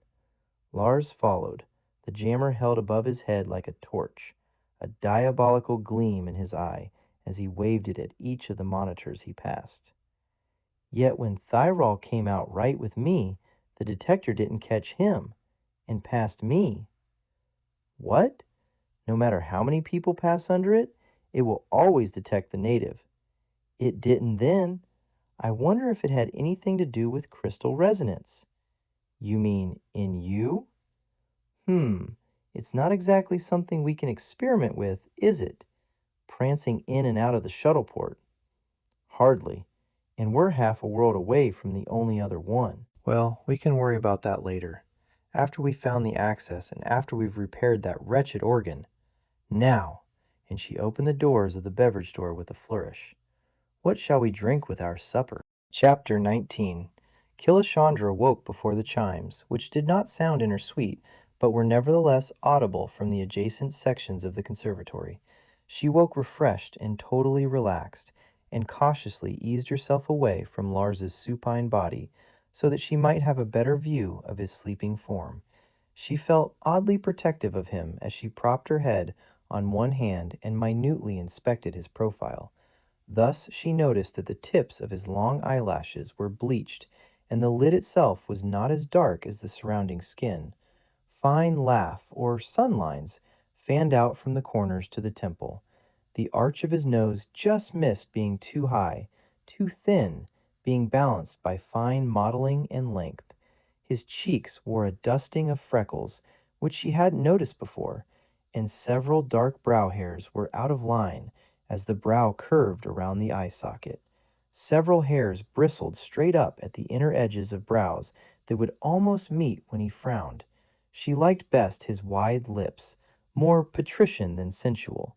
She knew the havoc they could raise with her body, and felt they were perhaps his best feature. Even in sleep the corners raised slightly. His chin was rather broader than one was aware when his face was mobile, but the strong jawline swept back to well-shaped ears, also tan, with a spot of new sunburn about to peel on the top skin. The column of his neck was strong, and the pulse beat in his throat. She wanted to put her fingertip on it, and almost did before retracting her hand. He was more truly hers when asleep, untouched by stress, relaxed, his rib cage barely moving. She loved the line of his chest, the smooth skin clothing smooth pectoral muscle. And once again, she had to repress the wish to run her hand down the shape of him, to feel the fine, crisp hair on his chest. He was not her suit, and she found that much to her preference as well, his legs and arms having only a fine dusting of blonde hairs. She had seen handsomer men, but the composition of his face pleased her better. Lanzecki, now that was the first time she'd thought of him in days, actually was the more distinguished in looks, heavier in build. She decided she preferred the way Lars Dahl was put together. She sighed. It was easier to be philosophical about Lanzecki. Would she have been as easily resigned to that loss if she hadn't met Lars Dahl? She had broken off with Lanzecki for his own good, but she hadn't lost him, for she would return to Ballybran. Once she'd left Optheria, for a moment her emotions hovered above a new abyss of despair and regret, and for the first time in her life, the thought of bearing a man's child crossed her mind. That was as much an impossibility as remaining with Lars, but it emphasized the depth of her emotional involvement with the man. Perhaps it was just as well that no child was possible, that their liaison would end when this assignment was over. She surprised herself. Children were something other people had. To feel that desire was remarkable. Optheria, for all its conservatism and alleged security, had unexpected facets of danger, not the least of which were her adventures so far. She could hardly fault Trag, or rail at the Encyclopedia Galactica. Facts she had had. What couldn't have been foreseen were the astonishing predicaments which had entangled her, and the fascinating personalities. More extraordinary still, she remembered all too vividly, and with just a trace of chagrin, her rantings and ravings and desperations when she left Ballybran, a sacrifice to the guild for Lanzecki's good. Now, when contemplating a much deeper and irreversible loss, why was she so calm, fatalistically resigned, even philosophical? How very strange. Had her loss of Lanzecki inured her to others? Or was she mistaking her feelings for Lars Dahl? No, she'd remember Lars Dahl for the rest of her life without benefit of data retrieval. The second chimes rang faintly across the open court outside the windows. Faint, but sufficient to waken Lars. He was as neat on wakening as he was in sleep. His eyes opened, his right hand searched for her body, his head turned, and his smile began as he located her. Then he stretched, arms above his head, back arching toward her as he extended his legs, and then, on the top of his extension, suddenly retracted himself, drawing her against him to complete a morning ritual which included the exercise of their intimate relationship. Each time, they seemed to discover something new about themselves and their responses. She particularly liked Lars's capacity for invention, stimulating as it did heretofore unsuspected originalities in herself. As usual, hunger roused them from these variations. "Breakfast here is the heartiest meal," Lars said cheerfully, striding quickly for the catering unit. "You'll like it." Killashandra saw that he had left the jammer behind him, and she followed him at a quick trot, holding the device up to distort anything else he might say. He laughed. "We'd best leave them something to hear. A discussion of breakfast must be sufficiently innocuous." Killashandra settled in one of the chairs near the catering unit, swiveling her hand as she looked at the little jammer. If only some way could be found to mask that mineral residue in Optherians. Blank out the detector. "You know," Killashandra said as they ate, sitting companionably together on the elegant seating unit, "I simply cannot understand this concentration on one instrument, albeit a powerful one. But they're wiping out more than 99% of the FSP's musical traditions and repertoire, as well as stultifying talents and potential. I mean, your tenor is formidable." Lars shrugged, giving her a tolerant side glance. "Everyone sings. At least in the islands they do." "But you know how to sing." Lars cocked an eyebrow at her, still humoring what he felt was her excessive fascination with a minor ability. "Everyone knows how to sing." "I don't mean just opening the mouth and shouting, Lars doll. I mean projecting a voice, supporting it properly on the breath, phrasing the music, carrying the dynamic line forward." "When did I do all that?" "When we did that impromptu duet, when you sang on the beach, when you did that magnificent duet from the Pearl Fishers." "I did?" "Of course. I studied voice for 10 years. She shut her mouth. "Then why are you a crystal singer instead of one of these famous vocal artists?" A surge of impotent fury, followed by a wave of regret, and then a totally incomprehensible loathing of Lars for reminding her so acutely of the interview with Maestro Valdi, the moment that had changed her life, rendered Killashandra speechless. Lars watched her, his mild curiosity turning to concern as he saw the emotions in her stormy eyes and face. He put a hand on her bare thigh. "What did I say to distress you so?" "Nothing you said, Lars." She dismissed all that from consideration. It was over and done with. "I had all the requirements to be a stellar, except one, a voice." "Ah, now." Lars pulled back in indignation. "I'm quite serious. There's a flaw, a noticeable and unpleasant burr in the voice that would have limited me to secondary roles." Lars laughed now, his white teeth gleaming in his tanned face, his eyes sparkling. "And you, my beloved Sonny," he kissed her lightly, "would never settle for being second in anything. Are you first among crystal singers, then?" "I don't do badly. I've sung black crystal, which is the hardest to find and cut properly. In any event, there aren't degrees among singers. One cuts to earn enough credit for the things one needs and wants." Now, why wasn't she being totally honest with Lars? Why didn't she confess that the sole aim of most crystal singers was sufficient credit not to have to sing crystal, to leave Ballybrand for as long as possible? "I wouldn't have thought crystal singers are so much like islanders," Lars surprised her by saying. "Well, you cut for what you need and want, much as we fish or plant poly, but all we really need is available." "It's not quite the same thing with crystal," Killashandra said slowly, glad she had been less than honest. Why disillusion Lars needlessly? On so many worlds, in so many minds, there were so many misconceptions about crystal singers, she had not realized how much a relief it was to find an unbiased world, at least one unbiased with respect to her guild. "Cutting crystal seems more dangerous than fishing," he stroked her scarred hand, "or learning poly. Stick to fishing, Lars. Crystal's hazardous to your health. Now, we'd best apply ourselves to fulfill my guild contract with these fardling fools, and maybe shake them out of their organic rut." They dressed, and then Killashandra entered the number Mirabethan had given her. The woman seemed immensely relieved to accept the call and said that Thyrol would be with them directly. "Do you suppose he slept in the hall?" Killashandra murmured to Lars as she answered the polite scratching on the hall door.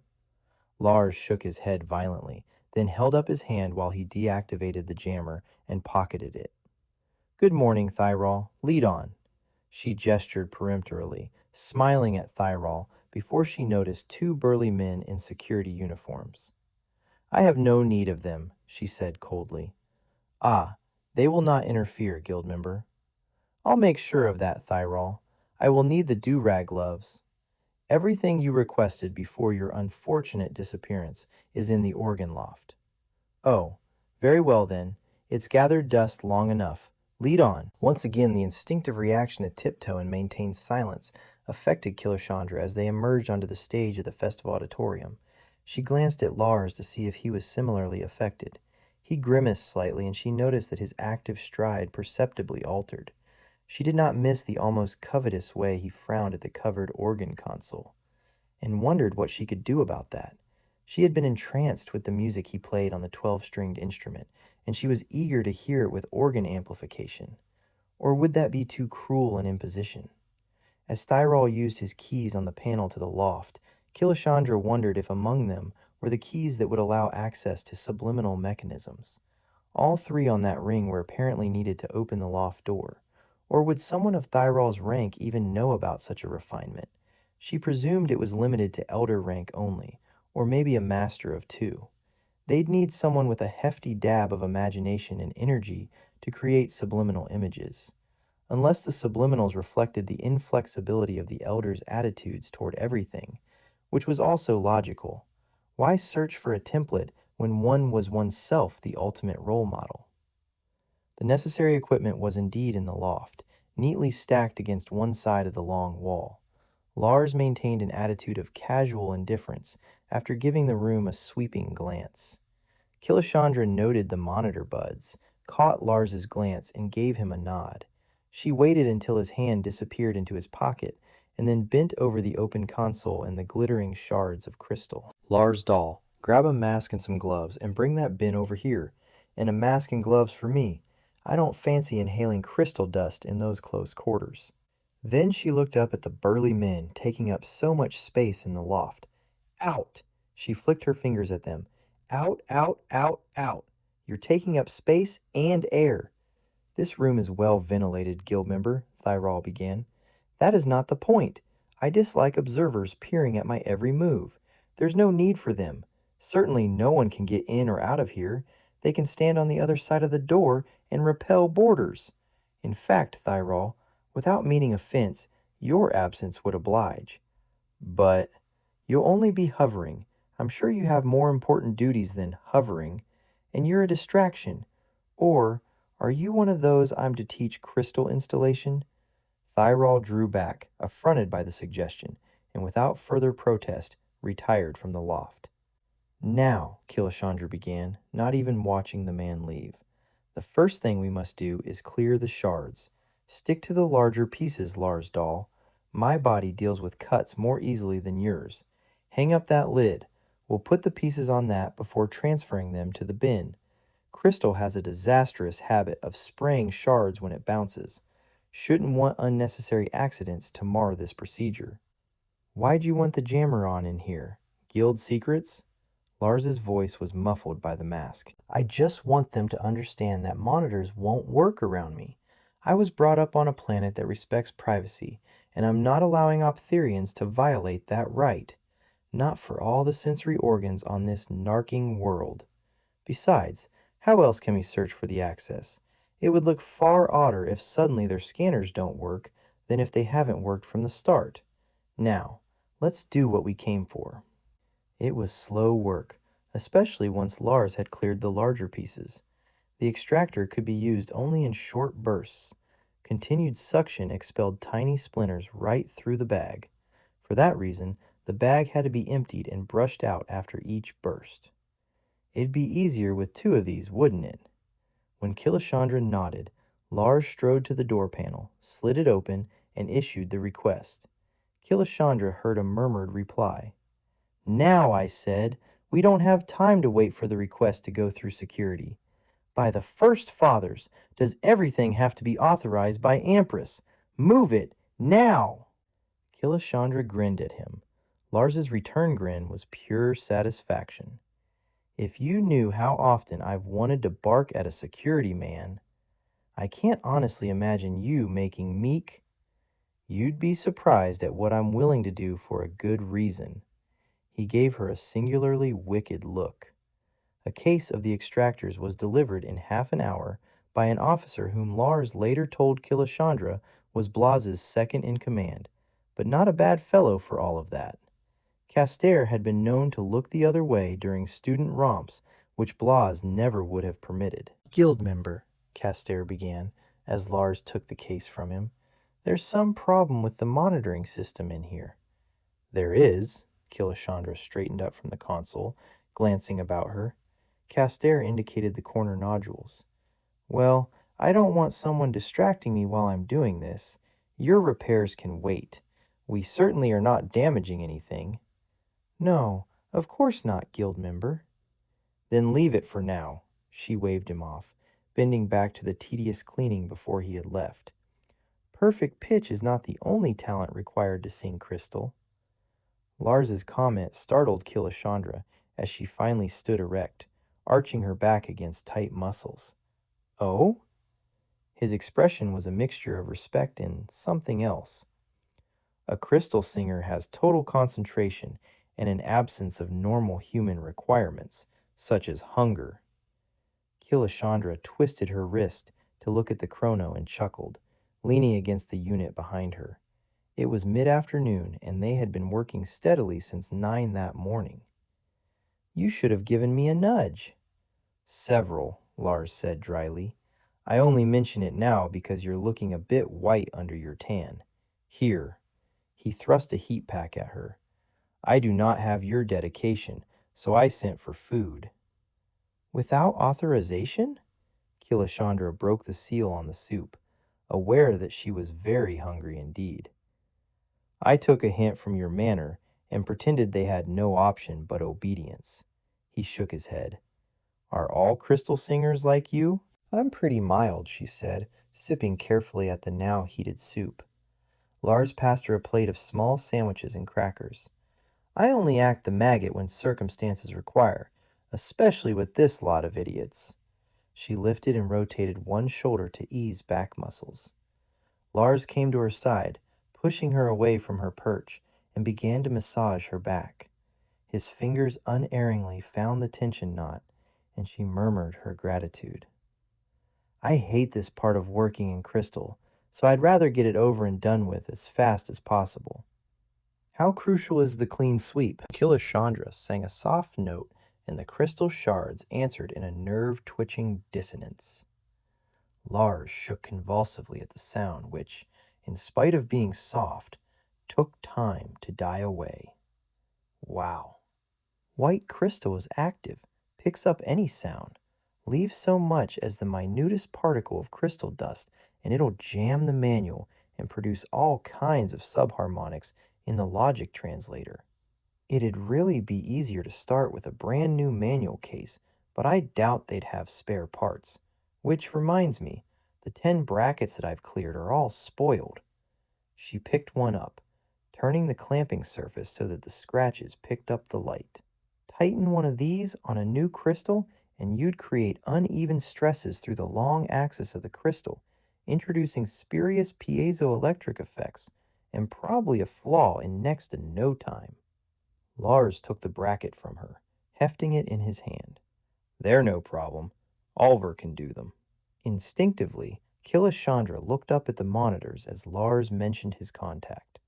She dragged at the fabric of Lars's sleeve and pointed to the surveillance buds, where traces of black had mysteriously appeared to make an aureole about each unit. Now what did that? Killashandra chuckled and pointed to the white crystal. A secret weapon for you when I leave. Sing white crystal to whatever room you're in and blast the monitors.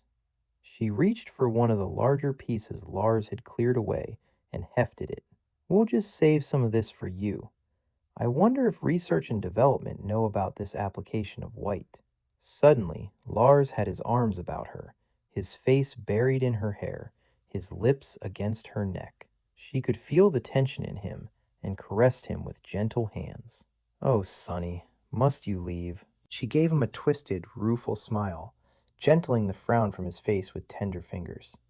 Crystal calls me back, Lars doll. It's not a summons I can ignore and live. He kissed her hungrily, and as she responded they both caught the slight sound, swiveling away from each other as the door slid open.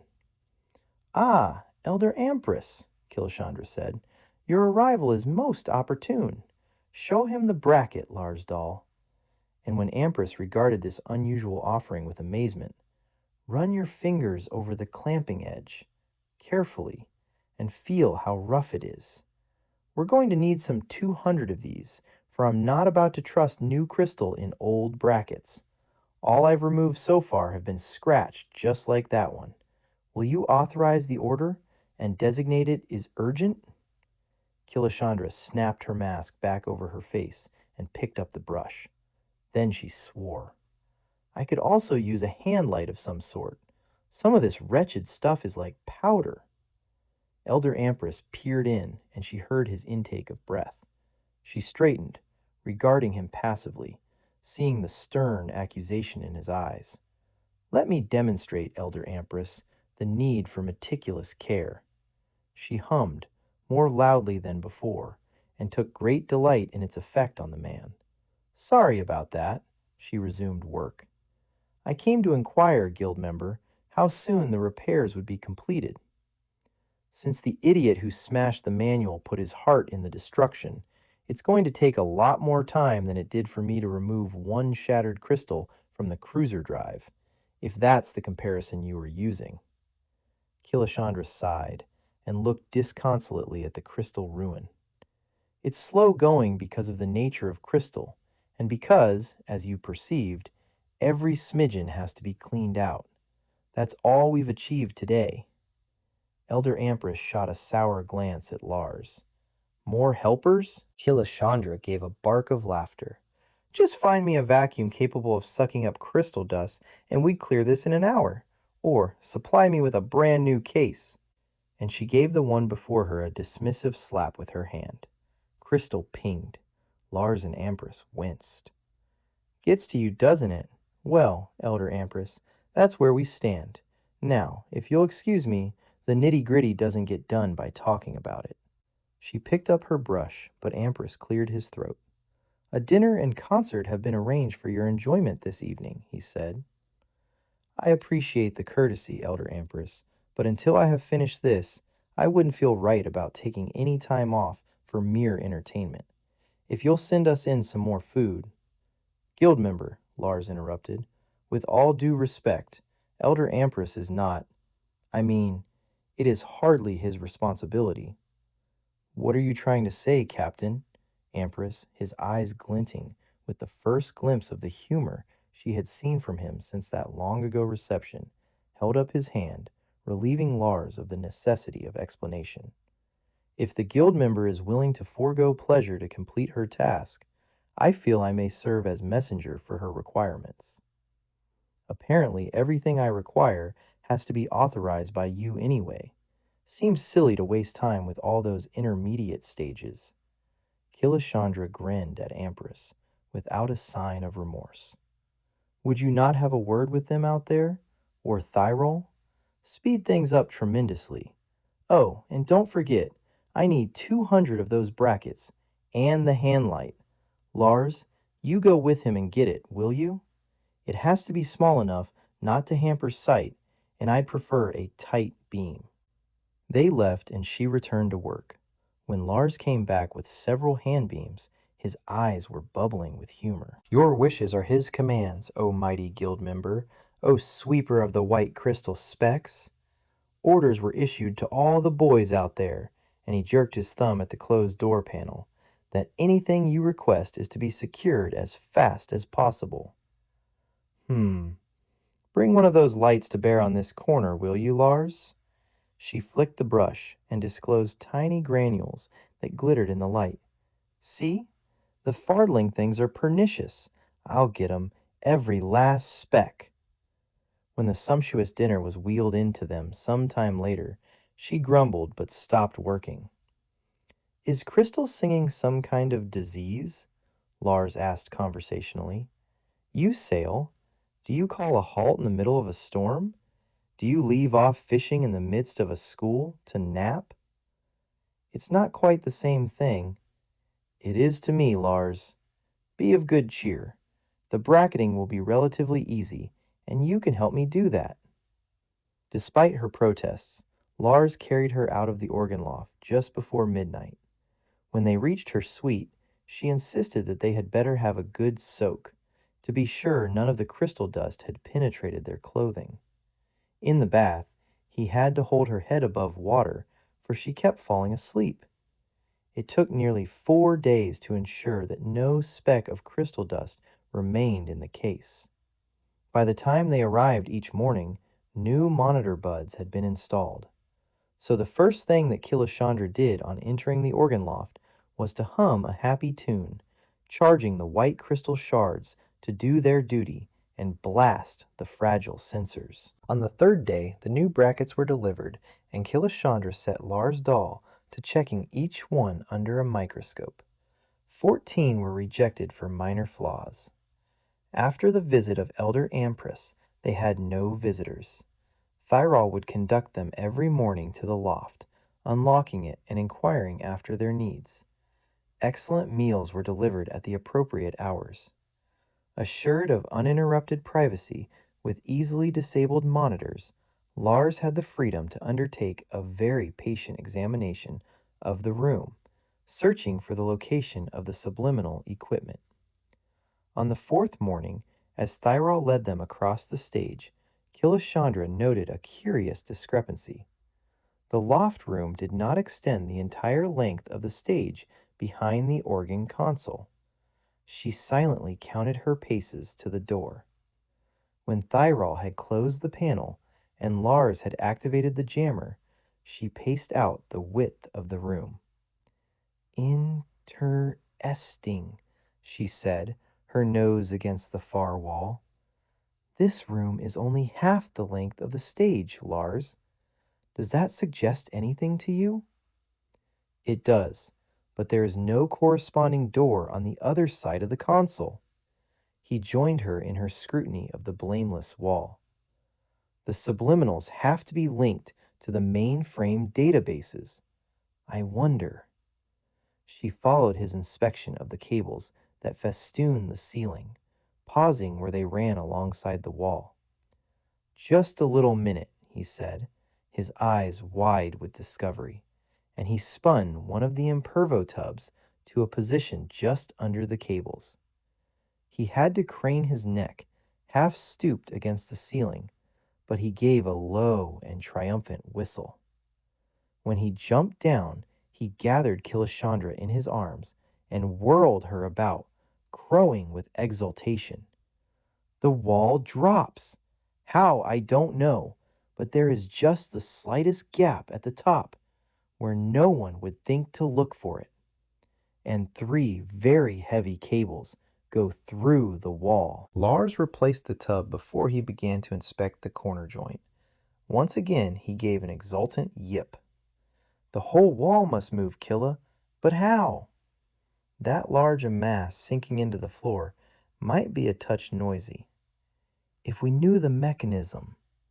He felt along the corner, then the floor, pressing and tapping. That's far too obvious, Lars. Stupid they are, but never obvious.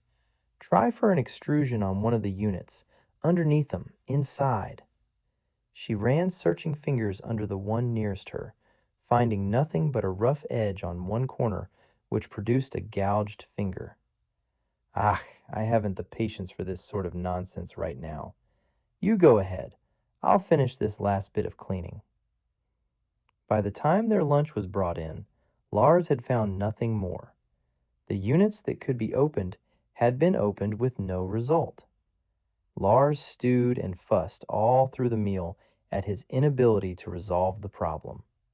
What sort of form do the security measures generally take on Optheria?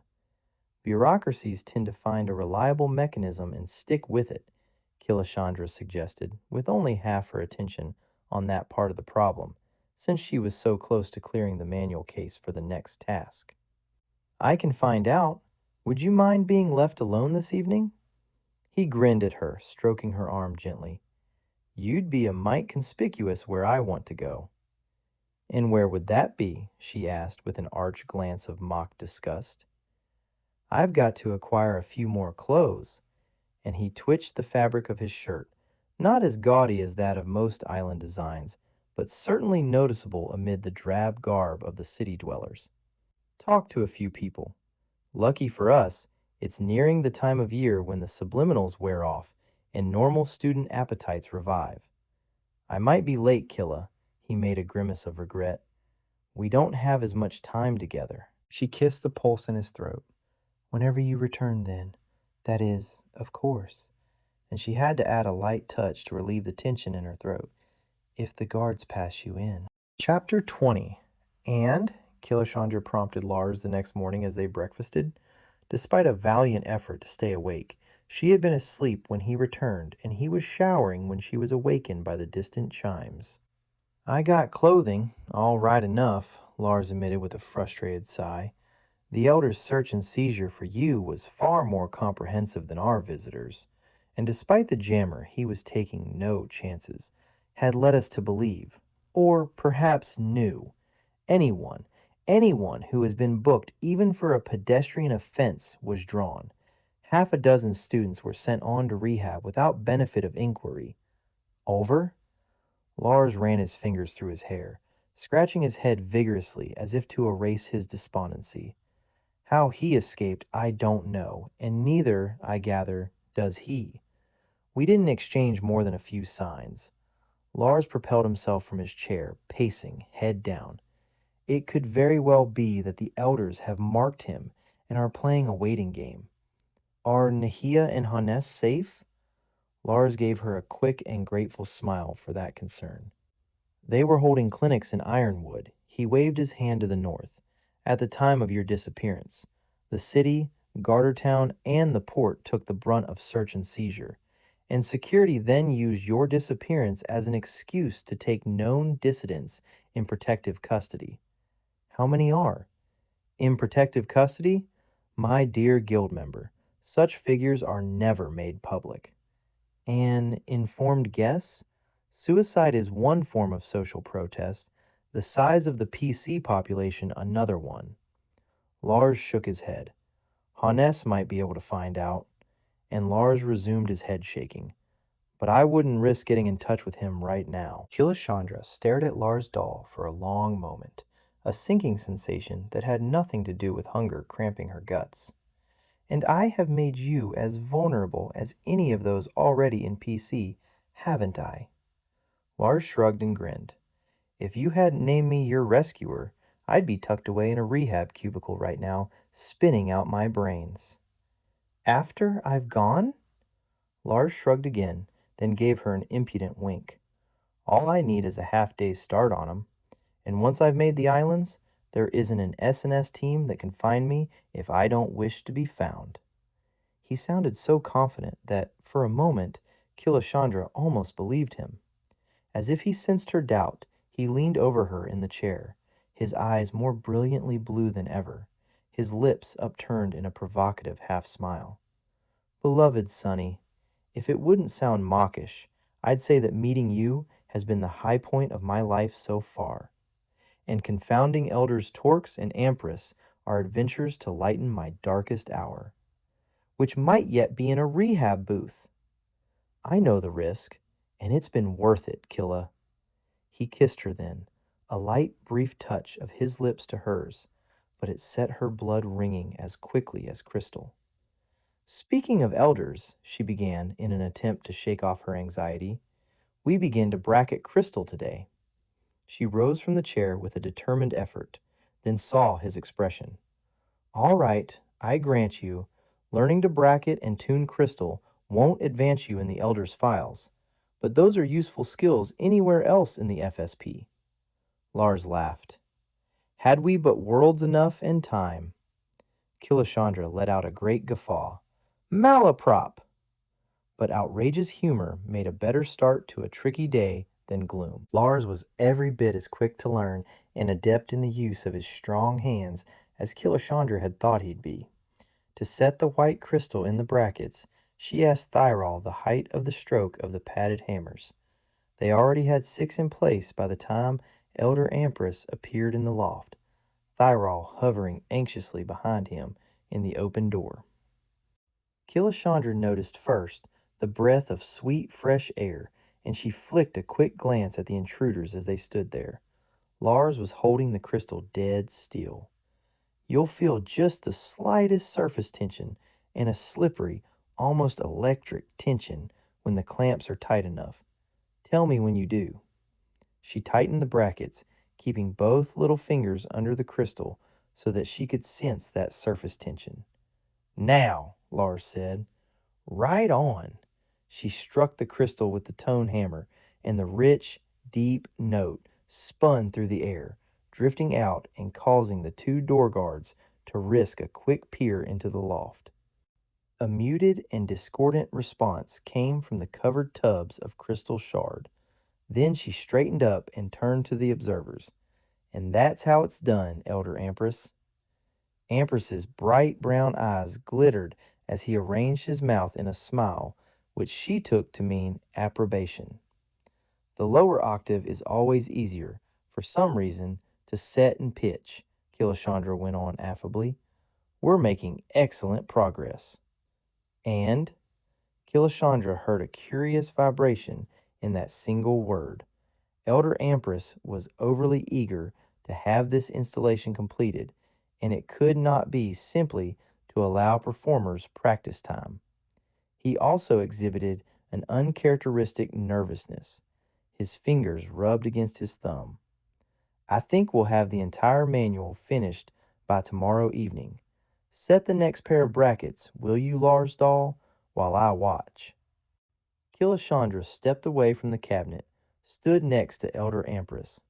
"He's quick and deft, and once I'm sure he's doing it right, we'll work both ends against the middle." Empress regarded her with a blink, his mind evidently jumping to another application of that phrase. His stiff and pleased smile forewarned her. "You will then, perhaps, be delighted to have trained assistants." "Trained?" Killashandra glanced at Lars, who had also suspended motion, catching the smugness in Empress's dry tone. "When we could not find you anywhere in the city, guild member, we apprised your guild of your disappearance and requested a—" Empress's smile took on a faintly apologetic twist. "Replacement. Our need, as I'm sure you appreciate, is urgent." "It takes nearly 10 weeks to get from the Scoria system to the Ophiuchian." "Not by FSP courier ship." Empress inclined his head briefly. "Your guild values you highly, Killashandra Ree. Surely you've communicated news of my rescue." Empress spread his hands deferentially. "But of course. But we did not then know how promptly the Heptite Guild would respond. The courier ship has entered our atmosphere and at this very moment is landing at the shuttle port." "Trag!" And there was no doubt at all in Killashandra's mind that that was who had been dispatched. "I beg your pardon?" "Lanzeki would have sent Trag here." "This man is capable?" "Eminently. However, the more we can do now, the sooner Trag and I will finish. If you'll excuse me, Elder Empress?" And Killashandra signaled Lars to continue. "Our last request to you, Empress," although Empress had not yet stirred from his vantage point. "Those tubs of crystal shard could now be removed to wherever I, or Trag, will be instructing the trainees. Some of the larger pieces can be useful, but they are a considerable nuisance sounding off in here." "Yes, we should want to restore the monitors within this room, guild member, now that the organ is nearly repaired." Empress flicked his hand at Thyrol, who then issued the appropriate order to the guards. Killashandra did not dare glance in Lars's direction. "Don't bounce the tubs about," Killashandra warned, as the guard shuffled out with the first one. "There now," Killashandra said, when the door had slid shut, leaving them alone. "The shards will be more accessible to us now. We can purloin the ones we want. Can you get your hands on a small plasfoam pouch?" "Yes. Who's this Trag?" "The best person they could possibly have sent. Lanzeki's administration officer." Killashandra chuckled. "I'd rather him than an army, and certainly I'd rather him than any other singer they could have chosen. And a courier ship. I am flattered." Somehow, Empress is too pleased with this development. "Yes, and fretting with impatience."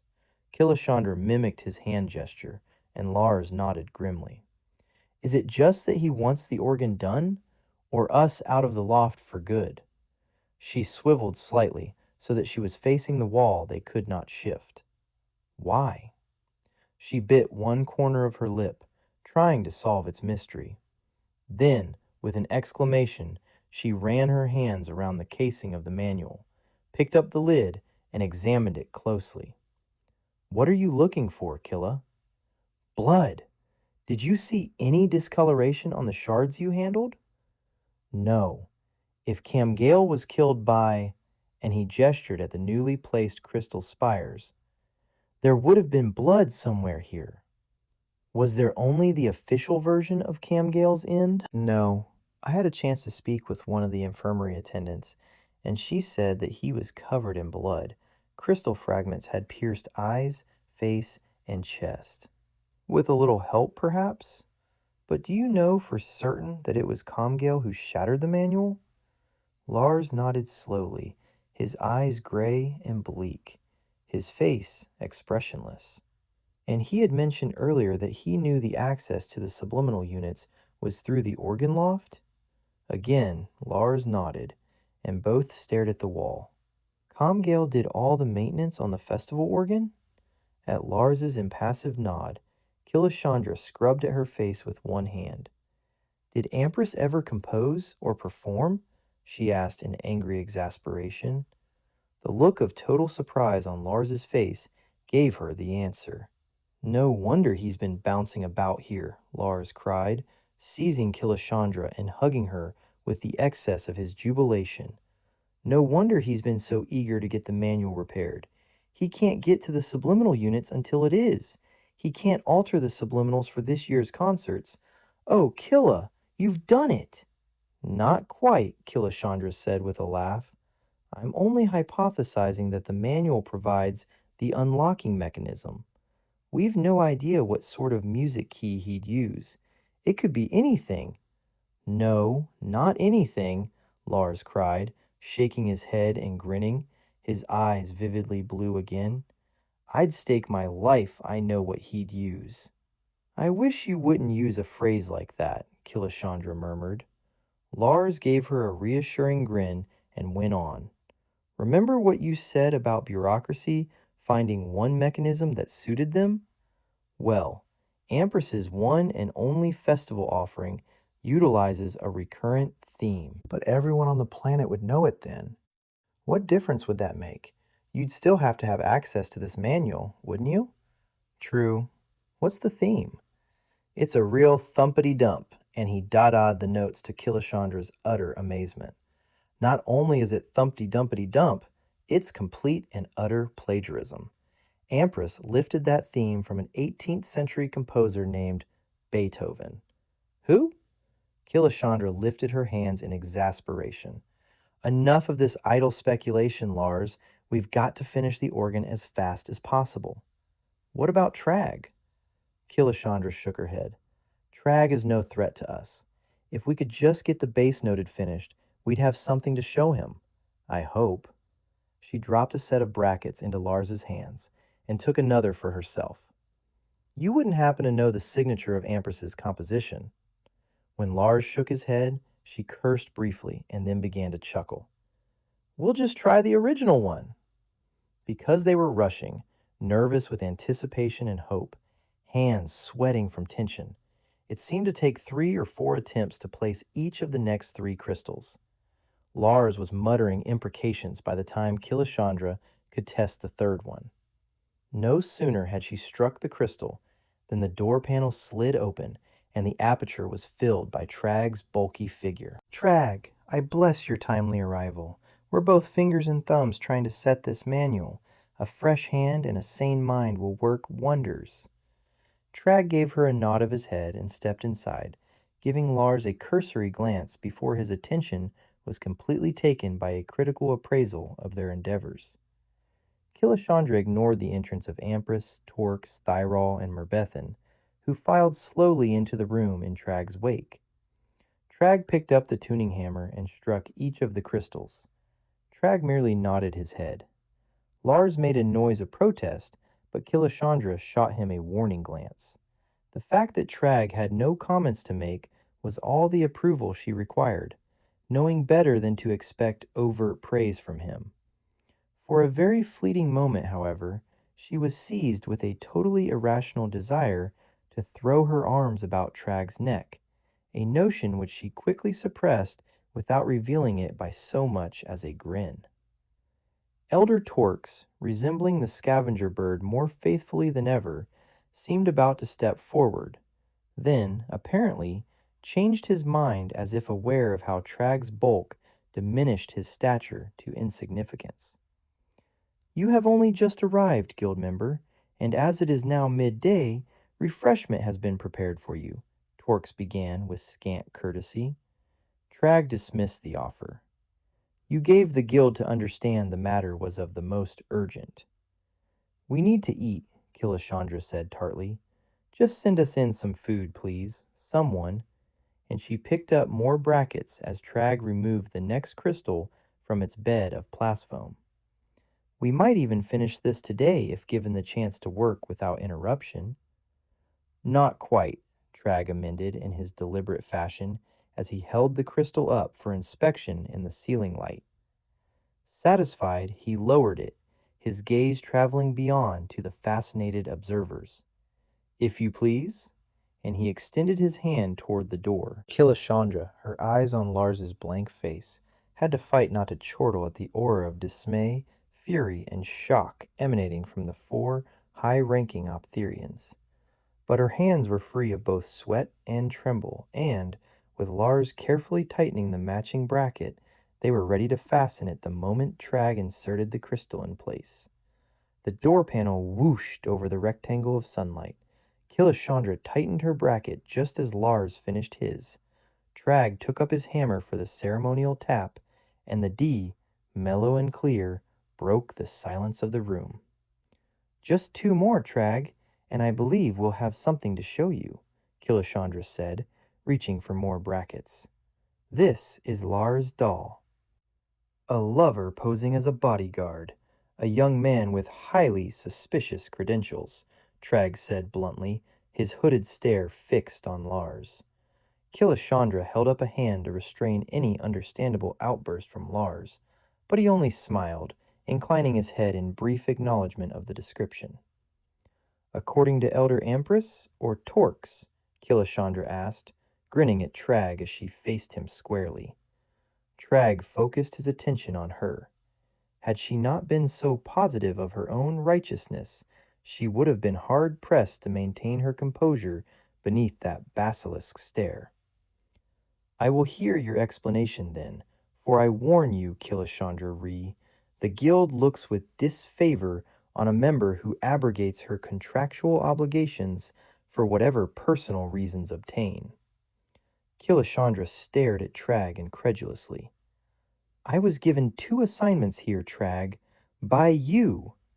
"The secondary assignment was considerably less important than the primary."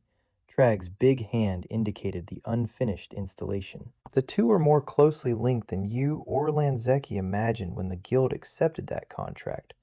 But then, abduction ought not to be a high risk factor on well-ordered, conservative, secure Optheria, right?"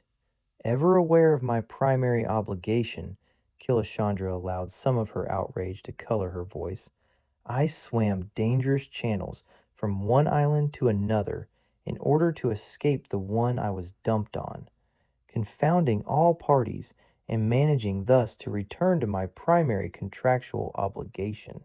Trag merely raised his eyebrows. "Tell me, Trag, what is your opinion of subliminal conditioning?" Trag's bleak eyes widened fractionally. "The Council of the Federated Sentient Planets has declared any form of subliminal projection morally criminal and punishable by expulsion from the Federation." "Then, if I were an elder," Lars said in a quiet, faintly amused tone, "I wouldn't be so quick to accuse anyone else of having highly suspicious credentials." "If you will assist us to install the next 2 crystals, Trag, I believe we may be able to prove our allegation," Killashandra said. "If you cannot prove this allegation, Killashandra Ree, you are liable to severe discipline and censure." "Then, isn't it convenient that I'm right?" "Guild member, I have been subjected to subliminal conditioning," Lars said, as if he sensed her minute uncertainty.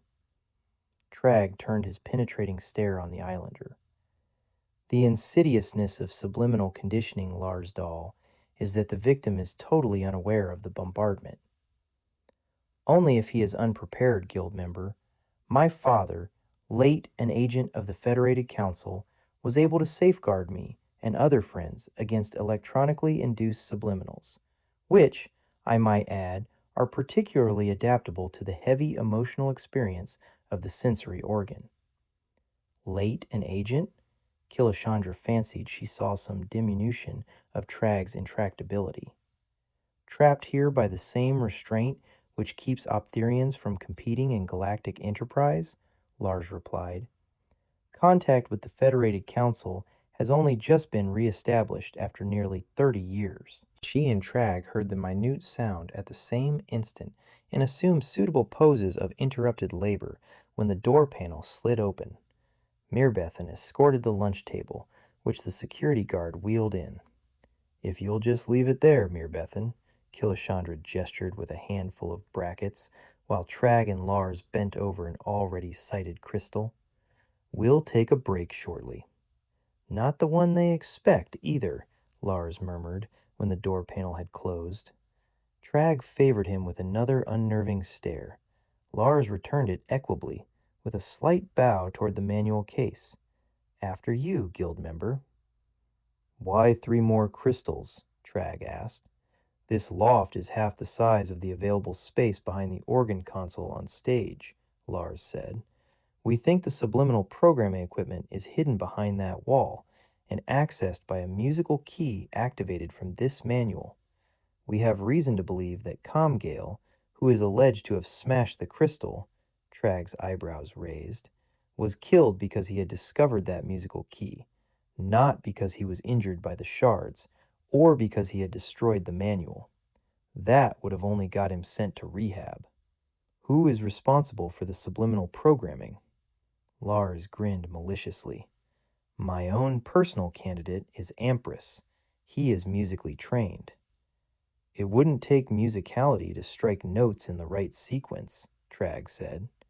True, but he knows as much about the organ as every performer must, and he became head of the conservatory about the time the subliminal conditioning started. It began shortly after my father arrived, and he was here to investigate the first request for the revocation of the planet-bound restriction. Then, too, Torx has always favored the propaganda control of population.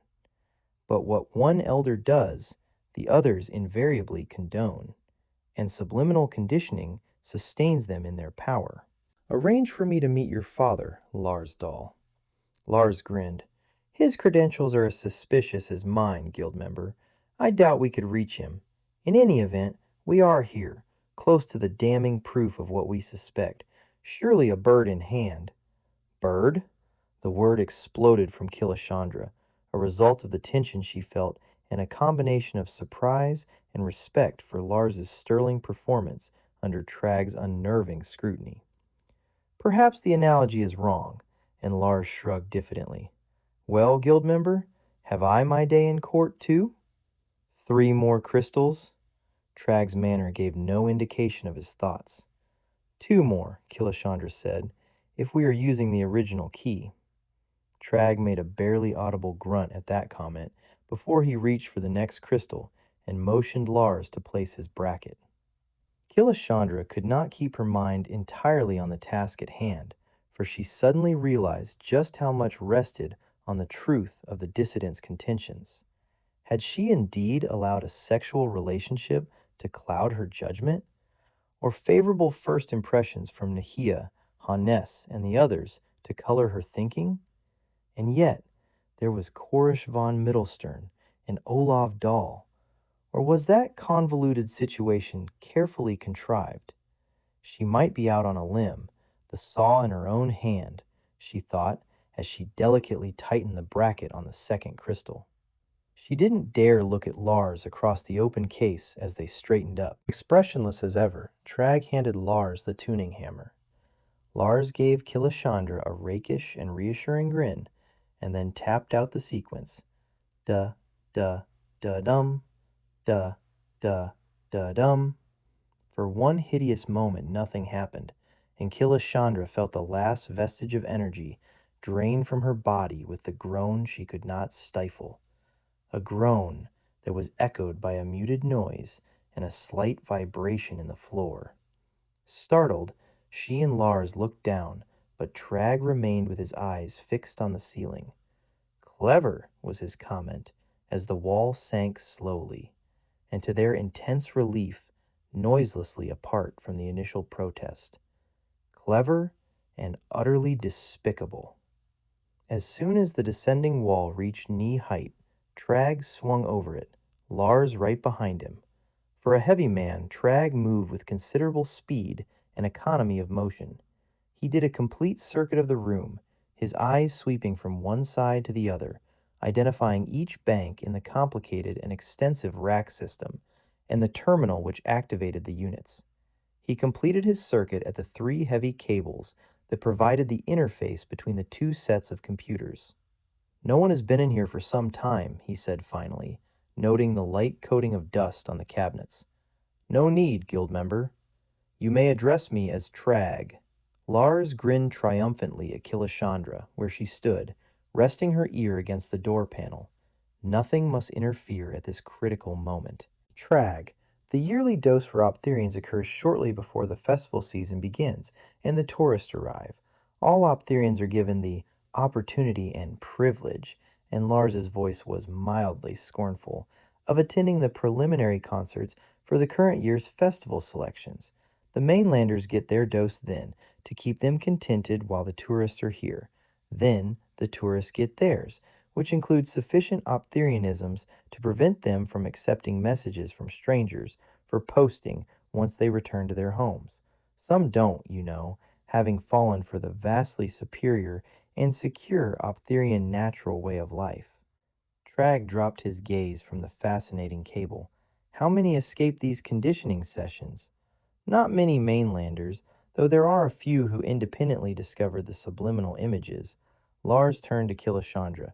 Nahia, Hannes, Brasner, and Theach. Over the last 10 years, they've been able to warn those they felt could be trusted. "Do the elders know that some escape?" Killashandra asked. "There is a head check at the concerts, which simultaneously registers with the central computers." "But islanders don't go to concerts, do they?" Killashandra said with a chuckle. It was a relief to know that she had occasion to be amused. It had looked very grim for a bit there, with Trag coming on strong as guild member. "I think it is time to end such pernicious subjugation," Trag said. He took from his biceps pocket a hand unit of the sort used to check programming systems and placed it on the nearest cabinet. "It should be a simple matter of reprogramming the master sensory mixer to bypass the subliminal generator. That would inhibit the subliminal processor, yet leave no physical trace of alteration." Taking from the same pocket a heavy compound knife of the kind favored by crystal singers for field use, he opened the heaviest cutting blade. He sliced carefully at the plastic cable cover, peeling it back to expose the multicolor flex package. Killashandra watched as Trag set the system checker against the flex, taking a preliminary reading. As he pondered the results, she could not restrain a glance at the subliminal room. The devices were so repugnant to her, abusing every precept of the individual privacy which had been her birthright on Fuerte, that she felt besmirched just looking at them.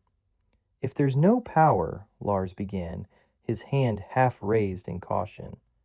"I have had sufficient experience with this sort of equipment, Lars Dahl." Trag entered instructions on the hand unit, noted the display on the rectangular VDR, and a muscle twitched in his cheek. "The subroutine of the subliminal will function on any dummy test and indicate the programming modes selected under their program listing, but I am placing a security lock." And with those words, he put the device firmly against the thick, red-coated cable and depressed the main key. "On it now. I don't have the equipment necessary to generate a program for propaganda detoxification." "That's too bad," Killashandra said, with heartfelt dismay.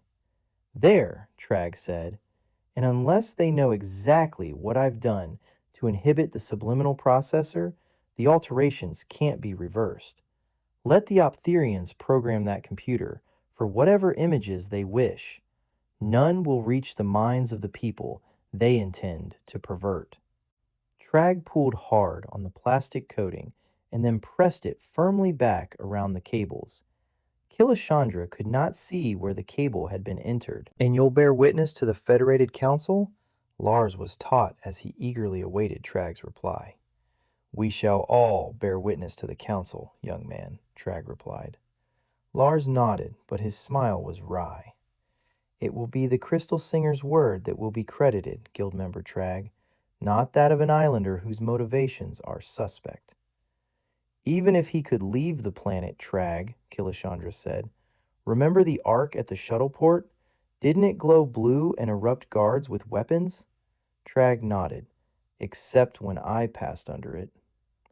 "That arc deposits a mineral deposit in Optherian bones," Lars said, "and in those of anyone here for more than 6 months, which is what caught my father originally." Trag dismissed that difficulty with a flick of his hand.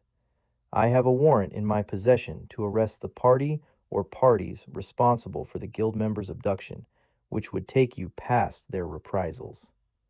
"You came well prepared, Trag," Killashandra said with a rueful smile. "But you'd have to bring the entire population of the archipelago if you named Lars Dahl abductor." When Trag turned to Lars for affirmation, he nodded. "I hadn't planned on leaving Optheria," Lars said, with a slightly embarrassed grin. "And I'm sure my father is more than willing to, but you'd need an entire liner to remove those who'd be vulnerable. The Optherian elders have been waiting for years for an excuse to search and seize the adult population of the islands. They'd all end up in rehab, unless, of course, you also have the authority to suspend every government official on this charge." Trag was silent for a long moment, regarding Lars steadily. Then he exhaled slowly. "I was given broad powers by the Federated Council, but not that broad." His lower jaw jutted out slightly. "Had there been any suspicion of this?" He paused, his contempt for once visible in his expression. "Let us not reveal this knowledge prematurely." Carefully, they removed every trace of their entry. Neither man had touched the cabinets or files, so covering their tracks took little time. Meanwhile, Killashandra repositioned herself at the door panel, listening for sounds of approach. Trag re-examined the cables he had clipped, checking from all angles to be sure the incision would escape all but the most critical inspection. He gave the room a thorough survey and then, apparently satisfied, looked expectantly at Killashandra and Lars. "Well, close it." Killashandra gave a burst of puzzled laughter, more shrill than amused. "How?" Lars chuckled as he took the hammer from her nerveless hand. "Find something he likes." He tapped out the Beethoven sequence again. The wall immediately responded by closing, giving the barest thunk as the panel met the ceiling. Trag gave the cable housing a final glance and dismissed it with a shrug. "I suggest you eat something, Killashandra. You're too pale. Probably the effect of combining both assignments for your guild. Lars Dahl, set the next bracket." Chapter 21. It was well that they had completed their investigations, for Elder Ampress returned twice, the first time issuing an unrefusable invitation to a quiet dinner with several of the elders who were most anxious to meet the guild member. "Which means you'd better eat before you go," Killashandra told Trag when Ampress had left them, "especially if Elder Pentrim, a medical man with interesting views on nutrition, is attending." She made a very small circle, thumb and forefinger overlapping, to indicate the size of the portion. "Trag, do you drink?" Trag peered up at her. "Why?" "The worthy elders, Pentrim in particular, are currently under the impression that members of our profession must daily consume alcohol in substantial quantities to assist their unusual metabolism." Trag slowly straightened from the manual. His expression bordered on the incredulous. "Oh?" "They are so frail, these elders of Optheria," Lars made a derogatory comment, "that I should dislike causing any of them distress. Prematurely, that is." Or exposing yourself as a calculating fraud, Lars suggested. Occasionally, it is useful to spawn a helpful myth about our profession. Otherwise, we'll be stuck with water, which, despite its high mineral content, is not purified because of the Optherian lust for nature untampered. It tastes as if it was decanted from the tank of the first long-range starship. The beer here is not bad. Flicker crossed Trag's usually inscrutable face. Yaren beer? Unfortunately, no. Trag's preference raised him further in her estimation. The Bascom brew is potable, while the better beer is illegal. She shot a knowing glance at Lars, who grinned back at her. They generally are. Your advice is timely, Killashandra, Trag said, then appropriately sounded the B flat. 34 crystals were in place when Elder Ampress appeared for the second time late that afternoon. There was no disguising the elation in his eyes at their progress. He was seething with the most excitement she had yet seen an elder exhibit. Had he despaired of running up this year's dose of indoctrinal conditioning on his subliminal program? We will finish this tomorrow, Trag told Elder Ampress, with a further day to tune the new manual into the system and to check the other 3 manuals for positive feedback. One minor detail on which Killashandra was unable to reassure me. Was the organ in use when the manual was destroyed? I believe it was, Ampress replied, his lids dipping to conceal his brown eyes. I will, of course, confirm this. After the deplorable desecration, I myself conducted an inspection of the other manuals to be sure they were undamaged. Elder Ampress, Killashandra Ree and I would consider ourselves derelict in our guild obligation to Optheria if we failed to assure ourselves and you that your festival organ is in full and complete working order. Of course, Ampress managed through clenched teeth. Then, in an abrupt alteration, he smiled tightly. Most thorough of you. Can we turn on the main organ console from here? Killashandra asked, wondering what had caused Ampress's sudden change. I admit that I am quite eager to hear it in all its glory. Ampress regarded her for a long moment before his thin lips widened in the original smile. For you to appreciate fully the versatility of the festival organ, you need some measure of comparison. Therefore, I am delighted that you are able to attend this evening's concert, which will be performed on the 2-manual conservatory instrument. Yes, of course. Killashandra let pleased affability ooze through her voice. Now that this installation is nearly completed, and with Trag here, I realize how much tension I've been under. It is always so much easier to share responsibilities, isn't it, Elder Ampress? She added gaily. He murmured something and withdrew. Trag looked at her expectantly. When the inevitable can no longer be avoided, it is always wise to accept it gracefully. She grimaced. Though I have to admit, I despise student concerts. Lars grinned. Oh, you won't be getting the students tonight, Killa. And in view of what you told me of the origin of Ampress's party piece, I eagerly await your critical appraisal. Are you at all musical, guild member? He asked Trag. Frequently. Trag carefully replaced the tools in their case, gestured for Lars to close the crystal container. Killashandra covered the manual and, taking a hair from her head, wet it and laid it carefully across one corner of the lid. Trag gave a snort that she translated as approval. Hair of the dog that bit? Lars asked. Where do you get these sayings? Killashandra demanded, rolling her eyes in exaggerated dismay. Then she pointed to his pocket. I'd like to have a close look at that device, Trag said. Lars withdrew the little jammer. Trag, I'm trying to get them to believe that it's me distorting their monitors. Trag surprised Killashandra by placing his hand flat against her shoulder blade. Not anymore, but I would qualify. Sensible of you. How many of the myths about crystal singers are derived from sensible precautions? She asked Trag. Or survival techniques. Trag shrugged indifferently. Lars deactivated the device as Killashandra opened the door panel and the 3 left the loft. Killashandra watched Trag to see if the acoustics of the festival auditorium affected him. Trag did not so much as alter his firm stride or respond to the echoes his vigorous pace produced. The guards had to scurry to keep up with them. Once inside the guest suite, which Trag was to share with them, Lars switched on the jammer before he passed it over to Trag. They've been replacing the monitors in the organ loft every day, but a trill of crystal and they shatter, Killashandra told Trag as she made her way to the beverage counter. A cold glass of the Bascom, Trag? Please. Trag returned the jammer to Lars. What sort of detector do they have at the shuttle port? Isotope scanner, Lars said with a grimace. The popular theory is that the detector is set off by a rare isotope of iron peculiar to Optherian soil. Once the residue of the isotope builds up in the bone marrow, it tends to be self-perpetuating. There have been unsuccessful attempts to neutralize the isotope and jam the scanners, but nothing works. Then he scowled.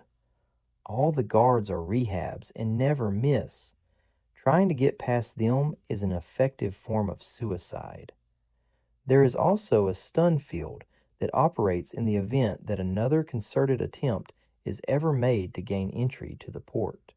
I was met by 4 Optherians, Trag began, who had been passed in. Oh, authorized personnel come and go, but they are very careful to display their authorization to the guards. Killashandra had punched up sandwiches, which she now passed to the men. We don't have much time before dinner and the concert, and I need a bath, she announced, her mouth half full of sandwich. So do I. Lars followed Killashandra, taking the jammer with him after an apologetic nod to Trag. Trag is no threat to us, huh? Lars murmured sarcastically once they were in the unmonitored bathroom. Killashandra shrugged and grimaced. I didn't think he'd cut up that stiff, but then neither of us knew what lies the elders were spinning, and the guild does have a reputation to maintain, especially if they had to call in the FSP to get a cruiser for a fast trip here.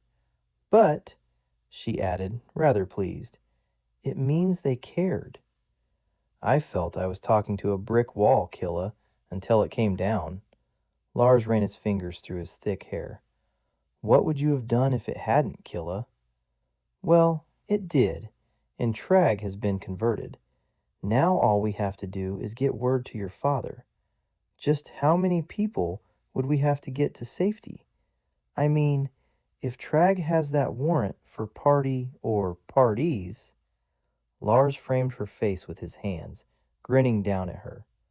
No matter how broad that warrant, Killa, it wouldn't extend to all those who really need our protection. Nahia, Hannes, Theach, Brassner, and Olver are just the most important. Why? Couldn't some just disappear into the islands? Lars shook his head. Then we'll have to hold tight somehow until Trag reports the subliminal conditioning to the Federated Council. The Fleet Marines would land, in force, and the Elders would be sampling rehab. You're safe as long as I'm here, and stop shaking your head. Look, Trag can return, now that the organ is repaired and I'm unabducted. Is the cruiser still here? Oh, I rather doubt it.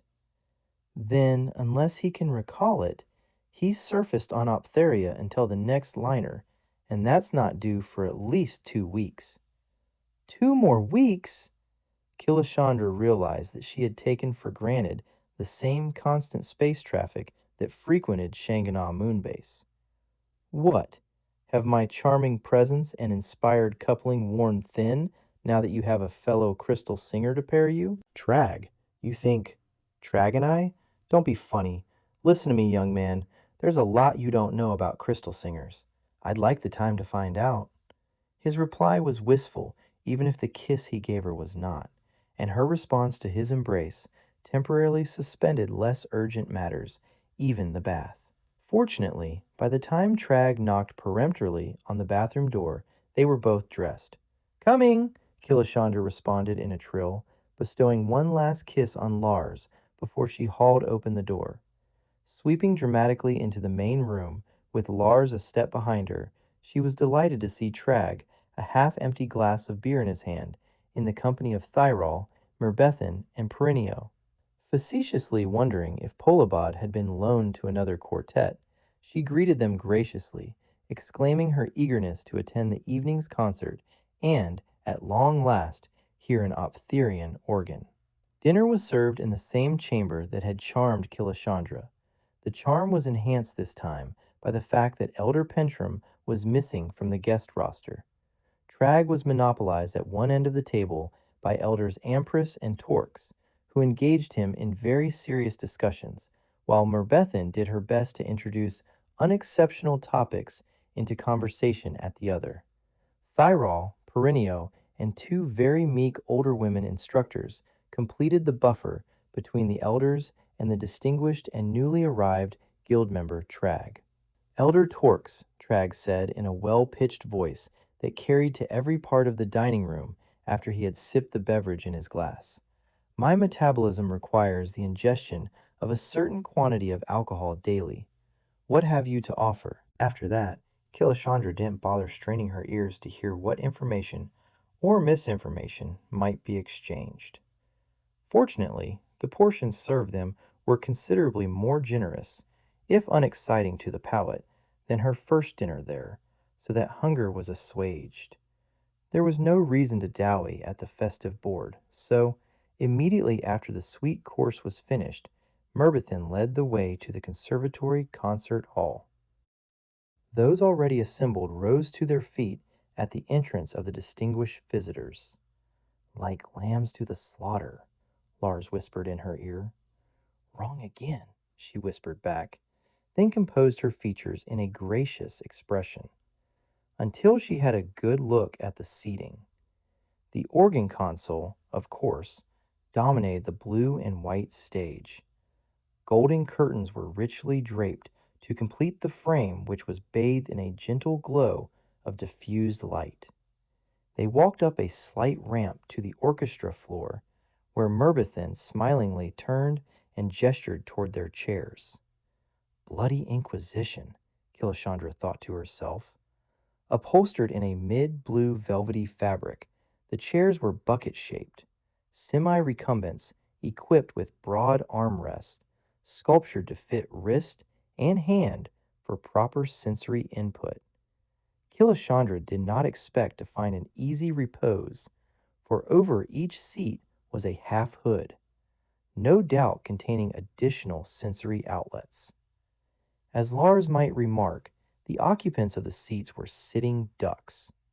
Nevertheless, and because it was consonant with the role she had adopted, Killashandra expressed delight over the ambiance of the hall, the charming decor, and the unusual seating. She counted 15 rows extending up and into the shadows behind her, all of them filled. She counted the front row seats on her side of the entrance as 15, so that some 450 people, the complement of the conservatory, were about to be entertained. She took her seat, but because of the tilt in the armrest, the only part of her that could touch Lars was her foot. She angled so that she could touch his. She felt a return pressure, which gave her far more reassurance than she should need or had expected to gain from such a minimal contact. The house lights dimmed, and Killashandra was filled with a perturbation she had never experienced before at what was usually the most enjoyable anticipatory moment of a performance. A woman swirled out onto the stage, her robes flowing out behind her. She bowed quickly to the assembly and took her place at the organ console, her back, with its pleated draperies, illuminated by the spotlight. Killashandra saw her lift her hands to the first manual, and then all the lights went out as the first chord was played. Killashandra all but kicked Lars as she recognized the music. In most conservatories, a man named Bach would have been credited with its composition. On Optheria, it was unlikely that any sheep safely grazed. Then the sensory elements began their insidious plucking. It was well done. The scent of new grass, spring winds, tender green, soothing color, bucolic fragrances, and then Lars's foot tapped hers urgently, but she had already caught the image of the shepherd, a glamorized empress, a kindly, loving, affectionate, infinitely tender shepherd, gazing for that one moment upon members of his flock. Had Trag failed? Disappointment and a keen flare of apprehension suffused Killashandra. She forced herself to recall that first glimpse of this smaller theater. There had to be a second subliminal generator behind this organ console. Indeed, there was probably one attached to every one of these insidious instruments. How would they disconnect them all? A second image of a grieving empress, saddened by a misdemeanor of his flock, saddened but infinitely tolerant and forgiving, capped her disgust with the entire exercise. Killashandra caught all of the images that were broadcast, as sharp and as clear as if a hologram had been suspended for inspection of a 3D screen. The subliminals seemed etched on her retina. Something to do with her symbiont's rejection of this superimposition? When the lights came up, Killashandra elected to seem to be affected by the performance, as she should have been. "Guild member?" Merbethan asked in a soft, eager voice. "Why, it was charming, so soothing, such a lovely scene. I declare that I could smell new grass and spring blossoms." Lars tried to step on her toe. She struggled up out of the clutch of her seat and peered around him. "Why, Lars Dahl, it is everything you told me it would be." He tapped twice, getting her message. A second performer strode out on the stage, his manner so militant that Killashandra laid a private bet with herself. One of the Germans, or an Altarian, if Prosnosevich's bombastic compositions had been composed before the Optharians had settled this planet. The music was an uninspired melange of many of the martial themes, each new one buffeting the captive audience, so that she found herself twitching away from the onslaught of the music and wondering if she would survive the subliminals. She did, but her eyeballs ached with visions of torques and an improbably robust pentrom urging the faithful onto the path to victory and planetarianism, defending the credo of Optharia to the death.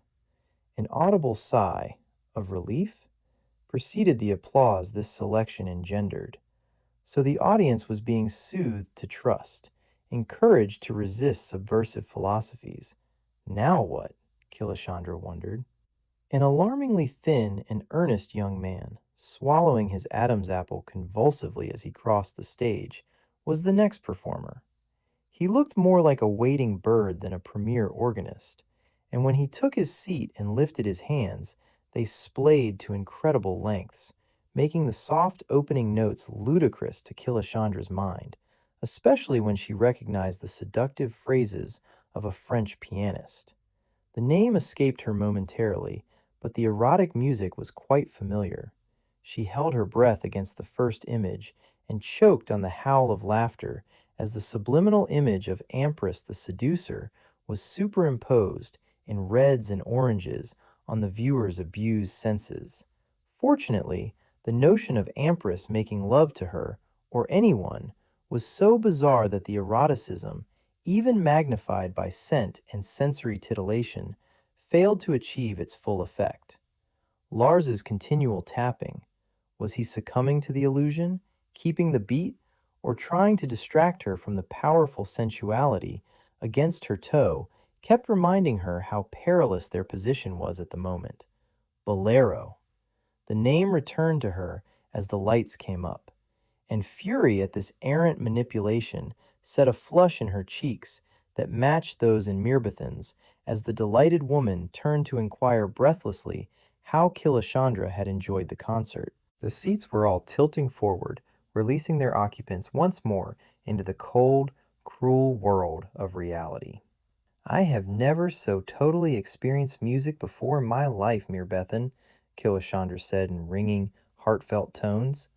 What she felt in her breast was not what the performance was expected to generate. A balanced and professional performance. The artists were magnificent, excellent adaptations to the Optherian organs. Adaptations? Oh no, guild member.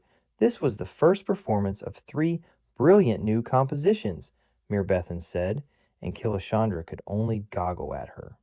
That music was totally original? Composed by the performers? Killashandra's surprise was misinterpreted by Mirbethan as the proper expression of awe. Lars squeezed her arm warningly, and she managed to contain her outrage. A truly brilliant concert, Tragg said, joining them as the audience was dispersing, an experience I would not willingly have foregone. Never having heard so much warmth in his voice, Killashandra looked sharply at Tragg. Surely, if her symbiont had protected her. Now she stared at Tragg's flushed face, his bright eyes, and noticed that a smile had reshaped his lips. Killashandra grabbed at Lars's arm. Before anyone else could see her dismay, she pulled them both into the crowd, away from Tragg and the 2 elders who escorted him. "Easy, Killa," Lars murmured in her ear. "Don't give it away. Not now." "But he—" His hand twisted her fingers cruelly, reminding her of the danger they were in. "That last piece will send them all to their beds, alone if necessary," Lars continued, breaking up a sentence into quick, short phrases as he hurried her away from the hall. "No one is expected to linger, not after that dose of eroticism." They turned a corner, Killashandra accepting Lars's direction. "Tragg's coming." "Don't you understand? No one here composed that music. It was all stolen." I know. Yours wasn't stolen. It was original. The only bloody original music I've heard on this fardling mudball." "Shush now, Killa. Only one more corridor and we're home safe, and then you can rant and rave." "I get the cold shower first." "What, and waste the music?" She tried to kick him, but they were walking so fast she would have lost her balance if she'd succeeded. "I will not be manipulated." And the last word she roared in the privacy of their suite. She was hauling the beluga spider silk caftan over her head as she reached the bathroom door and, flipping on the cold water, stood in its frigid torrent until she could feel her flesh shriveling. Lars pulled her out, handing her a towel as he took her place. "I think it's a shame to waste all their hard work and effort." "Did you want to go to bed with an image of Empress?" she demanded at the top of her voice. "Oh, I saw Mirbethan," Lars said ingenuously, toweling himself dry. "Mirbethan?" "Yes. Didn't you know that was why she was included in your welcoming committee? She's by—" "What?" Killashandra screeched at the top of her lungs. "Compose yourself, Killashandra Ree," said the cool voice of Tragg from the doorway. "You and Lars Dahl are in every bit as much danger as you thought. We must talk." Chapter 22.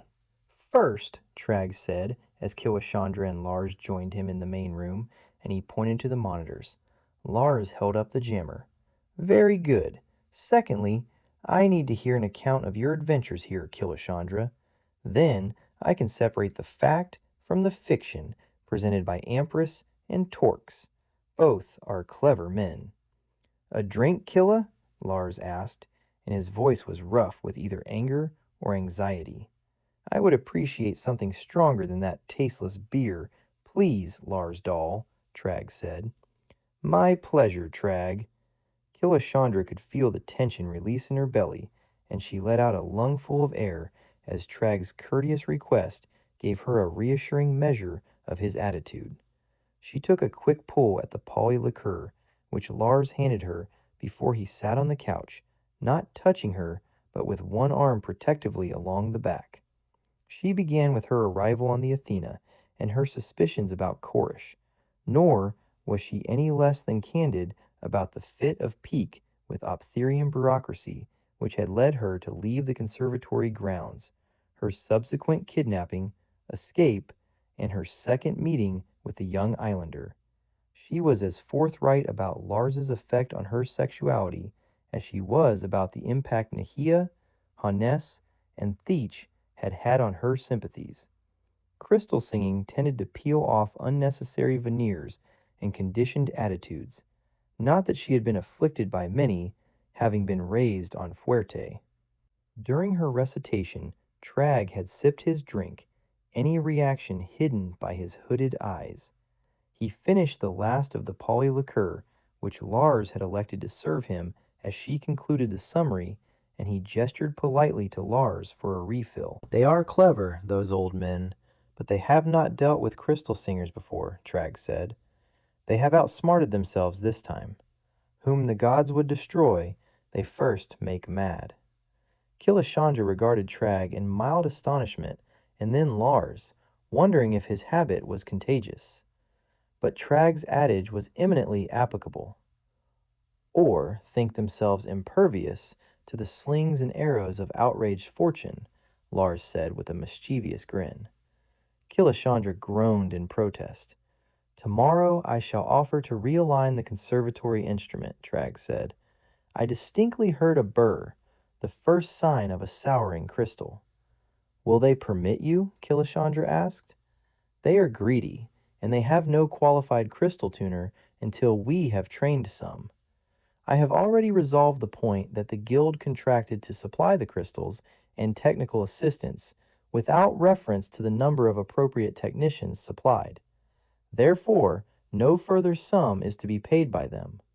Until they received that reassurance from me, they were trying to make out that you were in breach of contract." "In breach? Me? When they placed me in jeopardy? First, by hiring an assailant to prove my heptite origination? Then they hinder me in the execution of my assignment? And they malign my competence?" Killashandra quickly switched to malicious amusement.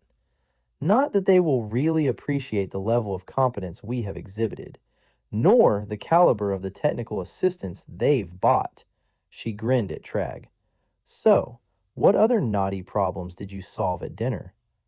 "Your incorruptible dedication to your guild." "What?" Killashandra's irritation rekindled. "Of all the—" Tragg held up his hand, a gleam in his eye that suggested to Killashandra that he was enjoying her discomfiture. Firmly, she controlled herself. It didn't help to notice, out of the corner of her eye, that Lars was struggling to suppress his own amusement. "Coming as I do from Guildmaster Lanzecki's office, I am." Tragg paused unexpectedly, shooting a glance at Killashandra, which she could only interpret as sly. "Above reproach. I am also male. Apparently the elders trust few women in any but the most traditional or subordinate capacities. I assured them that not only were you Guildmaster Lanzecki's first choice for such a delicate and crucial installation, but you were mine as well." Killashandra sniffed, but gave him a long, hard look to remind him exactly why Killashandra Ree had been Tragg's first choice. "Your praise, guild member, is only surpassed by your concern for the welfare of the guild," she said demurely. "In a matter affecting the guild reputation, I am, too, incorruptible," Tragg replied, neatly parrying her thrust. "So tomorrow, are Lars and I permitted to continue with the festival organ?" Tragg nodded. "And you will reorganize the second instrument?"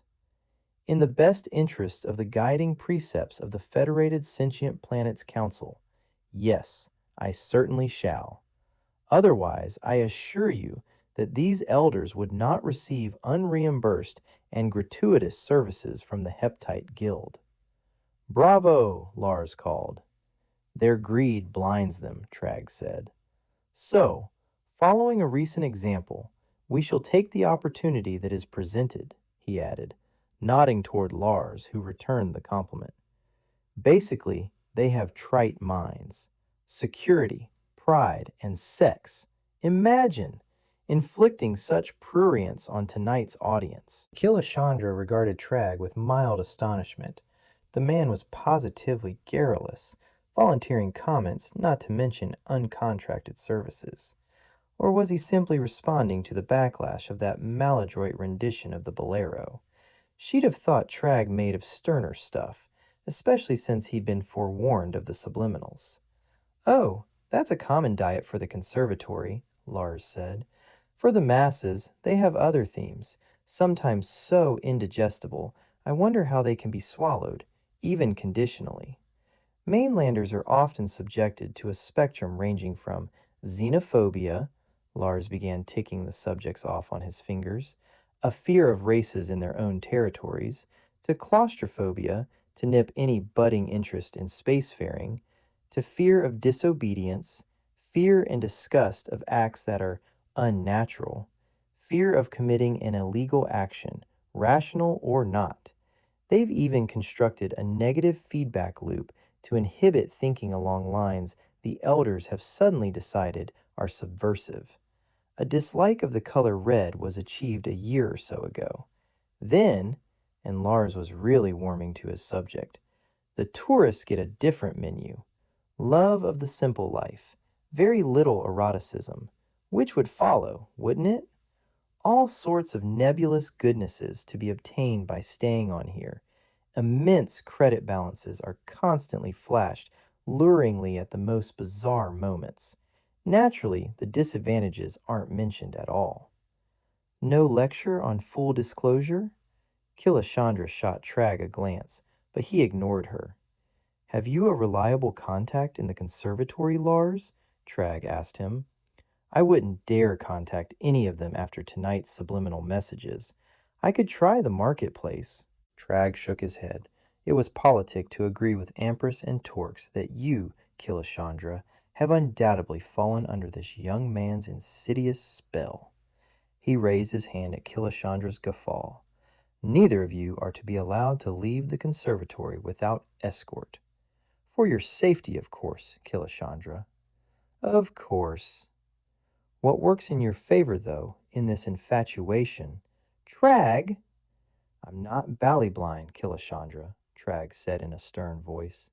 "And if the elders consider you two self-absorbed to the exclusion of other, more treacherous activities, it is a safeguard, however tenuous. At least while we are still on Optheria." Tragg turned to Lars. "Once we leave, Lars Dahl, you are in grave jeopardy." Lars nodded, and when Killashandra closed her fingers about his, he smiled down at her. "All I need is a half-day's start on any pursuit. No one will ever find me in the islands." Tragg managed to look skeptical without changing a muscle in his face. "Not this time, I think. This time, the islanders are to be disciplined to a final and total obedience to the Optherian Council." "They have to catch us first," Lars said calmly, although anger flared in his eyes and his fingers tightened on Killashandra's. In an abrupt change, he shrugged. "The threat of wholesale reprisal is scarcely new." "Tragg has that warrant," Killashandra suggested, but caught the obstinate set of Lars's face.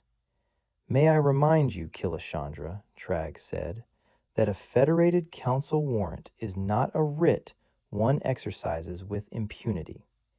If I am forced to use it, Lars, and whoever else it includes, would be charged with your abduction and subject to the authority of the FSP Council. If I don't press charges, once they're off Opteria—" "If you perjure yourself in a council court, Killashandra Ree, not even the Heptite Guild can rescue you from the consequences."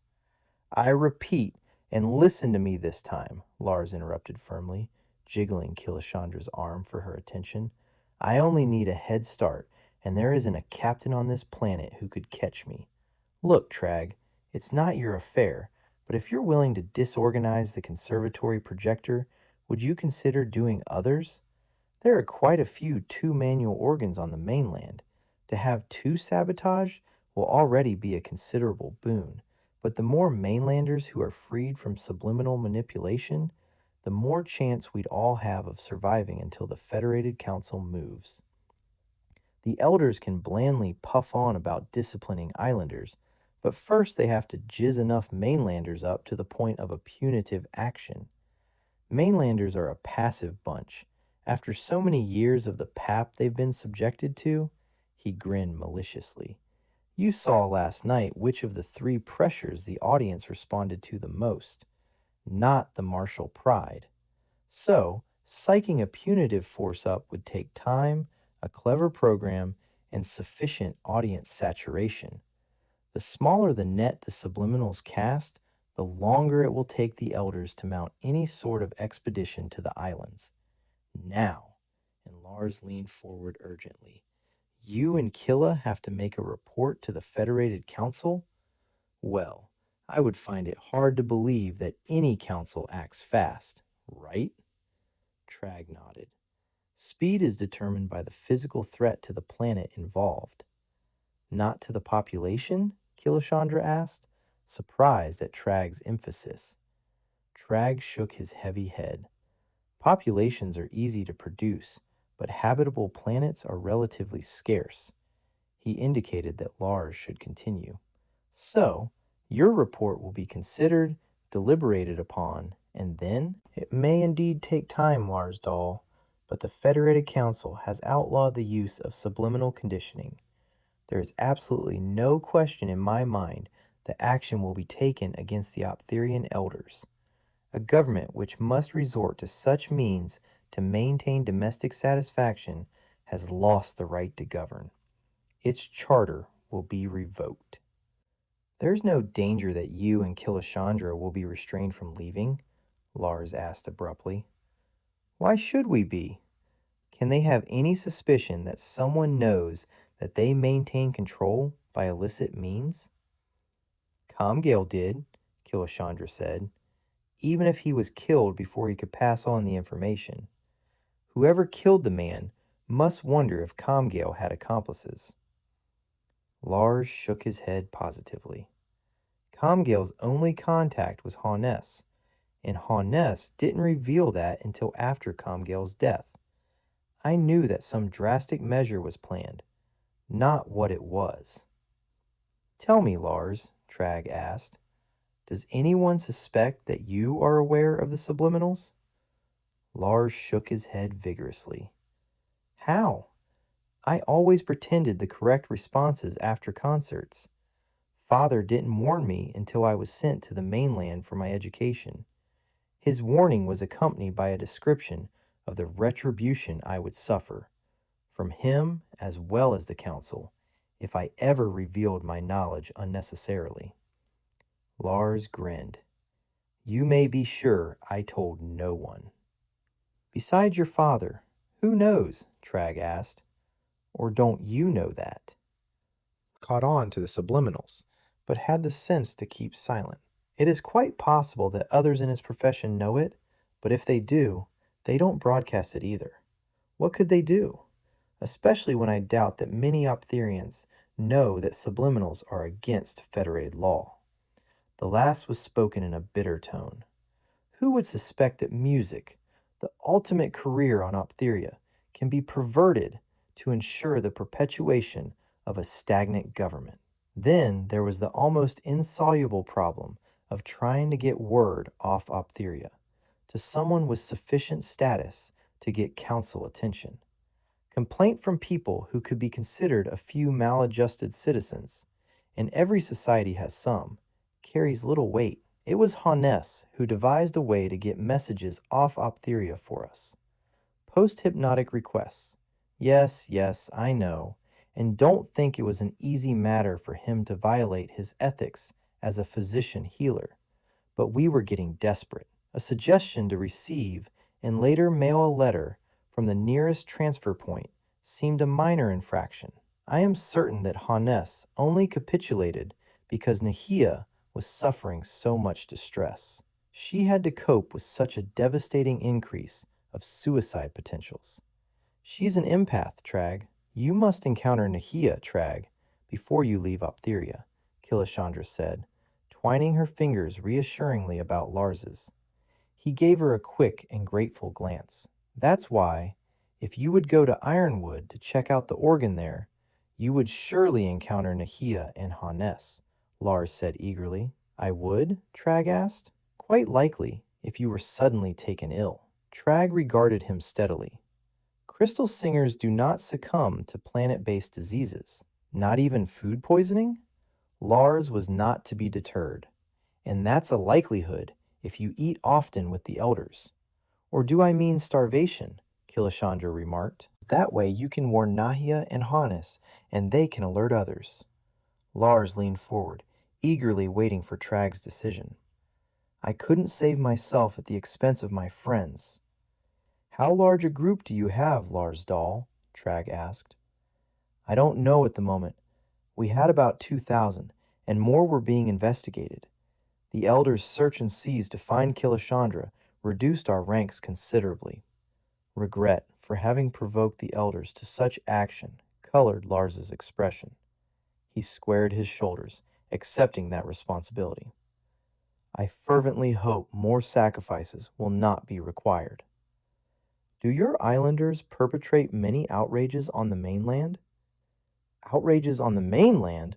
Lars burst out laughing. We leave the mainland to stew in its own juice. If you wish to punish an island child, you threaten to send him to a mainland school. What crimes were being laid on our beaches? Crimes hinted at darkly, but never specified.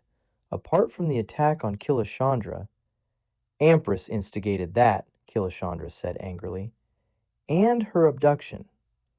And I have laid that firmly on the shoulders of unknown malfeasance. I thought they'd bought that. They might have if the attachment between you and Lars Dahl was not so apparent, almost as if you were in resonance with each other. However, and Trag went on quickly, Torx contended that young Lars Dahl could scarcely have found you so conveniently if he had not known where you were. The islands being so numerous and widespread, he does not accept coincidence. I think Torcus is in for a large surprise on the mechanics of coincidence, Killashandra said in her most caustic tone. She had poured another stiff drink for herself, trying to dull anger and indignation. Trag, I don't see why the Federated Council cannot act expeditiously. This planet is not threatened by destruction. Our much vaunted Federated Council is not much better than the Elders' Council, is it? I will do everything in my power, Lars Dahl, to ensure the physical and psychological integrity of your adherents, Trag said. And if that includes servicing every instrument on this planet, I will do that too. A slight shift of the alignment of his lips gave him an appearance of smiling. Greed provokes me, and all this talk has made me thirsty. What is this? He asked, obliquely requesting a refill. The fermented juice of the ubiquitous polyfruit, Lars said, serving him. The elders may complain about the islands, but they are its best customers. Tell me again about the security arrangements at the shuttle port, Trag went on. A liner is due in 2 weeks' time. I should like to have you both on it. There's more chance of sailing a straight course in the islands, Trag, Lars said, shaking his head discouragingly. If anyone had been able to discover a flaw in the security curtain at the shuttle port, it would have been done. My father had the unique honor of adjusting the screens to prevent a mass attack. Father came here on a short-term contract to provide security micro-units for the Optherian Council. Father was co-opted by the Federated Council because of his expertise with microchip installations. The Federation wanted him to find out why another agent had never reported back to them. But while he was installing the chips, he didn't have much luck with the covert assignment. So when the Optherians offered him the shuttleport contract, he took it. No one mentioned the fact that 3 to 4 months was the longest it was safe to stay on Optheria without getting trapped. When he realized that he was, and even he couldn't get past the shuttleport curtain, he talked himself into his position as Angel Island Harbor Master, far enough away from the shuttleport to satisfy the elders, and far enough away for him to feel safe from them. How is cargo transferred? Trag asked. What little there is unloaded through the main passenger lock, which is operated by the shuttle pilots, true and loyal, uncorruptible citizens of Optheria. The only way into the shuttle pod is past the detector's arc. And if the detector is set off without first presenting the right pass to those rehabbed guards, he made a popping sound, you're dead. Ah, but Thyrol was right beside me as we left the port, Lars, Killashandra said, and the arc did not go off. Yet you say that it goes off whenever the mineral residue is detected. Crystal resonance might mask or confuse the detector, Trag remarked, choosing his words slowly. For the same thing occurred, and with Thyrol beside me, when I exited the port. Why don't we just boldly go under the Fardling arc then? Both of us, with Lars between. You no longer resonate, Killashandra, Trag said. Besides, that only helps me, Killa. I won't leave the others vulnerable to the Elder's reprisals. Impasse! Killashandra threw her hands out in disgust, but she had to admire Lars's stand. Wait a minute. I may not resonate, but white crystal does. Trag, they blow out the monitors at the sound of an A. Won't crystal resonance affect other piezoelectrical equipment? I know it'd be folly to try to blow out the shuttleport detector. That's been tried too, Killa, Lars interrupted her with a rueful grin. Trag, if crystal resonance provides a mask, I should not like to put it to the test and fail. Killashandra turned to Lars. You said something about your father being able to detect council agents. Does he have a unit? A small one. If we had it, we could test crystal resonance with it. We've got all those crystal shards, Trag, and you know how interactive white is. First, we have to contact my father, Lars said with an ironic laugh. Then get him and the device here. Oh, it's not large, but certainly not something you carry barefaced through city streets. But even as Lars spoke in pessimistic terms, it was clear to Killashandra that she had revived his hopes. All the more reason, Trag, for you to get to Ironwood and make contact with Nahia and Hannes. They've got the ocean jet. They could discreetly bring Father and the device as far as Ironwood. There are no other embarkation clearances at the shuttle port? Trag asked. Lars shook his head slowly. No other beside the security curtain has ever been needed. You forget, Trag, that loyal, happy, natural Optherians have no desire to leave their planet. Only tourists who can buy tickets anywhere, so long as they've enough credit. Then, and Trag got to his feet, carefully putting the glass down on the nearest surface. Patently, I must oblige both you and the greedy elders. Good night. Killashandra watched, wondering if the Polly had got to the impervious Trag, but his step was as firm and unswerving as ever. She saw that Lars was watching his progress, a very thoughtful expression on his face. If this idea works, Killa, he said, taking her in his arms, his eyes on that distant prospect. Is there enough crystal to get 6 or 7 people off Optheria? Don't hope too hard, Lars, she cautioned him, her head against his shoulder, her arms about him. Nor can we schedule a mass exodus on the next liner without giving the whole scheme away. But if crystal resonance fools the scanner, the most vulnerable people will get free. The festival season hasn't even started. When it does, a few one-way passengers could go out on each flight. She looked up and caught the bleak look on his face. Lars, dance with me? To a distant drum? He asked with a rueful grin, but he shortly sloughed off depression. The next morning, Killashandra woke to the second chimes and to an interesting idea. Lars, wake up! Why? And he attempted to pull her back down on the bed, murmuring suggestions. No, I'm serious. We responded to the subliminals last night, didn't we? How long are they supposed to be effective? Huh? I don't know. I've never... Oh, I see what you mean. And he sat up, linking his arms about his raised knees and considering the implications. We never took last night's performance into our deliberations, did we? He rubbed his chin thoughtfully, then grinned at her. I'd say we could work this to our advantage. Security, pride, and sex, huh?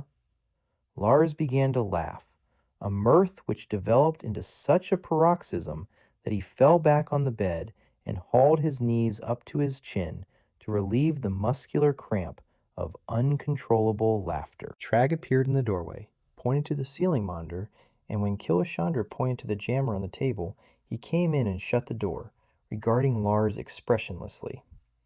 "We got conditioned last night, Trag," Killashandra said by way of explanation as she hauled her coverall on.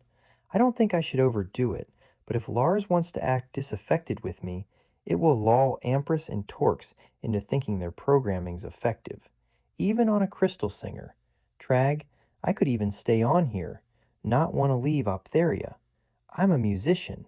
If last night is the best they can do, just lead me to a keyboard. I'll show 'em some sensory music that'll knock 'em in the aisles." Trag shook his head slowly from side to side. "Risky for any number of reasons which I shouldn't have to enumerate." Brushing laugh tears from his eyes, Lars was still grinning broadly as he reached for his clothes. "So what was so funny?" Killashandra asked. "Mirbathan as a sex image when I have you?" "I'm not sure I needed to know that." Killashandra stalked into the main room and up to the catering unit. She punched out her selection so hard that the tabs stuck and a succession of beverage cups paraded out. Fortunately, the mechanism was programmed against excessive use, and the emergency panel flashed "quota" at her as the depressed button snapped out again. "Put Ampress in my place, and what do you have?" Lars wanted to know, and his voice was just a shade repentant. "Nausea." She handed him a cup from the plentiful supply waiting on the catering facility. Chapter 23. They had just finished eating when the community blipped. Killashandra flicked open the channel. Mirbathan appeared, looking both annoyed and hesitant. Killashandra schooled her face to courteous inquiry. "My apologies for disturbing you so early, guild member." She did not continue until Killashandra had murmured reassurance. "But a citizen has been most persistent in trying to contact you. We have assured him that you are not to be disturbed by trivia. He insists on speaking with you personally, and his attitude borders on the insolent." Mirbathan closed her mouth primly on the verdict.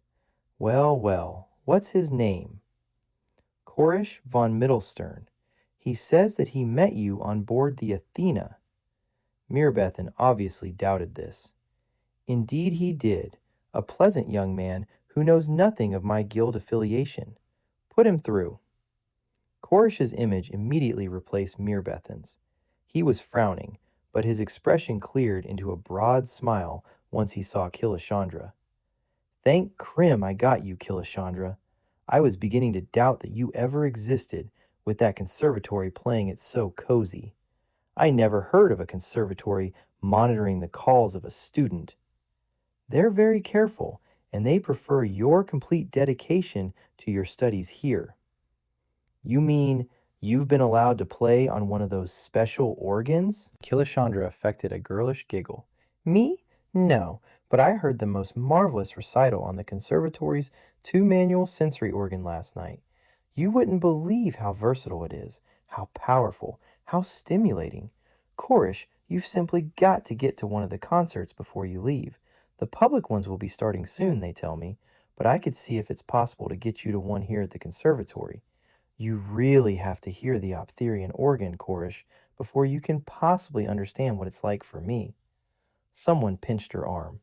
Well, maybe she was overdoing it a trifle, but enthusiasm was not out of order. "Have you found your uncle yet?" Korish's expression altered from the skeptical to the dolorous. "Not yet." "Oh dear, how very disappointing." "Yes, it is. And I've only 2 more weeks before I'm scheduled to leave. The family is going to be upset about my failure. Look, Killashandra, I know you're studying hard, and this is a chance of a lifetime for you, but could you spare me an evening?" Killashandra gave Korish full marks for a fine performance. "Oh, Korish, you sound so discouraged. Yes, I'm sure I can wangle an evening out. I don't think there's a concert tonight. I'll find out. I'm not a prisoner here. I should hope not, Korish said stiffly.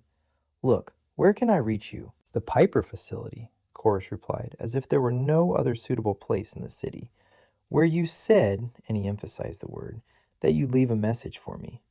I was concerned when there'd been no word at all from you. Food's not bad here, but they won't serve anything drinkable. Typical traveler hostel. I'll see if they can recommend someplace a little more optherian. This isn't a bad world, you know. I've met some sterling people. Very helpful, very kind. Then his expression brightened. You check and leave word at the facility only if you can't make it. Otherwise, come here at 7:30.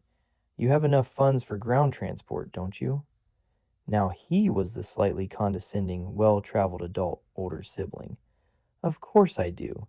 You sound just like my brother, she replied cheerfully. See you. And she broke the connection, turning to Trag and Lars. That sort of solves one problem, doesn't it? Does it? Trag asked darkly.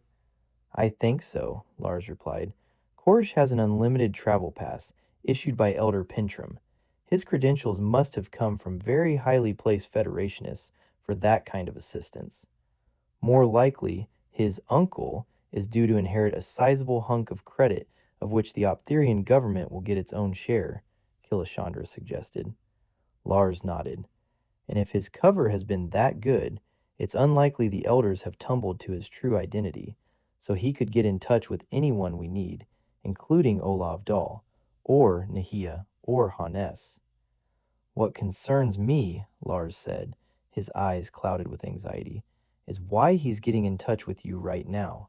He must have come back to the city from Ironwood, and Nahia and Hannes. Maybe they're in jeopardy. So many people were picked up on the search and seize. Killashandra put a reassuring hand on Lars's arm. I think somehow Korish would have managed to intimate that. I think he did, by not admitting to finding his uncle. If he admitted to having found his uncle, Trag said, unexpectedly joining forces with Killashandra to reassure Lars, he would no longer have any need to use that travel pass, and if he's as good a council agent as he seems to be, he wouldn't surrender that option. Lars accepted that interpretation with a nod of his head and pretended to be reassured. We'll know soon enough, Killashandra said kindly. Well, when you meet Korish this evening, Lars said, walk to whichever restaurant he's been recommended. That way you have some chance of open talk. The Piper is certain to recommend the Berry Bush or Friendshaw's. Neither are far from the Piper, but both restaurants are run by Optherians, loyal and true to the elders, so you'll be under observation. The food's pretty good. Lars gave her an encouraging grin. Then I'm taking the jammer, too. Got to keep them thinking it's me that causes the static. Well, they should have had enough time to digest Korish's innocuous conversation. So Killashandra tapped out a sequence on the community. Mir Bethan, is there a concert tonight? I shouldn't want to miss any, but von Mittelstern has invited me to dinner tonight, and I've accepted. I don't want him to come charging up here and discover I'm more than the simple music student he thinks me, so I'll settle his doubts. Whatever Mir Bethan thought was disguised by her reassurances that no concert was scheduled. Then please arrange transport for me this evening. By the way, when is the next concert? I'm fascinated by the organ effects. Fabulous concert last night, the most unusual one I've ever attended. Tomorrow evening, guild member. Merbethan's reply was gracious, but Killashandra noticed a slightly smug turn to the woman's faint smile. Good. Killashandra broke the connection. Offense is the best defense, guild member, she added, turning to Trag. You didn't have to promise the elders that you'd discipline me for my emotional aberration, did you?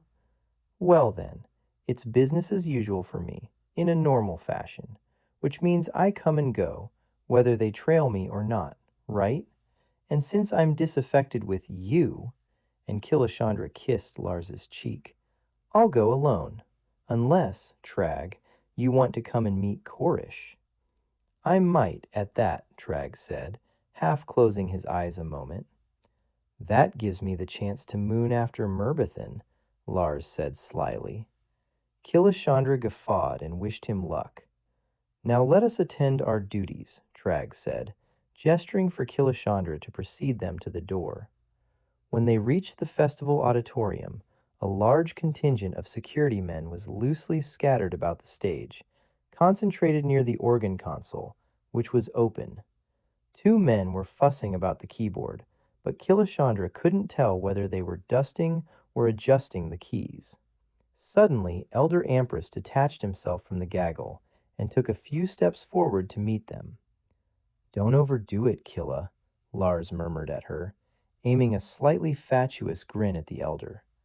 "After last night, Elder Ampress, I wonder at my audacity in suggesting that I play on any Optherian organ," she said, and felt Lars's admonitory pinch on the tender inside flesh of her arm. Unnecessary, she felt, since she had forced herself to employ a meek and sincere tone of voice. "You enjoyed the concert?" "I have never heard anything like it," she said, which was no more than the truth. "Truly an experience. Merbithin tells me there'll be another one tomorrow evening. I do hope that we'll be invited." "Of course you are, my dear Killashandra," Elder Ampress replied, his eyes glittering almost benignly at her. She limited herself to a happy smile and continued on to the organ loft door. "A word with you, Elder Ampress," Trag began, his anxious frown attracting the elder's instant attention. Killashandra and Lars continued into the organ loft. "You pinched far too hard." "You wouldn't fool me, Killa." "Well, I did fool him," and hiding her gesture from observation, she pointed to the hairless corner of the manual cabinet. "Jammer on?" she asked. "The moment I finished pinching." "Brackets, please." They had already positioned the first of the final slender crystals when Trag and Elder Ampress entered. "Only 5 more crystals and this installation is complete," Trag was saying to Ampress. "I know that Killashandra is well aware that these upper register notes require the finest tuning." Killashandra nodded, receiving his tacit message. "I will check the brackets on that sour crystal in the conservatory organ and be back here in time for the tune-up." Killashandra was hoping that Elder Ampress would leave them to the task, but he elected to remain, observing every movement. Killashandra hated to be overseen under any circumstances, and to have Ampress's gimlet eyes on her made the hairs on the back of her neck rise.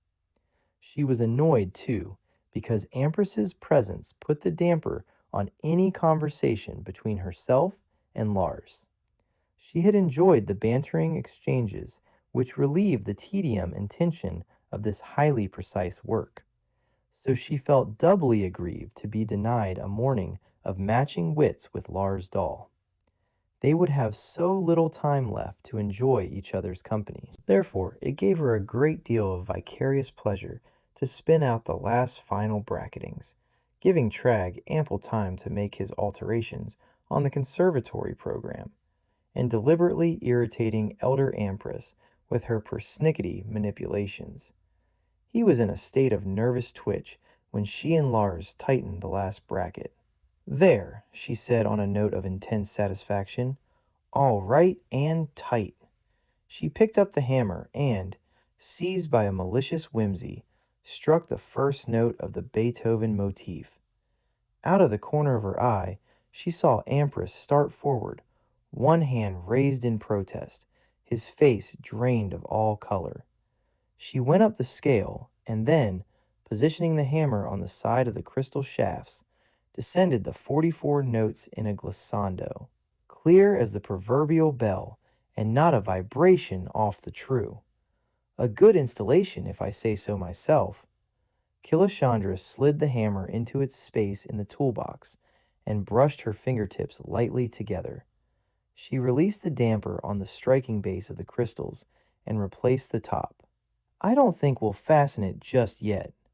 Now, Elder Ampress, the moment of truth." "I would prefer that guild member Trag—" "He can't play. Doesn't even read music," Killashandra said, deliberately misinterpreting Elder Ampress. Lars pinched her left flank, his strong fingers nipping into the soft flesh of her waistline. She would have kicked back at him if she could have done so unobserved. But I suppose you would feel more secure if he was to vet the completed installation, she added, giving Empress a timorous smile more consonant to someone in the thrall of subliminal conditioning than her previous declaration. Trag's reappearance was fortuitous. Just as I suspected, Elder Empress, a loose bracket on the middle G. I checked both manuals thoroughly. Empress regarded Trag with a moment's keen suspicion. You don't play, he said. No. Then how can you tune crystal? Killashandra laughed aloud. Elder Empress, every would-be crystal singer has perfect and absolute pitch, or they can't get into the Heptite Guild. Guild member Trag doesn't need to be a trained musician. Guildmaster Lanzecki isn't either. One of the reasons I was chosen for this assignment is because I am, and trained in keyboard music. Now, Trag, if you will inspect the installation. She and Lars lifted off the cover. Trag was not above giving Empress a second fright, for he tapped out 3 of the Beethoven notes in the soprano register before altering the sequence to random notes. Then he did each note in turn, listening until the exquisite sound completely died before hitting the next crystal. Absolutely perfect, he said, handing her the hammer. Now, with your permission, Elder Empress, Killashandra began, I would like to use the organ keyboard. When she saw his brief hesitancy, she added, It would be such an honor for me, and it would only be the sonics. After last night's performance, I would be brash indeed to attempt any embellishments. Bowing stiffly to the inevitable, Elder Empress gestured for her to proceed from the loft. Not that she could have done anything to damage the actual organ keyboard, and live with so many security guards millimeters from her. As she took her seat, pretending to ignore the battery of eyes and sour expressions, she decided against any of the Beethoven pieces she remembered from her Fortan days. That would be risking more than her personal satisfaction was worth. She began to power up the various systems of the organ, allowing the electronic circuits to warm up and stabilize. She also discarded a whimsical notion to use one of Lars's themes. She flexed her fingers, pulled out the appropriate stops, and did a rapid dance on the foot pedals to test their reactions. Diplomatically, she began with the opening chords of a Feuilleton love song, reminiscent of one of the folk tunes that she'd heard that first magical night on the beach with Lars. The keyboard had an exquisitely light touch, and, knowing herself to be rather heavy-handed, she tried to find the right balance before she began the lilting melody. Even playing softly and delicately, she felt, rather than heard, the sound returning from the perfect acoustics of the auditorium. The phase shield around the organ protected her from the full response. Playing this festival organ was an incredible, purely musical experience as she switched to lowest manual for the bass line. For her as a singer, keyboards had been essential only as accompaniment, tolerated in place of orchestra and choral augmentation. She might have been supercilious about the Optherian contention that an organ was the ultimate instrument, but she was willing to revise her opinion of it upward. Even the simple folk song, embellished with color, scent, and the joy of spring, she thought sardonically, was doubly effective as a mood setter when played on the Optherian organ. She was sorely tempted to reach up and pull out a few of the stops that ring the console. Abruptly, she changed to a dominant key and a martial air, lots of the bass notes in a sturdy thumpy thump. But halfway through, she tired of that mood and found herself involved in the accompaniment to a favorite aria. Not wishing to spoil the rich music by singing, she transferred the melodic line to the manual she had just repaired, taking the orchestra part in the second manual and the pedal bass. The tenor's reprise naturally followed, on the third manual, mellower than the soprano range. From that final chord, she found herself playing a tune, filling in with a chorded bass, and not quite certain what tune it was when she felt someone pinch her hip. Her fingers jerked down the keys just as she realized that it was Lars's melody she was rehearsing. She made the slip of her fingers into the first music that came to mind, an ancient anthem with distinct religious overtones. She ended that in a flourish of keyboard embellishments and, with considerable reluctance, lifted her hands and feet from the organ, swiveling around on the seat. Lars, being nearest, took her hand to ease her to the ground from the high organ perch. The pressure of his fingers was complimentary, if the arch of his eyebrows chided her for that slip. It was the surprise on Elder Ampress's face that pleased her the most. "My dear Killashandra, I had no idea you were so accomplished," he said with renewed affability. "Woefully out of practice," she said demurely, though she knew that she had struck few wrong notes, and her sense of tempo had always been excellent. "Almost a travesty for someone like me to play on that superb organ, but I shall remember the honor for the rest of my life." She meant it. There was a general sort of highly audible reshuffling as the security men permitted a handful of hesitant new arrivals closer to the console. Some nervous clearings of throats and foot scufflings also echoed faithfully about the auditorium. "Balderall students," Elder Ampress murmured by way of explanation, "to practice for the concerts now the organ is repaired." At a glance, Killashandra decided there must be 9 security men for each student. She smiled kindly, then noticed out of the corner of her eye that a solid line of the biggest security men stood shoulder to shoulder in front of the door to the organ loft. Were they glued to their posts? "Well, let's leave them to it," she said brightly. "Don't you have some students for Trag and myself to learn crystal tuning? They must have perfect and absolute pitch, you know," she reminded Elder Ampress as they left the stage. Her voice sounded dead as her final words were spoken in less resonant surroundings. "That is not scheduled until tomorrow, Killashandra," Ampress said, mildly surprised. "I had thought that you and Guildmember Trag should take this opportunity to see the rest of the conservatory." That was not high on Killashandra's list of priorities, but since she was momentarily in Ampress's good graces, she should make an effort to stay there. She was not best pleased when Ampress turned the projected tour over to Mere Bethan, excusing himself on the grounds of urgent administrative duties. Instead of proving to Ampress that sublimation worked on crystal singers, she had to watch Lars proving it to Mere Bethan while she tried to attach herself to Trag. At first Trag remained his inscrutable self, but suddenly altered, attentive to her explanations of this classroom, that theory processor, when the small theater had been added, and which distinguished composer had initiated what ramification on the festival organ. Had Lars brazenly pinched the impervious Trag?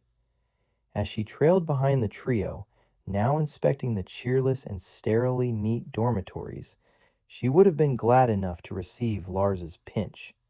If she had herself been more receptive, she would have been impressed by the physical advantages of the conservatory, for it was exceedingly well organized and equipped in terms of practice and classrooms, library facilities, processing terminals. There was even a library of books donated by the original settlers and subsequent visitors. The actual conservatory had been designed as a complete unit and built at one time, only the festival auditorium added on at a later date, although included in the original plans. In design, it was a complex, far superior to Fuerte's music center, which had sprawled in extensions and annexes with no basic concept. There was, however, more charm in a corner of Fuerte's music center than in any of the more elaborate and pretentious chambers of Optheria's conservatory. "The infirmary is this way," Mere Bethan's unctuous voice broke through Killashandra's sour reflections. "I've been there," she said in a dry and caustic tone, and Mere Bethan had the grace to look embarrassed.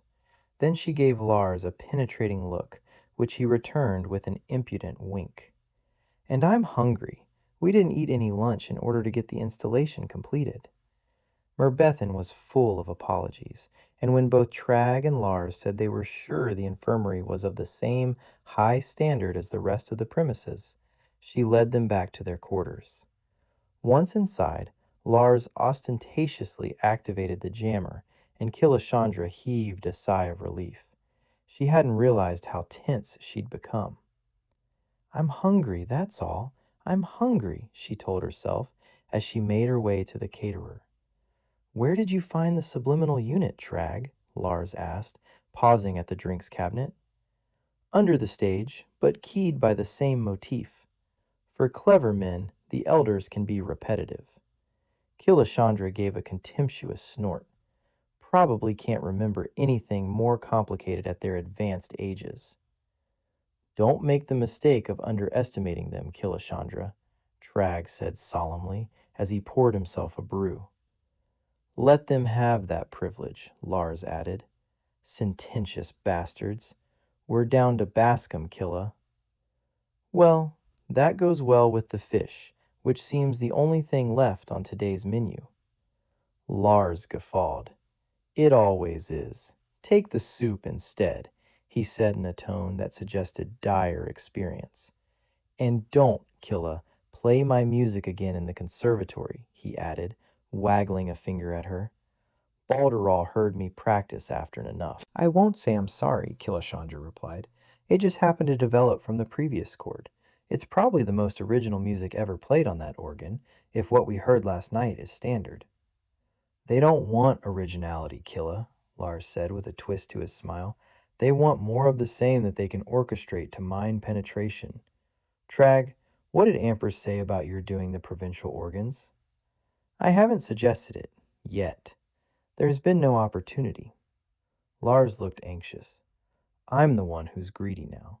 Disabling their program in the city is a big step forward because so many provincials make the trek here in order to say they've heard the festival organ. But they're not the ones who'd be recruited to Amperse's punitive force, so they're the ones we want to keep unaffected this year." "Who else has access to the organ lofts?" Trag asked. "Only—" "Ah!" Lars's expressive face altered to triumph. "Comgale never got the chance to make his annual inspection of the other facilities, and maintenance is Amperse's responsibility, not Torque's. He'll have to use you and Killa, Trag. He hasn't anyone else. And he certainly wouldn't entrust maintenance to the puffheads you're supposed to initiate into the art of crystal tuning." "Especially not you, Lars," said Killashandra with a laugh. "Let's not continue that part of the farce, Killa," Lars said. "Why not?" asked Trag. "I think you must realize that we will not leave you on this planet, no matter how cleverly you could hide yourself amid your islands, Lars doll. Crystal tuning is a universal skill. So is sailing, Trag. But let us continue as we have started. Farce or not, it keeps you in our company and safe. Trag, are you recruiting?" Even to herself, Killashandra sounded unnecessarily sharp.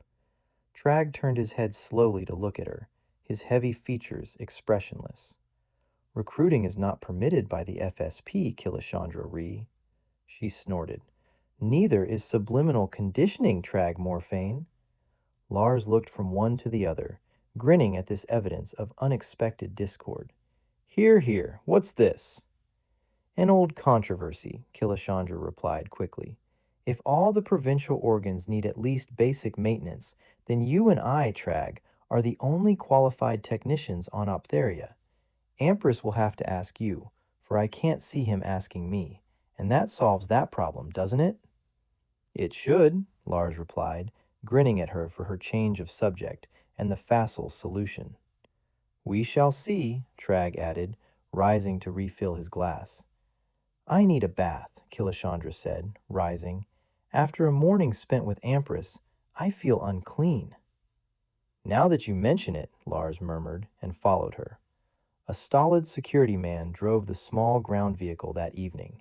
Its plasglass canopy gave her an unobstructed view of the city in its tortured sprawl as she was driven sedately down from the conservatory prominence. The spring evening was mild and the sky cloudless. Quite likely, Killashandra thought, She was seeing the city at its best, for spring growth hazed most of the vegetation with a delicate green, gold, or fawn brown, providing some charm to the otherwise sterile buildings. The residential dwellings often sported vines, now sprouting a bright orange leaf or blossom. Most of the traffic was pedestrian, though a few larger goods-carrying vehicles intersected their route through the winding streets of the city. There seemed to be no visible roadway controls, but her driver slowed to a complete halt at several cross streets. At one, she received incurious glances from the several pedestrians halted on the footpaths. Doubtless, all good Optherians were at home with their families at that hour, and the few people that Killashandra did pass looked glum, anxious, or determined. It occurred to Killashandra that she missed the light-hearted islanders with their ready smiles and generally pleasant behavior. She'd seen very few genuine or lasting smiles in the conservatory. A perfunctory movement of the lips, a show of teeth, but no genuine delight, pleasure, or enthusiasm. Well, what else could she expect in such a climate? She spotted the Piper facility before the driver turned up the broader thoroughfare to it. It hung, block square and utilitarian, like hostels anywhere, even Fuerte. She had once thought the native orangey-red sandstone of Fuerte garish and common, but she could feel almost nostalgic for its hominess. Certainly the relaxed and random designs of Fuerten architecture were a patch above Optheria's contorted constructions. The timepiece above the entrance of the Piper facility flashed a big 1930 as the driver reduced the forward speed of the vehicle. Precisely then, the main door slid aside and Koresh, looking tanned and expectant, emerged. Immediately he saw Killashandra, he smiled a warm and enthusiastic welcome. "Right on the dot, Killashandra. You've improved," he said, giving her an unnecessary assist out of the vehicle. "Thank you, driver," Killashandra said. "I really need to stretch my legs, Koresh. Let's walk to the restaurant if it isn't far. I felt awfully conspicuous where so few people use ground transport."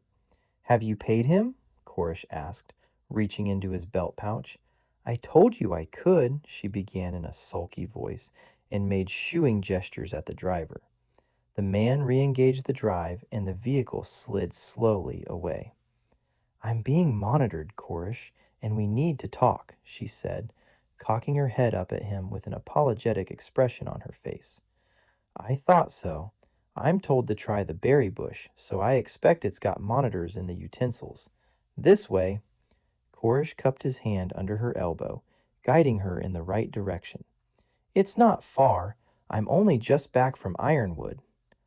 Lars is in a swivet about Nahia and Hannes."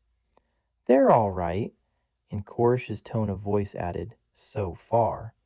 But the search and seize continues.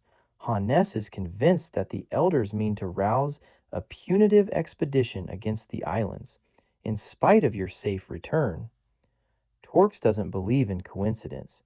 More important," and Killashandra broke off, stunned by the look of pure hatred on the face of a woman passing by. Killashandra glanced around, but the woman had not paused or accelerated her pace. "More important?" Koresh prompted, his hand impelling her to keep pace with him.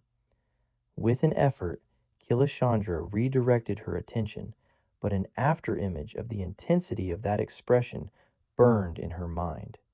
"The elders use subliminal conditioning." "My dear Killashandra Ree, that is a dangerous allegation." Koresh tightened his fingers on her arm, shocked by her statement. He looked about to see if any of the few passers-by could have overheard. "Allegation, fardels, Koresh. They blasted last night's audience with it," she said, only barely able to keep her intense indignation at the conversation level. "Security, pride, and sex was the dose.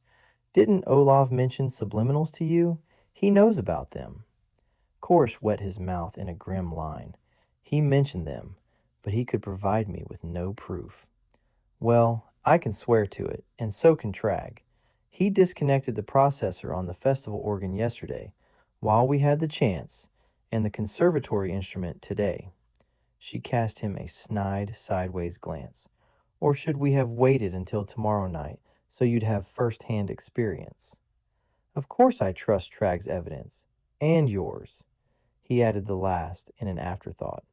How were you able to find the equipment? Wasn't it well hidden? It was. Shall we say a joint effort?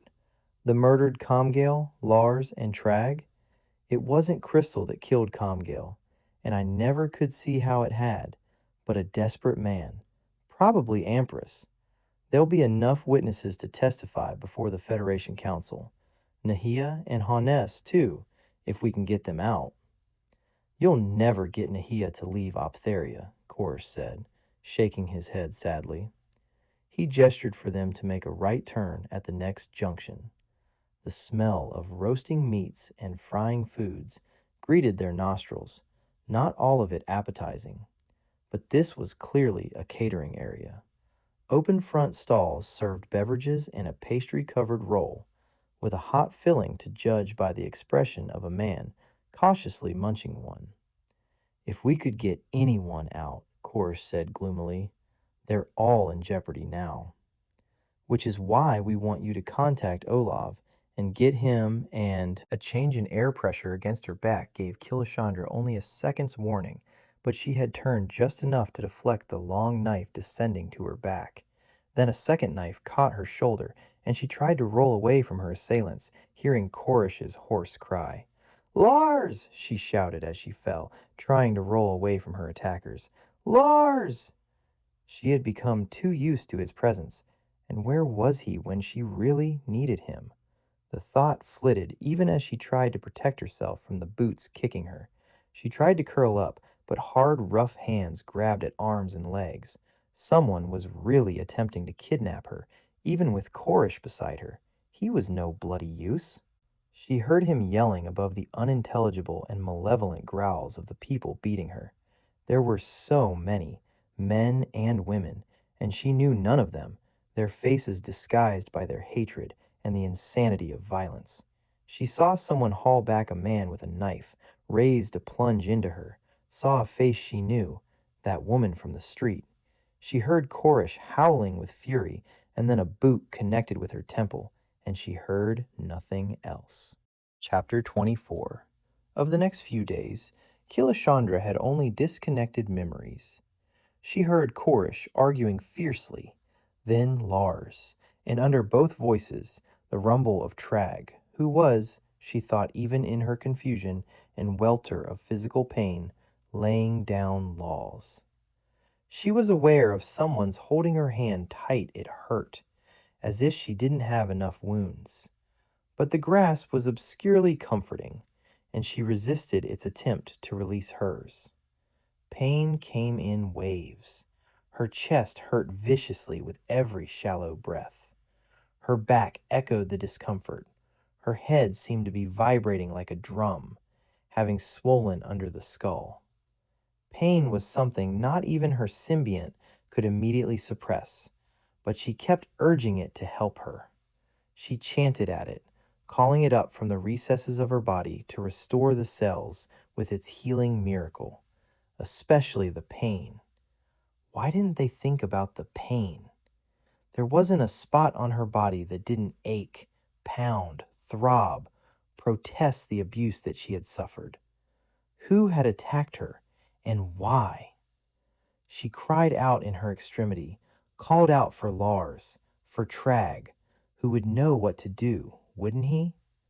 He'd helped Lanzeki with Crystal Thrall. Surely he knew what to do now. And where had Lars been when she really needed him? Fine bodyguard he was. Who had it been? Who was the woman who hated her enough to recruit an army to kill her? Why? What had she done to any Optherians? Someone touched her temples, and she cried out. The right one was immeasurably sore. The pain flowed away like water from a broken vessel, flowed out and down and away, and Killashandra sank into the gorgeous oblivion which swiftly followed painlessness. If she had been anyone else, Tragg, I wouldn't permit her to be moved for several weeks, and then only in a protective cocoon," said a vaguely familiar voice. "In all my years as a physician, I have never seen such healing." "Where am I going? I'd prefer the islands," Killashandra said, rousing enough to have a say in her disposition. She opened her eyes, half expecting to be in the wretched conservatory infirmary, and very well satisfied to find that she was in the spacious bed of her quarters. "Lars!" Hannes called jubilantly. His had been the familiar voice. The door burst inward as an anxious Lars doll rushed to her bedside, followed by his father. "Killa, if you knew—" Tears welling from his eyes, Lars could find no more words and buried his face against the hand she raised to greet him. She stroked his crisp hair with her other hand, soothing his release from uncertainty. "Lousy bodyguard you are." She was unable to say what crowded her throat, hoping that her loving hand conveyed something of her deep feeling for him. Chorish was no use after all. Then she frowned. "Was he hurt?" "Security says," Hannes replied with a chuckle, "he lifted half a dozen of your assailants and broke 3 arms, a leg, and 2 skulls." "Who was it? A woman?" Trag moved into her vision, registering with a stolid blink that her hands were busy comforting Lars' doll. "The search and seize stirred up a great deal of hatred and resentment, Killashandra Ree, and as you were the object of that search, your likeness was well circulated. Your appearance on the streets made you an obvious target for revenge." "We never thought of that, did we?" she said ruefully. The movement to her right caused her to flinch away and then offer profuse apologies, for Nahia was moving to comfort the distraught Lars. "So you took the pain away, Nahia? My profound thanks," Killashandra said. "Even crystal singers' nerve ends don't heal as quickly as flesh." "So Trag told us, and that crystal singers cannot assimilate many of the pain-relieving drugs. Are you in any pain now?" Nahia's hands gently rested on Lars's head in a brief benison, but her beautiful eyes searched Killashandra's face. "Not in the flesh," Killashandra said, dropping her gaze to Lars's shuddering body. "It is relief," Nahia said, "and best expressed." Then Killashandra began to chuckle. "Well, we achieved what I set out to do in meeting Chorish. Got you all here." "Far more than that," Trag said as the others smiled. "A third attack on you gave me the excuse to call a scout ship to get us off this planet. The guild contract has been fulfilled and, as I informed the Elders' Council, we have no wish to cause domestic unrest if the public objects so strongly to the presence of crystal singers." "Singers? How very tactful of you." Belatedly remembering caution, Killashandra looked up at the nearest monitor, relieved to find it was a black hole. "Did the jammer survive?" "No," Trag said, "but white crystal, in dissonance, distorts sufficiently. They've stopped wasting expensive units." "And?" Killashandra prompted, encouraging Trag since he was being uncharacteristically informative. He nodded. Olaf's grin broadened, and even Hannes looked pleased. "Those shards provide enough white crystal to get the most vulnerable people past the security curtain. Nahia and Hannes will organize a controlled exodus until the Federated Council can move. Lars and Olaf come with us on the scout ship. Brasner, Theach, and Aratown are to be picked up by Tanny in the Pearl Fisher and leave with Chorish on the liner." "Chorish?" Killashandra looked about expectantly. "He's searching most thoroughly for his uncle," Hannes said, "and attending the public concerts which have been hastily inaugurated to soothe a disturbed public." "What's the diet?" "Security, pride, reassurance, no sex," Hannes replied. "Then you didn't get to the other organs, Trag?" "Chorish suggested that some should be left in, shall we say, normal operating condition as evidence, to be seen by the federal investigators." "What Trag doesn't say, Killashandra," replied Nahia, a luminous smile gently rebuking the other crystal singer, "is that he refused to leave you." As the only way to prevent the infirmary from interfering with the symbiont, Traj said bluntly, disclaiming any hint of sentiment. Lars thought to send for Nahia to relieve pain. For which I am truly grateful. I've only a tolerable ache left. How long have I been out? 5 days, Hannes replied, scrutinizing her professionally. He placed the end of a hand diagnostic unit lightly against her neck, nodding in a brief approval of its readings. Much better. Incredible, in fact. Anyone else would have died of any one of several of the wounds you received, or that cracked skull. Am I dead or alive? To Optheria? Trag asked. No official acknowledgement of the attack has been broadcast. The whole episode has been extremely embarrassing for the government. I should bloody hope so. Wait till I see Empress. Not in that frame of mind you won't, Trag assured her, repressively stern. No more of us for the time being, Hannes said, nodding significantly to the others. Unless Nahia... Killashandra closed her eyes for a moment, since moving her head seemed inadvisable. But she opened them to warn Hannes from disturbing Lars, who was still kneeling by the bed. He no longer wept, but pressed her hand against his cheek as if he would never release it. The door closed quietly behind the others.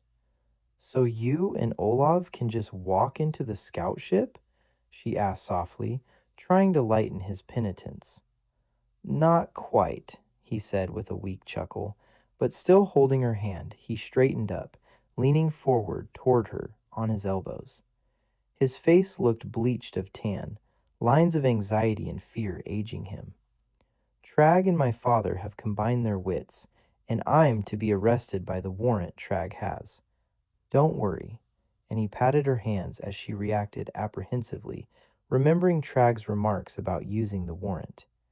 Carefully worded, the warrant will charge me with a lot of heinous crimes that weren't actually committed by me, but which will keep Empress and Torx happy in anticipation of the dire punishment which the federated courts dispense for crimes of such magnitude. Killashandra grabbed tightly at his hands, ignoring the spasm of pain across her chest in her fear for him.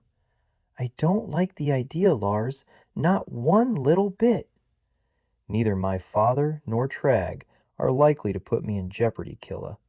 We've managed a lot while you were sleeping it off. When we're sure that the scout ship is about to arrive, Trag will confer with Empress and Torquus, confronting them with his suspicions about me. In your delirium, you inadvertently blew the gaff. Trag is not about to let such a desperate person as me escape unpunished. He has held his counsel to prevent my escaping justice. There's something about this plan that alarms me. I'd be more alarmed if I had to stay behind, Lars said with a droll grin. Trag won't give the elders time to interfere, and they'll be unable to protest a federal warrant when a Federation scout ship is collecting me and you and Trag. The beauty part is that the scout's the wrong shape to use the shuttleport facility.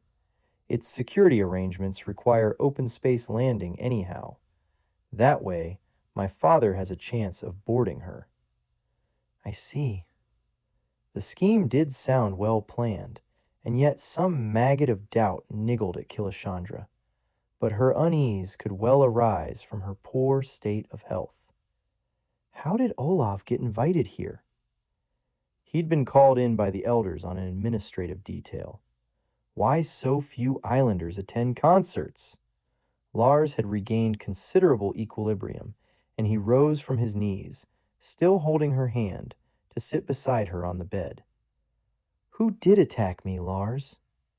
Some desperate people whose families and friends had been scooped up by that search and seize. If only I'd been free to get into the marketplace, Olver would have warned me of the climate of the city. We'd have known not to let you walk about. As Korish and I left the facility, a woman who gave me such a look of hatred. You were spotted long before she saw you, Sonny, driving down from the conservatory. If only I'd been with you. Don't fret about ifs, Lars doll. A few aches and pains achieved what the best laid plans might have failed to do. Lars's face was a study in shocked indignation. Do you know how badly you were hurt? Hannes wasn't kidding when he said you could have died from any one of those wounds, let alone all of them together." He held her hand in a crushing grip. "I thought you were dead when Koresh brought you back. I—" A sudden look of embarrassment rippled across his stern face. "The one time you really needed a bodyguard, I wasn't there. As you can see, it takes a lot to kill a crystal singer. I noticed, and don't wish to ever again." Unwittingly, he had reminded them both of the inescapable fact that their idyll was nearly over. Killashandra couldn't bear to think of it, and quickly evaded further discussion of that. "Lars," she said plaintively, "at the risk of appearing depressingly basic, I'm hungry." Lars stared at her in consternation for a moment, but he accepted her evasion, and his understanding smile began to replace the sadness in his eyes. "So am I." Lars leaned forward to kiss her, gently at first, and then with an urgency that showed Killashandra the depths of his apprehension for her. Then, with a spring in his step and a jaunty set to his shoulders, he went in search of food. Killashandra did have to endure the official apologies and insincere protestations of the elders, all 9 of them. She made the obligatory responses, consoling herself with the thought that their days were numbered, and she would shorten that number as much as possible. She pretended to be far weaker than she actually was, for once the symbiote began its work, her recovery was markedly swift.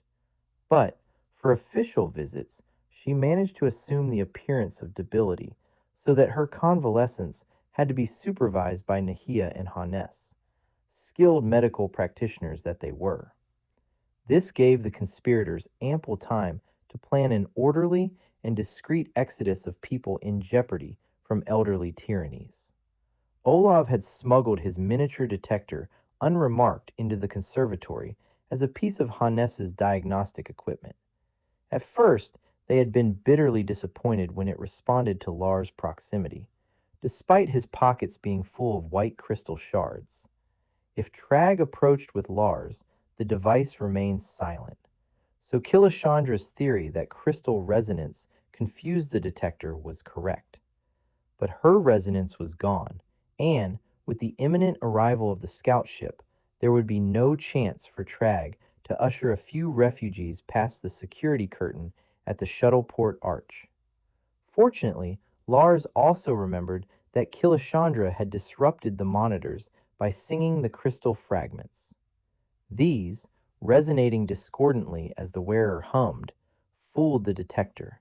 It was then only a matter of experimentation to discover just what quantity of crystal provided adequate shielding. Perfect pitch was actually a handicap. The more out of tune the note, the more the white crystal reacted and diluted the detector. A week after the attack, Olaf had no further excuse to stay at the conservatory and left, it was said, for the islands. He had been able to convince the elders of his determination to send more islanders to the public concerts.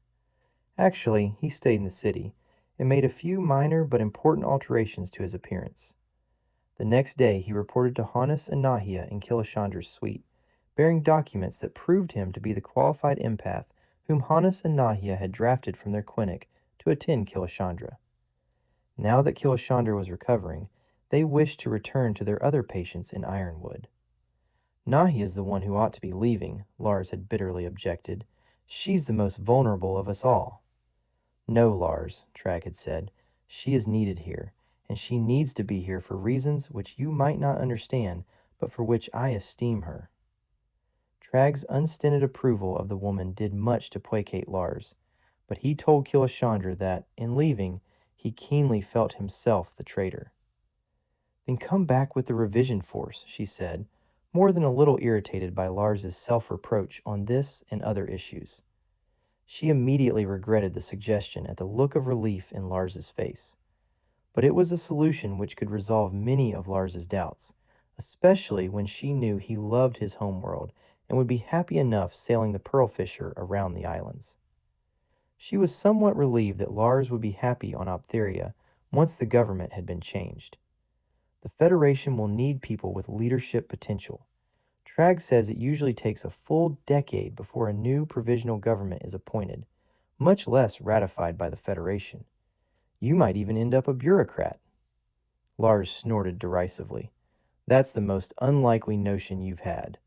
Not that I wouldn't like to get back here unprejudiced.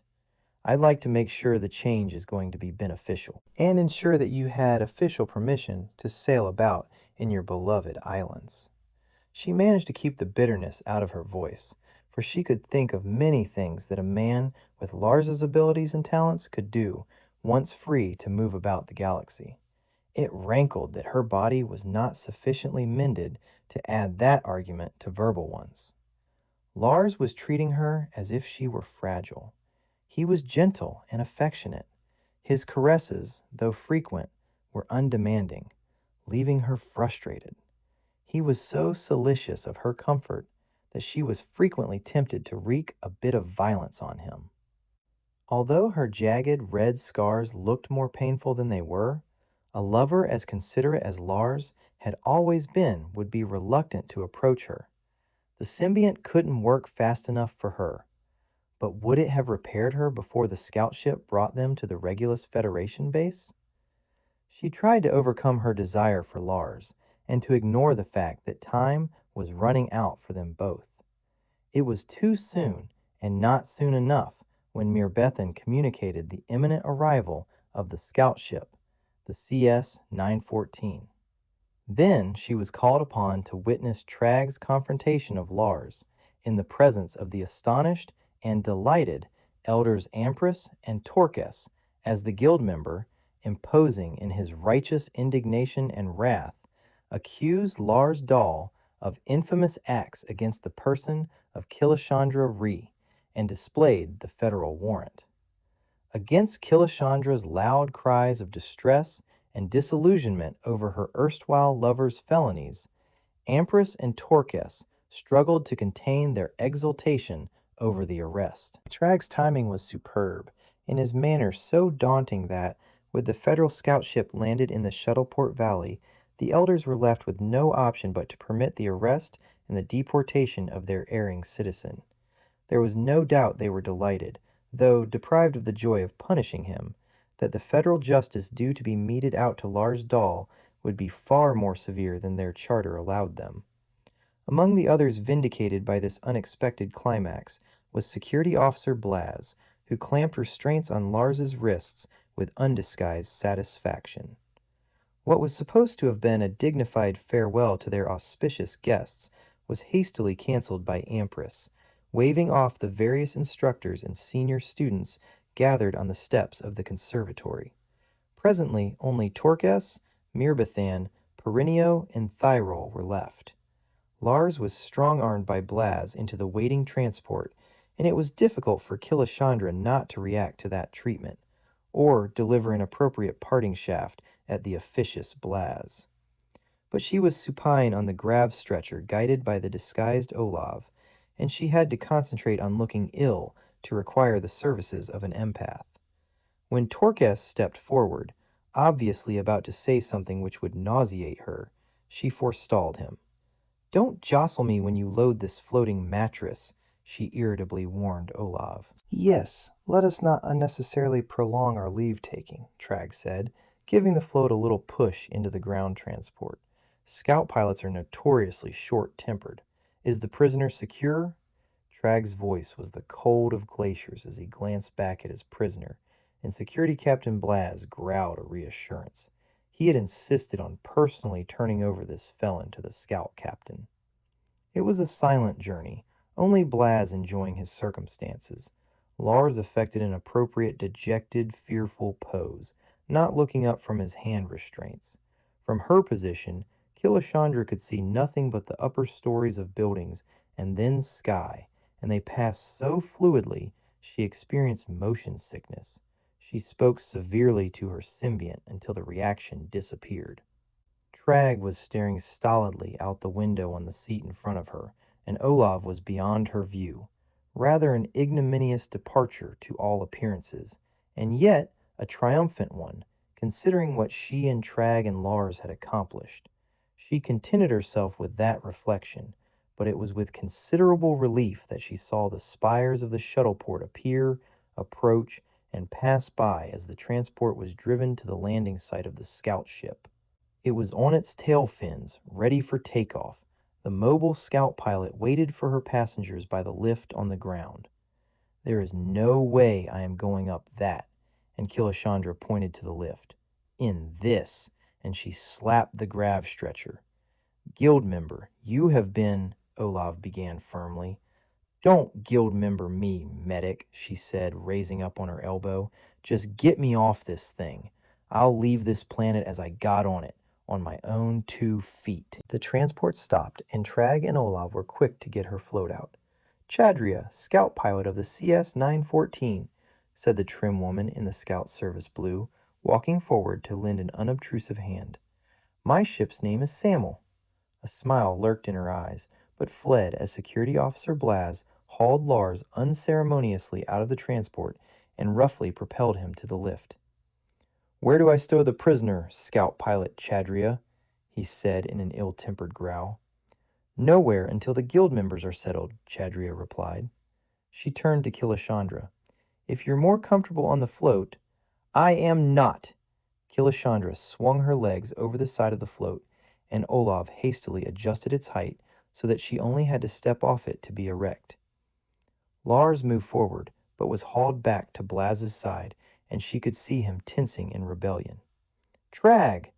The man supported her around the waist. "Permission to come aboard, Chadria Samuel." "Permission granted," scout and ship replied simultaneously. The unexpected male voice, apparently issuing about his feet, startled an exclamation out of Blaz. A small, superior smile twitched at Lars's lips, hastily erased, but reassuring to Killashandra. She let herself be conducted to the lift by Trag and the medic, wondering how Olav would be able to stay if Blaz continued in his officious manner. There was no hint of uncertainty in either man's face, so she decided to let them worry about such a minor detail. She remembered to salute the ship as she stepped aboard. "Welcome, Killashandra, Trag, and you, gentle medic." The ship spoke in a baritone voice which rippled with good humor. "If you will be seated, Chadria will be up in just a moment." "How are we going to get rid of Blaz and keep Olav?" Killashandra whispered urgently to Trag. "Watch," Samuel said, and one of the screens above the pilot's console lit up, displaying a view of the lift. "I'll take control of this fellow now," Chadria was saying, as she pulled a wicked little hand weapon from her belt. "I was told to secure quarters aboard, and there's nothing he can do to escape a scout ship, officer. Get on there now, you." The observers could see the conflict in Blaz's face, but Chadria had pushed Lars onto the lift and stepped on the platform with her back to Blaz, so that there was no room for him to accompany them, and no way to dispute the arbitrary decision with someone's back. That maneuver confused Blaz just long enough. The lift ascended quickly, Blaz watching uncertainly. "Permission to board?" Lars said, grinning in at Killashandra. "Granted, Lars doll," Samuel replied, and Chadria stepped beside Lars in the airlock, punching out control sequences. The lift collapsed and secured itself. The airlock door closed. Lars and Chadria stepped into the cabin, while the inner door slid shut with a final metallic thunk. An alarm sounded. On the ground, Blaz reacted to the klaxon, suddenly aware that the medic was still on board, and not quite sure if that was in order. The transport driver shouted at him as the ship's drive began to rumble above the noise of the takeoff alarm, and Blaz had no recourse but to retreat to safety. "Oh, that was well done!" Killashandra cried, and finding her legs a bit unstable in reaction to the final moments of escape, she sank onto the nearby couch. Trag thumbed the bar that released the restraints on Lars's wrists, and Lars stumbled to enfold Killashandra in his arms. "Everyone, take a seat," Chadria warned, sliding into the pilot's gimbaled chair. "We were told to make it a fast exit," she added with a grin. "Okay, Sam, they're secure. Let's shake the dust." Chapter 25. Killashandra's complacency about their confrontation with the Federated Council on Regulus base altered drastically as the CS-914 began its final approach to the landing strip. The building, which housed the administrative offices for that sector of the Federated Sentient Planets, covered an area slightly more than 20 clicks square. Chadria cheerfully informed her passengers that there was as much again in subterranean levels as above ground, and some storage areas delved as much as a half a click below Regulus's surface. Monorail lines connected the sprawling offices with the residential centers 30 and 40 clicks away, for most of the workers preferred the nearby valleys and the many amenities available there. Regulus was a good post for everyone. From a distance, the profile was awe-inspiring. The random pattern of rectangular extrusions above the mass of the complex was silhouetted against the light green early morning sky.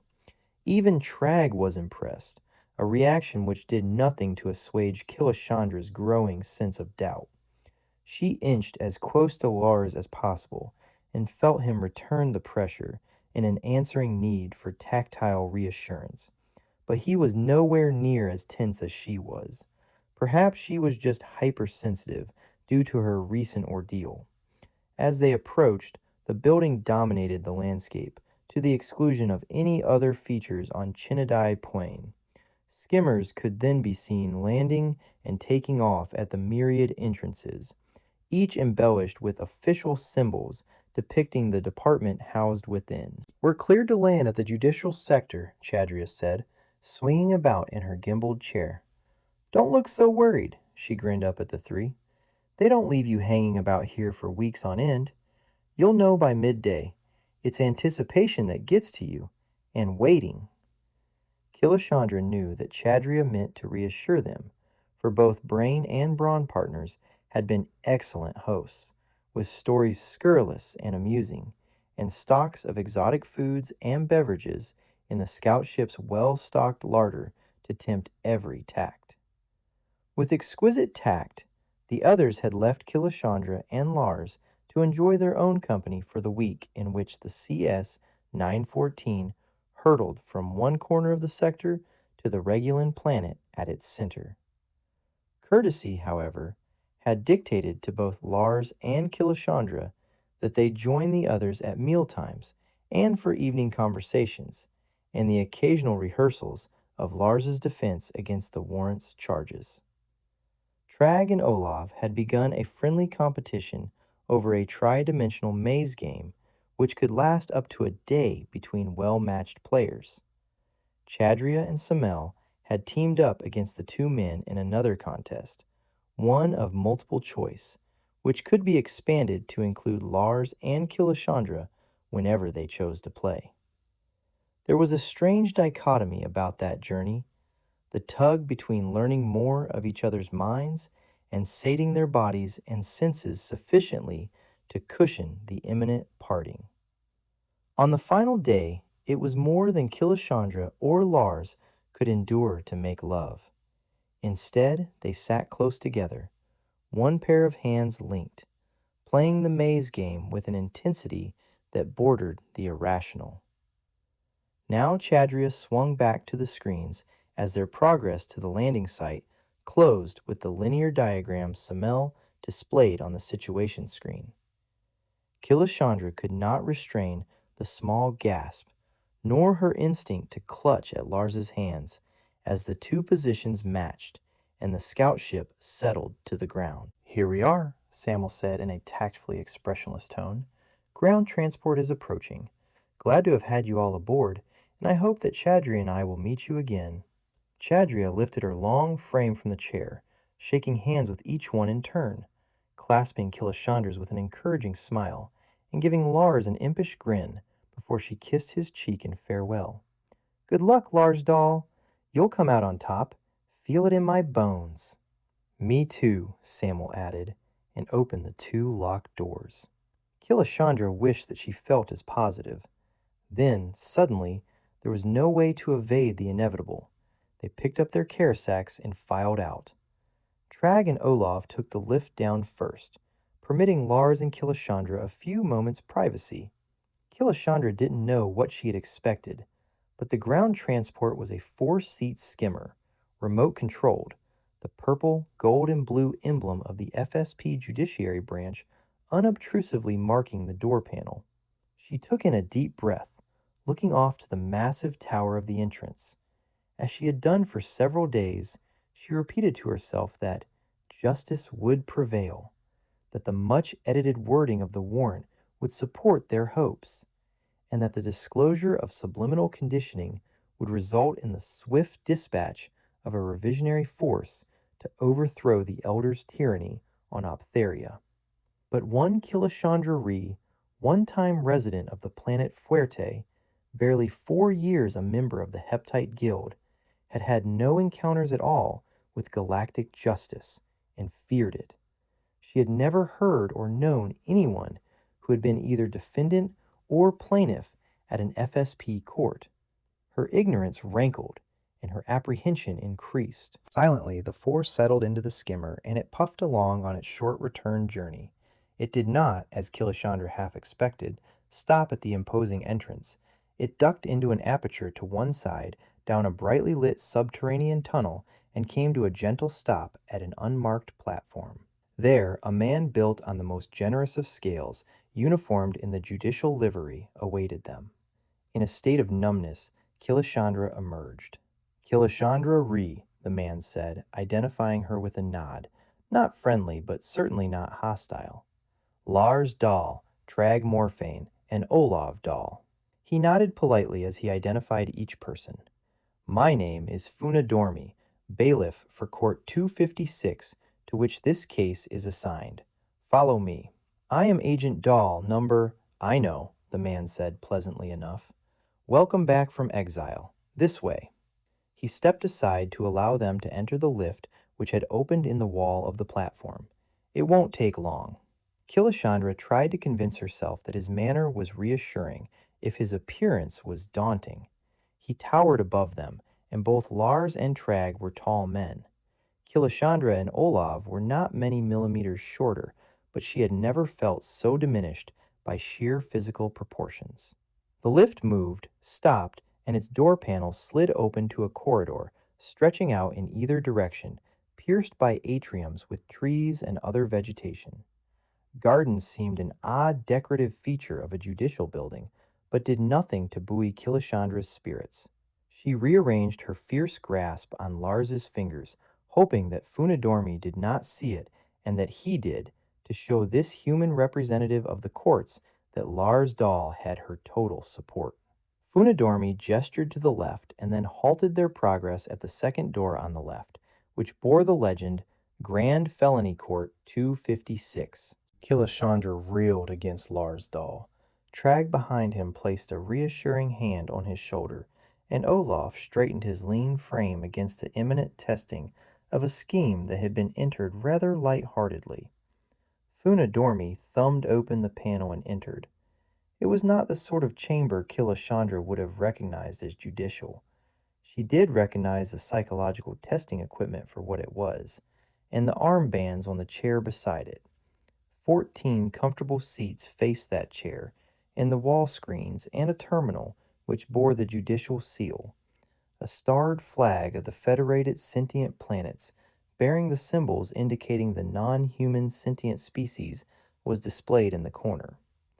The door panel whooshed shut behind them, and Funadormi indicated that they were to be seated. He faced the screen, squared his shoulders, and began the proceedings. Bailiff Funadormi in Grand Felony Court 256, in the presence of the accused, Lars Dahl, remanded citizen of the planet Optheria, the arresting citizen, Trag Morphane of the Heptite Guild, the alleged victim, Killashandra Ree, also of the Heptite Guild, and witness for the accused, Olaf Dahl, agent number AS4897/KTE, present at this sitting. Accused is restrained under Federal Sentient Planet Warrant A109088-0 FSP 555-58976. Permission to proceed. Permission is granted, replied a contralto voice, deep and oddly maternal, definitely reassuring. Killashandra could feel her muscles unlock from the tenseness in which she had been holding herself. Will the accused, Lars Dahl, be seated in the witness chair? Lars gave her hand a final squeeze, smiled with a cocky wink at her, rose, and took the seat. The bailiff attached the arm cuffs and stepped back. You are charged with the willful abduction of Heptite Guild member Killashandra Ree, malicious invasion of the individual's right to privacy, felonious assault, premeditated interference with her contractual obligation to her guild, placing her in physical jeopardy as to shelter and sustenance, deprivation of independent decision and freedom of movement, and fraudulent representation for purposes of extortion. How do you plead, Lars Dahl? The voice managed to convey an undertone of regretful compassion and an invitation to confide and confess. Highly sensitized to every nuance, Killashandra wondered if, by some bizarre freak, the judicial branch might actually be guilty of a subtle use of subliminal manipulation in that persuasive voice. Not guilty on all counts, Lars answered quietly and firmly as he had rehearsed. And, Killashandra reassured herself, he was not, by the very wordage that Trag and Olav had cleverly employed. You may testify on your own behalf. The request was issued in a stern, uncompromising tone. Although Killashandra listened avidly to every word Lars said in rebuttal and in explanation, tried to analyze the terse questions put to him by the judicial monitor, she was never able to recall the next few hours in much detail. He was completely candid, as he had to be, to discharge the accusations. He explained how Elder Ampress, superior to Lars Dahl, student in the conservatory, and as a ruling elder of the Optherian Council, had approached him, citing the dilemma about Killashandra's true identity and the request to wound her, resolving the quandary. His reward was the promise of reconsidering Lars's composition. The point that Lars had been coerced to perform a personally distasteful act by an established superior was accepted by the court. To the charge that the abduction was premeditated, Lars explained that he had come upon the victim unexpectedly in an unprotected environment and acted spontaneously. He had, it was true, rendered her unconscious, but without malice. She had not even suffered a bruise. She had been carefully conveyed to a place of security, with tools and instructions to provide daily food and shelter, so that she had been in no physical jeopardy. As she had left the premises of her own volition, she obviously had not been denied independence of decision and movement. He had not fraudulently represented himself as her rescuer, for she had not required rescue, and she had requested his continued presence as a safeguard against further physical violence from any source on Optheria. He had not premeditated any interference on her contractual obligation to her guild, for he had not only assisted her in repairing the damaged manual, her preemptive assignment, but he had also provided her with conclusive evidence to resolve the secondary assignment. He therefore restated his innocence. After Lars gave his testimony, Killashandra was called to the chair and had to exercise the greatest degree of control to suppress signs of the stress she felt. It didn't help to know that the sensitive psych equipment would record even the most minute tremors and uncertainties of its subject. That was its function, and the results which the monitor then analyzed against the psychological profile of each witness. Objectively, she was pleased that her voice didn't quaver as she supported Lars's testimony on each count, managing to publicly absolve him from felonious assault, as he was, in fact, acting even when he abducted her in her best interests, contractually and personally. She kept her answers concise and unemotional. Subjectively, She had never been so terrified of any experience, and the equipment would record that as well. Trag and Olaf had their turns in the witness chair. Each time the subliminal manipulation was mentioned, there was a significant pause in the flow of questions, though there was no hint of how this information was being received and analyzed by the judicial monitor, since, in point of law, this part of everyone's testimony was irrelevant to the case at hand. When Olav resumed his seat between Trag and Lars, the bailiff approached the screen. They could all see the activity of the terminal, but the pattern of its flashing lights disclosed nothing. Killashandra, holding Lars's hand, jumped an inch above her chair when the contralto voice began its summation. With the exception of felonious assault, the charges against the accused, Lars Dahl, are dismissed. Killashandra swallowed. Criminal intent is not apparent, but disciplinary action is required by law. Lars Dahl, you are remanded into the custody of the judicial branch, pending disposition of the disciplinary action. You are further remanded for examination of the charge of subliminal manipulation against the elders of Optheria. Olav Dahl, you are seconded to assist these investigations, which have now been initiated. Trag Morphane, Killashandra Ree, have you anything to add to your recorded testimonies on the charge of subliminal manipulation by the elders of Optheria? Having already been as candid as possible, neither crystal singer could expand on the information already on record, and Killashandra did not quite understand the matter of disciplinary action for Lars and the remand orders. Then this session of the Grand Felony Court of Regulus Sector Federation is closed. The traditional crack of wood against wood ended the hearing. Perplexed by the legal formulas, Killashandra turned to Lars and his father. "Are you free or what?" she demanded. "I'm not quite sure," Lars said with a nervous laugh. "It can't mean much. Everything else was dismissed, wasn't it?" He looked to Olav and was sobered by his father's solemn expression. "He has been remanded," the bailiff explained kindly, taking Lars by the arm.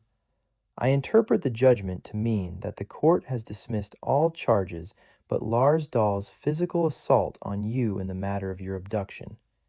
Disciplinary action is always short-term. On the second remand charge, the court requires further discussion of the allegations about the use of subliminal conditioning by the Optherian government. If these are proved correct, then it is likely that the disciplinary action will be suspended.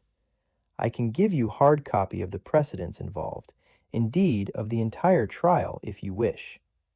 When Lars nodded a perplexed affirmation, "Then I shall program them for your quarters. If you gentlemen will come with me."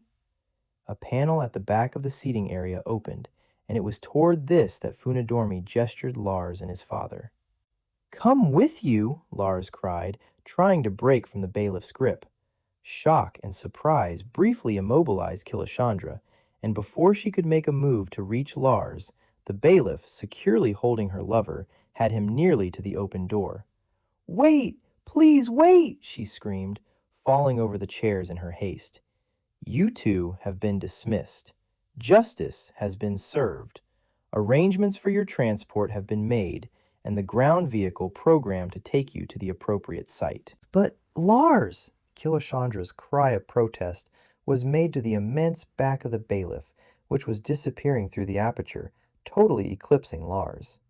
Olaf hurried anxiously after, adding his protests. "Lars Dahl!" she screamed, every fear alerted to his unexpected departure. The panel closed with a final thuck, just as Killashandra reached it. "Justice has been served?" she shrieked, beating the wall with impotent fists. "What justice? What justice? Lars Dahl! Couldn't they let us say goodbye? Is that justice?"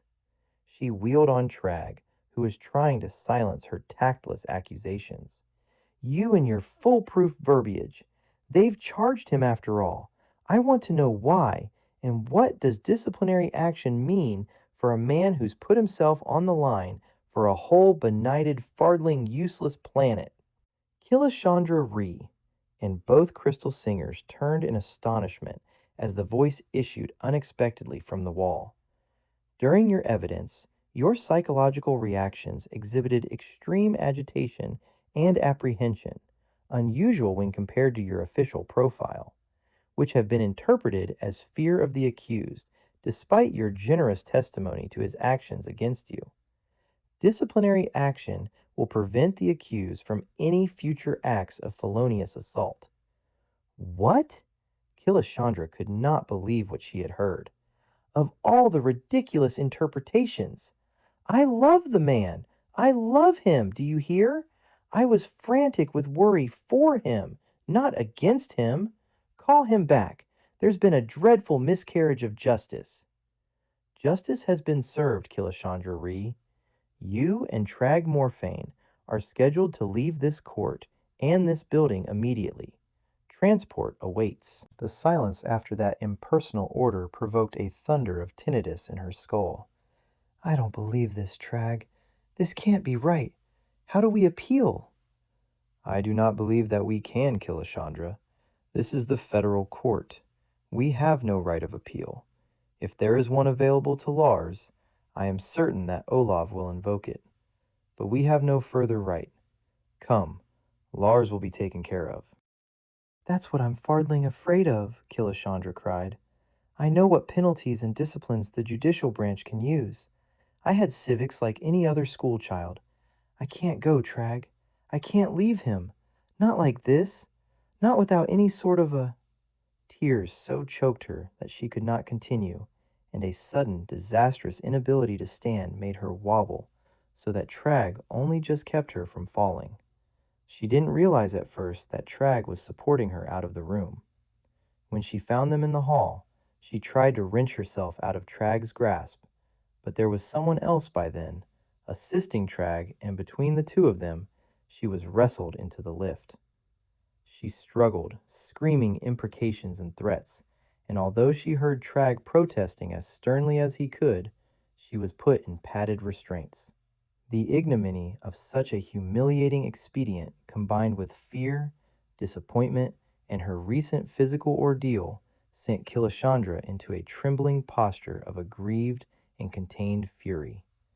By the time they reached the shuttle transport to the Regulus transfer moon, she had exhausted her scant store of energy and crouched in the seat, sullen and silent, too proud to ask for her release from the restraints. She let Trag and the medic lead her where they would, and didn't protest when they undressed her for immersion in a radiant fluid tank. Legitimate protest and recourse denied her, she submitted to everything then, despairing and listless. Over and over she reviewed her moments in the witness chair, when her body, the body which had loved and been loved so by Lars, had betrayed them both with false testimony. She was appalled at that treachery, and obsessed by the horrifying guilt that she, herself, her anxieties and idiotic presentiments, had condemned Lars on the one count which had not been dismissed by the court. She could never forgive herself. Somehow, sometime, she would be able to face Lars and beg his forgiveness. That she promised herself. All the way back to Ballybrand, she said not a single word to anyone, nodding or shaking her head in answer to the few questions that were put directly to her by officials. Trag supervised her meals, immersed her in radiant fluid whenever such facilities were available, and remained by her side during her wakeful hours. If he resented her silence, or interpreted it as an accusation, he gave no indication of regret, remorse, or penitence. She was too immersed in her obsession with the outrageous circumstance of Lars's betrayal to try to explain the complexities of her depression. By the time she and Trag had completed the long journey to Ballybrand's surface, Killashandra was completely restored to physical health. She paused only long enough in her quarters to check, as she had begun to do toward the end of the trip, with galactic updates. There was no further word on the Optherian situation beyond the original bulletin announcing the arrival of revision troops on the planet to correct legislative anomalies. She refused to consider what that statement might mean for Lars. Dumping her carasack, she changed into a ship suit. Then she headed for the fisherman's bailiwick and, with a voice grown gruff from disuse, demanded her sonic cutter. While waiting for him to retrieve it from storage, she checked with meteorology and, with a twinge of satisfaction, learned that the forecast predicted a settled period of weather for the next 9 days. She backed her sled out of its rack herself, though she could see the wild protesting signals of the duty officer trying to abort her precipitous departure. As soon as she was clear of the hangar, she poured on the power and, in an undeviating line, fled for the ranges. It was all part of the miserable web of ironic coincidence that she found Black Crystal again in the deep, sunless ravine in which she had hoped to bury herself and her grief for the reason and manner of her parting with Lars Dahl. Epilogue. Stolidly Killashandra watched, arms folded across her breasts, as Inthor reverently unpacked the 9 black crystal shafts. "Interstellar, at the least, Killashandra," he said, blinking his eyes back to normal vision as he stepped back to sigh over the big crystals. "And this is all from that vein you struck last year?" Killashandra nodded. Not much moved her to words these days. Working the new claim, she had quickly recouped her losses on the Optherian contract. Heptite rules and regs had required her to part with a percentage of that fee to Trag. She accepted that as passively as she had accepted everything since that day in court on Regulus. Not even Rimble had been able to penetrate her apathy, though he and Antona continued their attempts. Lanzecki had spoken pleasantly to her after her first return from the ranges, complimented her on the new black crystal vein, but their early relationship could never have been revived, even if Lanzecki had persisted. She didn't see him. She saw no one but Lars, a laughing Lars, garland wreathed, his blue eyes gleaming, teeth white in his tanned face, his bronzed body poised on the deck of the Pearl Fisher. She woke sometimes, sure she felt his hand on her hip, heard his voice in the whisper of the wind in the deep ravine, or in the tenor of warming crystal at noon, when the sun finally touched the cliff. She made 2 attempts to succumb to crystal thrall, but each time the symbiont had somehow pulled her back.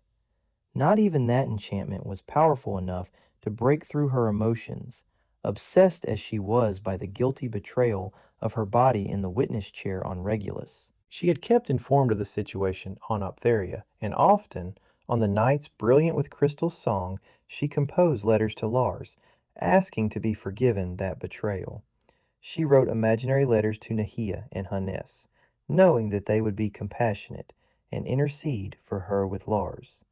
In her better moments, common sense dictated that Lars would not have held that bizarre psychoanalysis against her, for he, of them all, knew how much she treasured and admired him.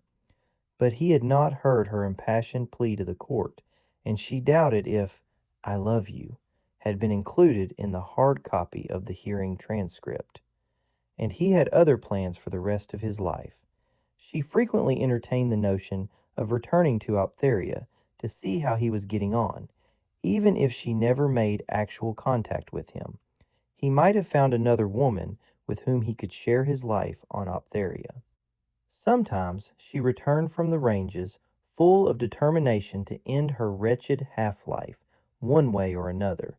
She had more than enough credit for a fiercely expensive galactic call. Ironically, through some of the black crystal she had herself cut. But would she reach Lars on Optheria? Maybe, once he had completed that disciplinary action and his subordination to the federal investigation of Optheria, he had found another channel for his abilities and energies.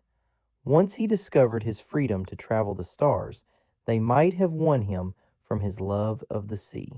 At her most rational, she recognized all the ifs, ands, and buts as procrastinations. Yet it was not exactly an unwillingness to chance her luck that restrained her. It was a deep and instinctive knowing that she must remain in this period of suspension for a while yet, that she had to wait. When the time was right, action would follow logically.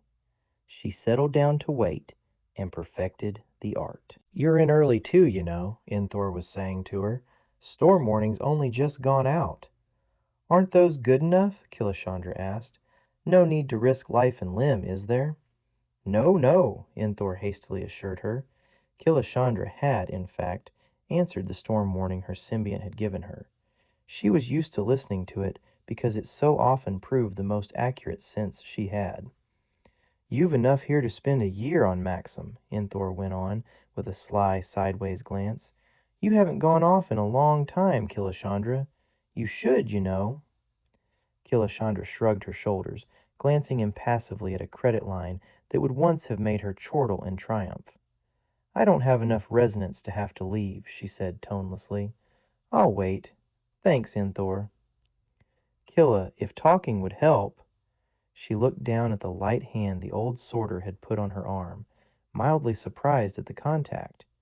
His unexpected solicitude, the concern on his lined face, nudged the thick shell which encased her mind and spirit. She smiled slightly as she shook her head. "Talking wouldn't help, but you were kind to offer." And he had been. Sorters and singers were more often at loggerheads than empathetic. The northeaster, which her symbiont had sensed, swept a fair number of singers in from the ranges to the safety of the complex. The lift, the hall, the corridors were crowded, but she wended her way through, and no one spoke to her. She didn't exist for herself, so she didn't exist for them. The screen in her quarters directed her to contact Antona. There usually was a message from the medical chief waiting for her. Antona kept trying to make a deeper contact. "Ah, Killa, please come down to the infirmary, will you?" "I'm not due for another physical?" "No, but I need you down here." Killashandra frowned. Antona looked determined and waited for Killashandra's acquiescence. "Let me change." Killashandra brushed at the filthy blouse of her ship suit. "I'll even give you time to bathe." Killashandra nodded, broke the connection, and, unfastening the suit as she made her way to the hygiene room, switched on the taps. Though once, fresh in from the ranges, she might have done, she didn't luxuriate in the steaming water. She made a quick but thorough bath and put on the first clean clothes she found. Her hair, close cropped for convenience, dried by the time she reached the infirmary level. Her nostrils flared against the smell of sickness and fever, and the muffled sounds reminded her of her initial visit to Antona's preserve. A new class must be passing through adjustment to the Ballybrand symbiont. Antona came out of her office, her color high with suppressed excitement. "Thank you, Killa. I've a mile-key transition here whom I'd like you to talk to. Reassure him. He's positive there's something wrong." Her words came out in a rush as she dragged Killashandra down the hall and thrust her through the door she opened. Impassively, Killashandra noted the number. It was the same room she had so briefly tenanted 5 years before. Then the occupant rose from the bed, smiling. "Killa!" She stared at Lars Dahl, unable to believe the evidence of her eyes, for she had seen his phantom so often. But Antona had brought her here, so this vision had to be real. Avidly, she noted each of the tiny changes in him, the lack of tan, the gauntness of his shoulders under the light shirt, the new lines in his face, the loss of that twinkle of gaiety that had been a trademark of his open, handsome expression. He had subtly aged, no, matured, and the process had brought him distinction and an indefinable air of strength, and the patience of strength and knowledge. "Killa?" The smile had dropped from his face. His half-raised hand fell to his side as she failed to respond. Imperceptibly, she began to shake her head, and tentatively, certain that he would vanish if she admitted to herself that he was flesh, bone, and blood, her hands began to lift from her sides. Inside her body, the cold knot into which all emotion and spirit had been reduced began to expand, like a warm draught through her veins. Her mind reverberated with one exultant conclusion. He was there, and he wouldn't be if he hadn't forgiven her. Lars? Her voice was a whisper of disbelief, but sufficient reassurance to propel him across the intervening space. Then, as if he found the reunion as incredible as she, he folded her carefully into his arms. Momentarily, she lacked the strength to return the embrace, but burrowed her head into the curve of his shoulder and neck, inhaling the smell of him, and exhaling into the tears she had kept bottled for the eternity in which they had been parted. Lars swept her up in his arms and carried her to the chair, where he cradled her, appalled at the wildness of her sobbing, and comforting her with kisses, caresses, and strong embracings. That fardling machine that served justice was never told we were emotionally attached, the one piece of information that no one but us would have thought relevant, he said, releasing, in talk, the tension he had endured all through the process of getting to this point when he would be ready and able to meet her again. Then Father found out what had happened, and he moved the entire department to revoke that judgment on the basis of misinterpretation of your psychological response. Poor sweet Sonny, so worried about me she messed us both up. To her surprise, he chuckled. You didn't know that the only reason that disciplinary action was entered against me was the court's attempt to satisfy what they took to be a suppressed desire for revenge in you. Justice was being served, blind as it was. Father finally reached a human in authority, swore blind to half a dozen psych units that he himself had handfasted us on Angel Island, and got the action revoked. Do you know, that court bailiff was a narding construct. No wonder I couldn't move when he grabbed me. Then, when we did understand our rights, Trag had already departed with you. I guess you were pretty upset. At such a massive understatement of fact, she managed to nod, trying not to laugh at the absurdity, but she couldn't stop weeping. It had built up quite a head, and it ought to prove conclusively to Lars, if he needed any, just how much she had missed him. She had waited so long to be in his arms, to hear his rich and pleasant tenor voice, and the sort of nonsense he was likely to speak. He could have been speaking gibberish, and she'd have been content to listen. But he was also telling her the things she would have asked about him, what she needed to know to put some color in the past dreadful year. Then Father Korish and I spent 2 months processing material for the council. Theach, Brasner, and Airtown had come out with Korish, and they got assigned to the revision corps until someone in the council took a closer look at the equations, which Theach was idly calling up on his terminal. Lars smiled tenderly as he delicately blotted tears from her cheeks, then kissed her forehead for such an un-Killashandra-ish display of sentimentality. So he landed on his feet as usual. 5 more people, including the brewmaster of Gartertown, whom you might remember, he added, tapping her nose as he teased, got out on the next liner and are being resettled. What had worried Nahia and Hannes was what refugees would do once they got off Optheria. But there seems to be a resettlement policy. Not that Optherians have all that many skills to offer the advanced societies. Father and I got drafted to brief the actual revision force. You see, right after that infamous hearing, several more agents were sent in to play tourist during the summer festival. Good job we left some 2 manuals intact. They came back, reporting that they were subjected to blatant subliminal conditioning at public concerts in Ironwood, Bailey, Everton, and Palamo. One thing Father and I emphasized was that the revision forces had better wait until after the festival, or they'd have a bankrupt planet as well as a disorganized one. So Optheria got its annual chance to acquire revenue, and Lars grinned with great satisfaction. And the elders hadn't twigged to the fact that no subliminal messages were going out on either of the big conservatory organs, leaving the mainlanders quite willing to to accept anything said about them. When we've spare time, I've got some tapes of the actual landing and the takeover.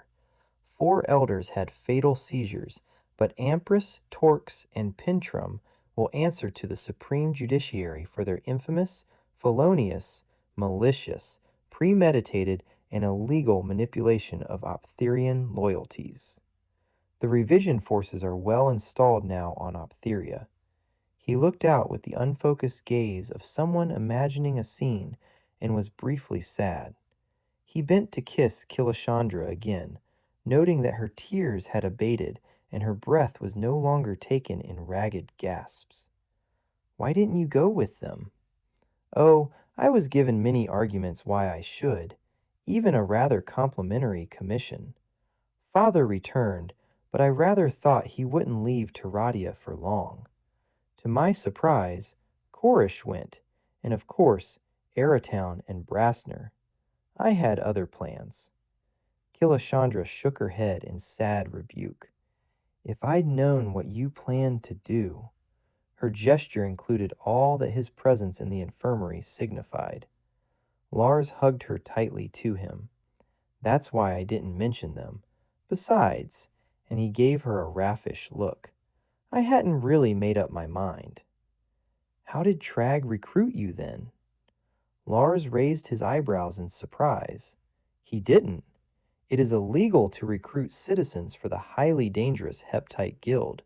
Didn't you know? Candidly, my beloved Sonny, I was much impressed by Trag's integrity. It was refreshing to find an honorable and trustworthy man. It was yourself who did the recruiting, Killa. You were the embodiment of the undeniable advantages of being a crystal singer. Your vibrant youth, charm, invulnerability, indefatigable energy, and resourcefulness. Then all those diversified assignments, space travel, credit, not to mention the chance to see a galaxy I had been denied all my reckless youth. You're mad." Vitality returned to Killashandra in the form of exasperation with his flamboyance, and such relief that she was once again in its presence. "Did you listen to one word I told you about the disadvantages? Didn't you pay attention to any of the details in the full disclosure? And that isn't the half of what does happen, as you'll find out. How could you be so blind?" "None so blind as will not see, eh, Killa, my lovely Sonny, my pale Sonny, my beloved? Is there no sun on this planet that you are so wan?" He began to kiss her in a leisurely fashion. "I admit I did hesitate. Briefly." His eyes sparkled with his teasing. "Then I ran the entry on Ballybran itself. That decided me." "Ballybran? Ballybran decided you?" Killashandra wriggled about in his arms, astounded. Not that she understood why she had such ambivalent reactions to his decision in the first place. He was here. How had she, and that conniving symbiont of hers, known that he would come? Because she didn't think that he wouldn't? Long absent, she felt the caress of crystal along her bones. "Of course, Sonny. Now if you'd thought to mention earlier on that Ballybran has seas—" "Seas?" Killashandra put a hand on his forehead. He must be feverish. "Seas! All I've ever needed for perfect contentment is a tall ship and a star to sail her by." He held her as her temper began to rise, though she didn't know if he was mauling that obscure quotation or not. "And then, too, Ballybran has you, beloved Sonny."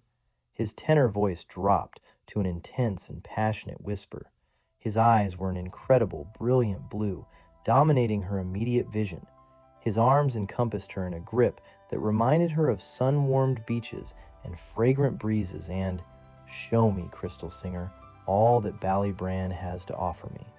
Right now?" End of Killashandra by Anne McCaffrey. Brought to you by the Free Library. If you like this book, check the ones on screen now. Like and subscribe. Thank you for listening.